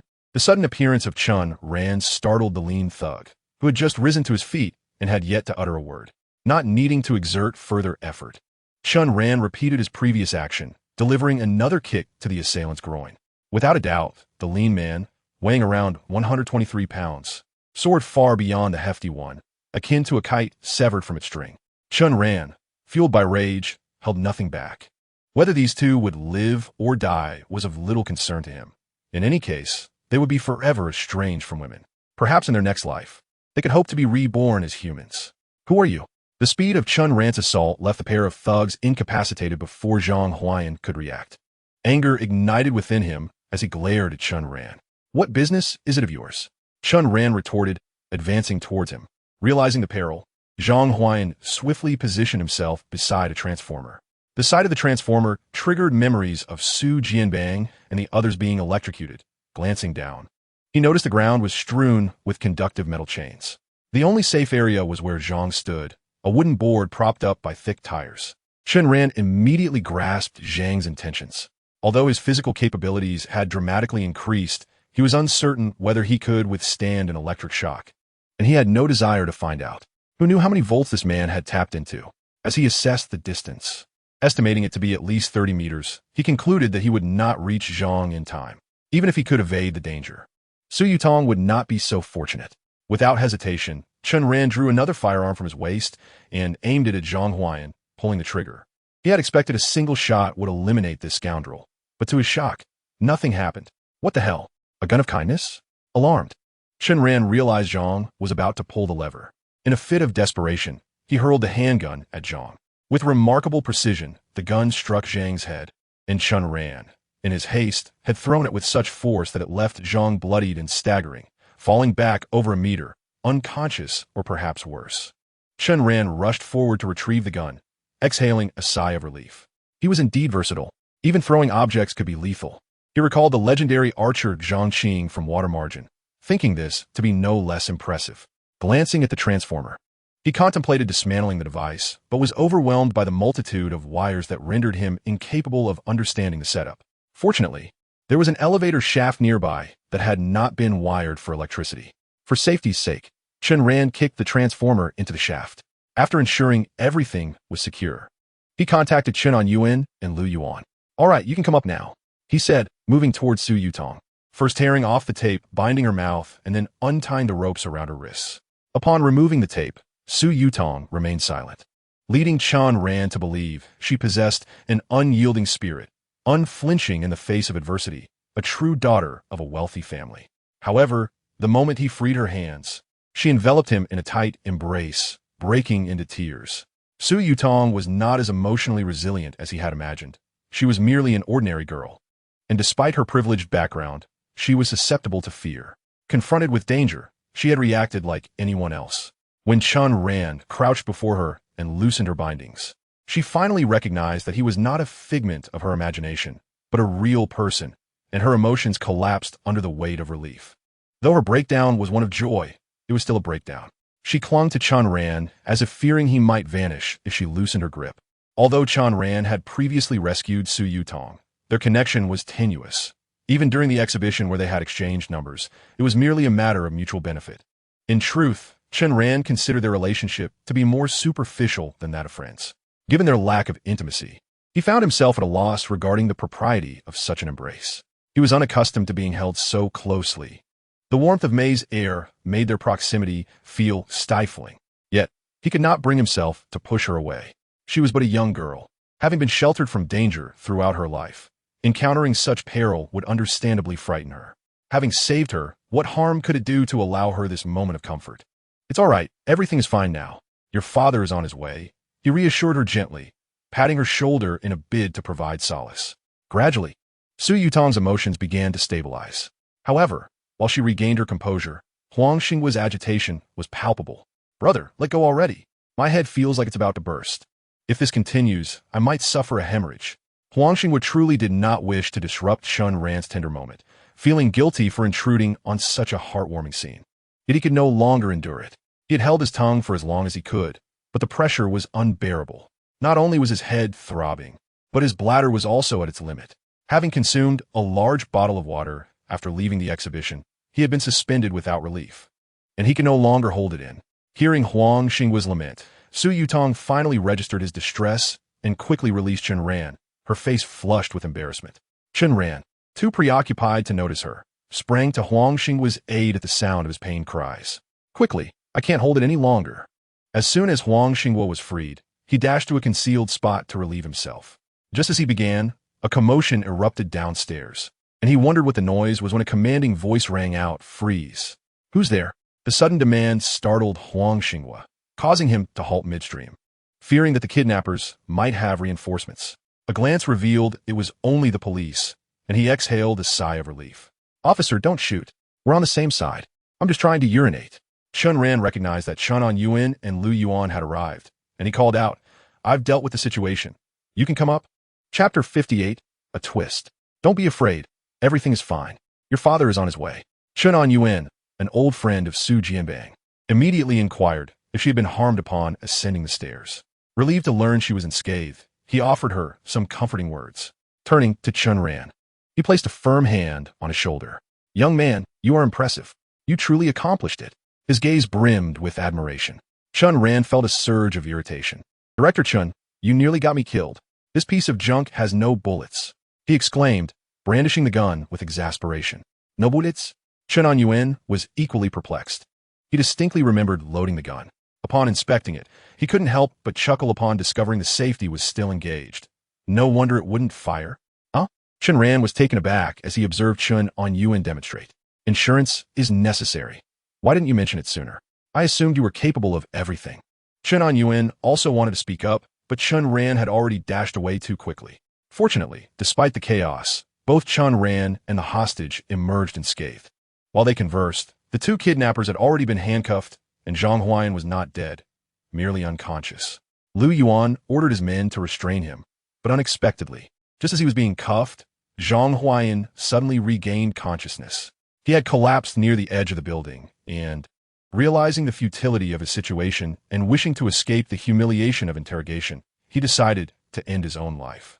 With a loud cry, he sprang up and dashed towards the building's edge. The police, having relaxed their guard due to his previous unconsciousness, were taken aback by his sudden movement. However, one officer, who was in the midst of handcuffing him, reacted swiftly, thinking Zhang Huayan was attempting to flee, and hurriedly reached out to grab him. Zhang Huayan, wishing for death, saw the officer's obstruction and, recalling how these individuals had conspired against him, he felt they too deserved to perish. In an instant, he seized the officer's hand and leaped off the building. Witnessing this, everyone understood that he was determined to take someone down with him. They rushed to intervene, but were too late. Luckily, Lu Yuan was quick to act, leaping forward to grab the police officer's waist. His speed was impressive, but he found no footing, and at that moment, Zhang Huayan had already leapt off the building, the immense force of gravity pulling both Lu Yuan and the officer down with him. Lu, this is the 18th floor. A fall from such a height is certain death. Everyone's eyes widened in horror as they helplessly watched their comrades plummet. Just then, Lu Yuan realized Chen Ran, who had been standing nearby, had vanished. Chen Ran, caught off guard by Zhang Huayan's desperate act, quickly assessed the situation. His reflexes were far swifter. Even from a distance, he utilized his extraordinary speed to dash forward. But even with his haste, he was still a moment too late. As he witnessed Lu Yuan's fall, memories of a past incident where he saw someone die from a similar fall flashed through his mind. Could all his efforts truly be insufficient to save a life? Chen Ran refused to believe it. Spotting an iron chain below, he grasped it tightly and shouted, "Grab the chain!" Before leaping down. If Lu Yuan and the others were already shocked by Zhang Huayan's actions, Chen Ran's leap left them utterly astounded. Was there any difference between this and suicide? Even Su Yutong gasped in disbelief, while Huang Xingwu lamented, "Brother, you must be out of your mind." In stark contrast, Chen Yuan remained composed, observing the rapidly descending chain. He quickly understood that Chen Ran's shout was directed at those above and urgently commanded, "Quick, grab the chain." The officers, still in shock, responded to the order and lunged for the chain. If Zhang Huayan had done anything commendable, it was purchasing a sturdy chain. The officers managed to grasp it just in time. By this point, Chen Ran had already descended several meters and had clutched Lu Yuan's ankle. The strength of his grip was immense, and for him, this was a mere trifle. His only concern was whether anyone above had grasped the chain. Otherwise, not only would he fail to save Lu Yuan, but he might also meet the same fate. Fortunately, after a brief moment, he felt the descent halt, and a sigh of relief swept over him. The rapid descent of the three abruptly ceased. Chen Ran, with a strong grip, remained unaffected, while Lu Yuan held on tightly to another officer's waist, also steady. The only one who suffered was Zhang Huayan. He had not anticipated that Chen Ran could save someone in such dire circumstances. Believing the situation to be firmly in his favor, he relaxed his grip. And when the chain suddenly stopped, the inertia caused him to lose his hold and plummet downwards. A loud thud echoed. There was no doubt he met a gruesome end. Chen Ran silently offered a prayer of gratitude, relieved that he had escaped unscathed. Had he been harmed, he would have ensured that Zhang Huayan would not escape justice. Even in death, in mere moments, they descended to a height equivalent to the 13th floor, noticing the floors were not far apart. Chen Ran called out, "Hold tight." This was directed at those above, while also serving as a reminder to those below. He swayed momentarily and, with a powerful pull, tossed Lu Yuan and the other officer several meters across. They would certainly feel the impact, but it was far better than a fatal fall. After throwing them to safety, Chen Ran adjusted his position and leapt across himself, landing with remarkable grace, far more elegantly than Lu Yuan and the other officer, who rolled upon landing. Chen Ran steadied himself, wishing for applause from any onlookers. "Are you all right?" he inquired, checking on Lu Yuan and the other officer. Lu Yuan, still in his 30s, had weathered the fall with minimal injury.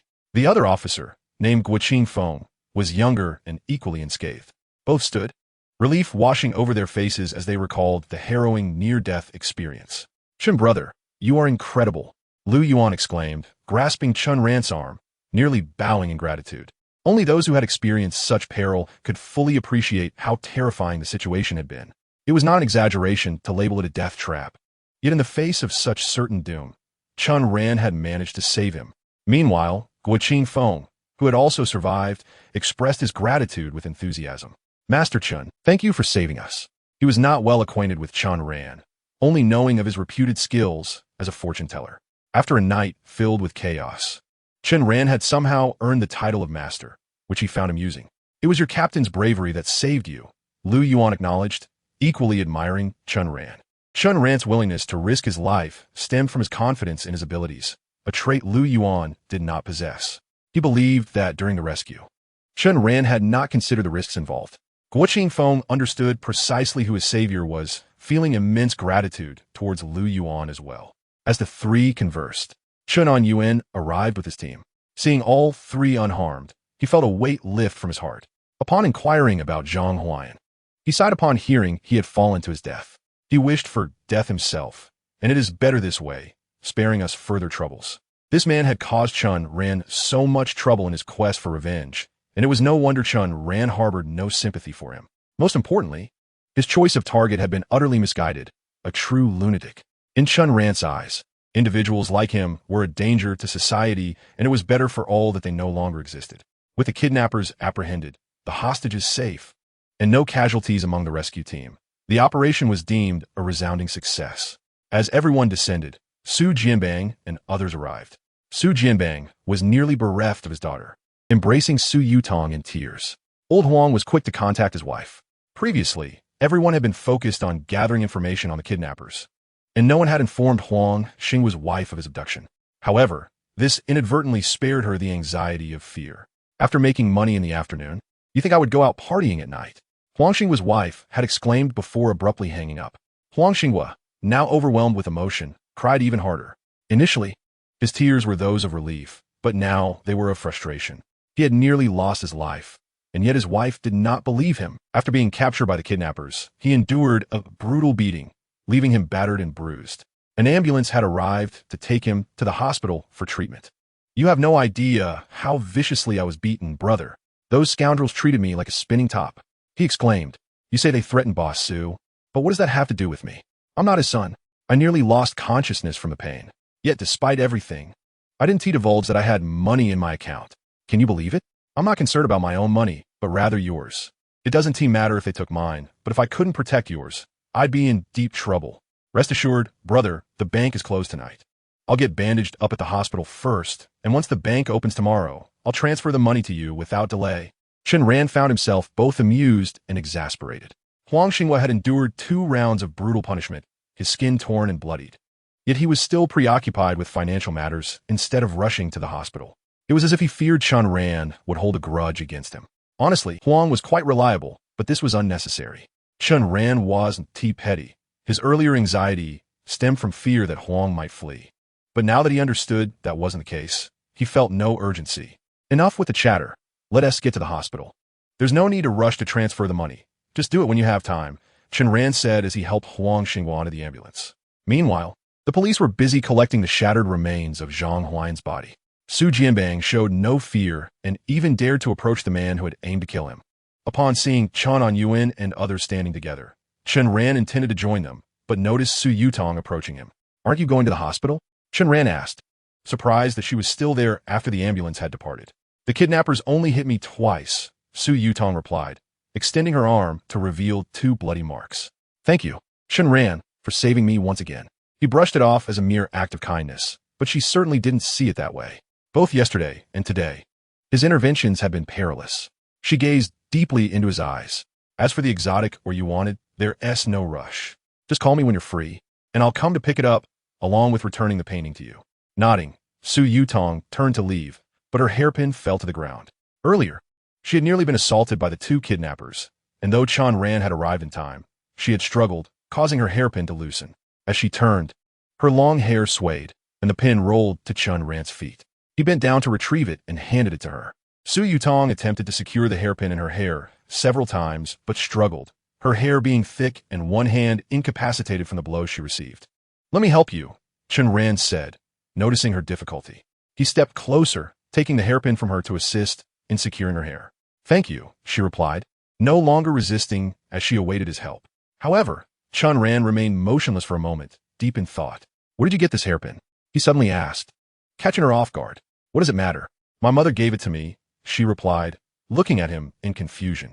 Without further explanation, Chen Ran abruptly broke the hairpin, startling her. As it snapped apart, a peculiar object emerged, resembling a miniature electronic device. What is this? Su Yutong questioned, passive, unaware of its significance. Chen Ran only realized its unusual nature when he tried to help her wear it. In a second vision, he saw someone installing a tiny electronic device inside a hairpin. This revelation prompted him to break the hairpin. What's going on? Lu Yuan asked, noticing Chen Ran examining the object. Chen Ran immediately showed it to him for analysis. Lu Yuan, upon inspection, called over a few others, including members of the technical team, who quickly identified it as a tracking device. A tracking device? Everyone was taken aback. Who would place a tracking device in a hairpin? Someone wondered aloud. Precisely because it's so unusual that it raises suspicion. Chen Yuan and Su Jianbang also arrived, and, upon hearing the details, Chen Yuan recalled the accident Su Yutong had faced yesterday and her kidnapping today. Both incidents required knowing her exact location. He had been perplexed about how the kidnappers had found out so quickly. Now, it appeared this device was the reason. Su Yutong shivered at Chen Yuan's deductions, while Su Jianbang grasped the implications and quickly inquired about the hairpin's origin. Aunt Li gave it to me, she said, disbelief etched on her face. The Aunt Li she referred to was Li Xiaohe, a shareholder of Tianyue Group and the wife of Zheng Wintao, a high-ranking official. She and Su Yutong's mother were college classmates and had once shared a close bond. However, after Su Yutong's mother fell ill, their correspondence dwindled. Recently, Zheng Wintao had invited Su Jianbang and his daughter to his son's 10th birthday party, and Li Xiaohe, having forgotten about it during her illness, had not reached out in 3 years. Lu Yuan snickered, realizing something was amiss. Almost everyone sensed the disquieting nature of the situation. Su Jianbang was furious.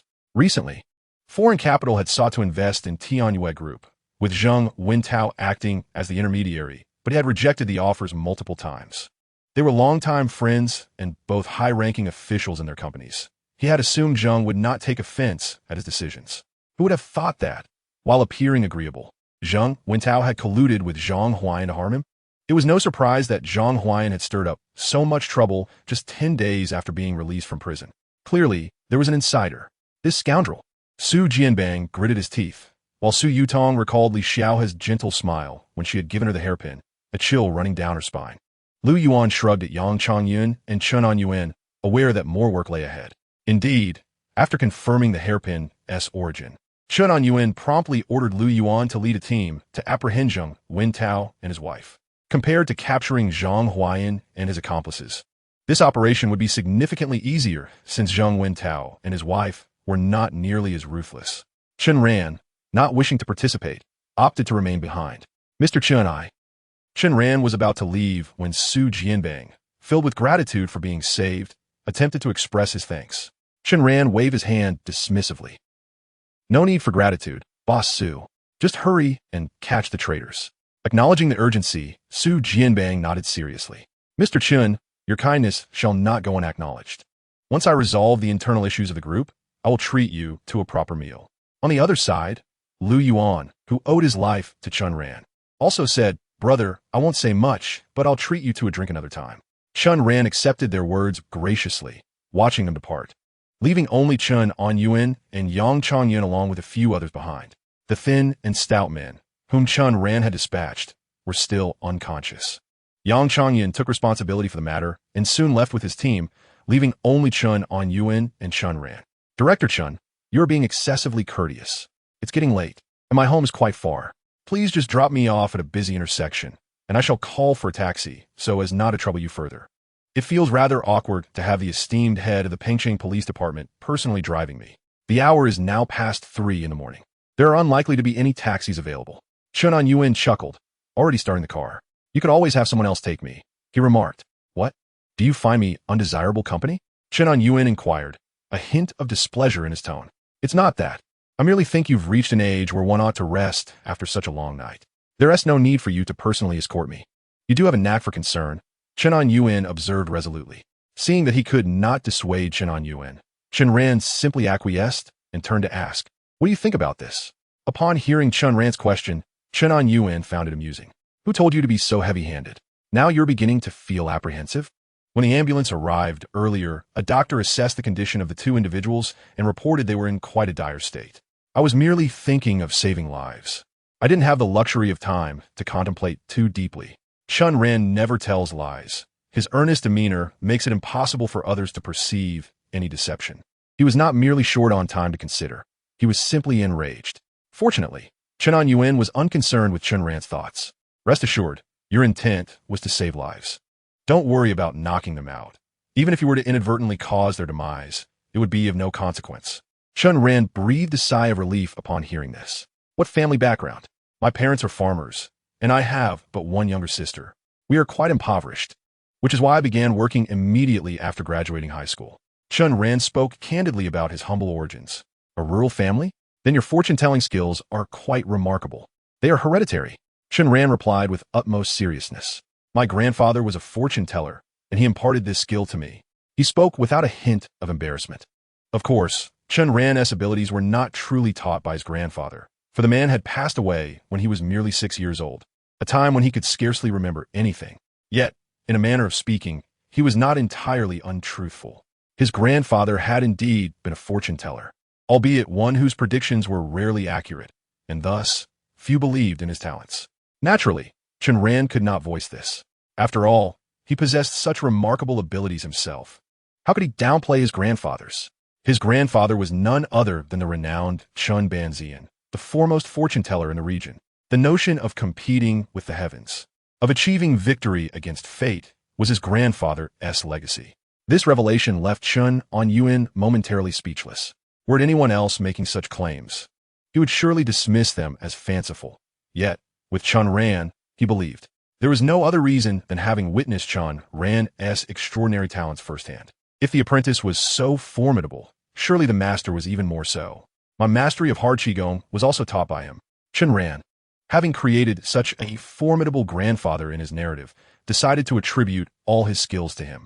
I have met many who claim to be fortune-tellers, yet none possess even a fraction of your abilities. I suppose your grandfather was indeed unmatched. It is a pity he is no longer with us. Chen Ran sighed, reflecting on the loss of his own grandfather many years prior. Chen Ran could not fathom his sentiment, yet he sighed in feigned sympathy, stating, alas, he revealed too many secrets of the heavens. As Chen Ran continued speaking, he noticed they were approaching his neighborhood and quickly directed Chen Ran, park to the right. I can get out here. Just as he prepared to exit, Chen Ran called out to him. Chen Ran, I heard from Lu Yuan and the others that your job is delivering takeout. Chen Ran was taken aback for a moment before nodding. But I'm considering a career change. Where are you planning to change to? I haven't decided yet. You know how difficult it is to find work these days. I lack qualifications and skills. Chen Ran had earned some money through gambling stones, making him free to pursue any career, and he had intended to downplay his situation to brush off Chen Ran. To his surprise, upon hearing that he had not yet decided on a new path, Chen Ran's face lit up with excitement as he quickly exclaimed, indeed, jobs are scarce, but we happen to have a vacancy in our department. Would you be interested in a position within the government? What? Chapter 61, The Gift. Chen Ran was merely being modest, yet he did not anticipate Chen Ran would immediately offer him a job. With no academic qualifications nor connections, how could he possibly work in the government? What position is it? Chen Ran asked in confusion. Operational consultant. Chen Ran replied earnestly. This was the first time Chen Ran had heard of such a position, and he inquired further. We often encounter challenging cases that are quite troublesome to investigate. Some lack any clues whatsoever. Since you have the ability to predict outcomes and do so accurately, if you could provide us with useful insights when we face such difficult cases, I dare say even the most challenging investigations would become manageable. Chen Ran's eyes sparkled as he spoke. Initially puzzled by the role of an operational consultant, Chen Ran quickly grasped its implications after the explanation. He fixed a penetrating gaze on Chen Ran, realizing that this was no mere vacancy. There had likely never been such a position before. It had just been conjured up. The true intention was to rely on his fortune-telling prowess to assist in solving cases. Chen Ran furrowed his brow. This was not a suitable undertaking. Reflecting on the previous night, he had been occupied from dusk until dawn. Moreover, there had been numerous dangers along the way. Most critically, Chen Ran did not genuinely possess the ability to predict outcomes. He merely relied on his intuitive capabilities to gradually uncover clues, ultimately leading to the resolution of cases. There was a significant element of luck involved, and while he had enjoyed fortunate circumstances with that case, there was no guarantee that future cases would yield similar results. If he were to accept this role, and subsequently fail to provide any insights on a significant case, it would not only hinder progress, but also tarnish his reputation. If Chen Ran were unemployed and in need of work, he might consider the offer. However, he currently had financial stability and was not inclined to seek employment at this time. Thus, after much contemplation, he deemed it wise to decline the offer.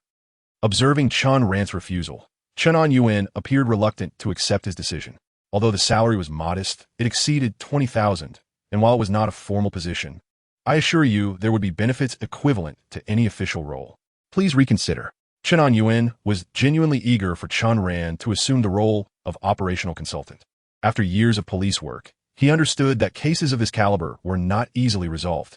If the Pengcheng Police Department had a master fortune teller like Chen Ran on their team, their case resolution rate would surely improve. However, no matter how much Chen Yuan pressed, Chen Ran remained resolute in his refusal. Though anxious, Chen Yuan could not force Chen Ran to accept, ultimately conceding with a sigh. Chen Ran exited the vehicle, bidding farewell as he watched Chen Yuan drive away. Though he had promised to consider the offer, it was only a formality.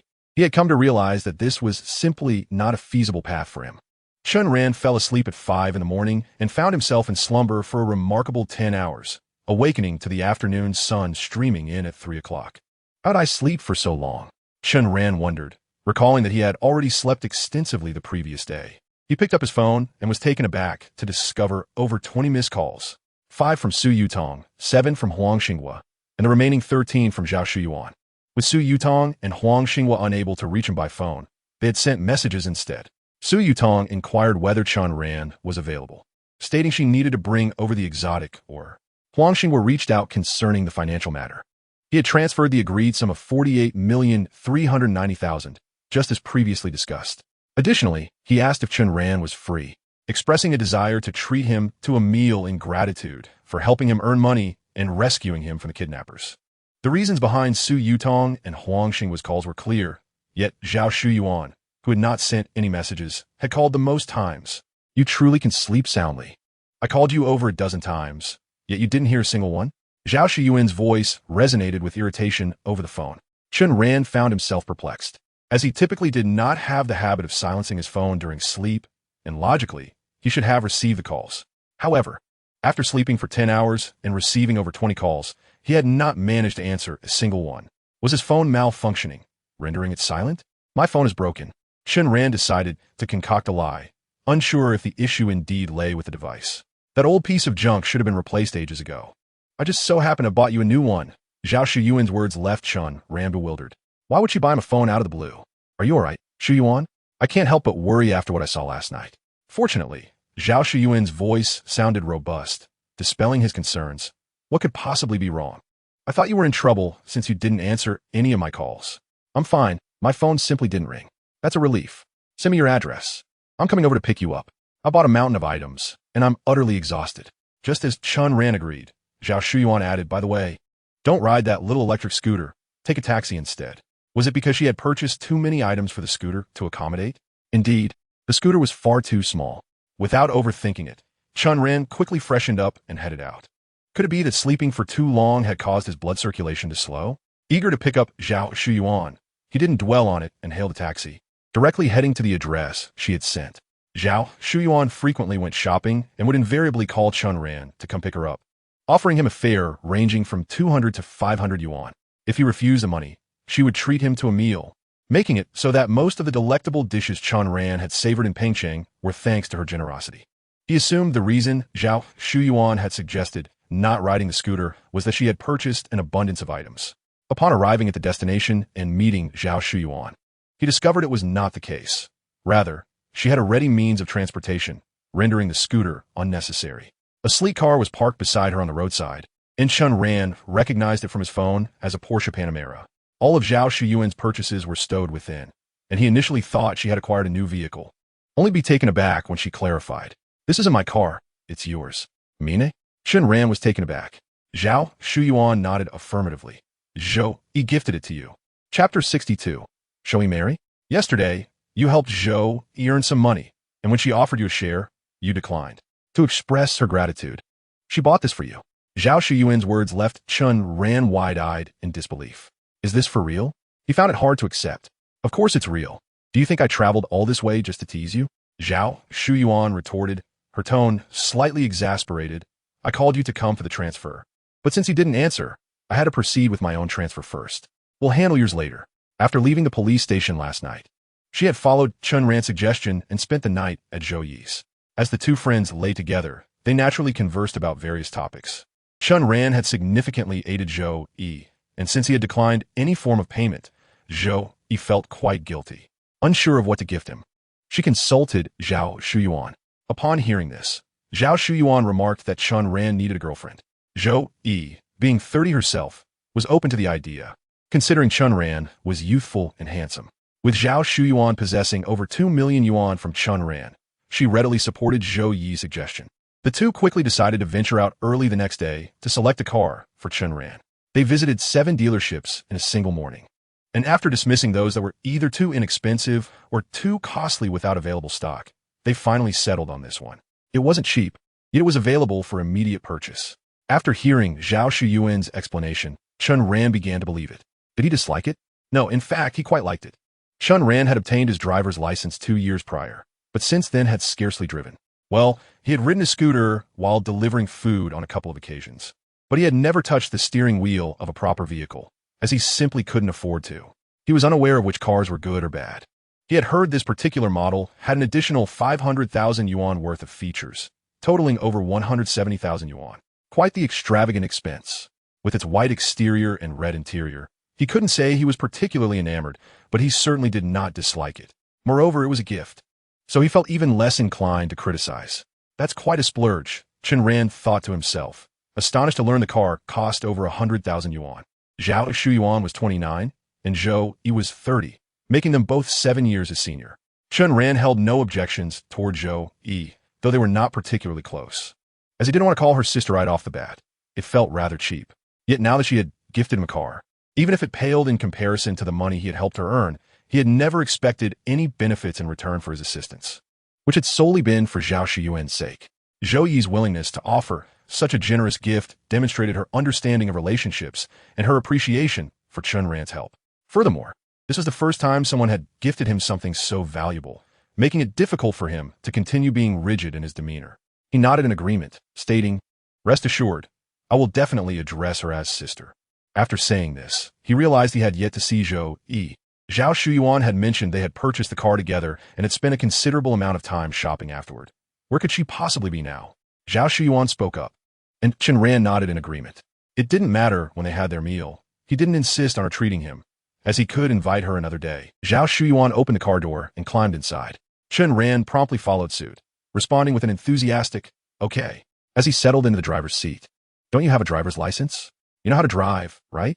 Zhao Shuyuan inquired, noticing Chen Ran's bewildered expression as he surveyed the interior and fumbled about. "I can drive, but this car is so high-end. It's nothing like what I practiced with at driving school. Where does the key go?" After searching for some time without spotting a keyhole, he grew puzzled. "Forget about the key. Modern cars have keyless ignition. Just press this," Zhao Shuyuan instructed, guiding Chen Ran through the process of starting the engine. "Hold on tight," Chen Ran exclaimed as he pressed the accelerator, and the car surged forward. On their way home, Zhao Shuyuan inquired about the case from the previous night. She was only aware that Chen Ran's friend was missing, not realizing it was a kidnapping. Due to the rapid resolution of the case and the fact that the victim was the daughter of the Tianyue group, information was deliberately suppressed, leaving even the media uninformed. Outside of the police system and those directly involved, only Chen Ran had any knowledge of the situation. Like most citizens, Zhao Shuyuan had heard nothing. To avoid alarming her, Chen Ran opted not to disclose the full truth, merely stating that both individuals had run away due to family disputes. They're adults, yet they resort to such childish antics as going missing to express their frustrations. Zhao Shuyuan remarked, perplexed by Chen Ran's explanation. While old enough, their maturity seemed lacking. After parking in the community lot, Zhao Shuyuan purchased some groceries at the entrance, claiming she would prepare a meal herself. The trunk and back seat were filled with large bags of items, and Chen Ran initially assumed they were all for Zhao Shuyuan. However, upon helping her carry the bags inside, he discovered they were all intended for him. "All of this is mine?" Chen Ran gazed in astonishment at the pile of items on the sofa. Zhao Shuyuan nodded. "What? Did you think only Zhou Yi was generous? Do you think I wouldn't be?" Previously, when she bought him small gifts, he would always decline, claiming he cannot accept them. Now, he need not worry. Everything here was purchased with his money, and he owed nothing in return. He had voiced his concerns about not being able to repay her, and after a few attempts, Zhao Shuyuan had come to understand his pride and refrained from buying him anything further. The reason for purchasing again, as she mentioned, was that it was Chen Ran's money. Chen Ran had earned over 2 million through her account by buying raw stones, although it was ostensibly for her. Zhao Shuyuan herself was not lacking in funds and certainly had no desire to covet Chen Ran's wealth. Zhao Shuyuan suggested that Chen Ran enter the house to try on the clothing and shoes to see if they fit properly. If not, they could be exchanged the following day. As Chen Ran tried on several outfits, she was pleasantly surprised to find that they all fit her quite well. "I told you, even if you turned to ash, I would recognize you," It's impossible to purchase something ill-fitting, she quipped, teasingly implying that her friend, Zhou Yi, would not believe her until she showcased the outfits. While Zhao Shuyuan prepared dinner, she watched Chen Ran try on clothes, evidently pleased with her own discerning taste. Chen Ran, too, was astonished that Zhao Shuyuan not only purchased so many garments for her, but that they fit so well. She pondered why. Whenever she turned her back to Zhao Shuyuan, she felt a chill at the nape of her neck. It seemed that Zhao Shuyuan had been sneaking glances at her. Zhao Shuyuan's home had been ransacked by Li Cheng in the previous night and was still in disarray, with a mess strewn throughout the rooms. After trying on several outfits, Chen Ran ceased her attempts and, taking advantage of Zhao Shuyuan's cooking time, began tidying up. As she did so, a surge of anger welled within her. It was far too chaotic. She wondered what Li Chengnan was truly after. Could Zhao Shuyuan's suicide be related to him? Chen Ran suddenly recalled the moment when Zhao Shuyuan had instructed her to start the car. She had touched Zhao Shuyuan's hand and witnessed the scene of her suicide. Although she had not spoken of it, the thought lingered in Chen Ran's mind, and she resolved to inquire about Zhao Shuyuan's past with Li Chengnan, hoping to unravel the mystery. Just then, her gaze fell upon a plethora of medical books scattered around the room. She had never heard of Zhao Shuyuan having an interest in medicine. Dinner is ready. Zhao Shuyuan's voice interrupted her thoughts as she brought the dishes to the table. Setting out chopsticks and bowls, she called Chen Ran to eat. The meal consisted of 2 dishes and a soup, not extravagant, yet ample for the two of them. Chen Ran wasted no time in taking a seat at the table, deciding he could clean up afterward. It was the perfect opportunity to ask about Li Chengnan while they dined. The meal featured steamed base, dry-fried green beans, and cucumber century egg soup. Zhao Shuyuan urged Chen Ran to try a piece of the fish. It tastes delightful, she encouraged. Then eat more. Chen Ran replied, you should have some too, Sister Shuyuan. I'm not very hungry. You should eat more, she said. Zhao Shuyuan's culinary skills were indeed impressive. Chen Ran had not eaten a proper meal since yesterday, having only consumed a few flatbreads, and with the busyness of the previous night's investigation, he had gone without food. Today, after waking up in the afternoon, he found himself quite famished. Despite his unusual resilience, he felt genuine hunger now and devoured his food voraciously, hoping to satiate his hunger before continuing their conversation. Zhao Shuyuan served more dishes while barely touching her own food. She would occasionally rest her chin on her hands, gazing at Chen Ran, and then take a few bites, but eventually her eyelids drooped as if lost in thought. Suddenly, she looked up at Chen Ran and said, Chen Ran, how about we get married? Chapter 63, An Incurable Illness. Chen Ran, in the midst of taking a bite, spewed his food across the table upon hearing her words.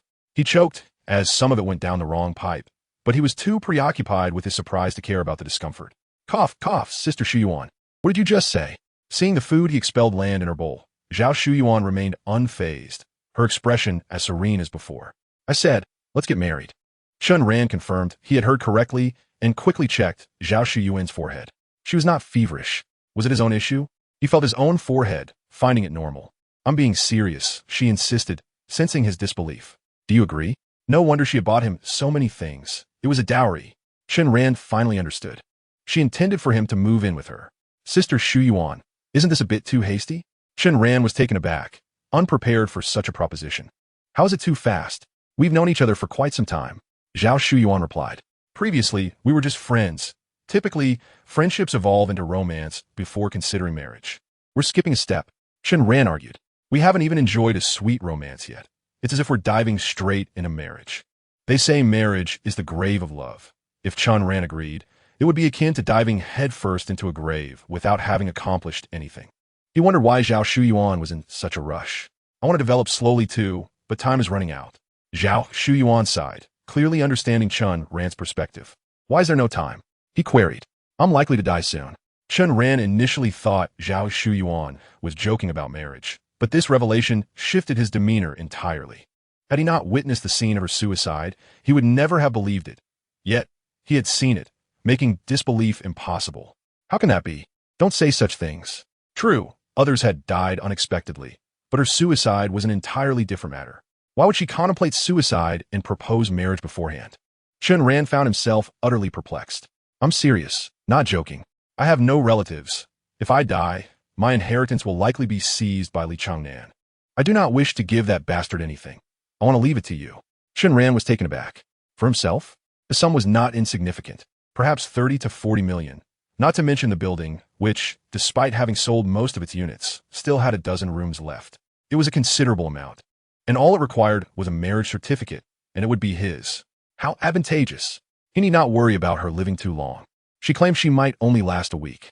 Zhao Shuyuan continued speaking, her tone flat, as if discussing the weather. Chen Ran found it hard to comprehend how she could speak of death so nonchalantly. Are you even listening to me? Zhao Shuyuan nudged him when she noticed his stunned silence. I'm listening. I just can't comprehend why you believe you will die. Chen Ran had thought this was a secret only he held, but now realizing Zhao Shuyuan was aware, he pressed her for an explanation. You wouldn't believe me if I told you. Zhao Shuyuan was reluctant to disclose her reasoning, yet Chen Ran insisted. If you tell me, I will believe you. Really? Chen Ran nodded firmly. Her response brought a smile to Zhao Shuyuan's face, and she playfully chided him. It's not that outrageous.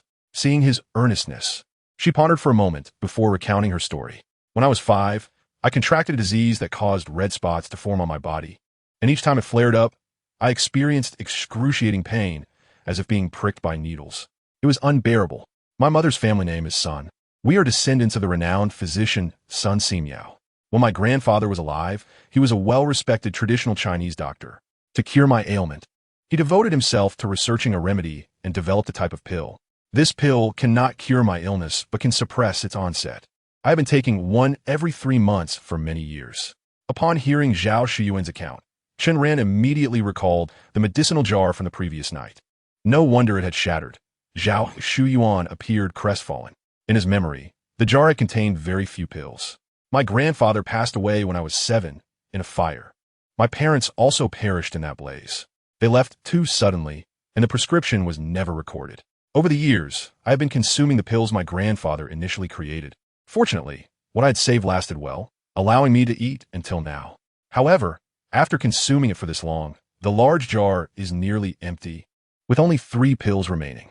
Initially, it was sufficient for more than half a year, but regrettably, last night, Li Changnan brought people to search for something and shattered the jar, destroying those last 3 pills as well. Upon hearing Zhao Shuyuan's account, Chen Ran comprehended the situation entirely.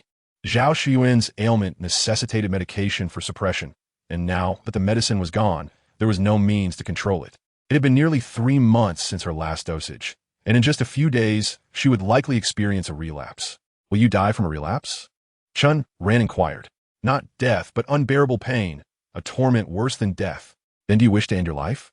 Chen Ran's words took Zhao Shuyuan aback. She had never expressed thoughts of suicide. How did he know?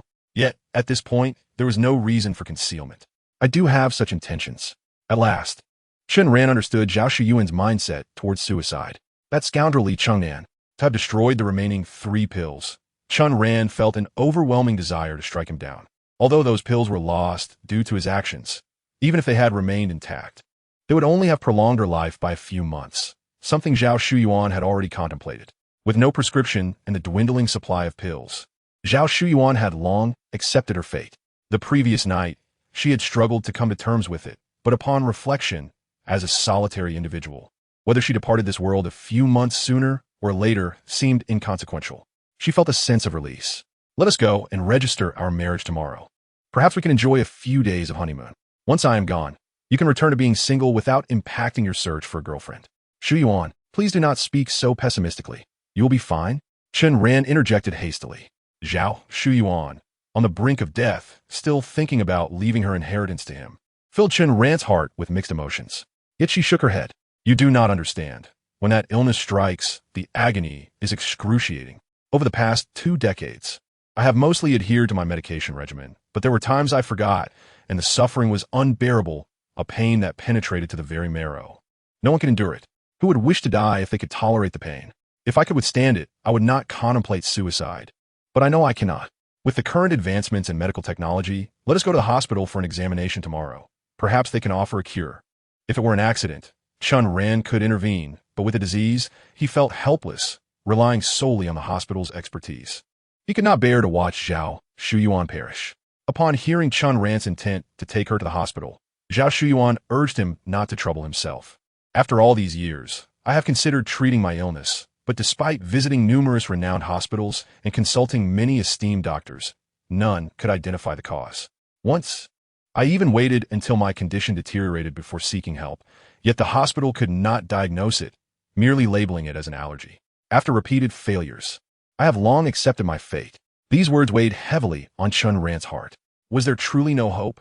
I refuse to believe there is no solution. Tomorrow, I will take you to see someone. They will surely be able to help. Even if I do not wish to marry, I will not visit the hospital. My days are numbered. I do not wish to squander them there. Zhao Shuyuan resolutely declined. Chen Ran sought to persuade her not to give up, but she was disinterested and retreated into her room. Observing this, Chen Ran realized that Zhao Shuyuan had resigned herself to death. Staring at the uneaten food on the table, he felt no appetite despite not being satiated. He cleared away the dishes. Hearing the noise, Zhao Shuyuan's voice emerged from the room. Chen Ran faintly detected a hint of choking, unsure whether it stemmed from her disappointment over his refusal to marry or her sorrow over her impending demise. It appeared she did not exhibit the ease she pretended to maintain in his presence. As he contemplated whether to comfort her, his phone rang. Upon checking, he saw it was a call from Su Yutong. Chen Ran, are you home? After answering, Su Yutong's voice came through. No worries, I have brought the exotic, or I am currently at your community entrance. Huh? Chen Ran had mentioned he would pick up the ore himself and deliver the painting to Su Yutong. Yet she took the initiative to come. Please wait a moment. I will be right there. Chen Ran hung up and hurried out. Upon hearing the door close, Zhao Shuyuan opened her door, and upon seeing Chen Ran was gone, the remnants of tears on her face began to flow freely once more. Scoundrel! I told you to leave, and you actually did. Enraged, she clenched her teeth, cursing Chen Ran for his lack of compassion. With only a few days left, he had no thought of spending time with her. How foolish she had been to consider leaving her inheritance to him. He was indeed a heartless wretch. Chapter 64. A Surprising Discovery. Achoo! In haste, he descended the stairs and arrived at the entrance of the community, where he indeed spotted a familiar Maybach parked by the roadside. Wu Haiyun stood beside the vehicle, smiling and waving at Chen Ran as he emerged. Alongside Wu Haiyun, there was a driver in the Maybach, and behind the vehicle followed a black Audi, in which Chen Ran noticed several well-dressed men. Perhaps the kidnapping incident from yesterday had instilled fear in Su Jianbang, prompting him to dispatch additional bodyguards to ensure Su Yutong's safety. As Su Yutong stood at the community entrance, upon spotting Chen Ran, she beamed at him, and he rushed over. I truly apologize for making you deliver it personally. Su Yutong was adorned in a floral long dress, carrying a small white handbag. There is no need for apologies. I tried calling you, but you did not answer. I feared intruding by coming to your community unannounced. As Su Yutong spoke, her gaze remained fixed on Chen Ran. Chen Ran quickly extended the painting towards her. I genuinely apologize for the pigment. Though Su Yutong insisted it was of no concern, Chen Ran recognized his involvement and offered a sheepish smile. This is your exotic, or... Upon receiving the painting, Su Yutong handed over her handbag. Even before she opened it, Chen Ran inhaled the familiar fragrance. Upon opening, he discovered 5 thumb-sized purple stones within. Indeed, the exotic ore. Though outwardly calm, Chen Ran's heart raced with excitement, almost uncontrollably. Weren't you in need of pigment? Did you give me all of it? I kept a small piece, Su Yutong replied. Chen Ran, realizing this, inquired about the cost. Do you really think I would charge you? Su Yutong regarded him with mild annoyance. Chen Ran understood she would not demand payment, yet asked symbolically. Then thank you, Chen Ran said, reaching for the exotic ore. As he grasped the ore, ready to return the handbag, an unexpected vision unfolded before him. This section requires 5 for stitching, and this section uses 3. As the scene materialized, Chen Ran immediately heard an unfamiliar voice. In the vision, a young man sat at a machine, crafting the bag, while a middle-aged man stood beside him, instructing him on the production. Chen Ran was momentarily taken aback. The first time he had received Su Yutong's bag. He had seen the creation scene, but that instance had no sound. Why was the scene different? Upon reflection, he realized that not only had the previous scenes lacked sound, but since acquiring his sensory abilities, every scene he had witnessed had been silent. He had thought he could only perceive mute scenes. Yet now, he distinctly heard the voices of the individuals in the vision, and the clarity was remarkable. What astonished him further was that previous visions had only lasted a few seconds before vanishing. Yet this scene persisted for over 10 seconds, and the sounds remained audible.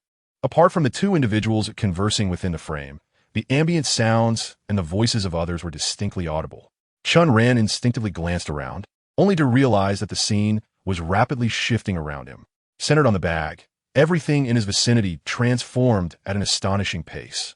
The creator swiftly completed the bag, proceeded to clean it, and then packaged it. Although the scene changed quickly, Chen Ran retained vivid memories of each fleeting moment.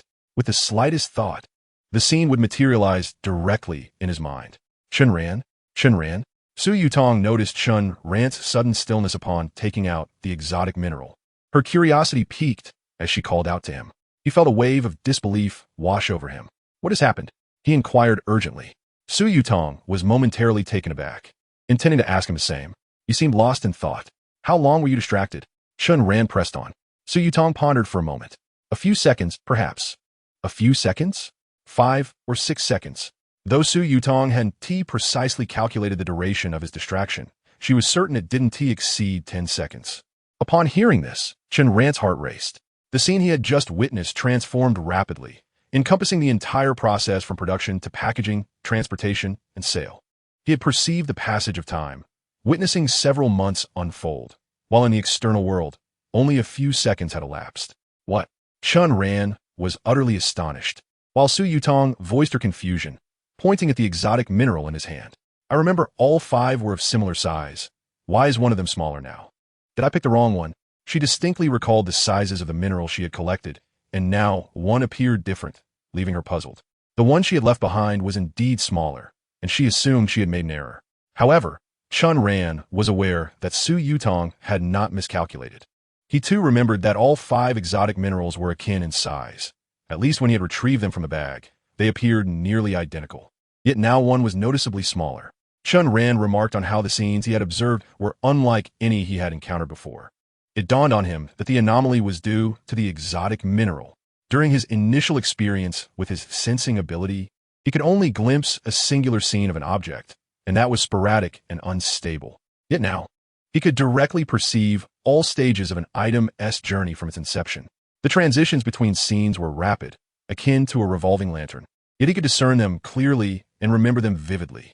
Aside from the exotic mineral, he could conceive no other explanation. However, he recalled that his abilities had previously only advanced after a night's rest. Now, the enhancement occurred so swiftly, and with such a minuscule quantity of the exotic mineral, Chen Ran suspected that it couldn't be that simple. Could you hold this for me? He asked, handing the exotic mineral to Su Yutong. Uncertain of his intentions, she accepted it just as she observed him moving to the roadside to pick up a plastic water bottle. After weighing it in his hand for a moment, he discarded it into a trash bin. Why didn't he expect him to be so civic-minded? Su Yutong thought curiously. Chen Ran was not motivated by civic duty. He merely sought to test his abilities. He presumed that his powers weren't easily enhanced, and upon testing, it indeed resulted in merely witnessing 3 scenes. Akin to his previous experiences, he now understood that his ability had not genuinely improved. The reason for his lengthy observation was solely due to his possession of the exotic mineral. Chen Ran speculated that the exotic mineral might carry a certain energy that directly replenished his sensing abilities. Perhaps his abilities could only manifest through such energy. Yet his internal reserves were limited, hence the constraints on the scenes he could perceive. When he held the exotic mineral, the energy required for his sensing ability was continuously replenished, allowing him to sense indefinitely. With this revelation, Chen Ran felt a surge of excitement. Not only had he discovered that his abilities could be augmented by external means, but he also conceived a potential solution for saving Zhao Shuyuan. Following the death of Zhao Shuyuan's grandfather, he had left behind a wealth of medical texts and the tools he once utilized for traditional Chinese medicine. Mortar and pestle, scales, silver needles, and more, all stored in Zhao Shuyuan's home, which Chen Ran had previously seen. If he could utilize the exotic mineral to witness the entire history of these instruments from their inception, perhaps he could uncover the remedies that Zhao Shuyuan's grandfather had developed. Chapter 65. Healing You. Your timing is impeccable. Thank you, Chen Ran exclaimed, overwhelmed with excitement as he grasped Su Yutong's shoulders, expressing his gratitude incessantly. Su Yutong was taken aback, wondering how merely delivering something could warrant such praise. Chen Ran, are you all right? She observed that something seemed off about him and couldn't help but inquire further. I'm perfectly fine. I've never felt better, Chen Ran declared, tucking the exotic mineral into his pocket. It's still early, Su Yutong noted, glancing at her watch. It was barely before 7 o'clock. It's really unnecessary. You've already given me the exotic mineral. I do want it. Just tell me what you like. No need to be modest, he insisted. Anything will do, you decide. I'm not picky. Do you prefer oil painting or ink wash? Or perhaps realism? There are so many styles. Chen Ran was genuinely surprised by Su Yutong's diverse artistic repertoire. He had no particular preference for any style. He had merely spoken thoughtlessly. As Su Yutong blushed at his compliment, she was oblivious to the rest of his words. Wu Haiyun, unaware of their conversation, mistakenly assumed that Su Yutong was about to leave and quickly opened the car door. As Chen Ran turned to depart, Su Yutong called him back. You've helped us so many times. My father and I are very grateful and would like to invite you to our home. When might you be available? Su Yutong, recognizing Chen Ran's apparent busyness, hesitated to prolong his stay and revealed her second purpose for visiting. Come to your house as a guest. Chen Ran was preoccupied with saving Zhao Shuyuan and had no time for social visits. I've been quite busy lately. Perhaps it's best to skip it? He genuinely wished to decline. Yet upon seeing Su Yutong's hopeful gaze and feeling the exotic mineral in his pocket, considering the lengths she had gone to deliver it and her direct invitation, he ultimately nodded. All right. We can discuss it when I have time. Great, see you. Su Yutong beamed at his agreement, and Chen Ran hurriedly ascended the stairs. He dashed to Zhao Shuyuan's door, only to find it locked. He knocked urgently. Shuyuan, open the door. It's me. After several attempts yielded no response, he grew perplexed. Had she retired for the night so early? He picked up his phone to call her. Just as the call connected, the door swung open. Why are you back again? Zhao Shuyuan glared at him, exuding irritation. Yet Chen Ran was too elated to notice her mood. Upon entering, he exclaimed, I've found a way to treat your illness. Zhao Shuyuan shot him a disdainful look. You have no medical skills. What could you possibly suggest? She assumed he was merely trying to placate her. Nevertheless, Chen Ran replied earnestly, I may not know medicine, but I can learn. Zhao Shuyuan furrowed her brow. Learn? Where'd you learn? Right here. I'll study the knowledge your grandfather left behind. Trust me, I will uncover the remedy for your illness. Chen Ran declared with steadfast determination.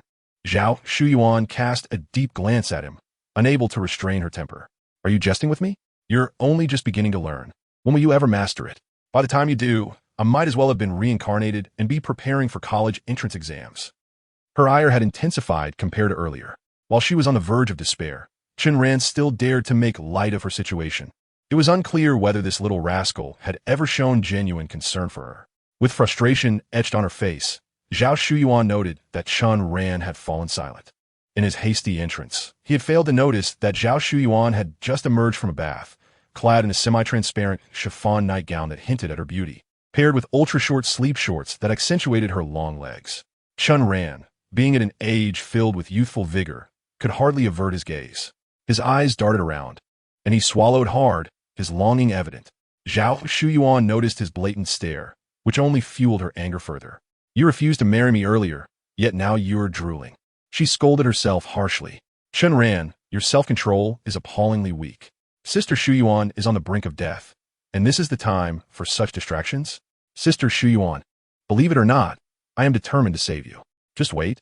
I will undoubtedly uncover the remedy. Chen Ran declared, disregarding Zhao Shuyuan as he busied himself gathering items, retrieving the medical tools that her grandfather had once used to heal. Among them was a mortar and pestle, both made of copper and bearing the marks of age. Chen Ran inquired whether these tools were used by her grandfather to prepare the pills. How wouldn't he know? I was merely a child back then. How could I remember? Chen Ran searched in vain for any other mortars, concluding that this must be the vessel from which the medicine was produced. If he could witness the entire process from the moment of creation, perhaps he could discern the formula. Grasping the peculiar mineral in one hand and touching the mortar with the other, he found himself transported to the corresponding scene, excitement surging within him.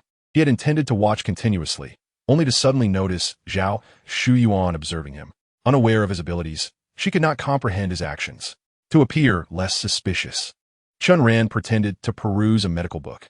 Thus, he feigned reading while simultaneously attuning himself to the experiences of the mortar. Chapter 66. The answer draws nearer. Initially, Chen Ran believed the mortar was exclusively used by Zhao Shuyuan as grandfather, perhaps even that it was not the first mortar he had employed, and thus anticipated limited scenes. However, he soon realized his misjudgment. The mortar was far older than he had imagined, crafted during the Song dynasty. The dialogue within the scenes was somewhat cryptic, but he could recognize some traditional characters, noting the year of the Song dynasty's Shining era, which he discovered to be nearly 1,000 years ago. Truly a legacy of profound depth. After several trials, he observed that viewing a year's worth of scenes within the mortar equated to 10 seconds in reality, 10 years to 100 seconds, a century to 1,000 seconds, and a millennium to 10,000 seconds. To witness it all would take over 2 to 3 hours. Chen Ran possessed the patience to endure, yet the peculiar mineral in his hand could not withstand such consumption. Within less than an hour, the mineral was depleted, leaving him with just 4 pieces. The speed of consumption was alarmingly rapid. Gazing at the remaining 4 pieces, Chen Ran felt a pang of anxiety regarding their sufficiency. He believed that only under entirely favorable conditions could he glean the necessary information from the mortar's history to discover the remedy for Zhao Shuyuan. What constituted entirely favorable? It meant that every time an ingredient was added to the mortar, the person preparing it would name the corresponding herbs. However, after observing for several hundred years, Chen Ran found his hopes to be overly optimistic. The mortar had passed through the hands of dozens of individuals, and most had only named a few herbs while adding and crushing them. The more he watched, the more he felt his aspirations were becoming unattainable. Yet, as long as there was even a 1% chance of success, he was unwilling to relinquish his quest. Just as he was about to exhaust the 3rd piece of the peculiar mineral, the scene finally revealed Zhao Shuyuan's figure. Since the scene revolved around the mortar, her appearances were sparse, but it was sufficient for him to witness her growth year by year. As he observed Zhao Shuyuan maturing, his focus sharpened. In the scene, she was leaning beside the mortar while her grandfather prepared the herbs, engaging her in conversation. Poison? As the time progressed into the Ming and Qing dynasties, Chen Ran could comprehend the discussions within the scenes, especially since Zhao Shuyuan's grandfather was a figure from merely 20 years ago, making his words even clearer. It was this term that momentarily stunned him. Zhao Shuyuan had mentioned her lifelong illness, but was unable to specify its nature. Now it seemed it was not an ailment, but rather a form of poison. This term, which he had only heard of in dramas, had always struck him as fictitious. Did such a thing truly exist? No wonder Zhao Shuyuan claimed that hospitals could not diagnose her condition, if the root cause was indeed this. It was hardly a conventional illness that could be identified. As he pondered, he continued to observe the scene. Her grandfather, warm and kind, spoke to Zhao Shuyuan while preparing the medicine, instructing her on how to consume it. Learning that it was to be taken once every 3 months sent a surge of exhilaration through Chen Ran. He was convinced that this was the very remedy Zhao Shuyuan had been prescribed. Finally, he had uncovered something. Zhao Shuyuan attentively absorbed every word from her grandfather, occasionally inquiring about the herbs being added to the mortar. This is Tiandong, this is Dan Shun, and this one is called Wu Wei Zi. Chen Ran hurriedly committed these herbal names to memory. However, by the end, he had only managed to note 4 kinds. As he had feared, out of the 11 herbs added to the mortar, only a portion had been named. His brow furrowed, and the excitement that had once filled him felt doused like cold water. Although he was disheartened by not learning the names of all the herbs, he was not discouraged. Time was of the essence. While observing the mortar, he noticed that the herbal scale had appeared numerous times, and he resolved to inspect the experiences of the scale next. Not only would he discover the names of various herbs, but he would also learn the quantities used. Yet, staring at the 2 remaining pieces of the peculiar mineral, Chen Ran was uncertain if he could fully explore the scale's experiences. Nevertheless, he had no other choice. As the saying goes, one must not give up as long as there is a glimmer of hope.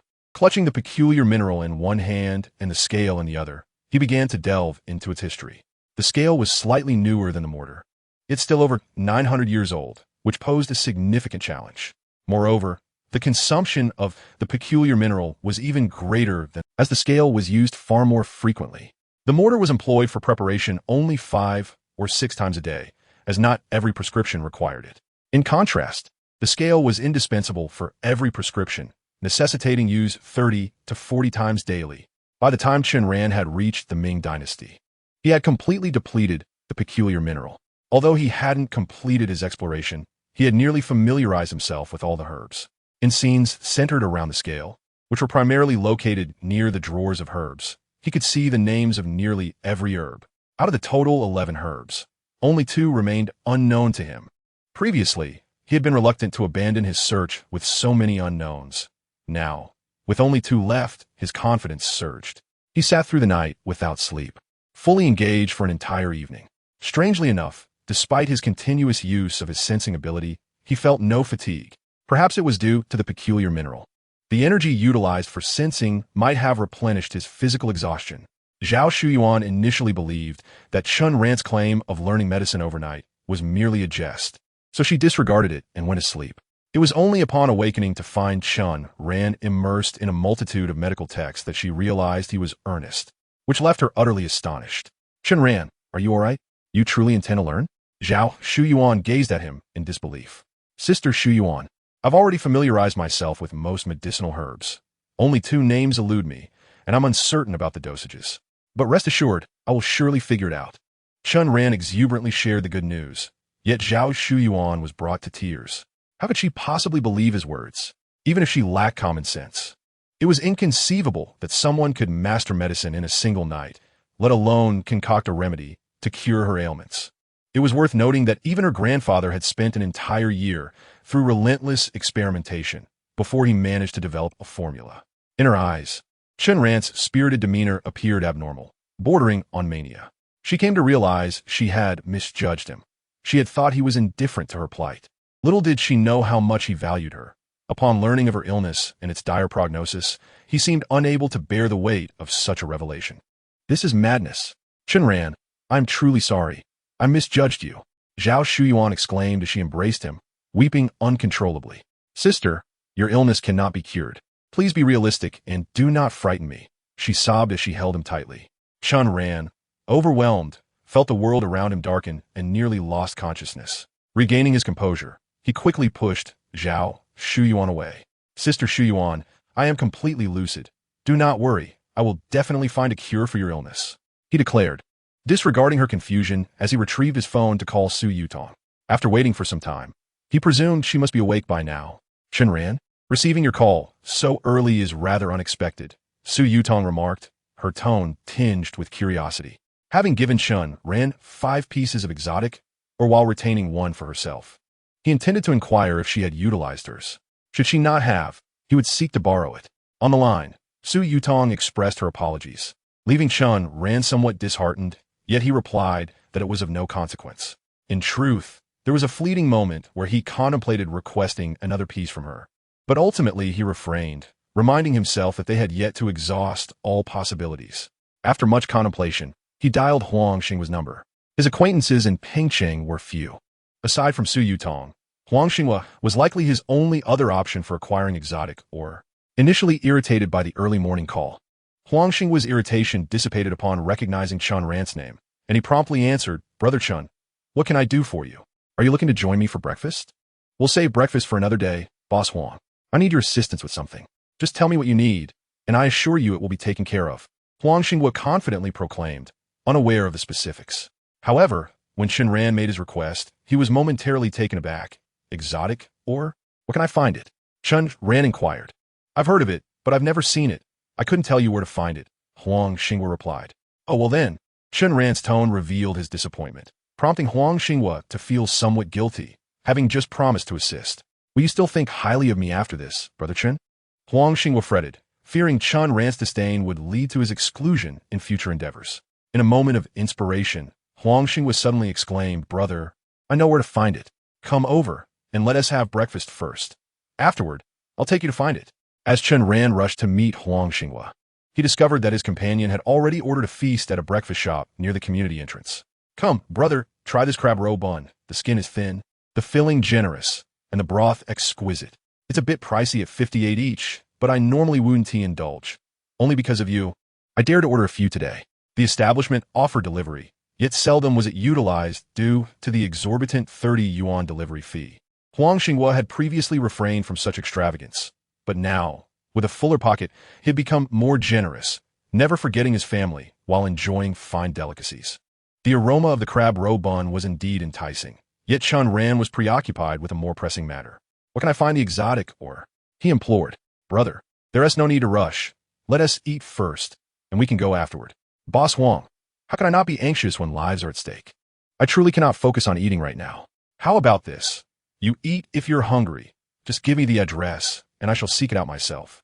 Chen Ran was acutely aware of Zhao Shuyuan's impending demise, having discovered that she showed signs of illness as early as May 15th, indicating that her condition would worsen no later than that date. With today being the 10th, only 5 days remained. Time appeared ample. Yet who could guarantee that unforeseen circumstances would not arise? Chen Ran could not afford such a risk, so he was determined to resolve the matter as swiftly as possible. Huang Xinguo recognized Chen Ran's urgency, but felt powerless to change the situation. Brother, let me put it this way. Your anxiety won't help. It's better to sit down and enjoy a meal. How can that be unhelpful? Did you not claim to know where the exotic or can be found? Chen Ran retorted. I don't know its location. I merely contacted someone who does, and they're looking into it for you. Huang Xinguo's initial statement nearly provoked Chen Ran to retaliate, believing he was being teased, but once he heard the full context, he composed himself. I just spoke with that person. They do not have it on hand, and even the most capable individuals require time to locate it. We cannot rush this. Let's enjoy our meal and wait for their call. Huang Xinguo asserted calmly. Whom did you contact? Do they truly know where to find the exotic? Or? Chen Ran pressed, fearing Huang Xinguo might falter. Upon his inquiry, Huang Xinguo's demeanor brightened. Rest assured, brother, that person is certainly knowledgeable. Even if they are unaware of its location, they will surely help find it. At this juncture, Chen Ran's patience waned. Enough with the suspense. Just tell me who it is. Huang Xinguo, sensing Chen Ran's irritation, hastily divulged the identity of the individual he had contacted, Zhuang Jinfeng, the vice president of Wanhe Group. A figure of significant influence and connections, particularly since Wanhe Group dealt in various luxury goods, Huang Xinguo assured, given the nature of exotic or as a luxury item. Entrusting this matter to him is a surefire way to success. However, Chen Ran was taken aback.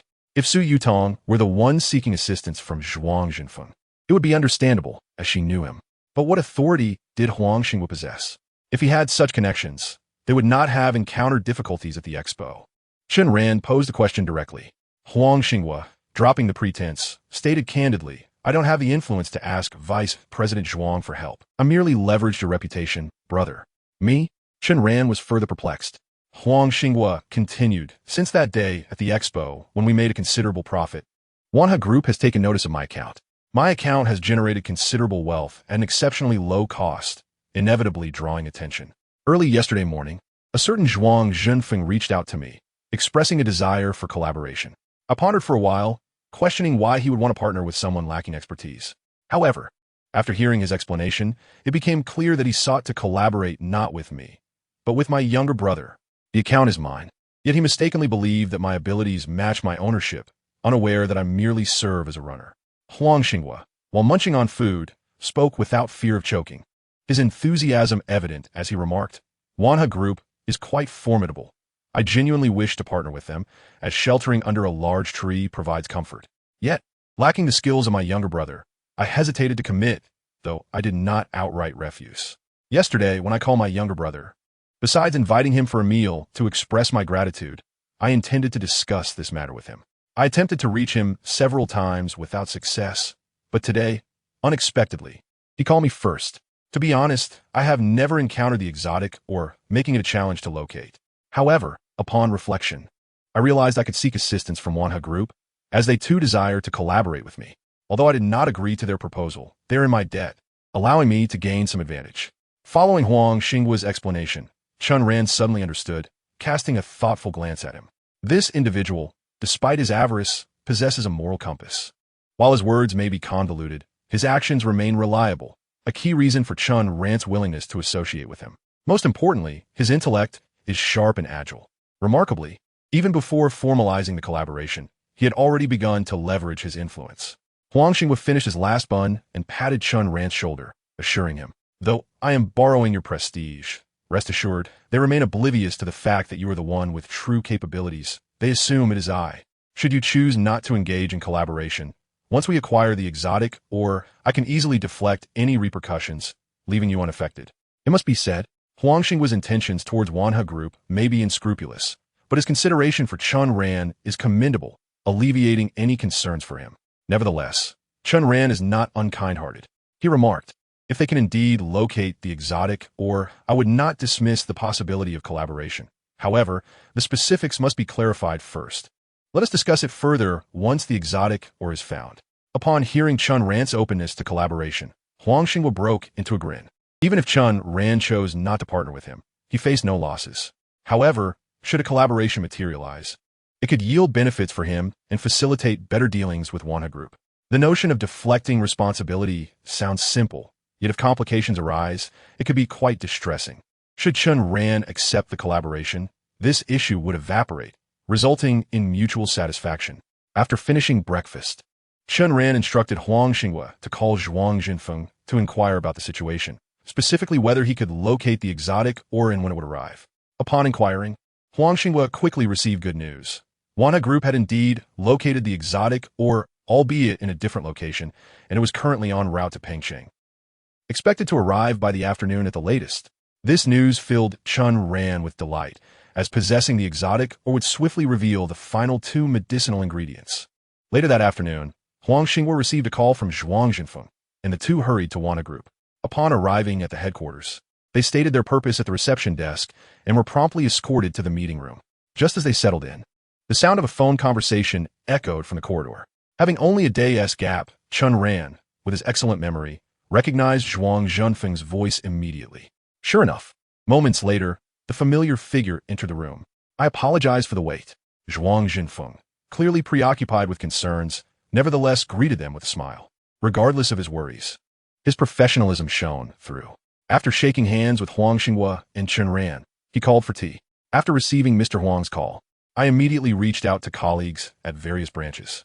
They have successfully located the exotic or in cities like Yangcheng, Changcheng, and Xiangzhou, and it has now been dispatched to Pengcheng, expected to arrive shortly.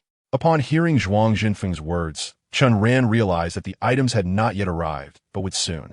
He was not anxious.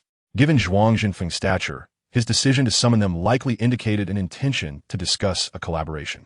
Just as Chen Ran contemplated this, Zhuang Jinfeng began to speak, confirming his thoughts. He subtly complimented Huang Xinghua before broaching the subject of collaboration with him.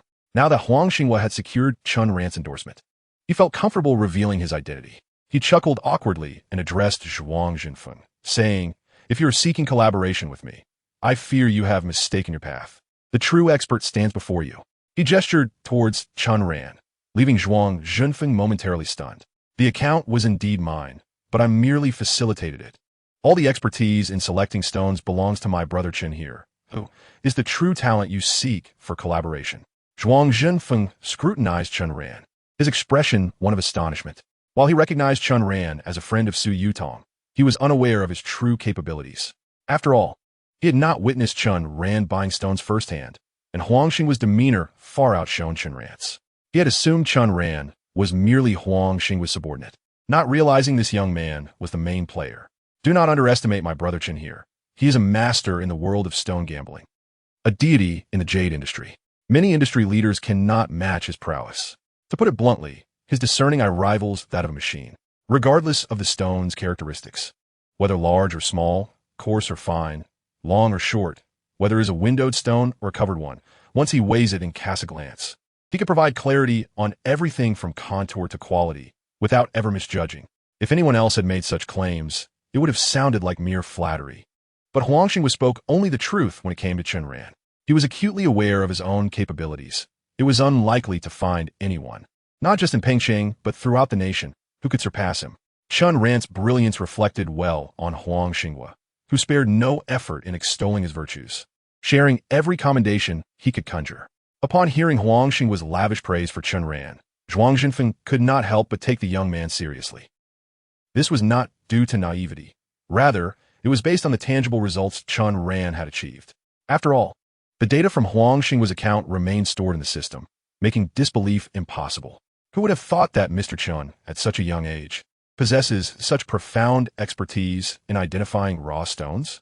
I must admit, I underestimated you, Zhuang Jinfeng remarked, shifting his attention to Chen Ran, realizing he was the true collaboration target. He proceeded to discuss the potential partnership. While termed a collaboration, it essentially served as an invitation for employment. He hoped to enlist Chen Ran as their Group jade consultant, responsible for selecting and appraising raw stones during procurement. Although many consultants existed within the group, none possessed skills comparable to Chen Ran. If they could secure his expertise, the costs associated with purchasing raw stones would undoubtedly decrease significantly.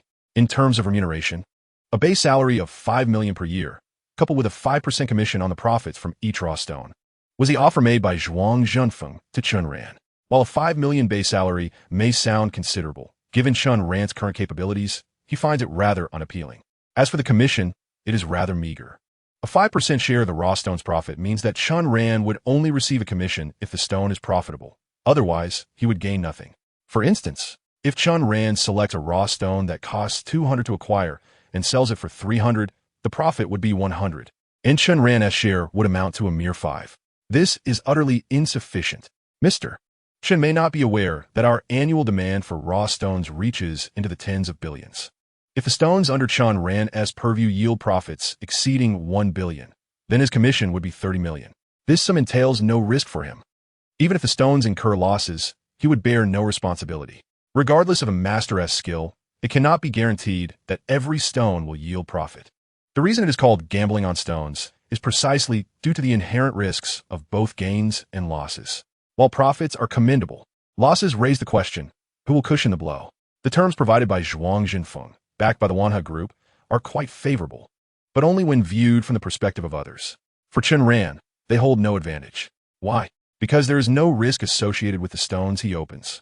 Not only is there no risk, but the profits are also substantial, as Chen Ran is far from naive and would not select stones with low profit margins. Under such circumstances, to receive merely 5% is utterly unacceptable to him. Upon realizing Chen Ran's refusal, Zhuang Jinfeng furrowed his brow and continued to persuade him, raising the commission to 8%. If I refuse, will I still be able to obtain the EG mine? When Chen Ran and Huang Xinghua arrived, Zhuang Jinfeng had mentioned that the EG mine would be delivered soon. Yet, nearly an hour has passed without its arrival, prompting Chen Ran to suspect that perhaps the delay stemmed from their negotiations not reaching a conclusion. Did Zhuang Jinfeng intend to use the EG mine as leverage to coerce him? Upon hearing Chen Ran's query, Zhuang Jinfeng recalled the EG mine. Although he hoped Chen Ran would agree to join Wanhe Group as a jade consultant, he harbored no ulterior motives. Despite not being a major figure, Zhuang Jinfeng holds a reputable position in Pengcheng and the entire Pearl River Delta business community and would not resort to such lowly tactics. Moreover, Chen Ran is a friend of Su Yutong. Zhuang Tianxing's former employer, Tianyue Group, is where Su Yutong grew up under his watchful eye. Thus, he would never resort to coercion. Regardless of whether Mr. Chen agrees or not, he will certainly be able to obtain the EG mine. And Chen Ran can rest assured of that. I will inquire immediately as to why it has not yet arrived. My assistant mentioned it should have been delivered within half an hour, yet no one has shown up. Zhuang Jinfeng also found this peculiar and promptly summoned his assistant to investigate. Upon hearing that the EG mine was not being used to coerce him, Chen Ran felt a surge of goodwill towards Zhuang Jinfeng. This individual operates with a certain level of integrity. It is just that the commission offered is too low to pique Chen Ran's interest. He contemplated that once he received the EG mine, he would pay double, ensuring that the effort was not in vain. Mr. Zhuang, my subordinate mentioned that the EG mine arrived at headquarters half an hour ago, but was taken by Mr. Tian. What? Upon hearing his assistant's words, Zhuang Jinfeng's expression shifted dramatically. He had no use for it. Why would he take it? The assistant glanced at Zhuang Jinfeng cautiously and replied, Mr. Tian stated that he wanted to see what kind of golden nugget you mobilized so many resources to send to Pengcheng this early in the morning. This statement did not sound favorable at all. Chen Ran and Huang Xinghua exchanged glances, realizing that something had likely gone awry. Indeed, Zhuang Jinfeng's brow furrowed deeply as he told the two to wait a moment before swiftly exiting. It appeared he was headed to confront Mr. Tian. Chapter 69. A Sudden Change of Plans. As Zhuang Jinfeng departed, he instructed Chen Ran and Huang Xinghua to remain. No sooner had he left the meeting room than they heard raised voices. Following the sound, they discovered Zhuang Jinfeng embroiled in a heated argument with a middle-aged man wearing glasses. Mobilizing so many resources, I assumed you were busy with the jade Buddha statue. It turns out you were merely searching for the EG mine for two unrelated individuals. Does this not constitute an abuse of power and a waste of company resources? The bespectacled man spoke with a sharp tone. I have made it quite clear that those two are not unrelated. They are the jade consultants I wish to recruit for the group. They require the EG mine, which the company conveniently possesses. So I arrange for its transfer as a mere convenience. Whether in Yangcheng, Changcheng, or Xiangzhou, none are far from Pengcheng. As vice president, it is not only justifiable, but also quite common to facilitate such requests. Zhuang Jinfeng maintained his stance, refusing to acknowledge the accusations. Upon reaching the lobby, Chen Ran approached Zhuang Jinfeng's assistant to inquire about the identity of the bespectacled man. He soon learned that the individual was Tian Guangyao, the general manager of Wanhe Group. What temper he has!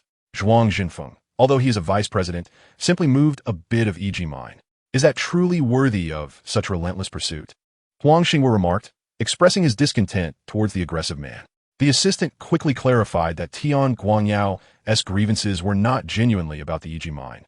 He was merely seeking an excuse to create trouble. How so? Chen Ran and Huang Xingwu exchanged puzzled looks.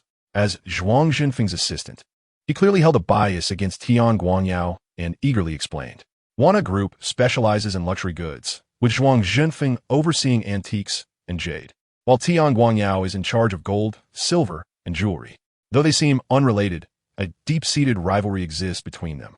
The chairman of Wanha Group is of advanced age, and rumors have circulated within the company about his intent to select a deputy director to manage the company on his behalf. This deputy director would not be responsible for any specific department, but would oversee all business operations, wielding the chairman's authority. In the absence of the chairman's voice, this person would effectively be the top decision-maker, holding considerable power.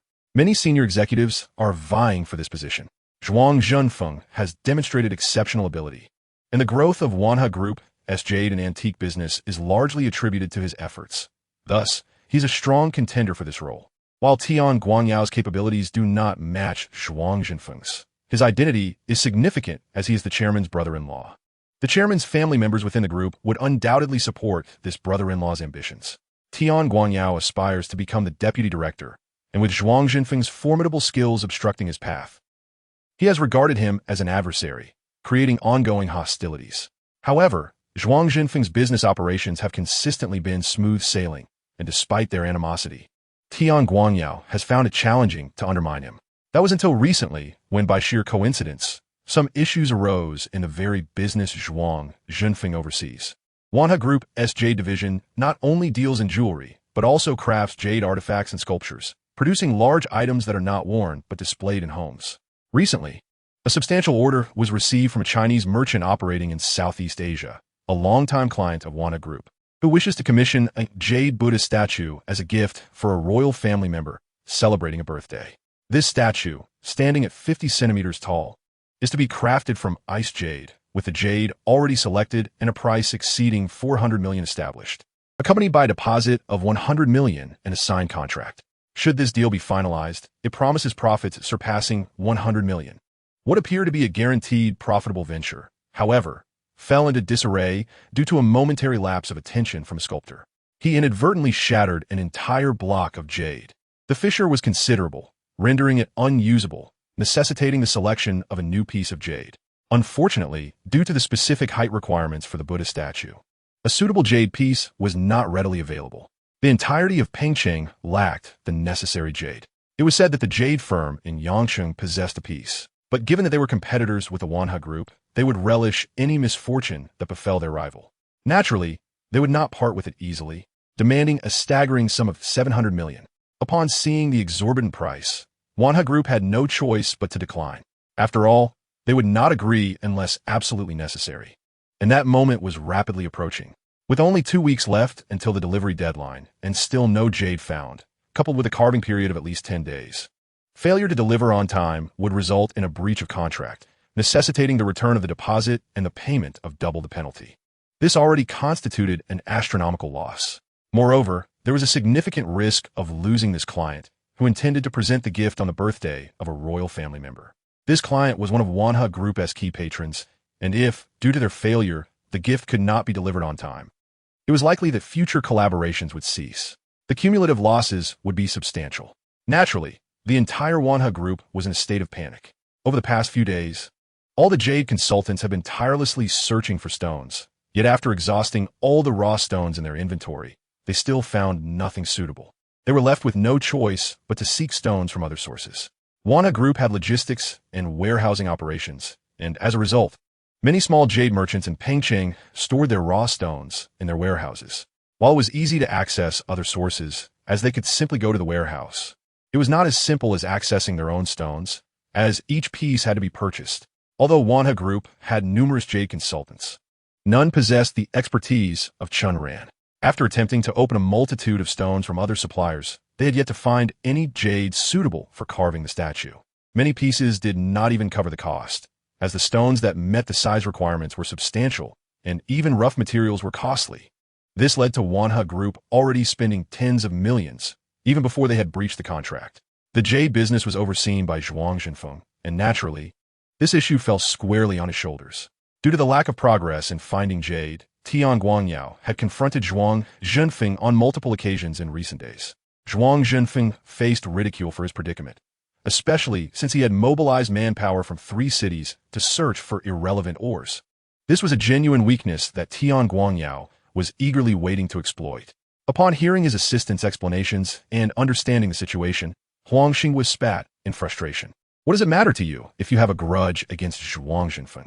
Can't you see my brother is in a hurry? As Huang Xing pondered how to resolve the matter, he noticed Chen Ran approaching. You can't find enough jade consultants, and you want to hire more? Do you think that having more people will help you find the right jade? Tian Guangyao insisted. That's none of your concern. Just hand over the ore. Zhuang Zhenfeng replied, once again demanding the ore from Tian Guangyao as Chen Ran walked over. I can give it to you, but you'll have to resign in shame. Tian Guangyao sneered. Zhuang Zhenfeng could not agree to that. I don't believe I should resign over a mere piece of ore. I'm referring to the issue of the jade Buddha statue. There are still over 10 days until the delivery deadline. What reason do you have to demand someone resign now? Chen Ran's voice suddenly rang out. Tian Guangyao was taken aback, turning to him with a hostile expression. Which department are you from? This is not your place to speak. He assumed Chen Ran was an employee of the company. I'm not from any department. I'm here solely to retrieve my ore, Chen Ran replied. Realization dawned on Tian Guangyao. So it was you who sent him to find the ore? Mr. Chen, please wait a moment. I will give you the ore. Zhuang Zhenfeng, concerned that a conflict might escalate between Chen Ran and Tian Guangyao, attempted to soothe him, suggesting he wait aside. However, before he could finish, Tian Guangyao coldly laughed. The ore is currently in my possession, and I have no intention of relinquishing it. Tian Guangyao, unfamiliar with Chen Ran, certainly did not regard him with any seriousness. Upon hearing this, Chen Ran remained unfazed, merely smiling. Do you understand how much effort Zhuang Zhenfeng exerted to bring me here to resolve your group's jade Buddha statue issue? You do realize that refusing to give me the ore will directly lead to your inability to deliver the statue on time, correct? I've heard you are the general manager of Wanha Group. I wonder if you can bear the responsibility for that. He continued, come. As long as you agree to take responsibility for the failure to deliver the jade Buddha statue on time, I won't even need the ore anymore, and turned to leave. What? Chen Ran's words left Tian Guangyao momentarily stunned. It took him a while to respond, appraising Chen Ran with disdain. You think you can resolve the jade Buddha statue issue? You? Just me. Just me. Chen Ran replied, composed and assured. Although this was a spur-of-the-moment declaration, he indeed possessed such capability. His assertion not only bewildered Tian Guangyao, but also left Zhuang Zhenfeng taken aback. He had summoned Chen Ran, but had not mentioned the jade Buddha statue due to the urgency, never expecting Chen Ran could solve the problem. He had no idea how Chen Ran had come to know of the situation. Nevertheless, Chen Ran's statement provided him with an idea. Perhaps it would be prudent to assert this and intimidate Tian Guangyao into handing over the ore. With this in mind, Zhuang Zhenfeng added, Mr. Chen has exceptional expertise in identifying raw stones. I went to great lengths to invite him here, specifically to select the raw stones for the jade Buddha statue. If you upset him and he refuses to assist, the losses incurred from the inability to deliver the jade statue on time will fall squarely on your shoulders. Tian Guangyao's expression shifted. Don't try to intimidate me. Who knows where you found this young fool? Just because you say he has expertise doesn't mean he does. Seeing Chen Ran's youth, Tian Guangyao was adamant in his disbelief of Chen Ran's capabilities. Zhuang Zhenfeng, taken aback by Tian Guangyao's obstinacy, furrowed his brow. Chen Ran, however, smiled and asked, what would convince you? Tian Guangyao, with a cold smile, thought for a moment and replied, it's simple. If you can produce a piece of jade suitable for carving the Buddha statue, I will believe in your abilities. Upon hearing this, Zhuang Zhenfeng's expression tightened with concern. However, before he could speak, Chen Ran readily agreed. All right. Zhuang Zhenfeng suddenly felt a pang of anxiety. He only intended to intimidate Tian Guangyao into handing over the ore and did not anticipate Chen Ran could actually produce jade suitable for carving the Buddha statue. This was no easy feat. Even if he believed in Chen Ran's skills being superior to other consultants in the group, he could not guarantee a flawless outcome. He opened his mouth to say something, but saw Chen Ran wave his hand. Firstly, I don't have the luxury of time to waste with this fool. Secondly, Since even General Zhuang is unaware of my capabilities, I might as well demonstrate them to you. After my demonstration, I believe General Zhuang will know how to proceed with our collaboration. Although he had only just learned of the Jade Buddha statue issue, it was undoubtedly a splendid opportunity. Zhuang Zhenfeng had not offered sufficient incentives, as he was unaware of Chen Ran's true prowess. Chen Ran did not mind showcasing his skills. Of course, collaboration was secondary. His primary objective was to secure the ore. That scoundrel Tian was clearly withholding the ore to complicate matters for Zhuang Zhenfeng, fearing he would persistently pursue it if he realized Chen Ran's true capabilities. Chen Ran's confidence astonished Zhuang Zhenfeng. Could it be that he truly possessed such talent? If he could indeed procure a piece of jade suitable for carving a Buddha statue, not only would his own crisis be resolved immediately, but it would also leave Tian Guangyao with nothing to say. Zhuang Zhenfeng no longer doubted Chen Ran's capabilities. He nodded and promptly took the lead. Remember to bring my exotic, or Chen Ran casually remarked to Tian Guangyao, as he quickly followed Huang Xinghua. Tian Guangyao trailed behind, scoffing at Chen Ran's words. With 8 jade consultants at Wanha Group working tirelessly for days without success, the notion that this young man could succeed where they had failed was absurd. He was convinced that Chen Ran would not be able to produce suitable jade. Contemplating this, Tian Guangyao beckoned his assistant and instructed, "Send someone to inform the chairman that Zhuang has gone to great lengths to invite a jade consultant who has already discovered jade suitable for crafting a Buddha statue. Make sure to say it's Zhuang's order, not mine." The assistant, puzzled, hesitated but complied after receiving a stern glare from Tian Guangyao. This was precisely why Tian Guangyao was not a commendable individual. Despite the fact that no suitable jade had yet been found, and his firm belief that it could not be found, he still insisted that someone misinform the chairman. Most troubling was that he used Zhuang Zhenfeng's name for this deception. He was well aware that the chairman had been concerned about this matter in recent days. If the chairman arrived with high hopes only to discover nothing had been produced, how furious would he be? Tian Guangyao was curious about the outcome. As the saying goes, heaven's sins can be forgiven, but self-inflicted woes cannot be lived through. Zhuang Zhenfeng, this is a peril you have brought upon yourself. Do not blame me. With a cold smile, he hurried to catch up. The warehouse of Wanha Group was not located at the headquarters, but rather in a logistics park 10 kilometers away in the northern suburbs, which was also owned by Wanha Group, sprawling over a vast area of more than 1,000 acres. Under Zhuang Zhenfeng's guidance, Chen Ran passed through layers of security and arrived at the warehouse. 80% of the raw stones in Pengcheng are stored in our group's warehouse, over 20,000 pieces. Whenever there is a need, we will deliver them to clients at the fastest speed, Zhuang Zhenfeng explained as they walked inside. Among these 20,000 raw stones, over 3,000 were suitable for crafting a Buddha statue. Hearing this, Chen Ran could not help but marvel inwardly. His ability could not be used excessively. It appeared he would need to employ some cleverness. Chen Ran's sensing ability could only be utilized a little over 100 times, and he could not guarantee that this limited number of attempts would yield the desired jade. Upon reaching the warehouse entrance, he glanced back and saw Tian Guangyao standing behind him. "Where's my exotic, or?" Chen Ran inquired, recalling that he had instructed Tian Guangyao to bring it when coming from Wanha Group's headquarters. Tian Guangyao did not deceive him. He had indeed brought it. He pointed to a follower behind him, saying, "It's right here. Give me a piece first," Chen Ran insisted. He realized that as long as he held the exotic or during his sensing process, he could continue to perceive. And he thought perhaps he could apply the same principle to the raw stones. With the replenishment from the exotic, or he should be able to maintain his sensing abilities. To avoid any setbacks, he needed to hold a piece of exotic or first. However, Tian Guangyao refused. "You will receive it once you produce jade. You haven't done anything yet you want the exotic, or?" Chen Ran anticipated this response, and, rather than feeling intimidated, retorted impatiently, "Honestly, I find it hard to believe that what you brought is exotic, or if I successfully complete the task, and you provide me with something other than what I require, I would be at a significant disadvantage. Hand me a piece first so I can verify the quality." This statement infuriated Tian Guangyao. "Am I really going to deceive you with a few worthless stones?" Chen Ran adopted a stance of not proceeding without verification. If this had been before, Tian Guangyao might not have compromised, but the circumstances were different now. He had already informed the chairman to come and witness the spectacle. He genuinely feared that Chen Ran might leave now, preventing the chairman from enjoying the show.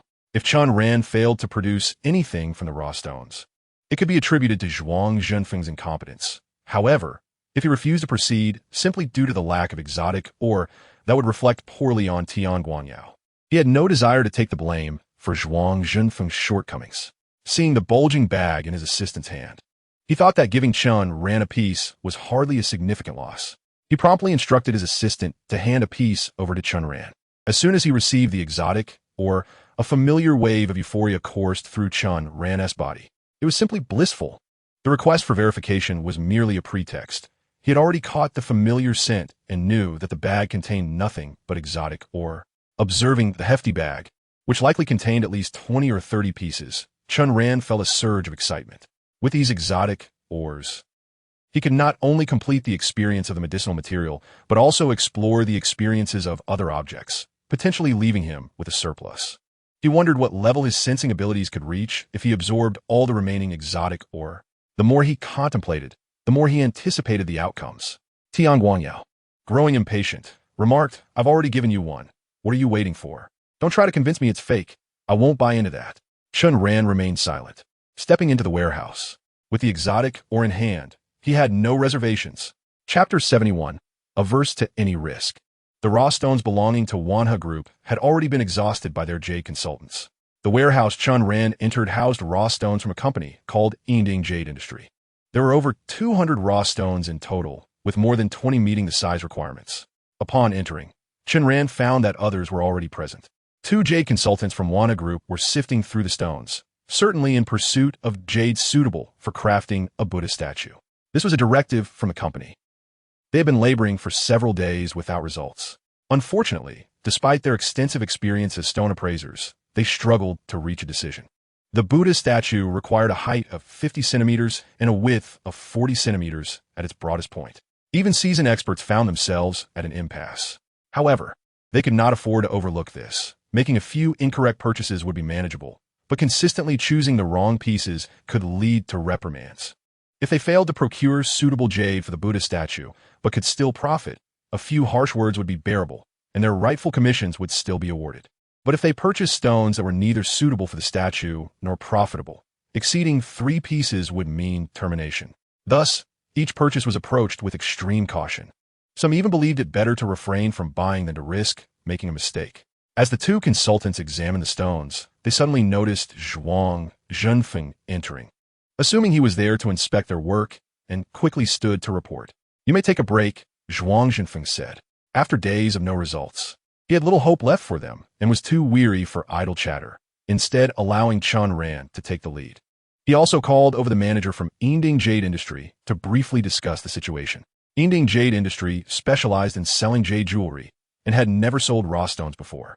The stones in their warehouse had been sourced from elsewhere. However, in recent days, they had sold numerous raw stones to Wanhe Group for the purpose of the Buddha statue, which was far less labor-intensive than selling jewelry. The manager, indifferent to the youth's experience or discernment, allowed anyone sent by Wanhe Group to examine the stones freely. To him, Chen Ran appeared too young and lacked the necessary discernment, but that was precisely advantageous. The less discerning they were, the more profit they could make. While Zhuang Zhenfeng and the manager from Yingding Jade Industry engaged in discussion, Chen Ran began to navigate among the larger raw stones. After merely touching a few, he suddenly heard Tian Guanyao's voice. "Wait." Chen Ran looked at him, puzzled. Only listening to Tian Guanyao, he said, "Although General Manager Zhuang wishes to invite you as a jade consultant, you have yet to officially join our company. The policy of Wanhe Group is to only cover losses incurred by our own consultants. I must make this clear. If you manage to procure suitable jade material for the Buddha statues, we will certainly compensate you. However, if the materials you select are unsuitable, we will not reimburse you a single cent. The raw stones that meet our requirements are exorbitantly priced, with the most expensive reaching over 100 million, while the cheaper ones still cost around 8 to 9 million. This is no trivial sum, and due to the incompetence of our jade consultants, we have already incurred losses of 50 to 60 million in recent days." Tian Guanyao's words were unmistakably clear. He wished to bear no risk whatsoever. I retorted, "You truly are ungrateful. Do you comprehend the fortune that allows my brother Chen to select raw stones for you? Yet you refuse to even cover the necessary costs. I have never encountered someone so unreasonable." Tian Guanyao's audacity was astonishing, and Huang Xingwu felt he had finally met his match, seething with anger. Only our group as consultants should be entitled to cover the costs of purchasing raw stones. Why should we bear the expenses for outsiders? Tian Guangyao not only doubted Chen Ran's ability to procure suitable jade for the Buddha statues, but was also convinced that he could not even identify a stone that would yield a profit. He was certain that Chen Ran would incur losses. If they were to finance the raw stone purchases, any losses would ultimately be borne by their group. While the jade business had a financial budget, this money was not inexhaustible. Each expenditure diminished their resources. If the issue of the jade Buddha statues remained unresolved, it was uncertain how much more they would lose. As a prospective vice chairman of the group, once appointed, he would not only oversee gold and silver jewelry, but also be responsible for the jade business. A reduction in funds allocated for jade would inevitably lead to troubles he would have to address. Therefore, he aimed to economize, unwilling to spend an extra penny or shoulder any losses. Listening to this, Zhuang Zhenfeng furrowed his brow. If he were to consider only the company's interests, his stance might seem reasonable. However, Chen Ran was there to assist them in procuring raw stones. Expecting him to cover the cost himself was rather unreasonable. Zhuang Zhenfeng believed that even if Chen Ran was not yet a jade consultant, he should still be treated as one, with perhaps a restriction on the number of raw stones he could purchase. They could certainly afford the cost of 3 or 4 stones. If Chen Ran truly possessed the ability, he would not need to buy so many. If he lacked the ability, that was another matter altogether. Zhuang Zhenfeng wished to advocate for Chen Ran, but no matter what he said, Tian Guangyao was adamant in his refusal. Enough, General Zhuang, Chen Ran interjected. I appreciate your good intentions, but there is no need. I am quite in agreement with this gentleman's proposal. What gentleman? My surname is Tian. Tian Guangyao glared at Chen Ran in frustration. Oh, my apologies. I mistakenly remembered it as Tian Yi. What memory I have, Chen Ran said. And before Tian Guangyao could respond, he patted his chest and assured, rest assured, General Tian, regardless of which stone I select, I will pay for it myself, ensuring not a single penny of your esteemed group's funds is misused. Chen Ran's intentional misnomer seemed to please Tian Guangyao, who forgot to pursue the matter further. Satisfied with Chen Ran's response, he thought to himself, this young man is wise enough to recognize the hierarchy. Very well, he nodded, allowing Chen Ran to begin his selection. Seeing Tian Guangyao's content demeanor, Chen Ran found it quite amusing. His intention in this endeavor was merely to acquire the exotic or not to earn a profit. However, given Tian Guangyao's greed, he had no objection to making a little money. Chen Ran continued to examine the stones, soon inspecting over 20 raw stones, none of which met the standards. They proceeded to the next storage room, where there were a dozen stones of appropriate size, yet still found none suitable. Accompanied by Zhuang Zhenfeng and Tian Guangyao, Chen Ran traversed a total of 13 storage rooms, examining over 600 raw stones without selecting a single appropriate piece. While Zhuang Zhenfeng remained composed, Tian Guangyao could not suppress his mockery. I say, old Zhuang, if you're going to be deceived, at least choose someone smarter. That way, even if you were tricked, you could claim the other was too clever, making you seem less foolish. But look at you. You've picked someone so dull that I can hardly refrain from ridiculing you. Just look at how he inspects the raw stones. Does he even know what he is doing? Chen Ran's method of inspecting the raw stones was cursory at best. He merely touched them and glanced, barely spending more than a moment on each. Even someone like Tian Guangyao, who lacked expertise in assessing raw stones, recognized that this was not how one evaluated them. If he had previously harbored doubts about Chen Ran's abilities, he was now convinced of his incompetence.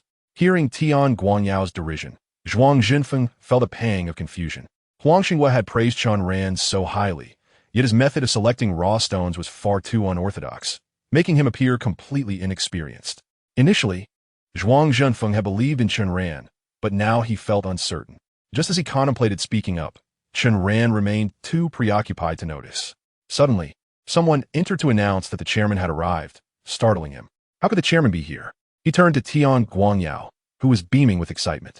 The chairman is here. Quickly, let us invite him in. Chapter 72. This one.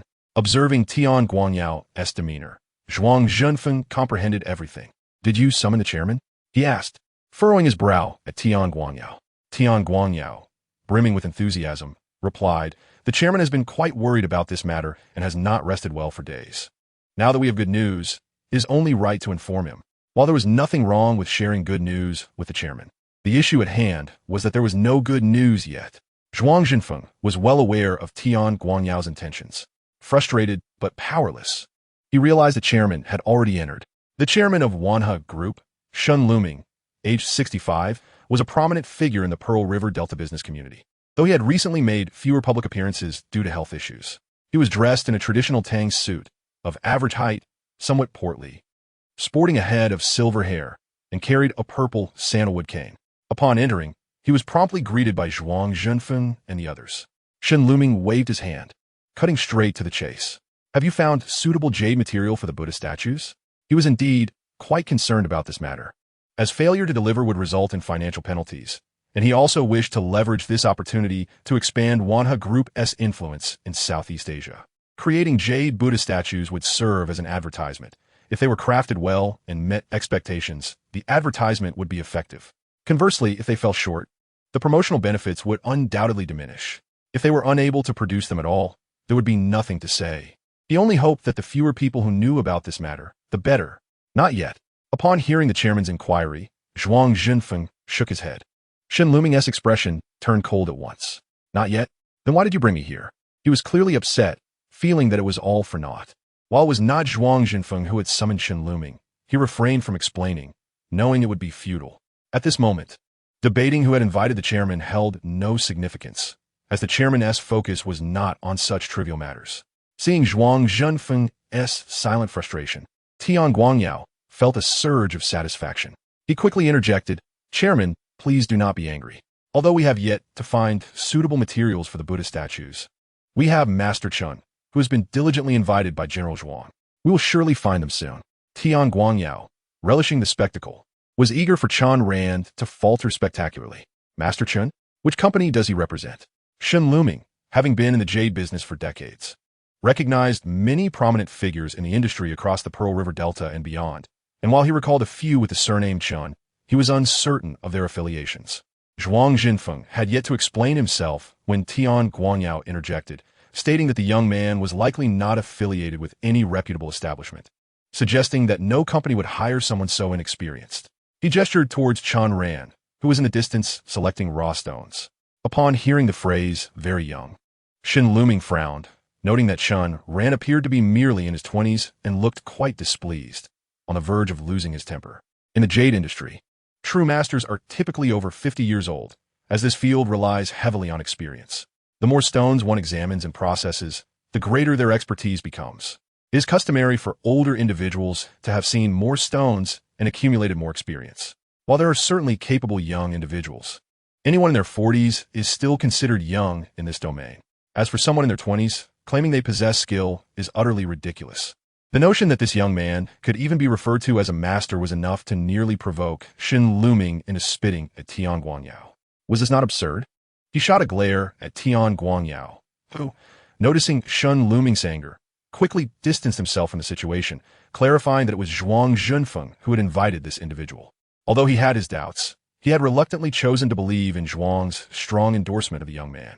This statement effectively redirected Chen Ran's ire towards Zhuang Zhenfeng. Was there truly no one else in the vast city of Pengsheng? His words carried an accusatory tone. Zhuang Zhenfeng felt a twinge of uncertainty. Yet with Chen Ran still selecting stones, he thought it prudent to wait a little longer and stubbornly asserted that Chen Ran was indeed capable. Tian Guangyao, sensing Chen Ran's continued agitation, seized the opportunity to embellish the situation, proclaiming that Zhuang was a man of action. If he had such unwavering faith in this individual, it must be for good reason. The chairman might as well exercise a little patience, for perhaps Master Chen would soon select stones suitable for crafting Buddha statues. While he spoke these words, his mind secretly wished for the chairman to explode in anger and chastise Zhuang Zhenfeng, compelling him to resign in disgrace. Just then, Chen Ran erupted into laughter from afar. "Ha! This one!" The words left Tian Guangyao momentarily stunned. Had he truly made a selection? Chen Ran was on the verge of berating Zhuang Zhenfeng when Chen Ran's laughter drew his attention. Chen Ran stood up, waving to the company representative in possession of the stones. "This one, bring the contract over." Simultaneously, he turned to Huang Xinghua, saying, "Boss Huang, I'm short on cash. Could you lend me some?" Chen Ran was well aware that finding the right material was no simple task. Supported by the energy supply from the exotic ore, he had examined over 600 stones and finally identified 2 that met his criteria. Yes, 2.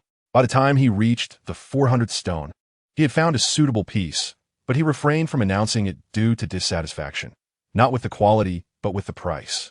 One particular piece, a windowed stone, was priced at a staggering 160 million. The Wana Group was unwilling to finance the purchase, leaving Chen Ran to cover the cost himself. Lacking sufficient funds, he continued searching for a more affordable option. Presently, this stone was relatively cheaper, though still not inexpensive by any standard. The price was 58 million. At the last exhibition, Chen Ran had only received over 48 million, so he knew he couldn't afford it without assistance from Huang Xinghua. Huang Xinghua, who unconditionally trusted Chen Ran, was more than willing to help. We still have a clean 10 million left from our previous earnings, so if you need it, feel free to take it, he said, producing his card without hesitation. He had no concerns about losing the money, believing wholeheartedly that the stone Chen Ran had found was precisely what the Wanha Group needed. As such, once it was processed, the company would readily pay for it, a mere matter of transferring ownership. Thank you, Chen Ran replied, smiling at Huang Xinghua's generosity. After signing the contract handed to him by the representative, he also initiated a bank transfer. While personal transfers are often slow, the representative was familiar with Zhuang Jinfeng, thus feeling assured enough to sign the contract without hesitation. Once the signatures were completed, the stone was officially Chen Ran's. At this moment, Zhuang Jinfeng approached, glancing at the large stone before Chen Ran with a hint of unease. This stone was a rough piece, and aside from its suitable size, nothing else was discernible. Could it truly yield the ice jade they desired? Zhuang, I've already paid for this stone. Should it fail to meet your expectations, you will incur no losses. So don't hesitate. Nightfall is approaching, Chen Ran urged, unwilling to waste time explaining to Zhuang Jinfeng. If others did not believe him, no explanation would suffice. Results would speak for themselves. Upon hearing Chen Ran's words, Zhuang Jinfeng had nothing further to say. Noticing the expressions of Shen Luming and Tian Guangyao nearby, he recognized that they were on the brink of action and promptly called for the warehouse workers to move the stone. In a short while, the stone was transported to the Wanha Group's warehouse, where workers awaited with tools ready to cut it. Chen Ran took a pen and skillfully marked lines on the stone, instructing the workers to cut strictly along the lines he had drawn. To purchase a raw stone worth over 50 million on a whim certainly suggested that Mr. Chen was quite affluent. However, it was necessary to clarify that if the stone did not yield the desired materials, the group would not be held accountable. As the stone began to be cut, Tian Guangyao continued to make sardonic comments. Yet, it wasn't entirely unfounded skepticism. Chen Ran's ability to produce such a substantial sum was indeed surprising to him. Rest easy, Mr. Tian, this material perfectly aligns with your needs, Chen Ran replied, calm and confident, while Tian Guangyao displayed disdain. Shen Luming, however, could not help but feel intrigued by Chen Ran's unwavering demeanor. Few masters exhibited such composure, especially when dealing with multi-million-dollar investments. Young man, are you so certain that this stone will yield ice jade suitable for crafting Buddha statues? He inquired. Chen Ran cast a curious glance at Shen Luming and asked Zhuang Jinfeng who this individual was, having been preoccupied with selecting stones and missing the earlier conversation. After Zhuang introduced him as the chairman of the Wanha Group, Chen Ran paused momentarily and replied, "Let me put it this way, Chairman. If I were to misjudge, then it would indeed be futile to seek anyone else in Pengcheng." Shen Luming was momentarily taken aback by Chen Ran's audacity. Such boldness was unprecedented in this industry. Tian Guangyao scoffed, "Anyone can boast. Mr. Chen, I hope you don't bite off more than you can chew." Just as he finished speaking, the worker responsible for cutting the stone exclaimed. Chapter 73. The Price Rises. Hearing the shout, all eyes turned toward the worker. The first face cut revealed a crystalline transparency. Glimmering with a white sheen, it was indeed ice jade. Zhuang Jinfeng was the first to rush forward, visibly exhilarated. It's ice jade, with a fine grain and no cracks. Hearing Zhuang Jinfeng's words, Tian Guangyao, equally astonished, hurried over to inspect. With so many witnesses present, deception was impossible upon seeing the true ice jade. He shot a stunned glance at Chen Ran. Had this young man truly managed to uncover ice jade? Did he possess such skill? Not only Tian Guangyao, but Shen Luming also cast an astonished look at Chen Ran. Upon noticing the markings on the stone, he instructed the workers to extract pieces from other areas as well. Several laborers busily toiled, swiftly producing a second cut, identical to the first, icy in quality, flawless, with fine grains and ample translucence. Zhuang Jinfeng could no longer contain his grin. As the other two surfaces were cut, mirroring the first two, he couldn't help but applaud Chen Ran. "Indeed, Mr. Chen was remarkable. His discerning eye was astonishing. Although he hadn't entirely dismissed hope for Chen Ran's success, he was cautious, fearing that greater hope would lead to greater disappointment. However, the reality proved his skepticism to be naive. How could he have doubted Chen Ran? With all four sides cut, the originally oval-shaped raw stone transformed into a rectangular prism. The workers measured it, approximately 65 centimeters in length, 50 in width, and 45 in height. Upon hearing these figures, Zhuang Jinfeng could not refrain from congratulating Shen Luming. Chairman, this material is superior to the one we previously ruined. It is far more suitable. After a moment of astonishment, Shen Luming burst into hearty laughter, while Tian Guangyao wore a face of disbelief. How could this be? Surely, this wasn't a mere imitation? Perhaps overwhelmed by the incredibility, he approached the newly revealed material, scrutinizing it with his hands. Though he managed the precious metals and gems business, he had some knowledge of jade, and upon inspection, it indeed appeared authentic. It looked quite pristine on the outside, yet there could be hidden flaws within. Tian Guangyao mumbled to himself, but upon catching Shen Luming's disapproving gaze, he quickly silenced himself. As Shen Luming's brother-in-law, he was not required to feign amiability. After finally uncovering a piece suitable for crafting a jade Buddha statue, this young man was contemplating the possibility of internal flaws. Such thoughts were detrimental to the group's interests. Had there not been so many witnesses present, Shen Luming might have been unable to restrain his ire. Under Shen Luming's stern gaze, Tian Guangyao refrained from further comment, and despite his incredulity, he was compelled to accept the outcome. Zhuang Jinfeng was indeed fortunate. Even a mere novice could produce such results. Internally, he felt resentment, yet wore a beaming smile. Mr. Chen is undeniably talented. No wonder Zhuang always insisted on inviting you. I apologize for any previous grievances and hope you can overlook them. Since you have procured the material our group requires, we shall remit the payment. 58 million, correct? Kindly provide your account number, and we shall arrange the transfer. However, Chen Ran did not provide an account number, but instead stated, in the jade industry, there has never been a practice of buying at original price and selling at original price. 58 million was my purchase price, if your group desires it. That price is non-negotiable. This declaration momentarily stunned Tian Guangyao, and he apprehended the precarious situation. Then how much do you require? Chen Ran pondered briefly before responding. Not much, just add a zero. 580 million. Tian Guangyao's voice cracked in shock. It was not just him. Zhuang Jinfeng and Shen Luming's expressions shifted dramatically. Even Huang Xingguo was taken aback, astonished that Chen Ran could escalate the price tenfold. 500 million was a sum he had never encountered in his lifetime. Indeed, that is the amount. Upon seeing Chen Ran nod, Tian Guangyao's fury ignited. How outrageous. You're raising the price arbitrarily. Wasn't this stone chosen for our group? We agreed that you would assist us with the jade Buddha statue material, and we would provide you with the exotic ore. Was that not the case? Did I ever agree to that? Chen Ran feigned forgetfulness. This was not an act. No such agreement had been made. Although everyone assumed it, no one had explicitly stated it. I only recall that you, Mr. Tian, doubted my abilities and withheld the exotic ore Zhuang provided.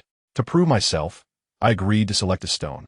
This stone was chosen to demonstrate my capability, not as a gift to you, considering I labored for half a day. Yet, he could not easily concede. If this stone was not purchased for us, then you had no right to enter our storeroom and select stones. These stones belonged to someone and were never intended for sale. Chen Ran's ability to acquire them stemmed entirely from the privileges of Wanha Group. Those in the jade business allowed him access solely due to Wanha Group's reputation. Who else could do such a thing? It can be said that Chen Ran's procurement of this stone was a manifestation of the privileges granted by Wanha Group. Chen Ran, undeterred, produced a written contract. The contract explicitly stated that he had invested 58 million to acquire the stone, and there was no mention of his qualifications to purchase here. Transactions in jade are typically settled in clear monetary terms. Who cares if one exercises privilege? Tian Guangyao was furious, while Chen Ran remained cheerful. Had you, Mr. Tian, been willing to pay for the stone I selected earlier, the contract would bear your group's name, and the stone would directly belong to you. Alas, you were unwilling to take any risks, fearing that I would cause you a loss. Yet now that I have presented something of value, you wish to claim it? When Chen Ran arrived, his intent was merely to provide a suitable piece for their needs, resolving their Buddha statue dilemma while securing the exotic where he required. He had no intention of extorting them. It was simply that this man was insufferable. Not only had he withheld the exotic ore, but he had also been dismissive, unwilling to invest even the cost of the stone. Chen Ran had his pride. This man had made his dealings difficult. So why should he make it easy for him? You refused to pay earlier, and now that you wish to, it's no longer the same price. These words turned Tian Guanyao's complexion a deep shade of anger. He had never anticipated that Chen Ran could genuinely produce a stone that met their specifications. Such a notion had never crossed his mind. It was precisely because he doubted Chen Ran's capabilities that he had focused solely on mitigating risk, failing to consider the possibility of Chen Ran raising the price. Shen Luming, arriving late and unaware of the preceding events, initially assumed that Chen Ran was merely a novice chosen by Zhuang Jinfeng to select raw stones, typically compensated on commission. Now, he found this sudden exorbitance utterly lacking in integrity. As he listened to the conversation unfold, he realized that there was more to the story, and his irritation grew. Chapter 74, A Warm Invitation. Upon the chairman's inquiry, Zhuang Jinfeng promptly recounted how Tian Guanyao had complicated matters for him and Chen Ran. Realizing that Tian Guanyao had treated him in such a manner, Zhuang Jinfeng was no fool. In his report to Shen Luming, he embellished the tale. He explained that Chen Ran had initially aimed to join their company, but Tian Guanyao had not agreed, and later, when Chen Ran selected raw stones for them, Tian Guanyao, fearing a loss, had refused payment. These actions had likely incensed Chen Ran, prompting him to raise the price. Shen Luming was incensed, glaring fiercely at his brother-in-law, gripping his cane as if he were about to strike. Unbeknownst to Tian Guanyao, who believed Zhuang Jinfeng's account, he had no courage to refute it. Realizing his grave mistake, he hastily sought to remedy the situation, urgently telling Chen Ran, "You want the exotic, or don't you? If you think you can raise the price arbitrarily, don't expect to receive the ore." Chen Ran appeared bewildered. "Is the exotic ore such a precious commodity? Is it only available through you? My interest in the exotic ore is merely casual. It is not essential to me. If you choose not to provide it, so be it. I can have someone else procure it tomorrow." Chen Ran maintained a carefree demeanor, seemingly unconcerned. He indeed required the exotic ore, but who would know other than himself? As long as he feigned indifference, no one would grasp the extent of his need. In contrast, Wanha Group desperately required this material for the statue. That was common knowledge. It was a matter of who could endure the pressure better.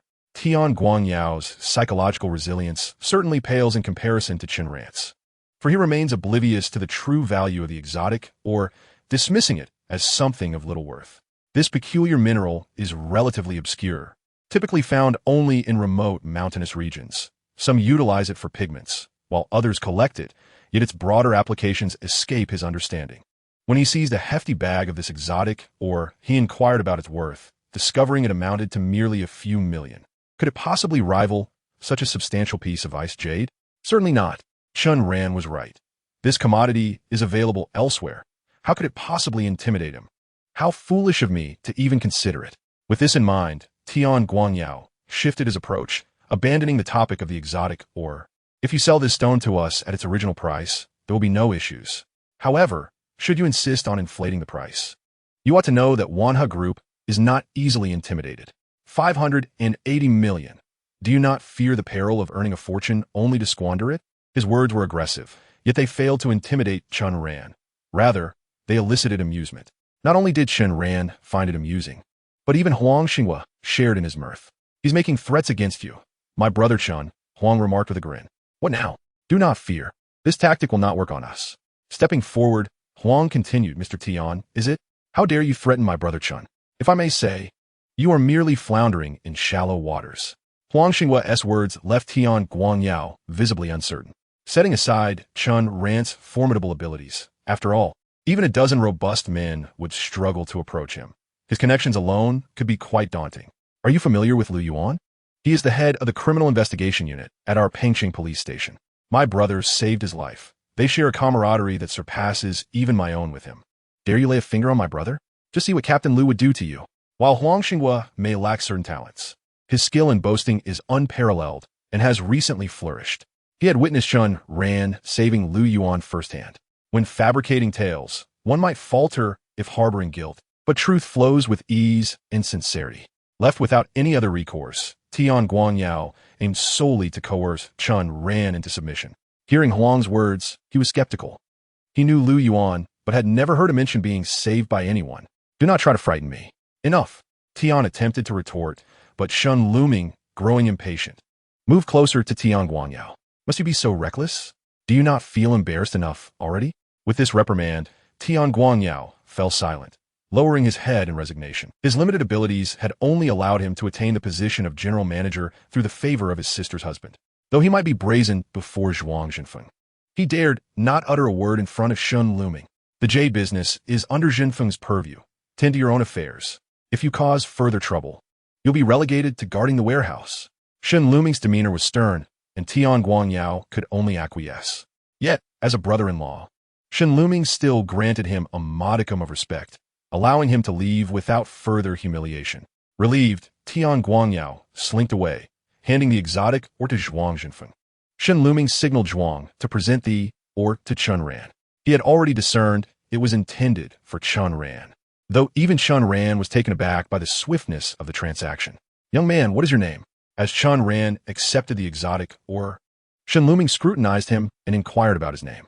Upon hearing it, he nodded, sighing, "It is remarkable that you possess such insight at such a young age. Truly, the younger generation is surpassing the older. The jade industry may soon belong to your generation." Unbeknownst to Shun looming, Chen Ran was contemplating the implications of this gesture. Apologizing for Tian Guangyao's earlier transgressions, Shun looming expressed a desire to negotiate. However, to Chen Ran's surprise, Shun looming presented a contract without haggling over the 580 million price tag. This unexpected move left Chen Ran momentarily speechless. "Chairman, are you jesting? Such a high price, and you do not even counter?" Although Chen Ran had initially proposed that amount to retaliate, he did not genuinely covet it. He had anticipated some bargaining, but it appeared that the chairman had no intention of negotiating. Is this chairman truly so accommodating?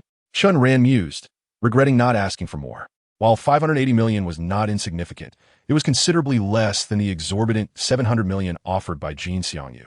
Moreover, given their prior missteps, accepting responsibility seemed only fair. Shun looming's expression was serious, devoid of any pretense. Yet, Chen Ran furrowed his brow, hesitant to sign. The stone's worth was unlikely to exceed 500 million. Such an unusual offer surely concealed some trick. With this thought, Chen Ran kept his guard up, swiftly scanning the contract. Noticing Chen Ran's reluctance to sign, Shun looming chuckled softly and then asked, "Did you truly save Lu Yuan?" While reading the contract, Chen Ran was caught off guard by the sudden inquiry. However, recalling that Lu Yuan was indeed a police captain whom he had saved, he decided to speak the truth, hoping to deter Shun looming from any ill intentions. Nodding, he replied, "Lu Yuan is my nephew." Ah! Chen Ran's admission startled him when he heard Shun looming's response. "Lu Yuan is your nephew?" "Indeed. By blood?" "Yes." Chen Ran clicked his tongue, acknowledging the age-old connection between wealth and power.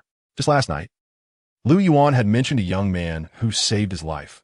Little did he know he would encounter him today. "His mother is my sister. I am here on behalf of his family to express our gratitude." Shun looming's demeanor was earnest as he thanked Chen Ran, adding, "You need not worry about any deceit in the contract. A few hundred million is well within my means." With Wanha Group's market value exceeding 300 billion, and Shun looming holding 70% of the shares, his personal fortune surpassed 40 billion. Chen Ran had no reason to doubt his ability to pay. Still, the ease with which he agreed raised suspicion. Could it be solely out of gratitude for saving his nephew? There might be a degree of that motive, but it was certainly not the entirety.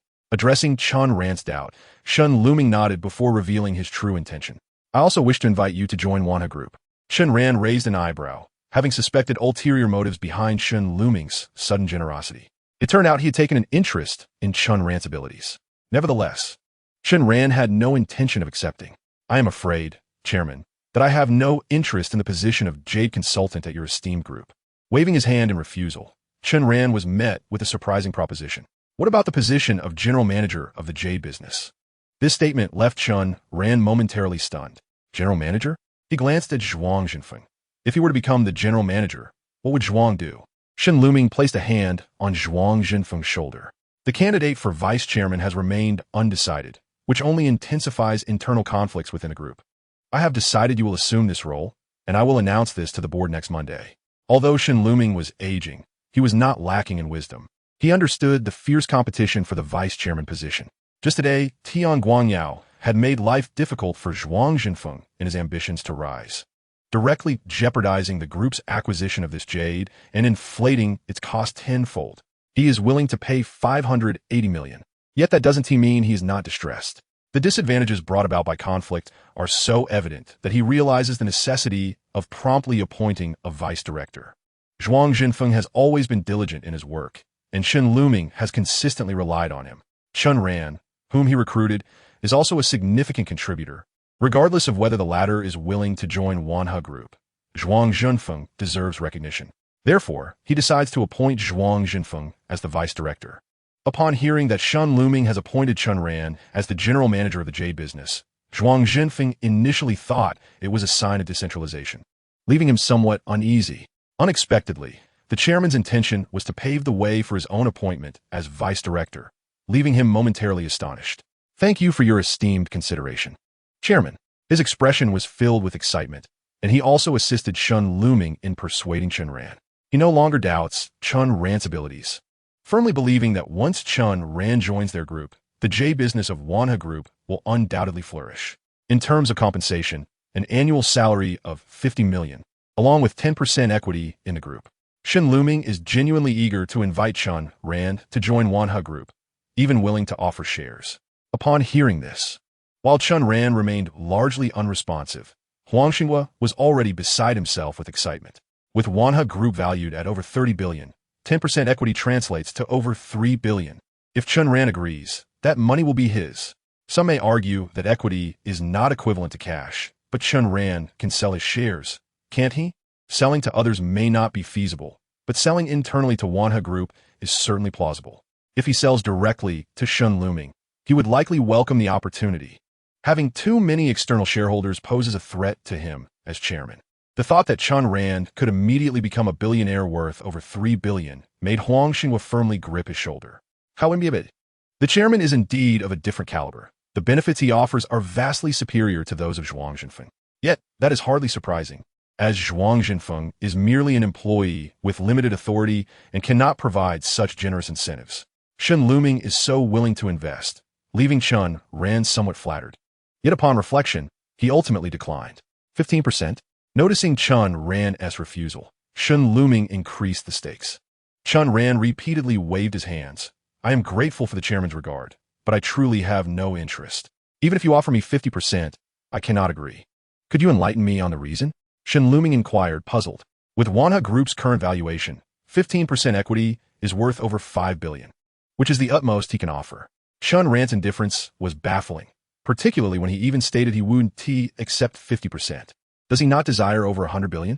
It is essential to understand that the entire jade market in the Pearl River Delta is valued at only a few hundred billion, necessitating multiple companies to share it. If Chen Ran disregards over 100 billion, could it be that he harbors lofty ambitions of integrating the national jade business? "I do not wish to work. Working is too exhausting." "What?" Shen Luming almost thought he misheard. A glance at Zhuang Jinfeng revealed a similarly astonished expression, confirming that he had indeed heard correctly. How outrageous! Shen Luming slammed his cane onto the ground with a forceful thud, glaring at Chen Ran with a look of disappointment. Ancient wisdom teaches that the night is for studying. You are in your 20s possessing such talent. This is the time to strive. You claim you do not wish to work? Chen Ran, unsure of the cause of his outburst, nevertheless offered an explanation. Not just me. Many people feel the same. Chen Ran earns money to enjoy life, and he refuses to be beholden to others. When he was penniless, he had to consider others' opinions for survival. Now that he has wealth, why should he still care about others' judgments?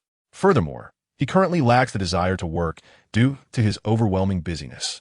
Chen Ran is solely focused on resolving his present matters, having no inclination to take on additional responsibilities.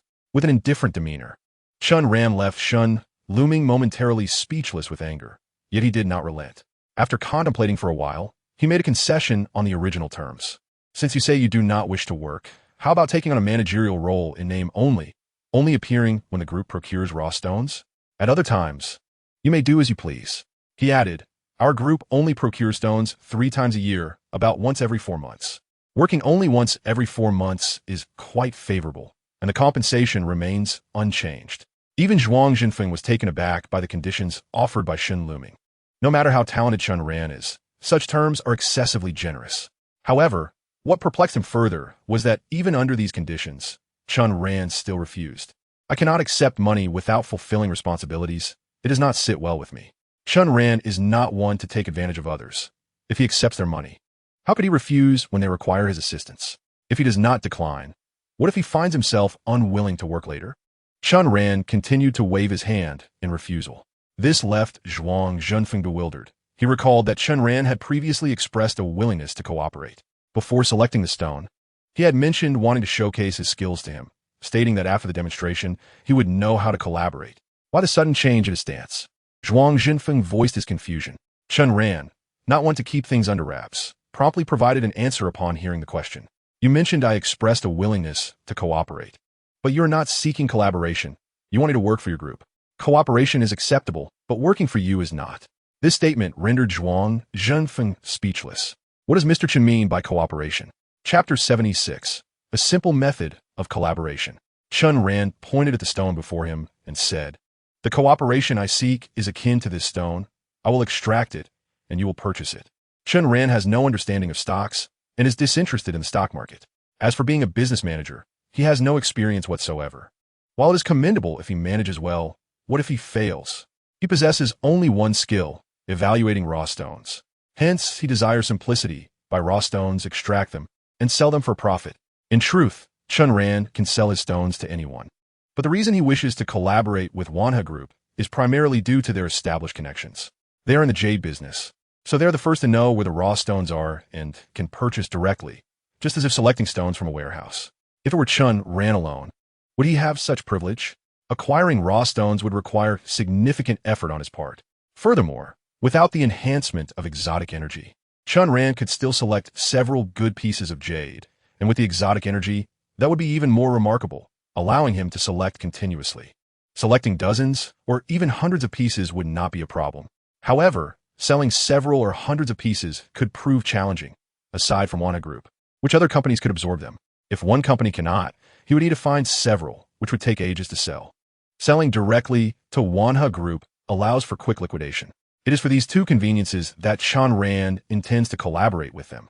Upon hearing Chen Ran's surprisingly simple approach, both Zhuang Zhenfeng and Shen Luming were taken aback. They exchanged glances for a moment before Shen Luming finally spoke. While this method of cooperation is indeed feasible, if each stone is as expensive as this, our collaboration could be quite burdensome. The stone Chen Ran purchased for 58 million would require them to pay 580 million upon resale. Without discussing how much higher it is than the market price, it is certainly not significantly lower.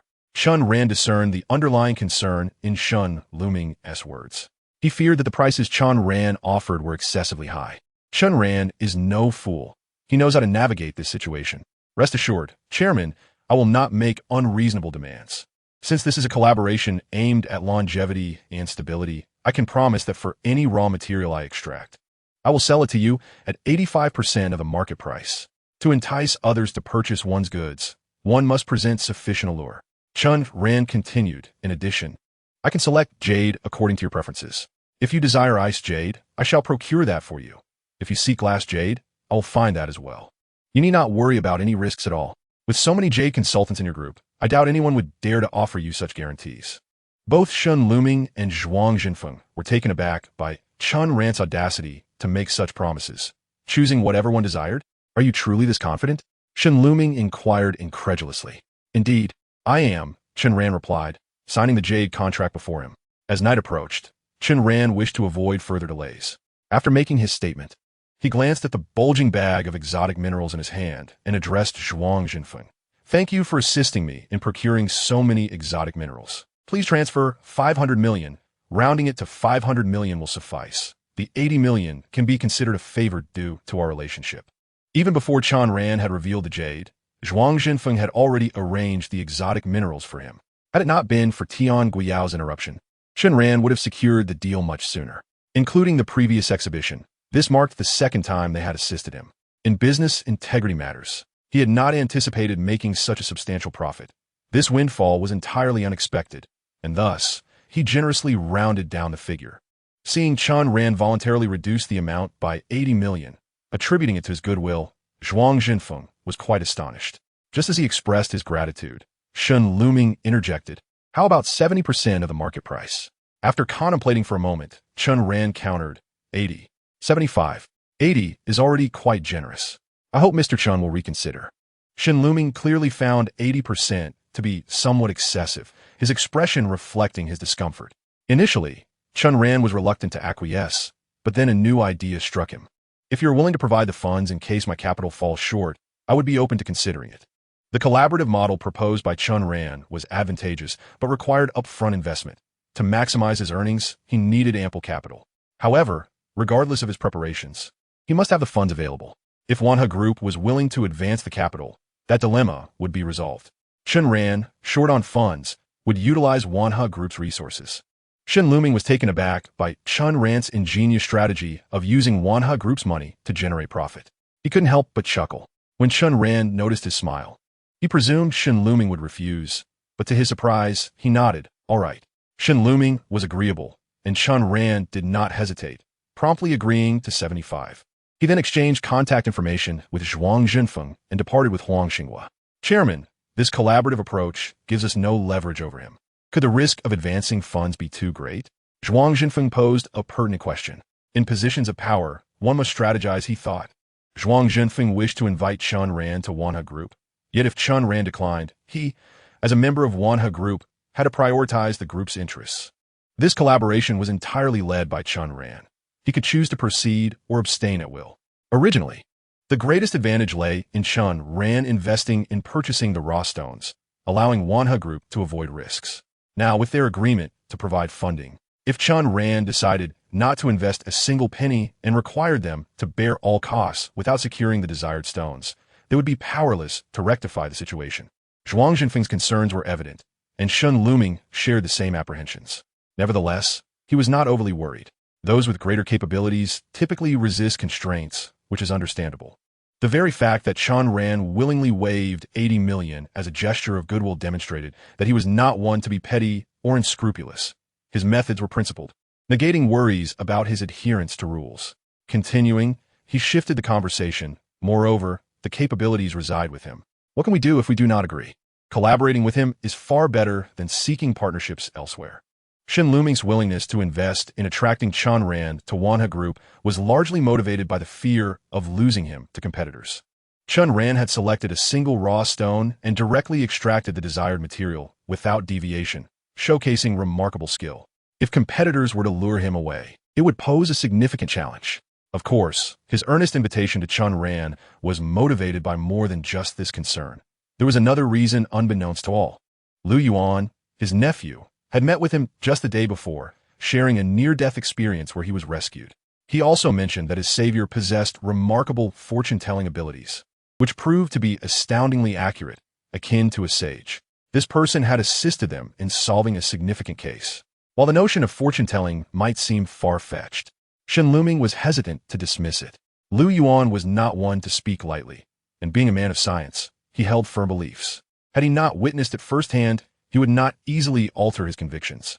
Since Chen Ran was the one who saved Lu Yuan, he must be the sage Lu Yuan referred to.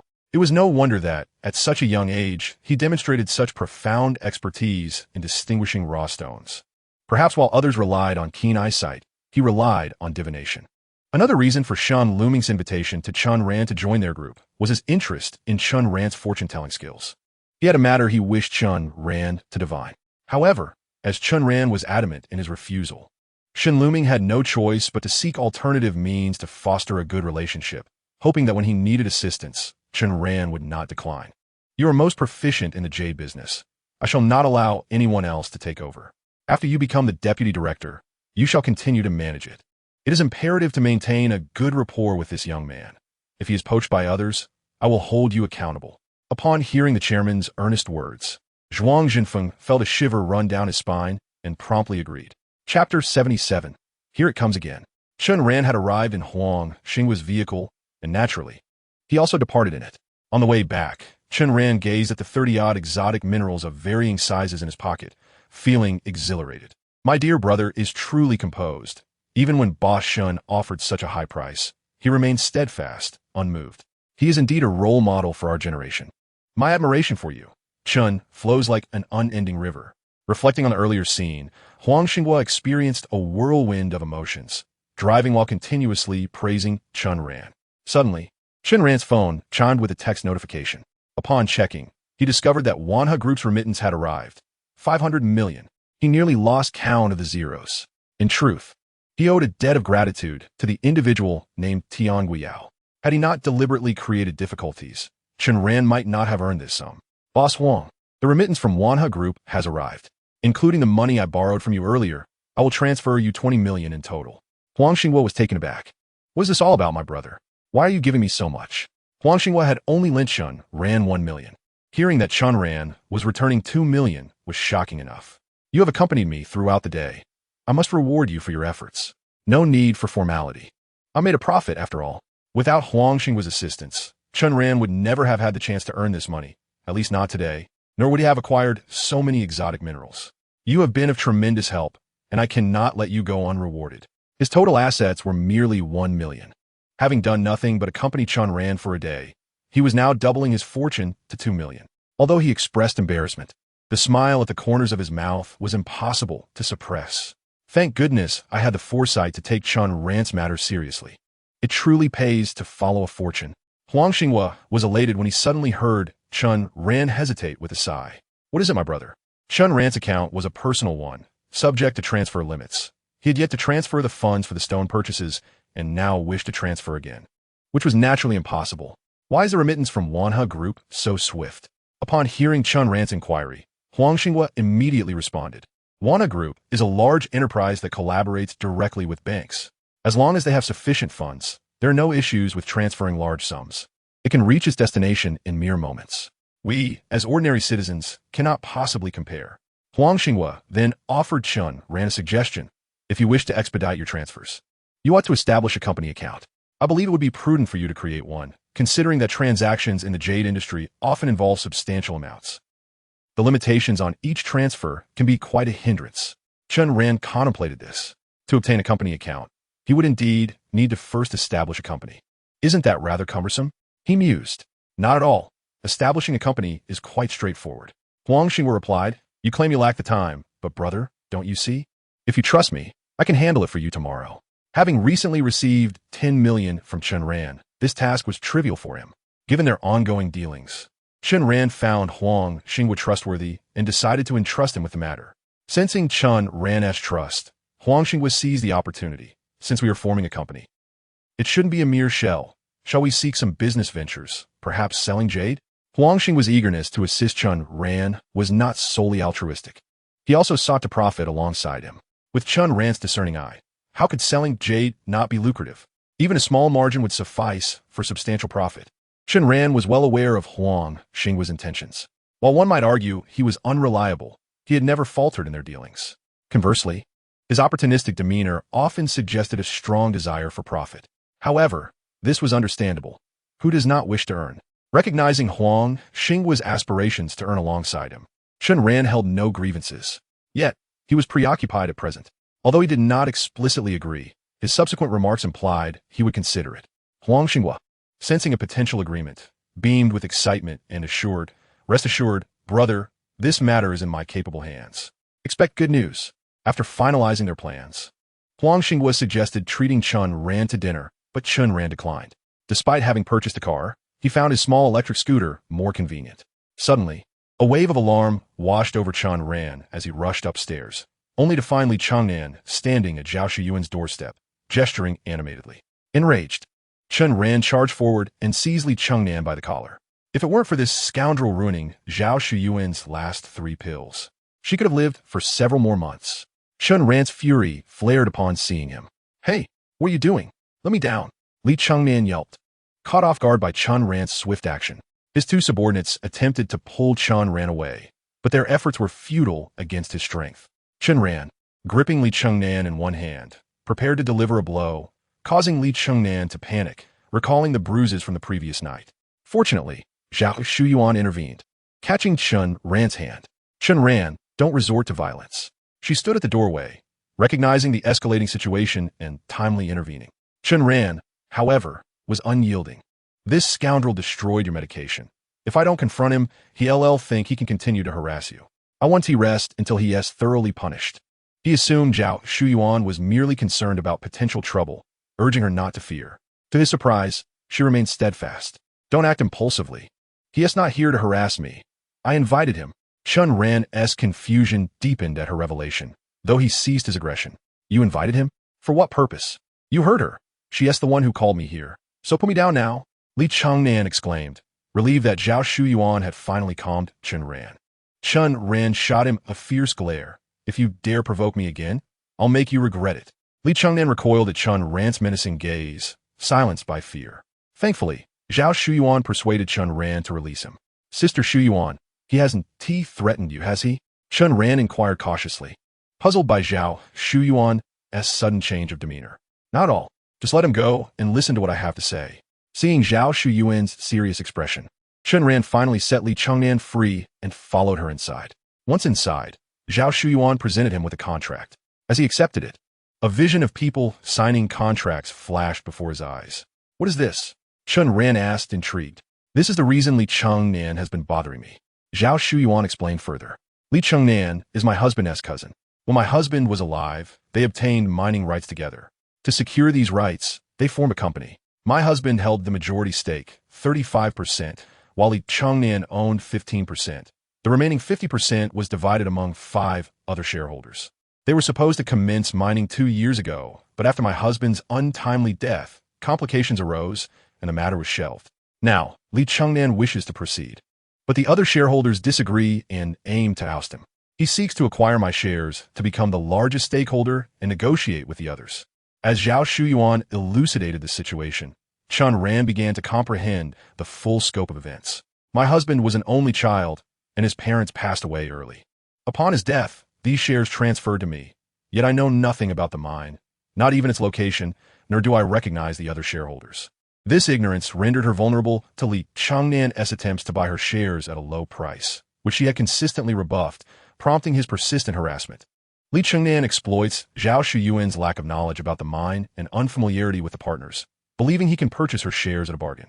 Chen Ran felt a surge of indignation. What a despicable individual. However, he pondered why Zhao Shuyuan had invited him today if she had continuously refused his advances. She shot him a reproachful glance. It's because you refused to marry me. If we were married, all of this would belong to you. Now that you refuse, should I pass away without any relatives, it's likely that Li Chengnan would benefit. Though Li Chengnan was repugnant, he was still Zhao Shuyuan's brother-in-law. If she had no heirs, her estate might unwittingly fall into his hands. Zhao Shuyuan was determined not to allow that. She considered leaving her assets to Chen Ran. If he remained unwilling to marry her, she needed to transfer the shares before her demise. Considering that these shares would be difficult for Chen Ran to liquidate, Zhao Shuyuan thought it prudent to sell them to Li Chengnan for cash. Although the amount would be less than ideal, it was preferable to nothing. Having resolved this course of action, she summoned Li Chengnan, intending to sell him the contract that proved her ownership of the shares. With this document, he could manage the share transfer independently. Upon hearing Zhao Shuyuan's rationale for her actions, Chen Ran's expression shifted, teetering between disbelief and gratitude. While he felt a twinge of appreciation for her intentions to secure more funds for him, he also believed that such sacrifices were unnecessary. Having recently acquired several billion, he held little interest in such a sum. This money isn't solely for your use. If you're willing to accept it, I hope you can assist me with something. Zhao Shuyuan finally disclosed the reason for her insistence on giving money to Chen Ran. Chen Ran looked at her in confusion and asked, for what purpose? Zhao Shuyuan pursed her lips, hesitating to respond, and instead inquired, do you want this sum of money? I can work, but I cannot accept this money. Chen Ran was unwilling to let Zhao Shuyuan perish. What purpose would that money serve? This answer left Zhao Shuyuan somewhat dissatisfied as she gazed at Chen Ran with a hint of melancholy. Sensing the conversation was veering off course, Chen Ran swiftly changed the subject. By the way, what is the value of the shares? 150 million. That was the amount spent when purchasing the mine. If purchasing the mine cost 150 million, the yield must surely exceed that. Chen Ran continued. How much did Li Chengnan contribute? 12 million, she replied. Li Chengnan initially intended to invest only 8 million, but Zhao Shuyuan had to negotiate with him to secure an additional 4 million. Chen Ran became furious upon hearing this. For shares valued at 150 million, he only offers 12 million? I am going to confront him. As he spoke, he moved to leave, but Zhao Shuyuan held him back. I understand the loss, but at this point, it is not worth fretting over. With thoughts of her own mortality weighing on her, she felt a sense of acquiescence, believing that a minor loss was inconsequential. She grasped the contract, intending to hand it to Li Chengnan. However, Chen Ran had a different perspective. Sister Shuyuan, trust me. I promised I could cure your illness, and I will. You cannot sell the shares to him, or you will surely regret it. Zhao Shuyuan had only compromised due to her belief in her impending death. Her previous reluctance indicated that she was also unwilling to give the shares to Li Chengnan. Chen Ran could not allow her to make a regrettable decision. He seized the contract from her hands, intending to cast it aside. Yet, in that moment, the scene before him shifted dramatically. He saw a man involved in an accident, trapped beneath a vehicle, attempting to dial a number, while a foot was mercilessly descending upon his hand. You say your husband died unexpectedly in an accident. Was it indeed a car crash? Chen Ran suddenly inquired. Yes, how did you know? Zhao Shuyuan looked at him in surprise. She had never mentioned the accident to him. Although she referred to it as an accident, the scene Chen Ran had just witnessed was far from coincidental. He glanced at Zhao Shuyuan again, his expression complex. What is the matter? Zhao Shuyuan asked, puzzled by his strange demeanor. Never mind, I won't tell you for now. Chen Ran had only glimpsed the scene and could not articulate what had truly transpired, deciding it best not to disclose anything, at least not at that moment. Zhao Shuyuan, how long do you plan to dally with your pretty boy? Hurry and produce the contract. Outside, Li Chengnan, unable to contain his impatience, began to urge them on. Chen Ran stepped outside upon hearing this. Just get lost. I'm no longer selling you the shares. Chen Ran waved him off. Upon hearing this, Li Chengnan erupted in anger. You brat, who do you think you are? Just because you say you want T-cell doesn't mean I won't get them. Zhao Shuyuan agreed. Li Chengnan still believed Chen Ran was merely a kept man by Zhao Shuyuan, someone without authority. However, Zhao Shuyuan's words rendered him speechless. You can leave. I'm not selling the shares to you. What? Li Chengnan was astonished. Zhao, are you in your right mind? Just a moment ago, you were willing to sell to me, haggling for ages, and now you're saying you won't sell? Are you playing with me? Li Chengnan was genuinely furious. The shares belong to my sister Shuyuan. She can sell them if she wishes or refrain from selling if she prefers. What right do you have to dictate? Chen Ran stood protectively in front of Zhao Shuyuan, nonchalantly asserting his stance. Li Chengnan seethed with rage. The shares he had nearly secured were now jeopardized by this young man. Zhao Shuyuan, you better think carefully. Are you going to give me the contract or not? He demanded, his tone stern. I am not giving it to you. Zhao Shuyuan had initially intended to sell the contract to Li Chengnan, not intending to deceive him, but since Chen Ran forbade her, she had no choice but to comply with his wishes. The money from the sale was also meant for Chen Ran, yet he seemed uninterested, leaving her with no further argument. Chapter 79, A Great Disappointment. Upon hearing the words not giving, Li Chengnan's eyes blazed with fury. You would actually listen to this pretty boy? This is utterly preposterous. Even when my brother was alive, you never obeyed him like this. He then shifted his ire toward Chen Ran, pointing an accusatory finger. You brat, I haven't settled the score with you for the last time you assaulted me. And now you dare to sabotage my good fortune? Just wait and see how I deal with you. Oh, you dare to threaten me? You want to test my patience? Chen Ran was ready to confront him physically. Without hesitation, he stepped forward. Although Li Chengnan harbored intense animosity toward Chen Ran, he was also acutely aware that he was no match for him, especially since he had fewer men with him today than last time. As Chen Ran approached, he felt a jolt of fear. A wise man does not invite unnecessary trouble. He quickly retreated downstairs, though his anger simmered as he ran, shouting, You two scoundrels. Just wait. You will be the ones crying soon enough. Had he not had other matters to attend to, Chen Ran would have pursued him to deliver a proper thrashing. Ultimately, however, he restrained himself. With a loud bang, Li Chengnan, fearing Chen Ran might follow, hastily jumped into his car, locking the doors. Only after the vehicle had started did he wipe the sweat from his brow. Damn it, those bastards. The contract, which had seemed within his grasp, had been disrupted by Chen Ran, fueling his anger. No longer wishing to waste time, he promptly took out his phone and dialed a number. I have a job for you. Send Wu Laojiu and a few capable individuals over. The more ruthless, the better. After the call ended, a cold smirk spread across his face. You little brat, ruining my plans and still acting tough in front of me? Just wait. You will be the one crying. After Li Chengnan left, Chen Ran resumed examining the extraordinary minerals and the experiences related to medicinal measurements. It was not until Zhao Shuyuan prepared dinner that he finally joined her at the table. Where have you been all day? You haven't been awake for 24 hours, have you? Zhao Shuyuan inquired, astonished. You're mistaken. I went to your house, but you were not home. Upon realizing Chen Ran had not been at home, she felt a bit embarrassed for her lie and said, I'm not tired. I went to the herbal market to buy medicine for you. Upon hearing this, Zhao Xuan's expression swiftly changed to one of surprise and gratitude, though it was predominantly one of incredulity. Chen Ran, you don't actually think you can cure my illness, do you? I can, absolutely. Chen Ran nodded earnestly while eating, his demeanor devoid of any pretense. Zhao Shuyuan scrutinized him for a long while, uncertain where he derived such confidence. Has he truly lost his mind? I have eaten. Before she could fully process her thoughts, Chen Ran had already set aside his bowl and chopsticks, returning to his research on medicinal measurements. He felt an overwhelming urgency to uncover the answers.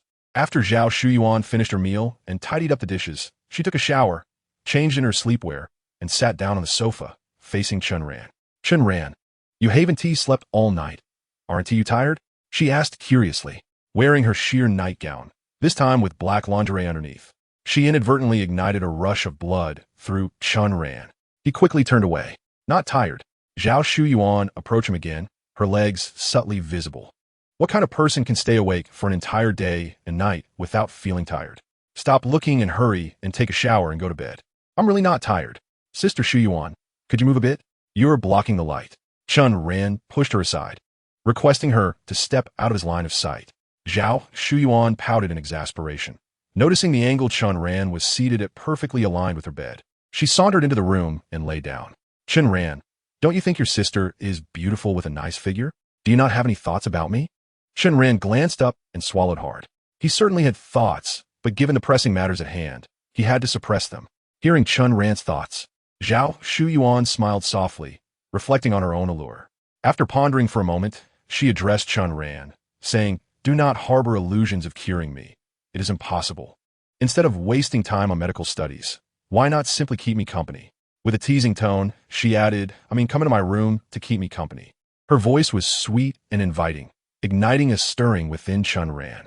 When he looked up, their eyes met, and amidst this silent exchange, Zhao Shuyuan beckoned him with her finger. As a robust young man, Chen Ran found it difficult to resist such an invitation. A surge of unquenchable desire coursed through him, prompting him to spring to his feet and stride towards her. Upon sensing his approach, a blush crept onto Zhao Shuyuan's face. You mischievous boy. You couldn't hold back after all, she thought. However, as Chen Ran reached the door, he paused, grasped the doorknob, and with a decisive slam, shut the door behind him. Zhao Shuyuan was taken aback, only to hear Chen Ran's serious voice emanate from outside. Sister Shuyuan, stop joking. There are serious matters at hand. After uttering these words, Chen Ran returned to his research on the medicinal herbs, leaving Zhao Shuyuan in a state of bewilderment. Chen Ran had not slept for an entire day and night. Not out of lack of desire, but from a fear of sleep. With Zhao Shuyuan's days numbered, he dared not waste a moment. Fortuitously, bolstered by the energy of the extraordinary mineral, he remained alert, determined to uncover the remaining medicinal ingredients. He had initially believed that the extraordinary mineral would soon reveal the names of the other two herbs, but as he delved deeper into the exploration of the herbal experiences, he realized his navet. After thoroughly examining the herbal experiences, he indeed made a discovery, but only identified one herb, dragon saliva. The name of the other herb, however, remained elusive. This particular herb had not been retrieved from the storage drawer, but had been directly presented by Zhao Shuyuan's grandfather. It was gray, larger than a thumb, resembling a pebble, yet certainly not one, as it would have been impossible to grind if it were. While all the herbs stored in the drawer had names, this one, taken directly from the grandfather, had none, and he had not disclosed its identity. Despite having nearly memorized all known medicinal herbs, Chen Ran could not identify this peculiar substance, and his fervor began to wane. There is a saying, the greater the hope, the greater the disappointment. Chen Ran had almost convinced himself that he would identify all the herbs, only to be harshly schooled by reality. Was Zhao Shuyuan destined to perish? Days passed swiftly, and Chen Ran not only examined the herbal experiences, but also scrutinized every medical tool available in Zhao Shuyuan's home. He meticulously reviewed the pulse pillow, the silver needles for acupuncture, the traditional cupping devices, and the ancestral herb-cutting knife. Nothing was overlooked. Additionally, leveraging his remarkable ability to read quickly and retain information. He perused over 70 medical texts left behind. Initially, Chen Ran had not intended to pursue medicine. He merely sought clues regarding the identity of the Gray Stone. Yet, after 2 days, he had absorbed nearly all the skills of Zhao Shuyuan's grandfather and even surpassed them. Why? Because the instruments he studied not only chronicled the grandfather's experiences in healing, but also those of many practitioners from the Sun family spanning hundreds, if not thousands, of years. Take, for example, the silver needles, over 700 years old and used by a dozen individuals, some of whom were even imperial physicians. While he was merely an observer with most items, when examining the silver needles and pulse pillow, it felt as though he were experiencing the actions firsthand, as if he were the one performing acupuncture and taking pulses. He did not understand why this exploration felt akin to attending a personal class, but it seemed that each artifact provided him with invaluable knowledge. As he engaged with these tools and absorbed the discussions surrounding various ailments, along with a vast array of pathologies documented in the medical texts, Chen Ran inadvertently became proficient, more so than Zhao Shuyuan's grandfather. However, what did it matter? Acquiring skills was never his primary intention. He was driven solely by the desire to unveil the name of the final herb. Yet, despite his exhaustive efforts, he remained thwarted. None of the medical texts or instruments contained the name of that herb, leading Chen Ran to suspect it might not be a herb at all. If it were not a herb, it would be even more challenging to identify. Over the past 2 days, Chen Ran had not refrained from expressing his frustration towards Zhao Shuyuan's grandfather. Did he truly believe revealing the name of that object would lead to his demise? The old man had remained silent, offering not even a single word. After such relentless effort, Chen Ran had indeed gleaned some clues. Through his examination of the medical tools, he discovered that Zhao Shuyuan's grandfather had once hosted a female apprentice in his clinic over 2 decades ago. The Gray Stone had first appeared when this apprentice presented it, claiming she had brought it from her hometown. This revelation filled Chen Ran with excitement. If Zhao Shuyuan had any chance of survival, it would undoubtedly hinge upon this individual. However, all he knew about the apprentice was her name, Xiao Zhou, and little else. When he inquired about her, Zhao Shuyuan could hardly recall anything. It was a fruitless endeavor, as she had been far too young at the time.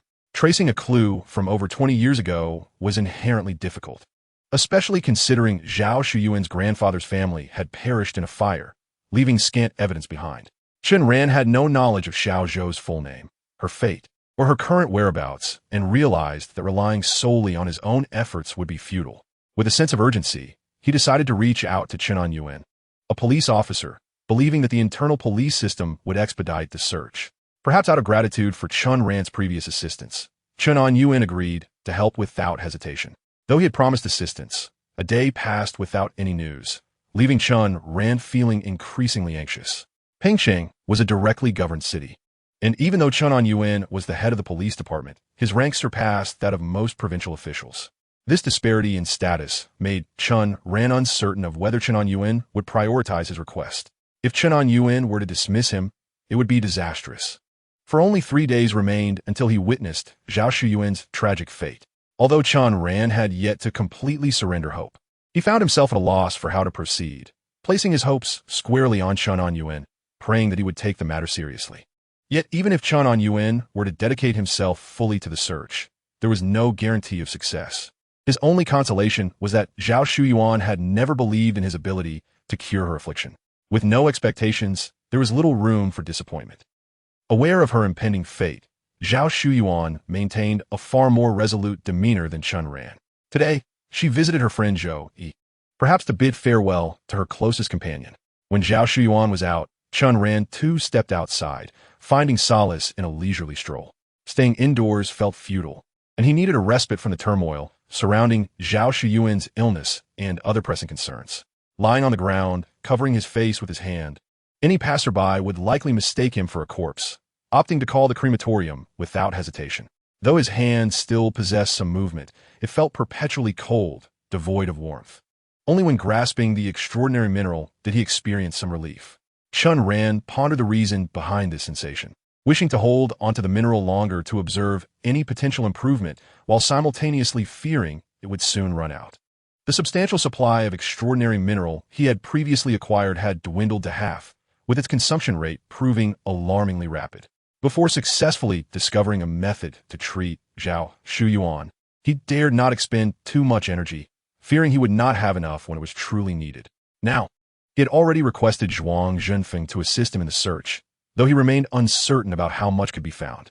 Chen Ran had come out intending to clear his mind, yet the matters weighing on his heart made it impossible for him to find true tranquility. He sighed heavily every few steps, eliciting concern from Guiyong, who could no longer bear to witness it. "My friend, what is it that you find so perplexing? You haven't touched your food, or even sipped your wheat juice. We've barely walked 500 meters, and you've sighed at least 30 times. This is not the you I remember. What is wrong? Has your pocket grown heavy, prompting thoughts of national concern?" Guiyong remarked, puzzled by Chen Ran's demeanor. In recent days, Guiyong had been idly at home, taking Chen Ran's advice to hone his ancestral culinary skills, even inventing a couple of dishes. He had called Chen Ran today to invite him to taste his creations, but after only a few bites, Chen Ran declared he could eat no more.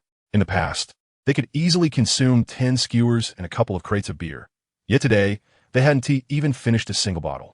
When Chen Ran suggested they take a walk, Guiyong noticed his friend's troubled spirit and decided to accompany him. "You wouldn't understand, even if I told you," Chen Ran replied, shaking his head as he continued to sigh. "If you don't share, how could I possibly understand? If you did share, would I not grasp it? I'm not a fool.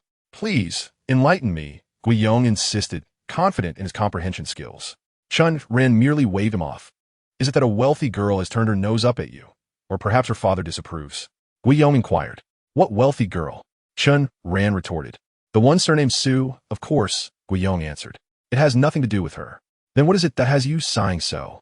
Is it that her friend has developed feelings for you, leaving you torn between choices?" Guiyong continued, perplexed. "Why do you always drag women into this?" Chen Ran shot back. Guiyong, aware of Chen Ran's father's successful surgery, was baffled as to what could possibly trouble him. "If it's not a woman, could it be a man?" he thought, startled. "It is a woman, but not in the way you think," Chen Ran stated, exasperated. "Is it not a matter of the heart?" Guiyong probed cautiously. Chen Ran nodded. "Then it must be a physical concern," Guiyong exclaimed, suddenly enlightened. "Chen Ran, as a brother, I must advise you, should there be a child involved, one must take responsibility and cannot simply abandon the matter. That would be unethical." Chen Ran looked at him with disdain. "What nonsensical drivel are you spouting? With whom would I have a child?" He retorted. "True. It's unlikely to have happened so quickly. If there were, it certainly would not be yours. You must tread carefully, lest you accidentally become a father," Guiyong jested.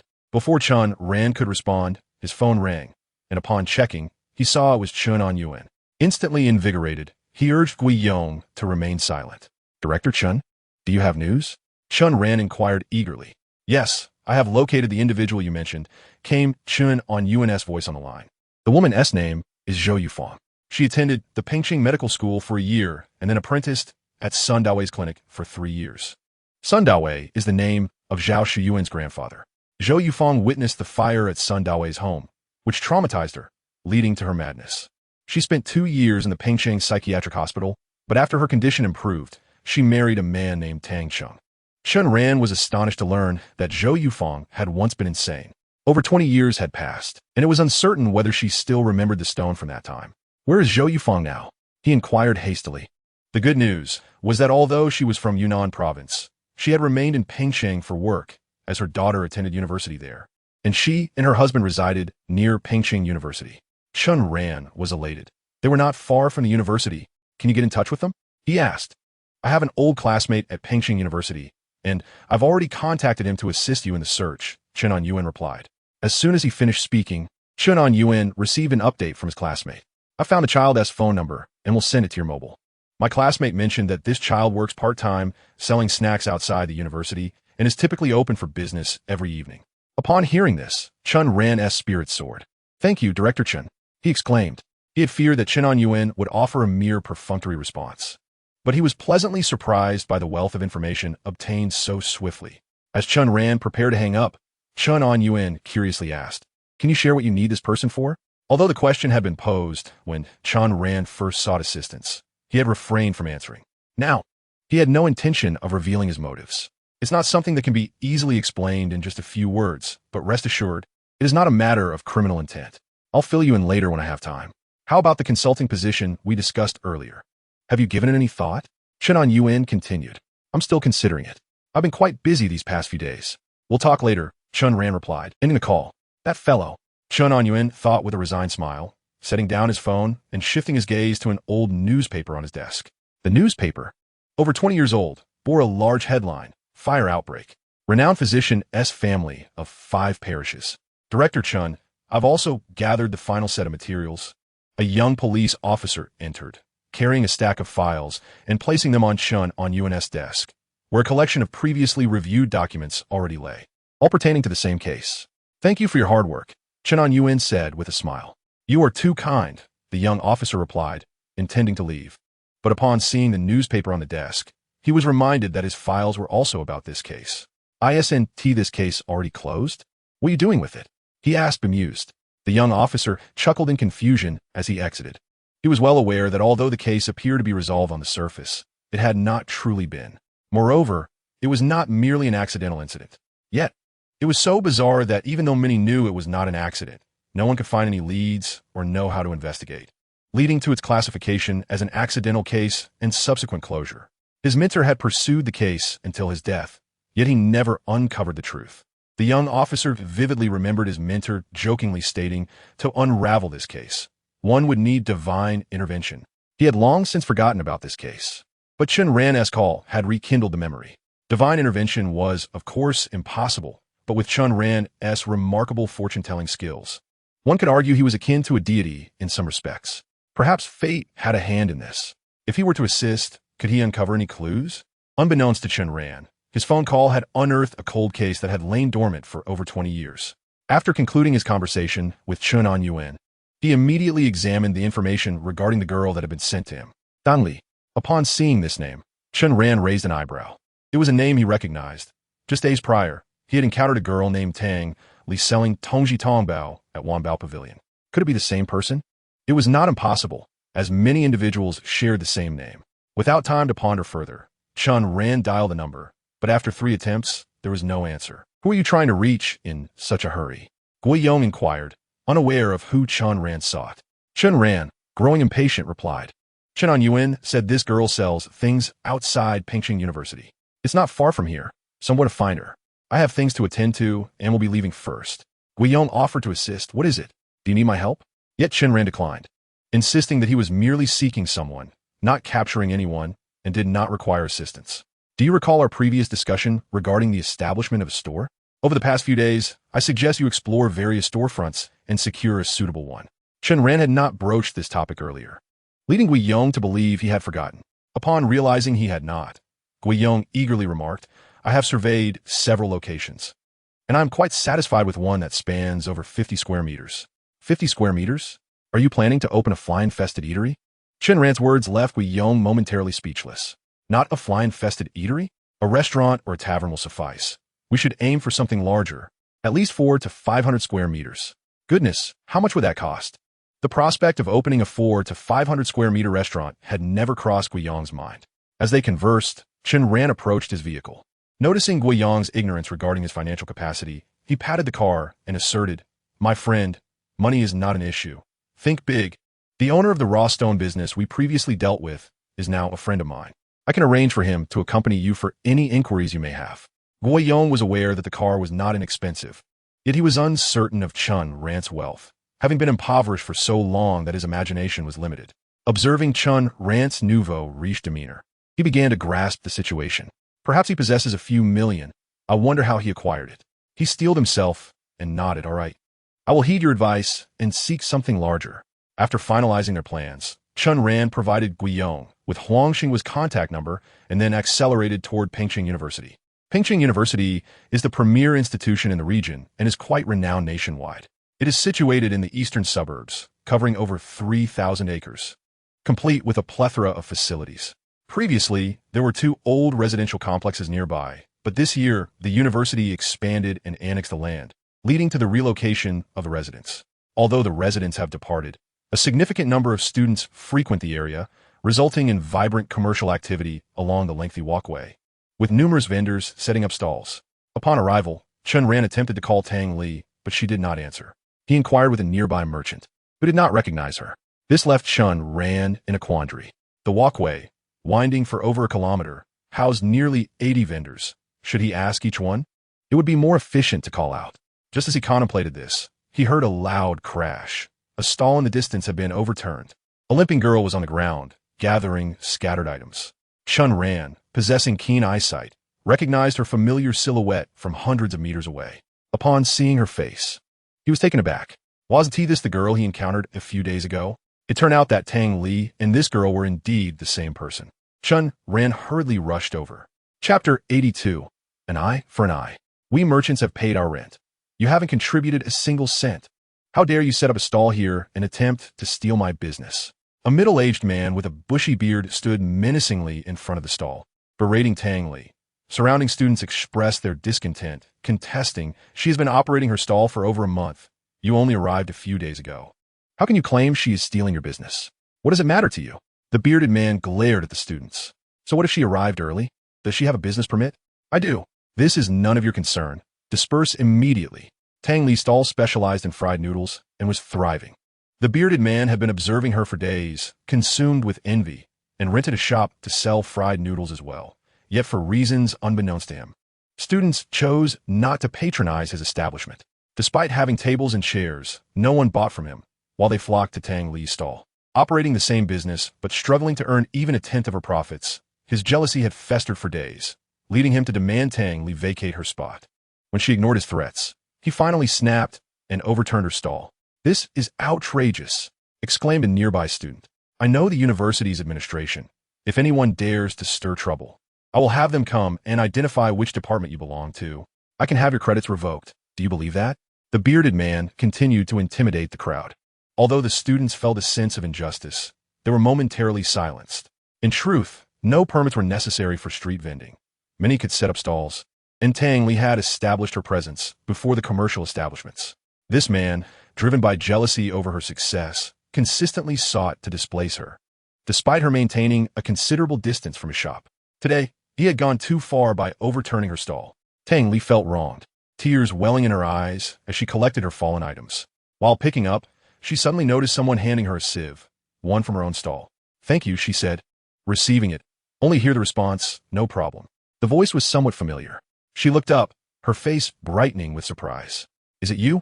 The person before her was indeed Chen Ran. After several days apart, Tang Li clearly remembered Chen Ran, as he had previously aided her significantly. Chen Ran rushed over, eager to inquire about Zhou Yufeng's whereabouts, but the scene before him was infuriating, compelling him to temper his urgency. Get up, he urged, assisting Tang Li in lifting her stall. As she pondered how Chen Ran had come to be there, he turned his gaze toward the bearded man. I say you, a grown man, bullying a student. Are you even human? The bearded man, confused by Chen Ran's sudden appearance, was taken aback by his accusation. Who are you to intervene in my affairs? What business is it of yours? Which department are you from? Why should I disclose my department to you? Chen Ran retorted before turning to Tang Li. Are you hurt? When Chen Ran suddenly claimed to be Tang Li's brother, she was taken aback, but soon realized he intended to assist her. She shook her head, indicating she was unharmed despite the stall's destruction. Fortunately, my sister is uninjured. Consider yourself lucky. Now, let us not waste time. Compensate her. Chen Ran surveyed the scattered ingredients, extending a finger. 10,000. Hand over the money and leave. The bearded man was momentarily stunned. You want 10,000 for this little mess? 500 for the ingredients, and 9,005 for emotional distress. Chen Ran replied without hesitation. The bearded man smirked. You must be joking. Who said anything about compensation? No compensation? What are you going to do about it? The bearded man swaggered, believing he was untouchable. Rest assured, I have no intention of doing anything to you. I doubt you would dare to act against me either. The bearded man assumed Chen Ran was powerless. However, as soon as Chen Ran finished speaking, he inquired of the surrounding students, which shop belongs to the bearded man. If he had not misheard, the bearded man was indeed operating a store here. Sure enough, a student pointed toward a nearby eatery. Thank you, Chen Ran nodded. Striding towards the establishment, the bearded man, alarmed, exclaimed, What? Are you planning to smash my shop? His shop was no mere stall. It was at least 10 times its size, containing significantly more valuable items, and he could not fathom that Chen Ran would dare to destroy anything inside. Smash the shop? That would be too much effort. Chen Ran had no intention of merely smashing the establishment. He aimed to overturn the entire structure. These shops were hastily constructed temporary structures, and Chen Ran targeted a corner, gripping it firmly and lifting with all his strength. in the astonished gazes of onlookers with a loud crash. The small shop, spanning over 20 square meters, was promptly overturned by Chen Ran. With the structure collapsed, everything inside was inevitably scattered across the ground. Wow! As the structure fell, everyone was taken aback. The recent actions of Chen Ran bewildered everyone present, and now they all grasped the situation. Each person was left in utter astonishment. Even Tang Li covered her mouth in shock. The most astonished among them was the man with a beard.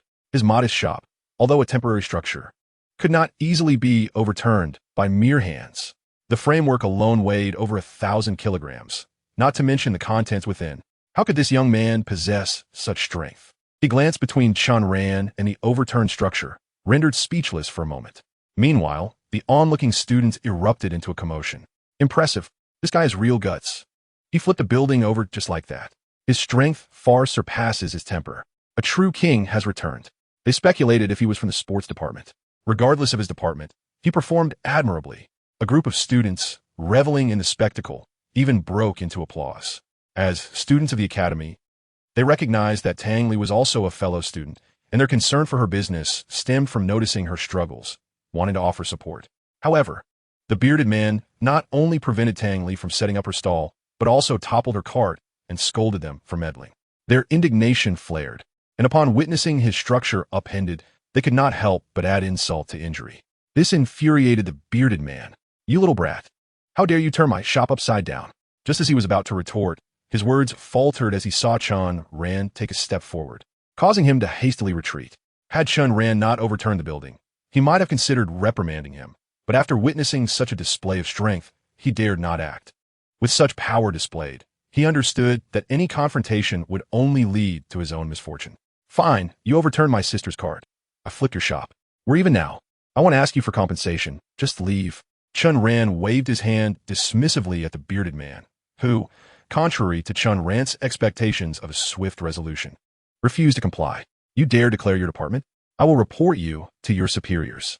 The bearded man, evidently mistaking Chen Ran for a student of the school, angrily inquired about his identity. Chen Ran was not a student and had no superiors to report to. Just as he was about to speak, he noticed a commotion in the crowd as several security guards escorted a middle-aged man in an administrative jacket toward them. What is happening here? Chapter 83. Not shaking things up is not an option. "Director Yang, I accidentally overturned this classmate's snack cart, but this brat deliberately flipped my shop." The bearded man recognized the director of the administrative office and initially hesitated to admit his wrongdoing, but with numerous students as witnesses, he understood he had no choice. Yet, acknowledging his fault did not mean he would speak the truth. Upon hearing him claim it was an accident, the surrounding students jeered at his shamelessness, which he ignored, asserting, "This classmate's snack cart was overturned. I can pay her for it, but I demand compensation for my shop being flipped as well." "How much compensation are you seeking?" Chen Ran inquired with curiosity. 100,000. The bearded man blurted out. Chen Ran couldn't help but laugh, thinking that this unscrupulous merchant had some nerve. He would have asked for 10,000, yet this man dared to demand 10 times that amount. The temporary structure might appear substantial, but its actual cost was quite low. Even the tables and chairs combined would not exceed 20,000. Perhaps the bearded man himself recognized the exorbitance of his demand, for after stating it, he seemed worried that Director Yang might not support him and hastily added, "Director Yang, this shop was rented with the assistance of Teacher Li from your school. We are friends." Chen Ran observed this maneuver and thought, "Oh, so he has pulling strings?" Director Yang had dealt with this bearded man a few times. Not only did he operate shop here, but he also had a window in the school cafeteria arranged through that same Teacher Li. On one side stood the students, and on the other, the faculty. Which side held more weight? Director Yang understood that he could not disregard the students' feelings entirely, yet he also could not completely disregard the dignity of his colleague. Furthermore, with such a large shop overturned, while the student may have sought to stand up for a classmate, his actions were indeed somewhat reckless. He would certainly not agree to a 100,000 compensation, contemplating instead that around 20 or 30,000 would be more reasonable. He did not intend to show favoritism, presenting a facade of impartiality. However, this supposed impartiality was merely a guise, as he had already formed a bias without thoroughly investigating the matter. Upon witnessing Director Yang's wavering attitude upon hearing Teacher Li's name, Chen Ran quickly raised a hand to signal for a pause. "Stop right there. I'm not a student at your school. Regardless of your title, Do not try to assert authority over me. I do not fall for such tactics. Chen Ran's words elicited laughter from the surrounding students. They had never witnessed anyone speak so boldly to a director, believing Chen Ran to be a student. Director Yang had hoped to maintain some decorum to lessen the financial blow for him, but upon realizing he was not a student, his reservations dissipated. You dare to cause a ruckus here, not being a student of our school? Chen Ran understood that this situation required a more assertive approach. Primarily, he wished to avoid wasting time and resolve the matter swiftly, as he had other commitments to attend to. Without further ado, he retrieved his phone and dialed a number. Hello, this is Chen Ran. Director Yang, I have your number. Instinctively, Director Yang sought to refuse, but upon glancing at the number Chen Ran had dialed, he felt a jolt of recognition. This was an all-too-familiar number, the phone number of the president of their university. He quickly took the phone from Chen Ran. It's a bit noisy here. Shall we step aside to talk? Chen Anyan, whom he referred to as his classmate at Pengcheng University, was indeed the president of that institution. Concerned that Chen Ran might have difficulty reaching him, he had provided the president's number along with Tang Li's, suggesting that if Chen Ran encountered any issues, he should reach out to him. Chen Ran had no desire to disturb the president, but given the circumstances, he had no choice but to make the call. He was indifferent to the situation. His primary concern was preventing any repercussions for Tang Li. It's me. Yes, I'll handle it well. Rest assured, he never expected that this young man would have contact with the president. Furthermore, he learned that the president had personally intervened on behalf of Chen Ran, suggesting that he was not to be trifled with. No wonder he appeared so nonchalant, seemingly unfazed by the entire situation. The director wondered about Chen Ran's background. By the way, he said his name is Chen Ran. ISNT, the head of the Pengcheng Police Department, also surnamed Chen. He returned the phone to Chen Ran, offering him a grateful smile. He was no fool. He understood that Chen Ran's suggestion to step aside for the call was to spare him the embarrassment of being seen in a humble light in front of the students, demonstrating consideration for his dignity. This young man possessed an extraordinary identity and had even preserved his own reputation. He felt fortunate to have received the call before making any judgments about the situation. Otherwise, he might have inadvertently offended someone significant. What? The bearded man was taken aback. The school permitted students to set up stalls here, promoting a commendable work-study initiative, and the surrounding businesses were established to cater to students' needs, aiming to provide convenience. The rental fee would be refunded, and they retained the right to pursue accountability for bullying our students.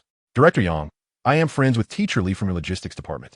Don't mention Teacher Li or Teacher Wang. I do not know them. He cast a surprised glance at Chen Ran, astonished that this young man had connections that surpassed his own. If he had such a background, why would he allow his sister to run a stall? Damn it. The bearded man inwardly cursed his misfortune. Fine, if you want to rent to me, what about the losses incurred from my shop being overturned? Surely, someone must take responsibility. The shop was not profitable anyway, but the bearded man clearly did not intend to let the matter rest easily. He was determined to fight for due compensation. No matter how powerful this young man's connections were, he could not act without consequences. Chapter 84. I was wrong. Do not forget, the shop belongs to the school.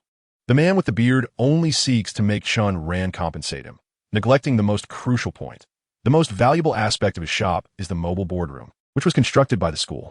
If the school does not hold Chen Ran accountable, he would not need to pay anything. Even if they did pursue accountability, it would only be the school that would receive compensation, leaving him unscathed. The only reimbursement he could claim would be for the damaged kitchenware and utensils inside. He paused for a moment, then quickly understood. The building may not belong to him, but the items within it do. He must compensate me, at least 20,000 yuan, or I will call the police. The man with the beard insisted stubbornly. Those worthless items are worth at most a few thousand yuan. How dare you demand 20,000? Go ahead, call the police. Chen Ran was unperturbed by the threat, as it was uncertain which side the officers would favor upon their arrival. You may report this, and you do possess the right to seek compensation. However, bullying a student of our school has severe repercussions, and we shall hold you responsible. Furthermore, isn't there a window at the second cafeteria that belongs to your family? This very window serves as their primary source of income, a significant profit for them. Securing that cafeteria window was no easy feat. He had to leverage numerous connections, with bribes amounting to tens of thousands of yuan. The cafeteria at Pengcheng University operates differently from others.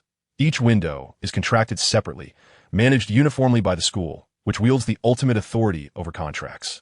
Perform well, and you continue the contract. Fail, and you are eliminated. Since the rents for each window remain consistent and never increase, competition is fierce, with countless individuals vying for a chance to secure a contract. Their family had finally managed to obtain one window, and losing it would make it incredibly difficult to reclaim. Moreover, they had recently mortgaged a large house with the earnings from that window, facing monthly payments exceeding 10,000 yuan. Without that window, how could they repay the mortgage? Director Yang, I was merely joking.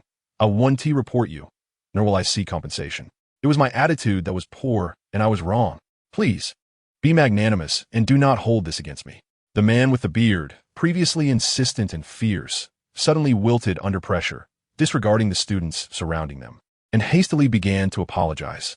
A small vendor, and I cannot manage you? Initially, considering the respect for Teacher Li, I intended to leave you some leeway. But now you realize your folly. The man with the beard's eyes darted, and he quickly turned to Tang Li. Classmate, I'm sorry. I was wrong. It was all my fault. I should not have overturned your snack card. I was confused. He then turned back to Chen Ran, saying, Little brother, I will not hold you accountable. Let us pretend my earlier words were mere nonsense.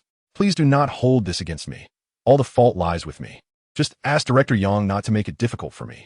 Recalling how this man had previously appeared so menacing and relentless, Chen Ran felt a surge of anger. Your words may be but hot air, but your actions are not. How Director Yang chooses to pursue your accountability is their school-less affair. And I am not part of the institution, so I cannot intercede. However, rest assured, I will compensate for the items damaged in your shop. Chen Ran maintained a detached demeanor, focused solely on the matter at hand. At this moment, the man with the beard was no longer concerned about Chen Ran's compensation. Even if he were to pay, those items held little value compared to the profits generated by the cafeteria window.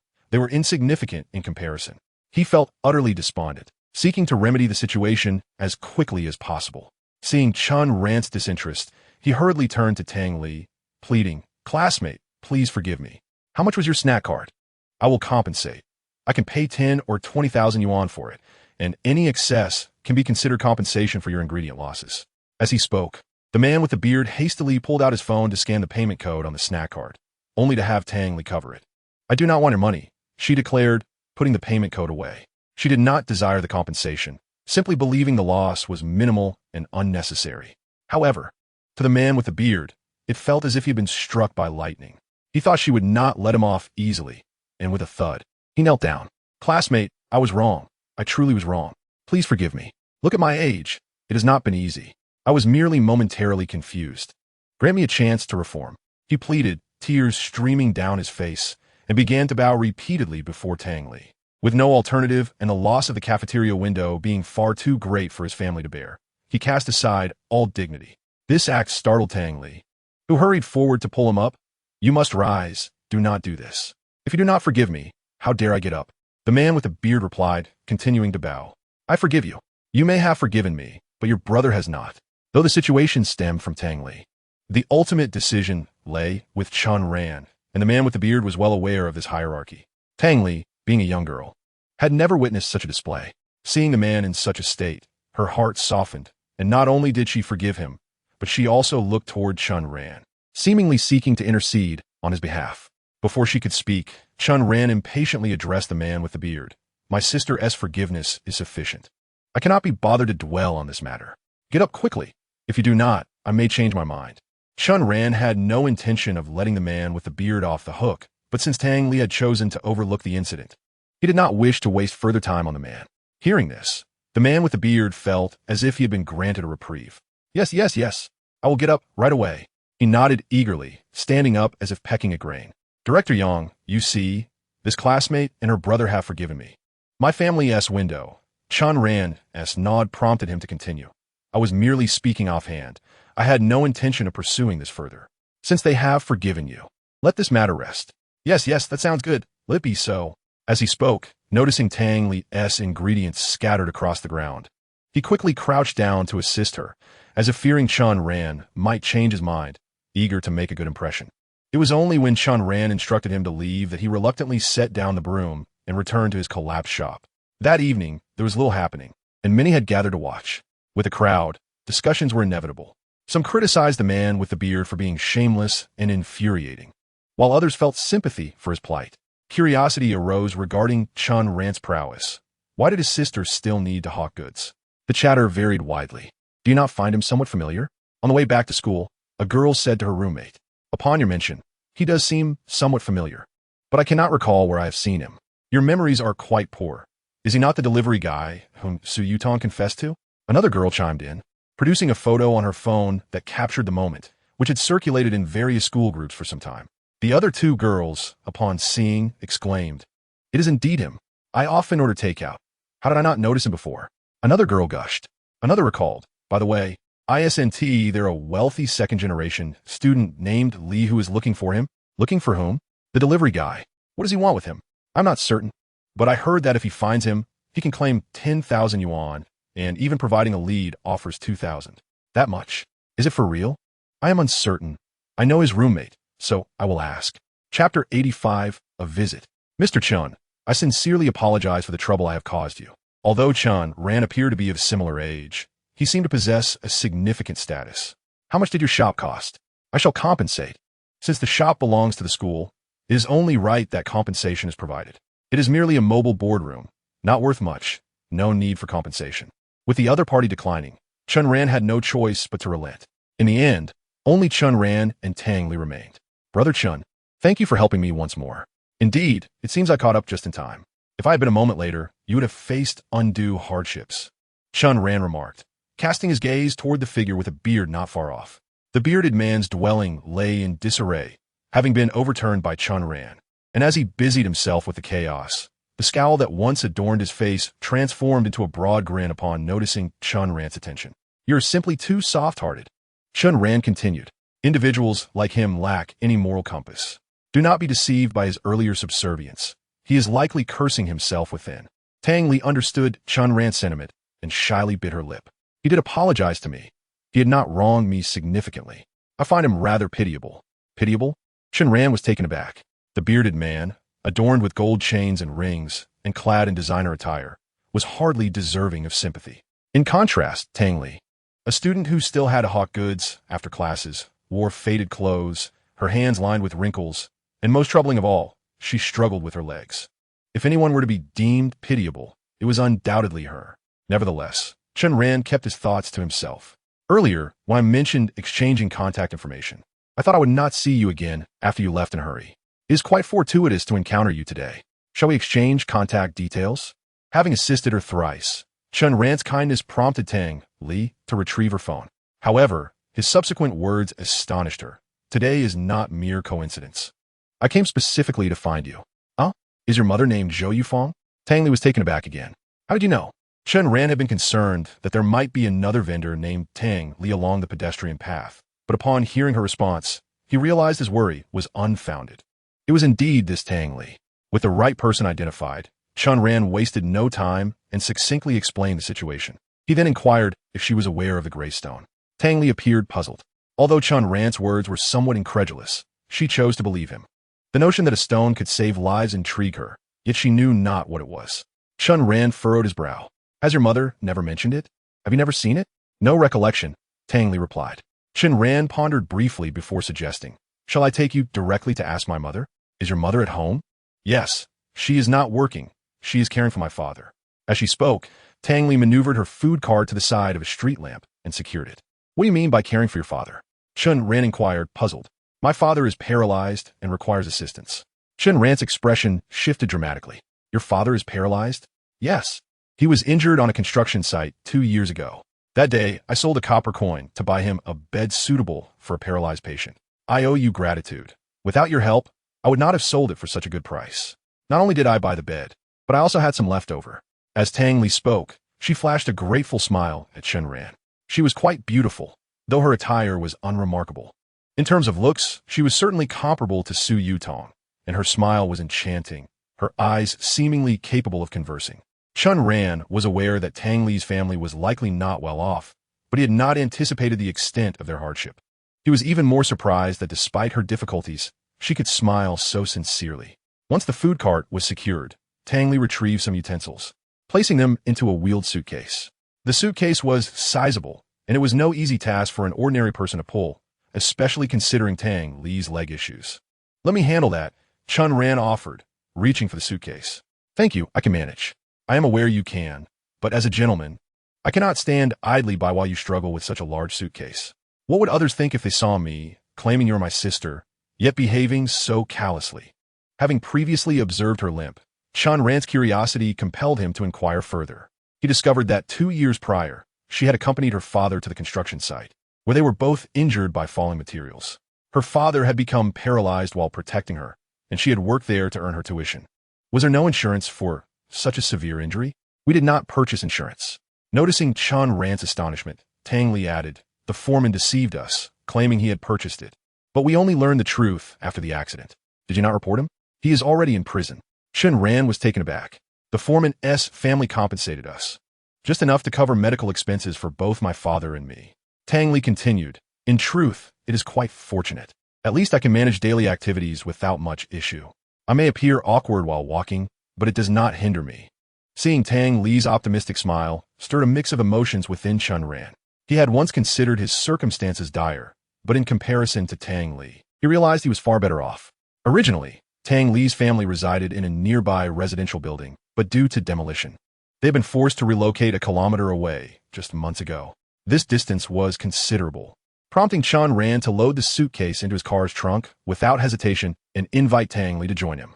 Upon seeing the vehicle, Tang Li appeared slightly astonished. Though Chen Ran's clothing was not markedly superior to hers, she had not anticipated his financial standing given that he had first arrived on a small electric scooter. Once in the car, Chen Ran followed Tang Li's directions and soon arrived at the modest dwelling where she and her family rented, a dilapidated complex. It hardly qualified as a complex. Devoid of security or property management, it consisted of several old residential buildings clustered around a courtyard, with a public restroom at its center. Chen Ran parked the car on the roadside and followed Tang Li into one of the buildings. Her home was on the second floor, and after ascending the stairs, she knocked on the door. Chapter 86. An eerie sight. The door was opened by a woman who bore a faint resemblance to Tang Li, but was strikingly similar to a younger Zhou, whom Chen Ran had encountered over 20 years ago, albeit with more wrinkles. Her hair was not gray, but appeared dry, resembling nutrient-deficient weeds.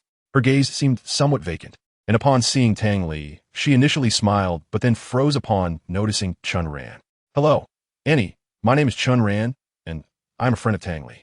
This woman was Zhou Yufang, and Chen Ran felt a surge of excitement as he detected the caution in her eyes.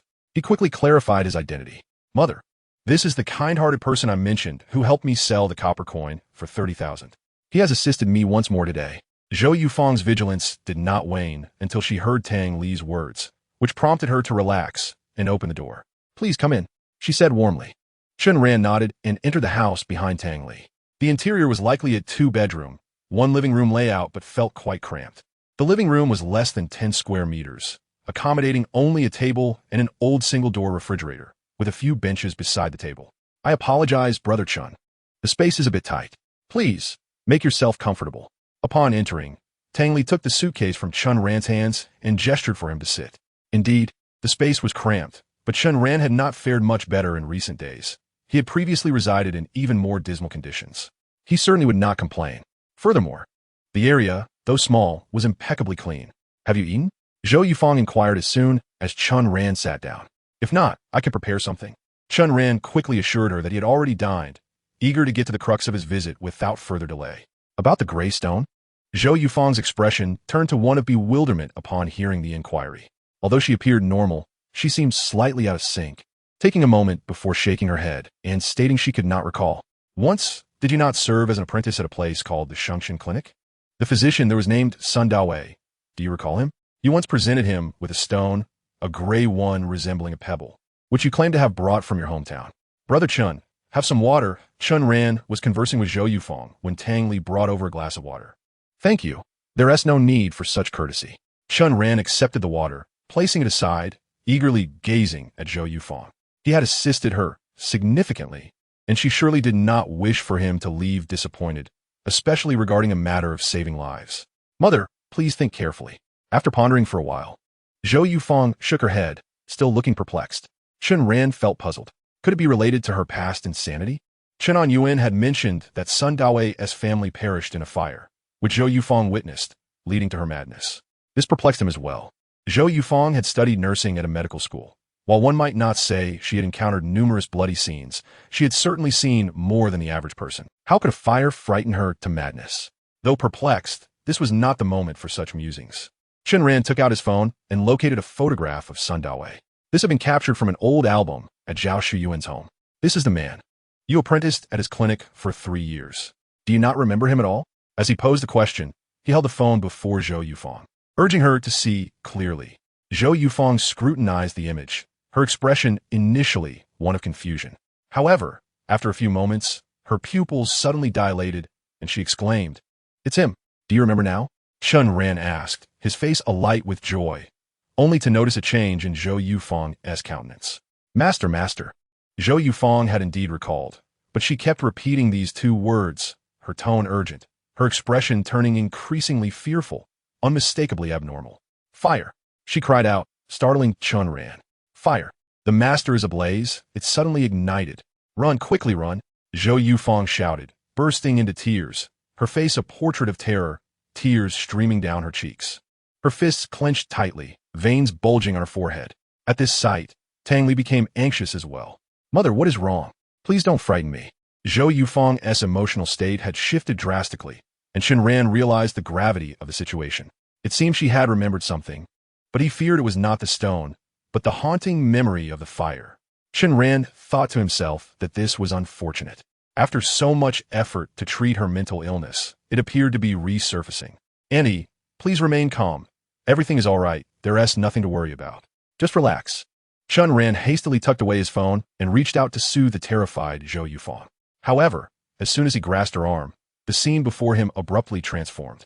Before him lay a spacious living room, occupied by several individuals, each engulfed in crimson flames. Among them were the elderly and children, their wails piercing the air as they attempted to extinguish the flames with water, which upon contact proved utterly ineffective. Under the searing heat, their skin quickly blackened and shriveled. Upon witnessing this horrifying spectacle, Chen Ran's scalp tingled. He recognized each of these individuals, whether from Zhao Shuyuan's album or his experiences with medical equipment. He had seen them all. Zhao Shuyuan's grandfather, grandmother, parents, and even her uncle, a child younger than her. Each person was aflame, yet peculiarly.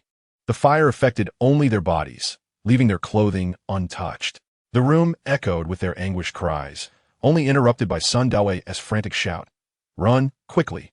Zhou Yufang remained as before, utterly terrified, crying and screaming. Chen Ran finally comprehended why she had been driven to madness. What he had just witnessed was likely the very scene she had encountered that fateful day. Each person was ablaze, yet only their bodies burned, while the surrounding environment remained untouched, even their clothes unscathed, no matter how much water was poured. The flames could not be extinguished until they had charred each individual beyond recognition. Was this truly fire? It was far more incredulous than witnessing a ghost. For a fleeting moment, Chen Ran even doubted whether what he saw was genuine or merely a figment of Zhou Yufang's imagination. Chapter 87. A Glimmer of Hope. Mother.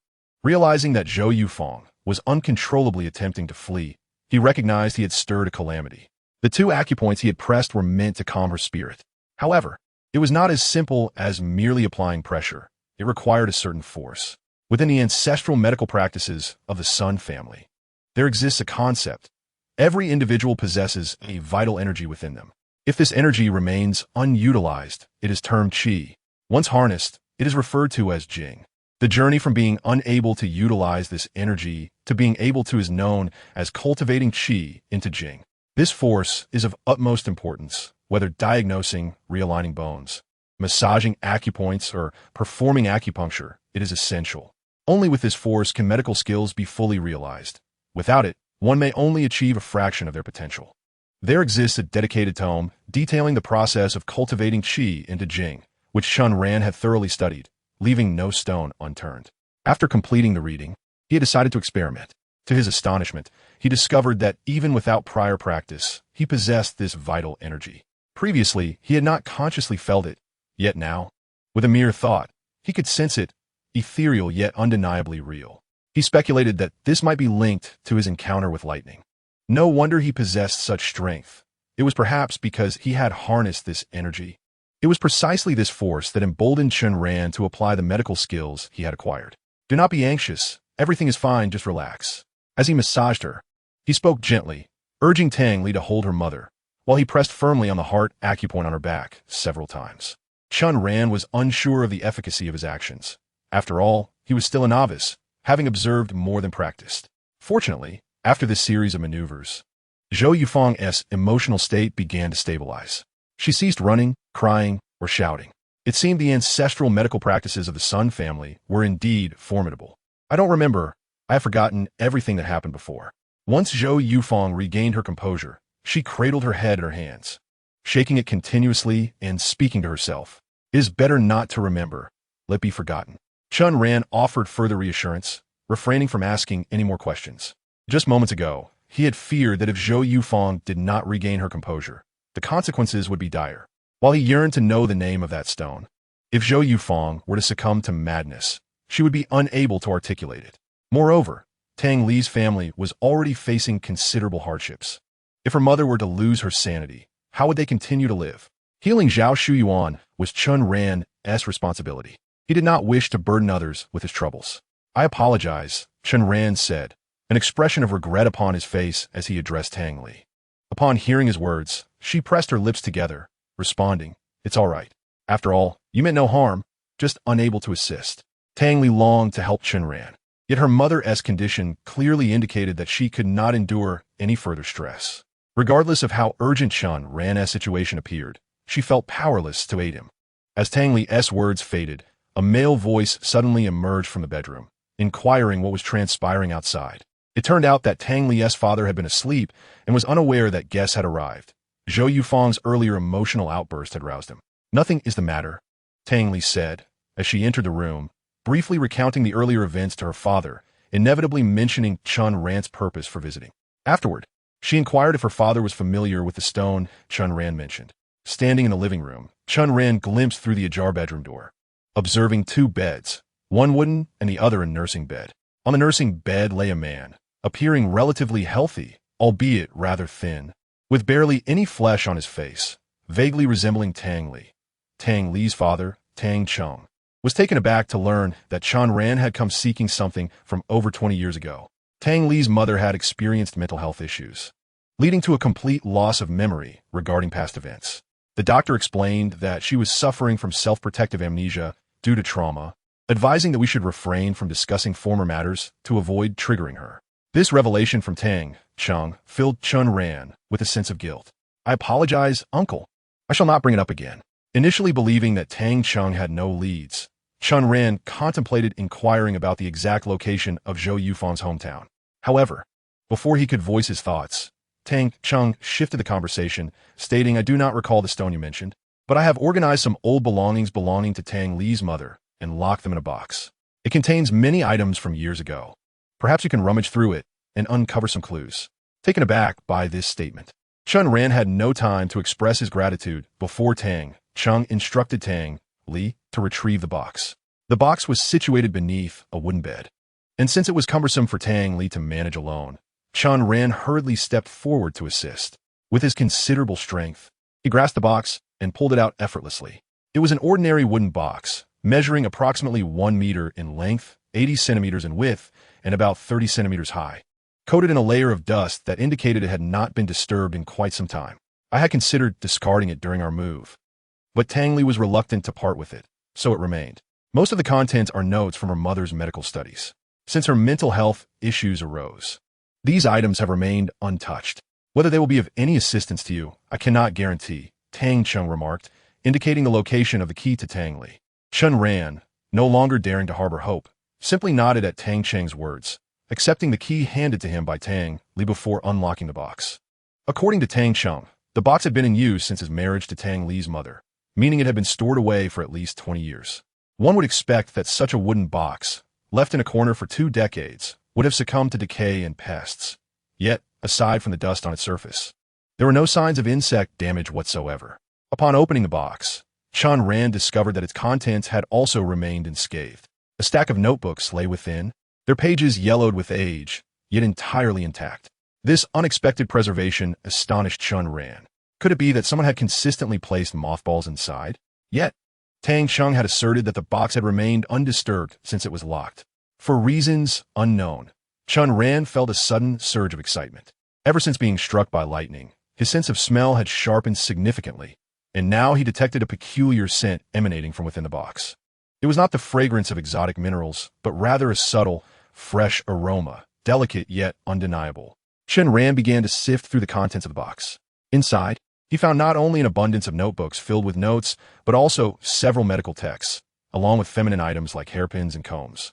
There are also numerous old photographs, most depicting Zhou Yufang with her nursing school classmates, and a few capturing moments from her apprenticeship at Sun Daoi's shop, one featuring Sun Daoi's family, including Zhao Shuyuan. Additionally, there were some balls of yarn and tools for making shoe soles. None of these items piqued Chen Ran's interest after a cursory glance. He removed most of the larger items until, at last, he spotted a pebble the size of a thumb nestled in the corner of the box. It was gray,